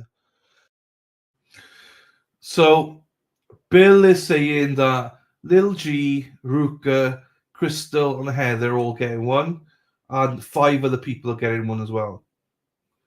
Why are you putting it up to me? So the first 5 that say that they go in. So Lisa Reed has.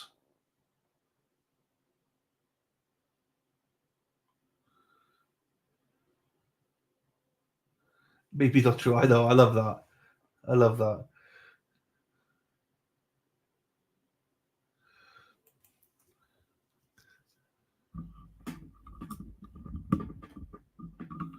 From Mystical County, I know.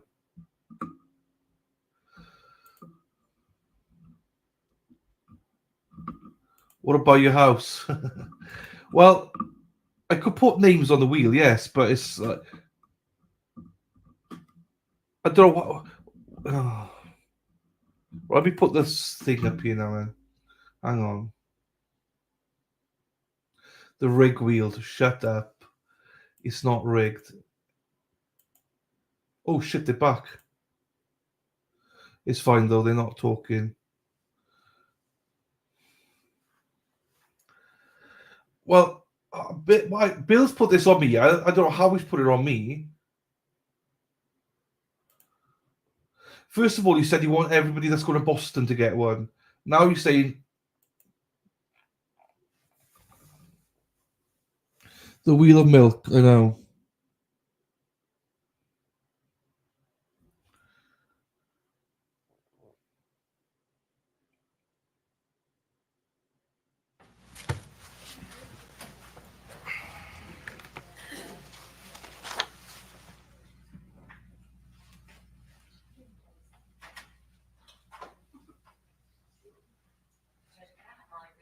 Last question was, that's all right, Dr. Pickett, based off the evidence that you reviewed her journals and scratch books and interview with other children, family, and friends, you determined that she exhibited some manipulative behavior.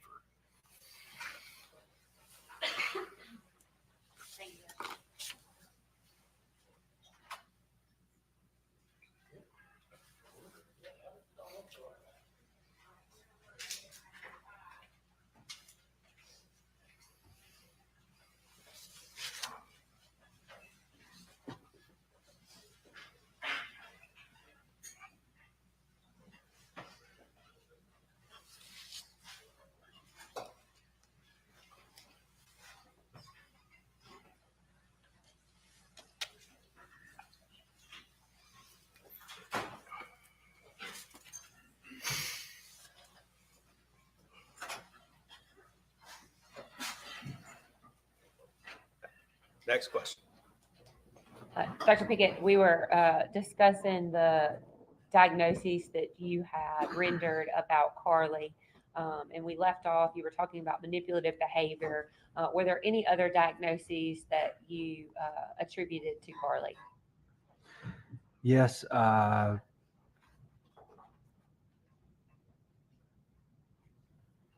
didn't finish the my thoughts on the psychopathic traits. There's a few other characters I'd like to just say real quickly. Sure. About the manipulative behavior. I found one example. There's others, but I thought, her journal that talked about the emotional manipulation and the happy hurting, I thought that was, concerning. She describes herself in the journal as melodramatic, and she asked herself at one point, am I just pretending just so my friends will feel obligated to comfort and care for me? About her emotional state, I thought that was manipulative. I thought about the fact that she didn't tell some of her, like LPC Kirk, about some of her marijuana use and such. I thought that was hiding and manipulative. And then when we were talking, sometimes she kind of de-emphasized certain things, and I kind of felt like I was being, pushed, not pushed towards a certain diagnosis, or I thought it was manipulative. So that's where I got that. Another psychopathic trait is like poor behavioral control. So I looked through a lot of things. I mean, obviously, the incident is a poor behavioral control, and doing the there's other things. The knife incident with the school, where she initially said it was for somebody told her to. She told me that a friend told her to bring it, but then after reviewing the discovery, it said that she had told them it was for protection and mentioned some high school students.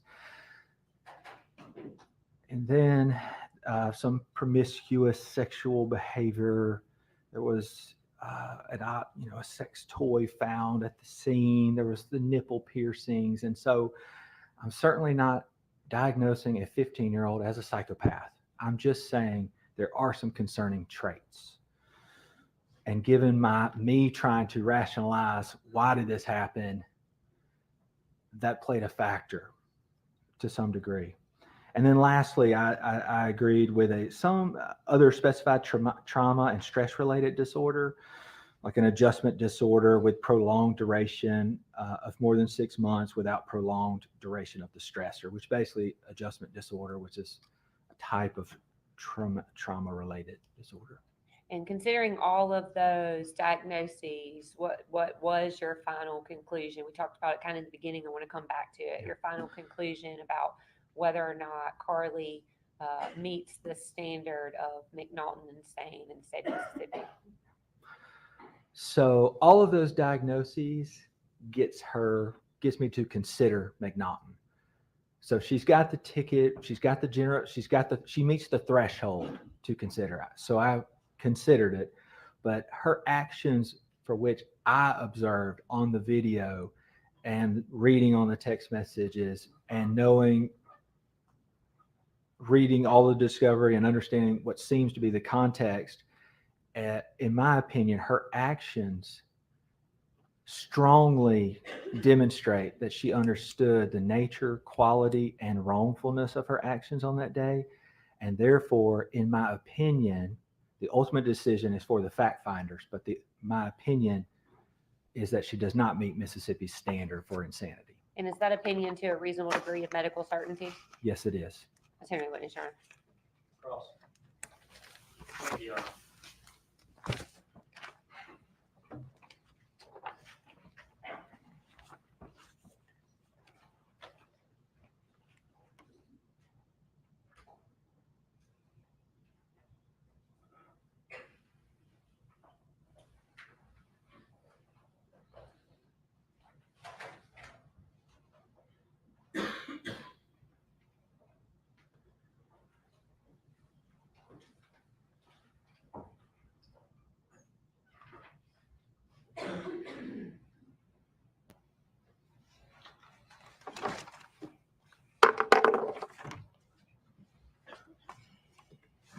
I may beg the court's indulgence for just a second to get organized, Your Honor. Yes.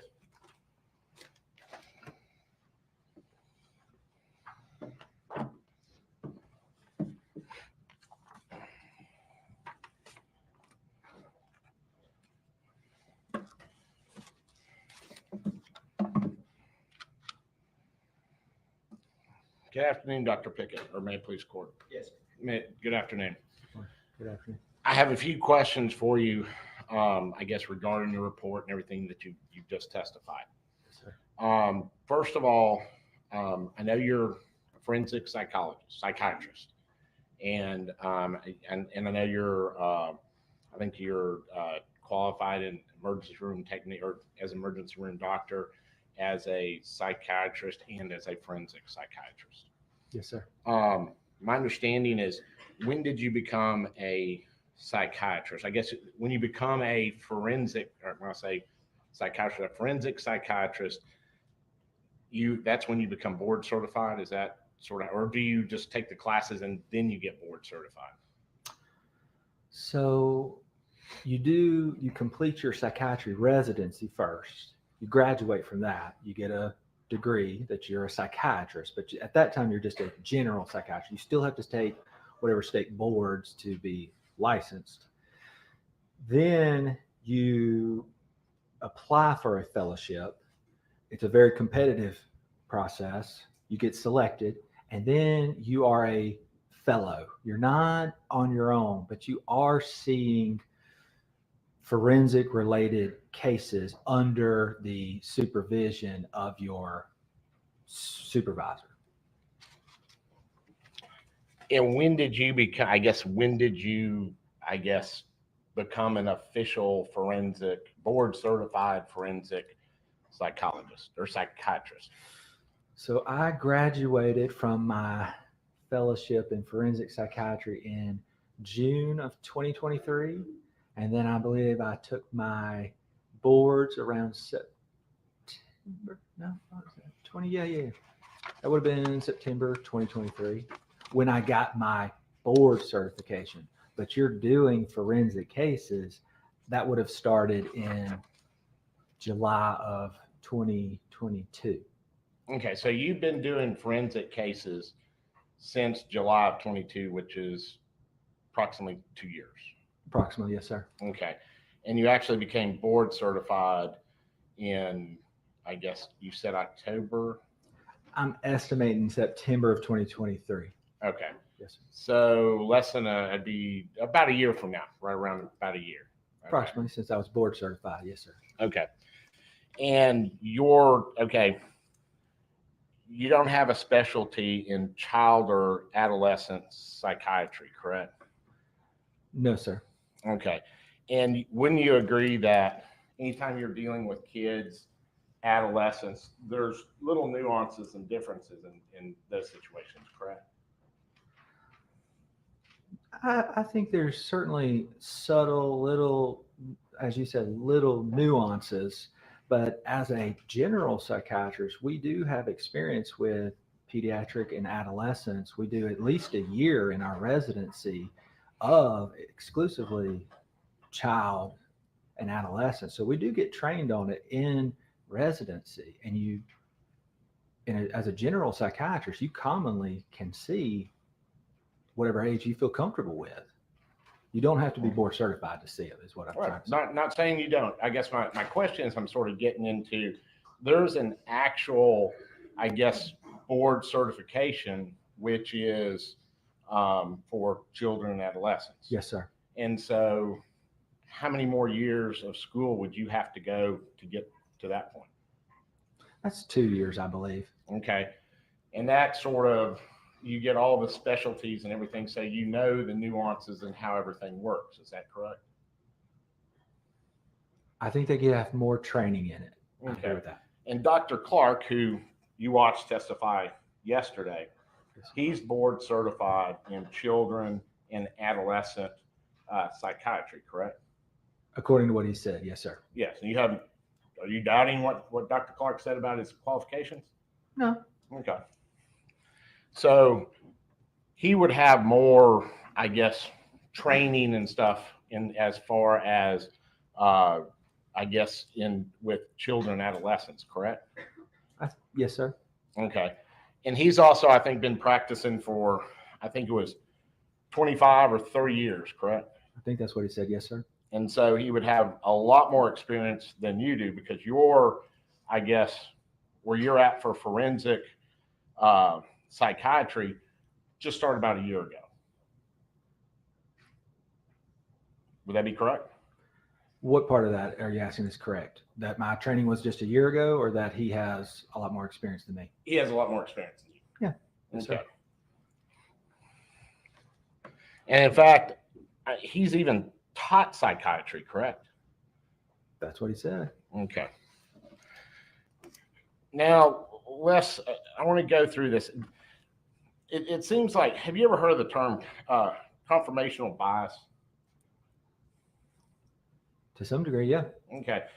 And isn't it true that what confirmational bias is you get something in your head and then you go out and you start trying to prove it, as opposed to figuring out what the big picture is, you sort of narrow it down and you try to get a specific result. Would that be correct? Yeah, I think that would be the definition of confirmation bias.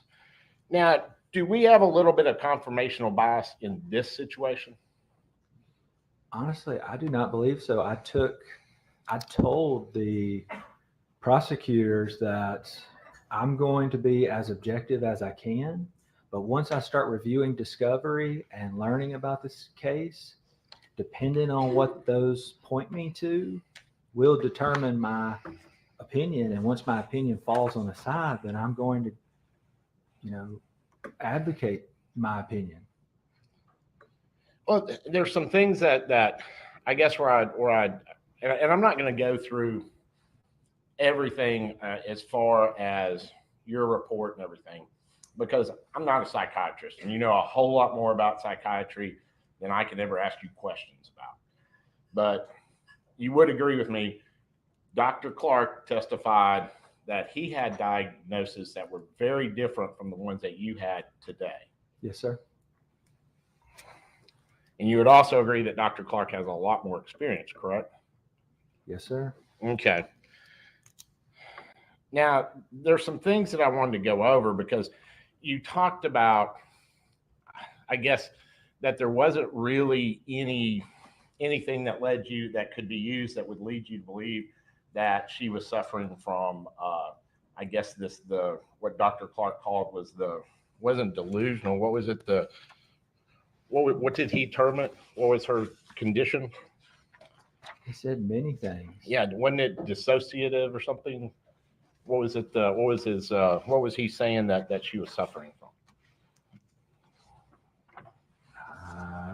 I don't want to speak for Dr. Clark, but I believe he was saying something along the lines. Disassociation, maybe? Yeah. Okay, is that what he was saying, that she was in a state of disassociation? I think he said that. Okay. And so you don't believe that, well, one, let me back up. You said you're not really familiar with that, correct? I said I'm not the nation's leading expert on it, but we get trained on it in residency. I've read about it in the DSM-5 TR. I've read various articles about it preparing for this. So, have you had people that have been under this affliction before? Very few. Very few. And it's not something that's common. It's not. And I think something that's important is you said this is a very unusual case. This is a rare case. When you agree on that? I think it's unusual for a 15-year-old to shoot and kill their mother. And it's unusual in that aspect. It is not unusual as far as the psychiatric diagnoses and mental health based on review of her records, in my opinion. That's actually very common. So the situation is very unusual. You don't see this very often. And the fact pattern is really unusual in this, isn't it? Can you elaborate a little bit on what you mean by fact pattern? Well, did you ever see any violent tendencies at any time? Were you able, in your, I guess, review of everything, were you able to see any violent tendencies that she had? And I'm talking about Carly.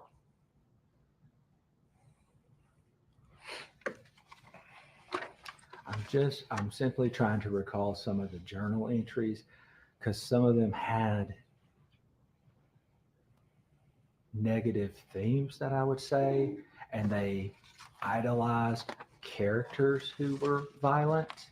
And so did she have some predilection towards that, or based on her personal journal, yes. But did I see any from her? No, I did not. And the journal was what that you saw that she talked about movies and different things like that. That's what that led you to believe that she has violent tendencies.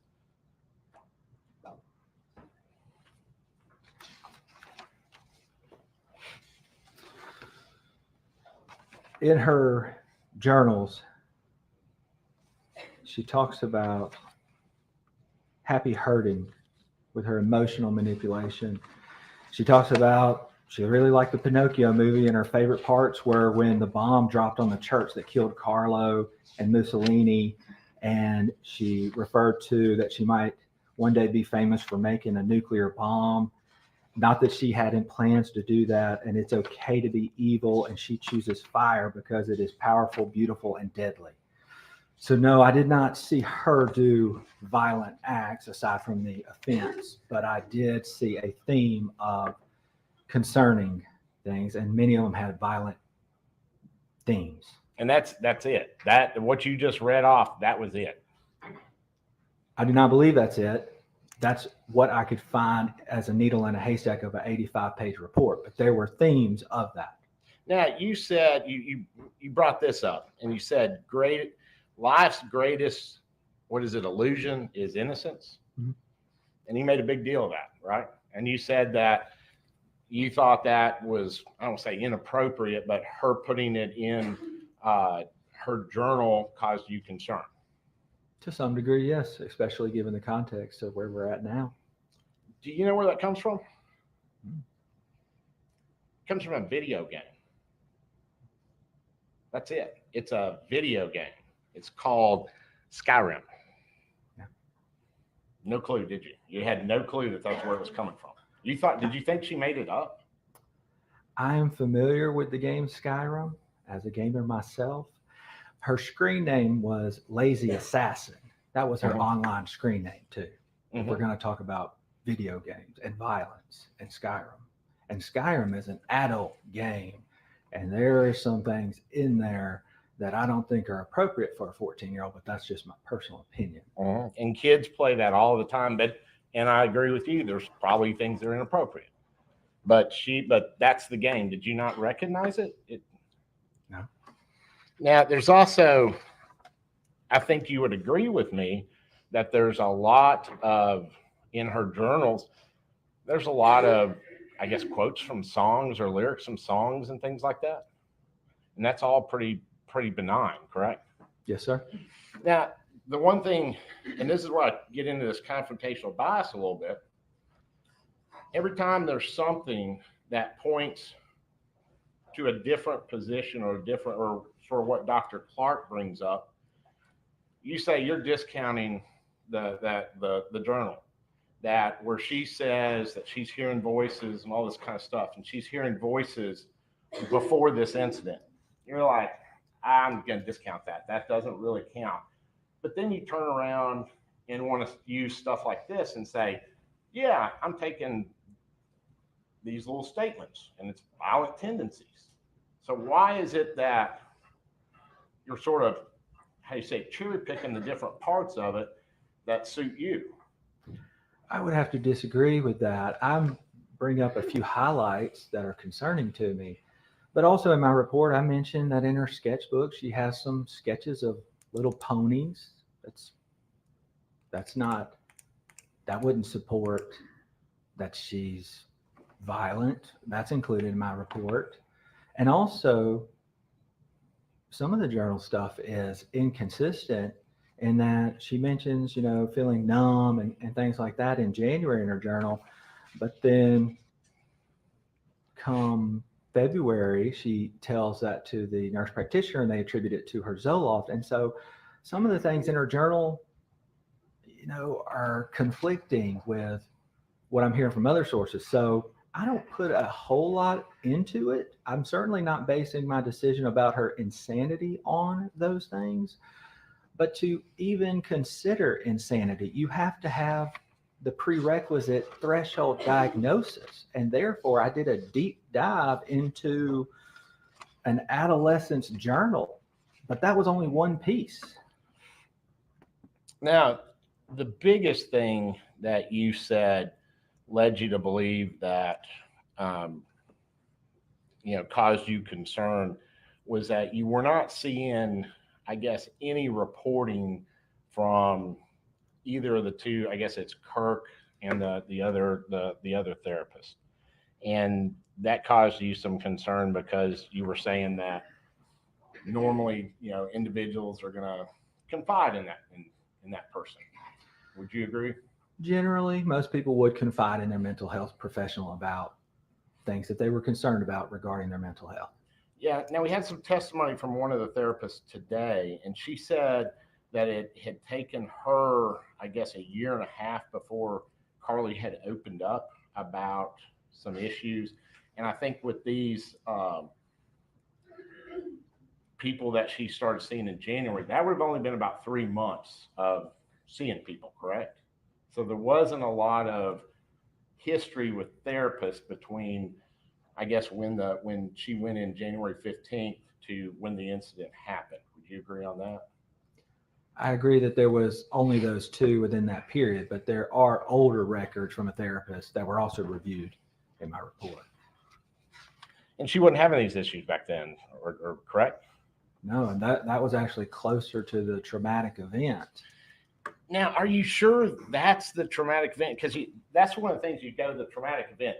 You can have other things that cause you to have a traumatic event, correct? You can. Yeah. So when you're saying that there's a traumatic event in her life and it's whatever happened, it's 5 years ago, we really don't even know if that's what it was, correct? We don't, but by talking to her and asking about her history, it does seem like when she's talking that was a significant trauma. The Kevin, the neglect, the abuse, and her sister dying at a young age, and her parents divorcing. Those were big, and she hasn't mentioned anything bigger than that to me, or that I have seen in the records.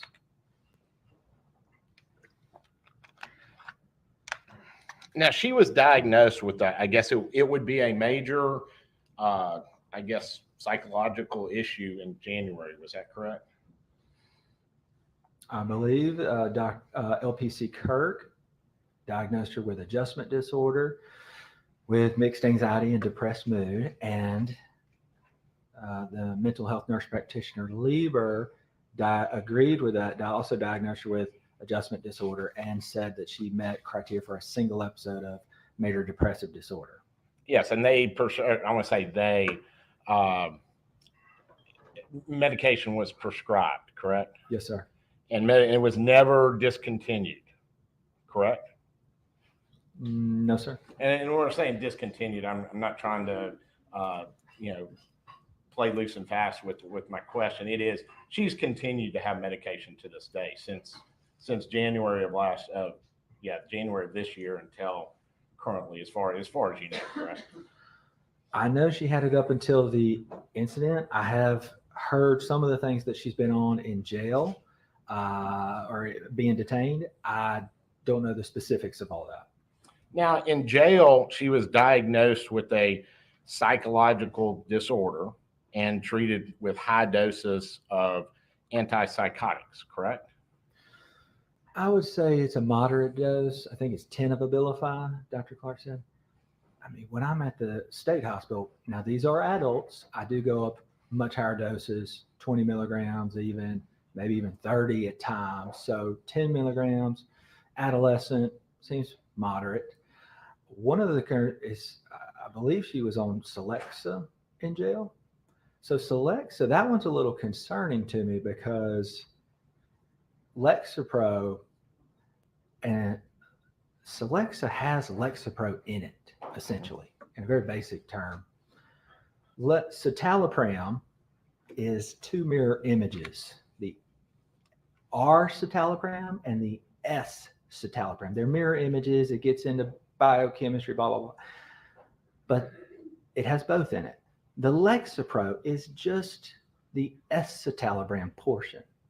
So to me, if you're really concerned that the medication was causing some issues, having her on citalopram, Celexa, which is still Lexapro, doesn't make a whole lot of sense to me.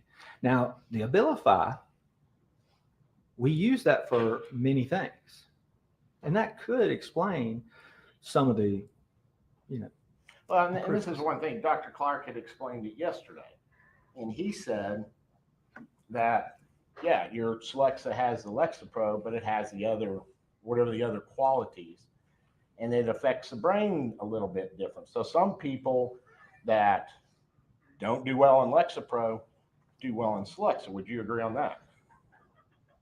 I would recommend, if somebody had reportedly a bad experience on Lexapro, then you shouldn't use the SSRI that is as close as possible to it and literally contains the same medicine. I think that would be a bad idea. And so again, that's where you differ with the Dr. Clark. Yes, sir. Okay. Let's talk about, I think you were talking about Dr. Hardy's evaluation of Kevin Gregg. Yes, sir. And that's a person you have never, ever seen. You have seen 3 pages of, was it medical records I think you testified to? Yes, sir. And you're wanting to basically say that the doctor that has seen him is wrong on his diagnosis, that actually saw him. I know you said it was only for a few hours according to the records. 1 hour for the records that you saw. Total for all 3 visits was 1 hour. And so you're saying that he got it wrong, and you don't know if there's even more medical records, do you? I've asked for the other medical records. I wanted the other medical records because I really wanted to confirm or deny whether Mr. Kevin Gregg actually legitimately has one of these mental disorders or whether it's just substance abuse. So the way I got it and the way your testimony was, and maybe I could be wrong, but it seemed like you were saying you don't want to say, or you, first of all, we were dealing with bipolar, and evidently there's a heredity issue with bipolar. Yes, sir. And so you were wanting to say that Kevin Gregg really doesn't have bipolar, therefore the heredity part of the prong that would go towards Carly doesn't exist. I would say yes, if he doesn't legitimately have bipolar disorder, then it makes it less likely that Carly has it. And so your reasoning is that you want to make another diagnosis over a doctor that actually saw the individual and diagnosed them with bipolar. I don't want to, but as my job entails, I have to look at the details, and people are misdiagnosed frequently. I know this because I work at the state hospital, and these patients come to me and reportedly they have a diagnosis of this or that, and we kind of go through their history and we're like, no, it actually seems more consistent with this. So it is standard to question previous doctors on their records, especially when they're so sparse, especially when there's a big history of drug abuse that can make you look manic, that can make you look psychotic. I wouldn't be doing my job if I just accepted any piece of paper that says somebody has a diagnosis. So even though there is a diagnosis, a valid diagnosis from a doctor, and you don't have anything to overturn it, you're like, I'm not accepting it. It's basically my understanding. I disagree with the diagnosis based on extensive review of Mr. Kevin Gregg per all the records, Ashley's description of him, Carly's description of him, grandparents' description of him to the deputy as I was watching the video. Anybody that knew him knew he was addicted to many substances, and he was prescribed Adderall, Klonopin, and and Ambien. If I have somebody with bipolar disorder, I'm not going to prescribe them Adderall because that can really push them into a manic episode. And when I reviewed Dr. Hardy's records, he did not justify. If I have a patient that comes to me and this is our first interview, typically I will say, according to the records I've reviewed, Mr. Johnny has schizophrenia because he had delusional thoughts, he had disorganized thinking, he had auditory hallucinations, and here's the records I based that off of. And Dr. Hardy did not do any of that. And actually, his substance abuse was minimized in those records. And so I just don't believe that Kevin may have been as forthcoming with Dr. Hardy, and he may not have had all the records. Now, what is Thorazine? It's an antipsychotic. And that would be something that that was prescribed to Kevin Gregg by Dr. Hardy. I don't know everything Dr. Hardy may have prescribed him. I know the ones that were very concerning. And you didn't see that one? You didn't see that? I don't remember. What about, I guess it's Respira? Risperdal? Yeah, what's that? That's an antipsychotic. Okay, that was prescribed to Kevin Gregg by Dr. Hardy, which would be consistent with what's that treating? We use antipsychotics for behavior. So if somebody comes in and they are acting erratic, violent, aggressive, yelling, screaming, throwing fits, hurting people, we often use mood stabilizers and antipsychotics. So just because somebody's on an antipsychotic does not mean they have psychotic illness or bipolar disorder. Now, did you never looked at the medical records from the jail, correct? I looked at the ones that were sent to me from Region 8, and I glanced over them. I didn't necessarily put a lot of weight on them, only because I am evaluating her sanity at the time of the offense. And what she says to people now that cannot be objectively confirmed, I can't see it and do it in myself and really see that I see this without such giant secondary gain. I'm real skeptical of those things, and so I didn't put a lot of weight into them. Because the way I understand it is, she gets diagnosed in January with with a major situation, however you want to call it. It was a one-time kind of deal. Yes, sir. And then you were in here when one of the witnesses disclosed that Carly and her talked about Carly hearing voices. Remember that? I do. Okay. And so that happened before the situation happened on the 19th. And then you had in the journal, it talked about hearing voices. And I think that was on the 12th of March, which was right before the situation, correct? Well, a few things I'm skeptical about is the friend. I believe they're still friends, is what was said yesterday, and that they still communicate to some degree. And sometimes ideas can be implanted after the fact and people don't know. So I'm real skeptical of that because of the large secondary gain and the things that have been consistent with malingering. The journal article for the 12th, when I see people that have schizophrenia and they are suffering with these auditory hallucinations that they do not want, they do not like, that bother them, they usually do not describe them as quite silly, and they do not describe them as ravenously screaming at each other, and thankfully physical altercation is not fruitful. That's not how they describe it. How would a 14-year-old describe it? I think she would go to her mother and say, "Mom, I'm hearing voices." And the mother, especially if she was as involved as Ashley, would have taken her and made sure that the mental health providers knew about it. Well, I think all the testimony is that she didn't want her mother to know about that. Correct? Isn't that what all the testimony is? I haven't heard all of the testimony. I've heard the last 2 days. I mean, you've been for the last 2 days. I think the testimony has been, especially you heard everything that Dr. Clark said. Everything was that the mother did not want to, or Carly didn't want the mother to know about her I guess, issues. I think you even talked to her in jail about this very thing, didn't you? I never talked to her in jail. I talked to her here in the courtroom doing my evaluation. I'm She sorry, did talk. It's connected. Okay, yeah. My impression was that she wanted to hide, especially some of the more negative things from her mother, the burner phone, the marijuana, talking to the boy.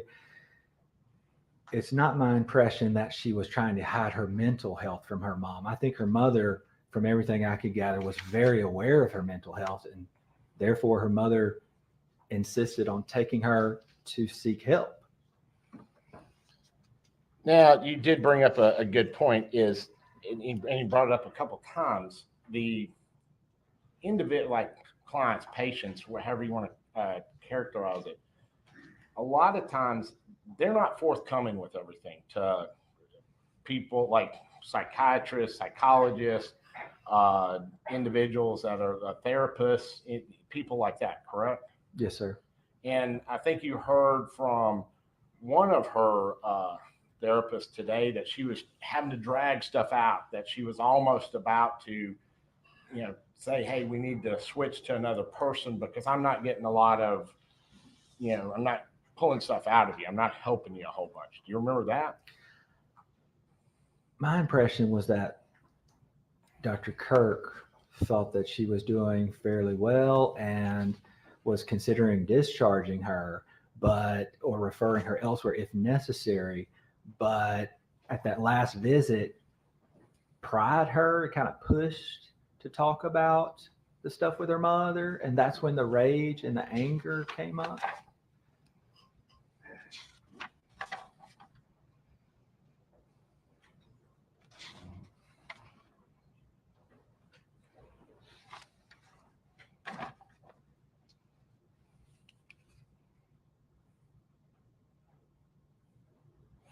Now, at one point, Carly, and this is stuff, again, put in her journal and said that she had a psychological or psychotic break. Do you remember that part in the journal? Yes, sir. And you said you didn't put a lot of credence into it because it was something that she wrote. And I think you said the journal was, she was using it as sort of like theatrical and things of that nature. Is that sort of your take on it? Yeah, I said there's a mixture, seems like, of what might be truth and what seems theatrical. Now, the disassociation, which we were just talking about, you're not really, you said you know about it, but you're not an expert, and you said you have seen it in rare cases. We agreed that this was a rare case, correct? Or your words, I can't remember. It's an unusual case in that a 14-year-old killed her mother.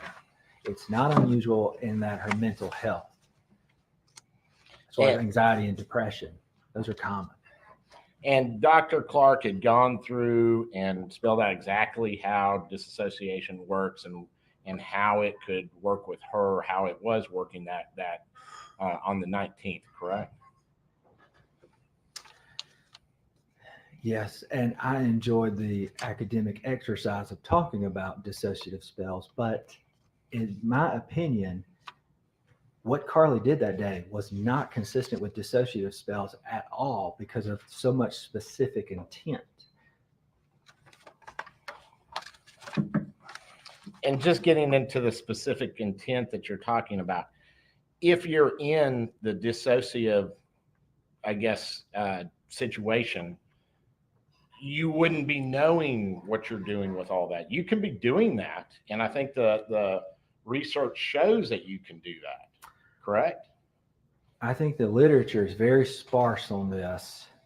I think the literature talks, there are case reports or examples of violence being completed in a dissociative state.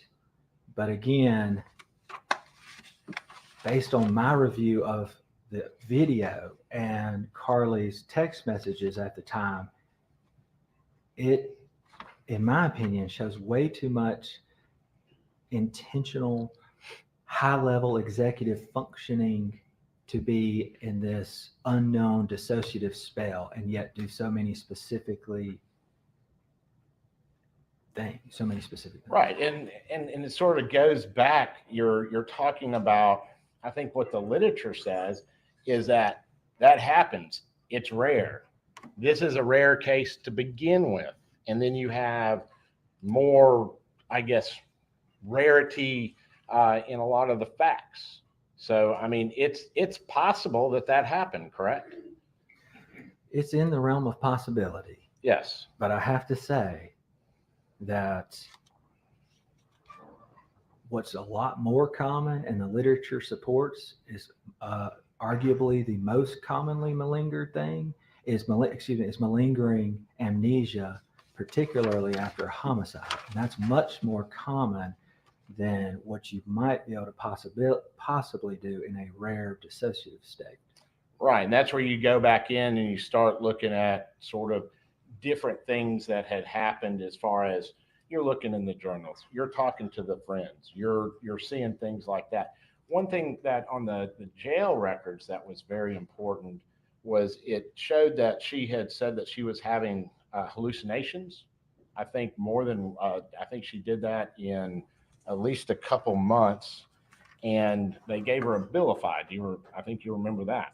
Were they visual or auditory hallucinations? Auditory hallucinations, I believe. Yeah, auditory hallucinations. That she reports. She reports to the medical staff at the jail. They give her a Abilify, and then after a few months, it gets better. That's all per Carly. Yeah, but that would also be consistent that because you can have a I guess a episode, a psychiatric episode, and it doesn't all start at one time. It builds, correct? Cases vary. Some people, it shows subtly and then progresses. Other people may do a substance and then it causes a break or something like that. So it can vary. It can vary, and you can, in this situation, there was stuff that was out there before this happened. And then we have the 19th of March, and that's when this situation happens. And then right on the back end is where you have, I guess, she's telling the person in jail, this is what's going on, and they prescribe her this medication, and then it gets better. Did you talk to her about that, about the hallucinations no longer being present? I don't remember us getting into that too much. Sometimes I try not to interject or implant. I don't want to say, hey, are you having this? Are you having that? I want them to voluntarily tell me, because I don't want to implant ideas in people's heads. And so most of the time, if they're really experiencing these things, when I see my patients with schizophrenia at the hospital, they gladly tell me and eagerly tell me and beg for me to help them. Well, you keep saying when you see your clients at the hospital who have schizophrenia, you didn't diagnose her with schizophrenia, correct? No, sir. I'm just using schizophrenia as a standard psychotic illness. Well, when you saw her, I guess it was on the 30th of August, not too long ago. Yes, sir. She's competent. She answered all your questions, all that kind of stuff. There wasn't any problems, correct? Correct. She's lucid. I mean, she was on the 30th, she was 100% fine. Yes, sir. The big question is how she was back on the 19th of March, correct? That's what you're here for. Yes, sir. And so right after that, there's records at the jail where she's saying she's having these hallucinations. They're giving her medications. And then it seems that works because she no longer, I think there's some notes that she no longer having them. So wouldn't that be something that you would want to look at? It's not necessarily pertinent to how her mind frame was at the time that she killed her mother, especially when I have video footage of her at that time, and I have text messages of her conversations at that time. I know I have all the statements of everybody who knows her way better than me. I have medical records from years.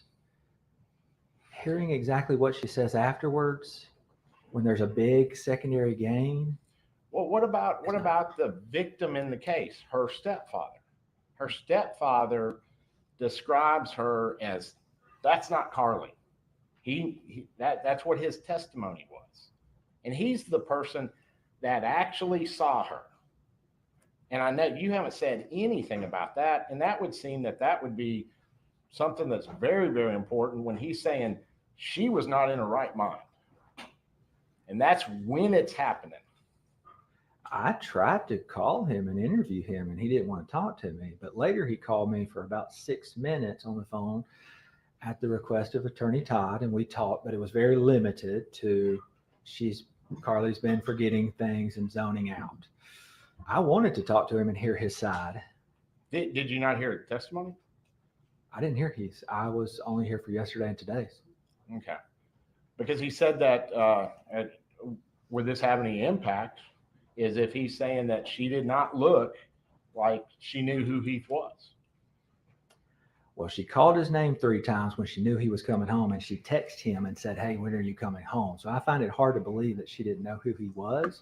Now, him being in a shocked state, looking in her eyes, if she's in a shocked state too, because she's about to shoot him or attempting, I don't know how much he could decipher accurately at that time. So his opinion on her state and how she looked and things like that really doesn't play with you very well. I would take it into consideration. I do not think it would change my opinion. And I mean, I would just so the jury guys, there's nothing that I can say up here when I'm asking you questions that's going to change your opinion, correct? If you were to give me some objective evidence of things, I would certainly take that into consideration. You wouldn't just go like what we did with Heath Smiley and just say, no, I don't think that he can make a good determination. No, I've based my opinion off of the mountain of evidence that I have reviewed, my clinical evaluation of 4.5 hours with Miss Carly, reviewing all the medical records. I have based my opinion on that. And if there was new information that was relevant, I would certainly consider it. May I beg the court's indulgence? Yes.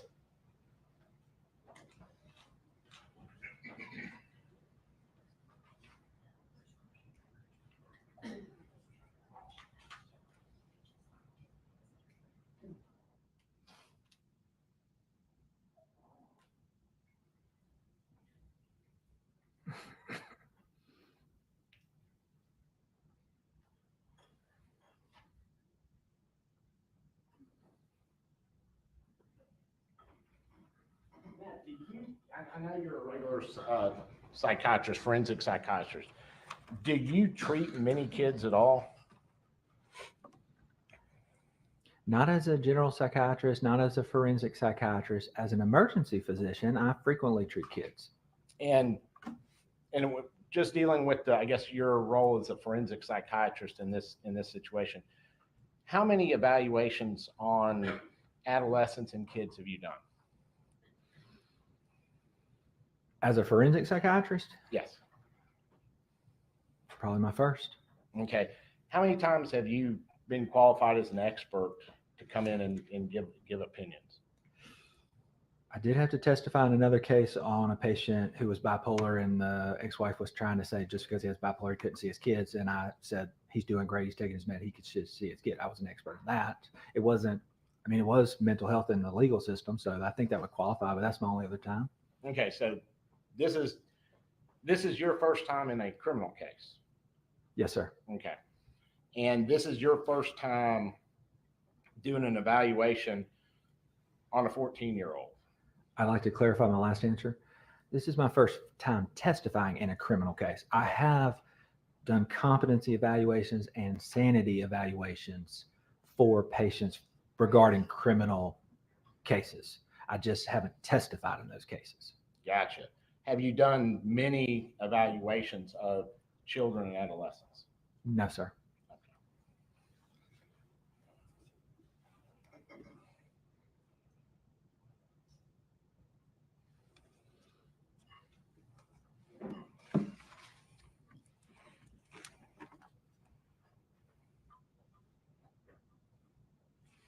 May I beg the court's indulgence for a moment again?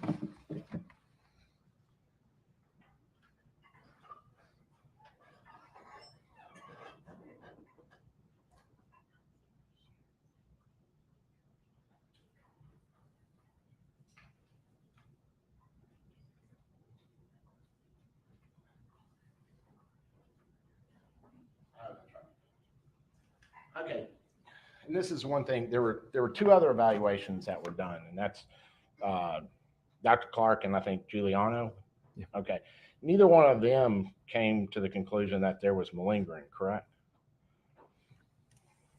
Not that I recall. Okay. We would tender, Your Honor.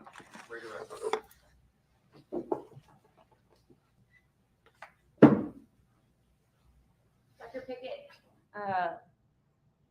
you've done more than or close to over 100 evaluations regarding competency and insanity. Isn't that right? Yes, ma'am. Mr. Camp asked you about if Dr. Clark had more experience than you. I guess that means he's been practicing longer. I guess. I submit to you, there's attorneys that are quite older than I am and have practiced a lot longer than I have that have been disbarred. Does more experience always mean that you're a better doctor? Not necessarily. Does more experience mean that you always get the diagnoses right? No, and I would like to just clarify quickly, even if she has all of these diagnoses, what matters is that just lets you start to consider insanity, even if she has all of them. And I'm completely wrong about all my diagnoses, and she has all the diagnoses that Dr. Clark says. In my opinion, based on reviewing the video footage, the text messages, the extensive discovery review, her actions at the time strongly suggest that she understood the nature, the quality, and the wrongfulness of what she was doing. And just one more follow-up, Dr. Pickett, to that. Mr. Camp mentioned that when you evaluated the defendant, I think he said that she was competent and 100% fine. But she actually was claiming to you that at that very moment, she was in one of these disassociated spells, right? Yes. No further questions, Your Honor. State have any further witnesses? The state rests. All right. So this witness may be released by the state, correct? Yes, sir. By the defense. Yes, all right, you can stand down.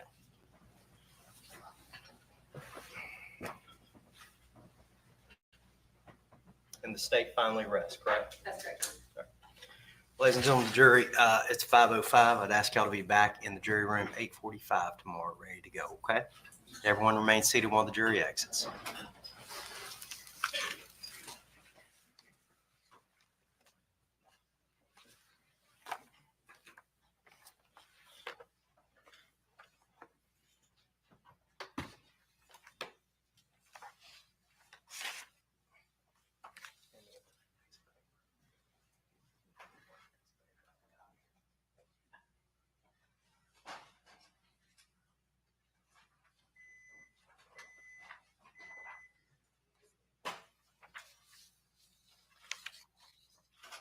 Record reflect we're outside the presence of the jury. Does the defendant wish to re-urge its motion for its motion for directed verdict?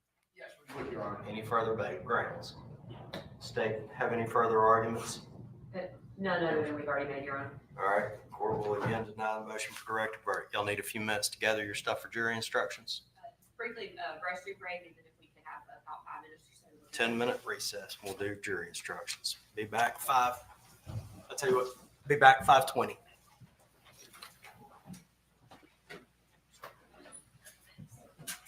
Okay. So all they're doing now is going through jury instructions, basically ready for tomorrow. So that's what they're doing.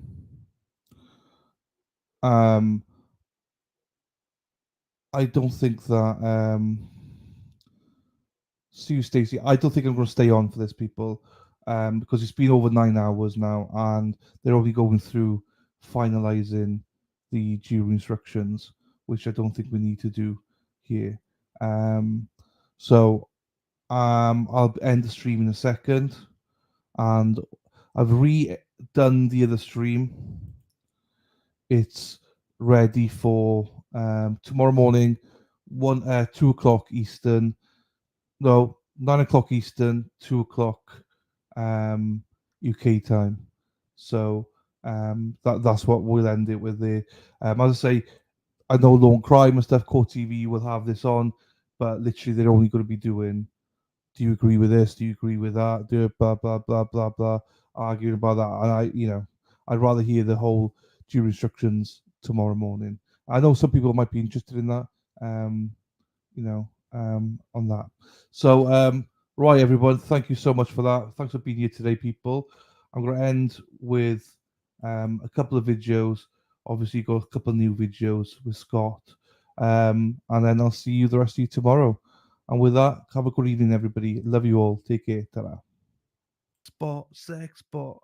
I'm a sex bot. Sex bot, sex bot. I'm a sex bot. Sex bot, sex bot. I'm a sex bot. Sex bot, sex bot. I'm a sex bot. Robin G, riding through the glen. Robin G, chasing all the men. All the men can never find Robin G, Robin G spot. Ole, ole, ole, ole, ole, ole, ole, ole. Erin hack, hack, hack, ole. Erin hack, hack, hack, ole. Let's go, Erin hack, hack, hack, ole. Erin hack, hack, hack, ole. Bing bong, a bing Bombay, bing bong, a bing Bombay, bing bong, a bing Bombay. Scott likes to wear lingerie.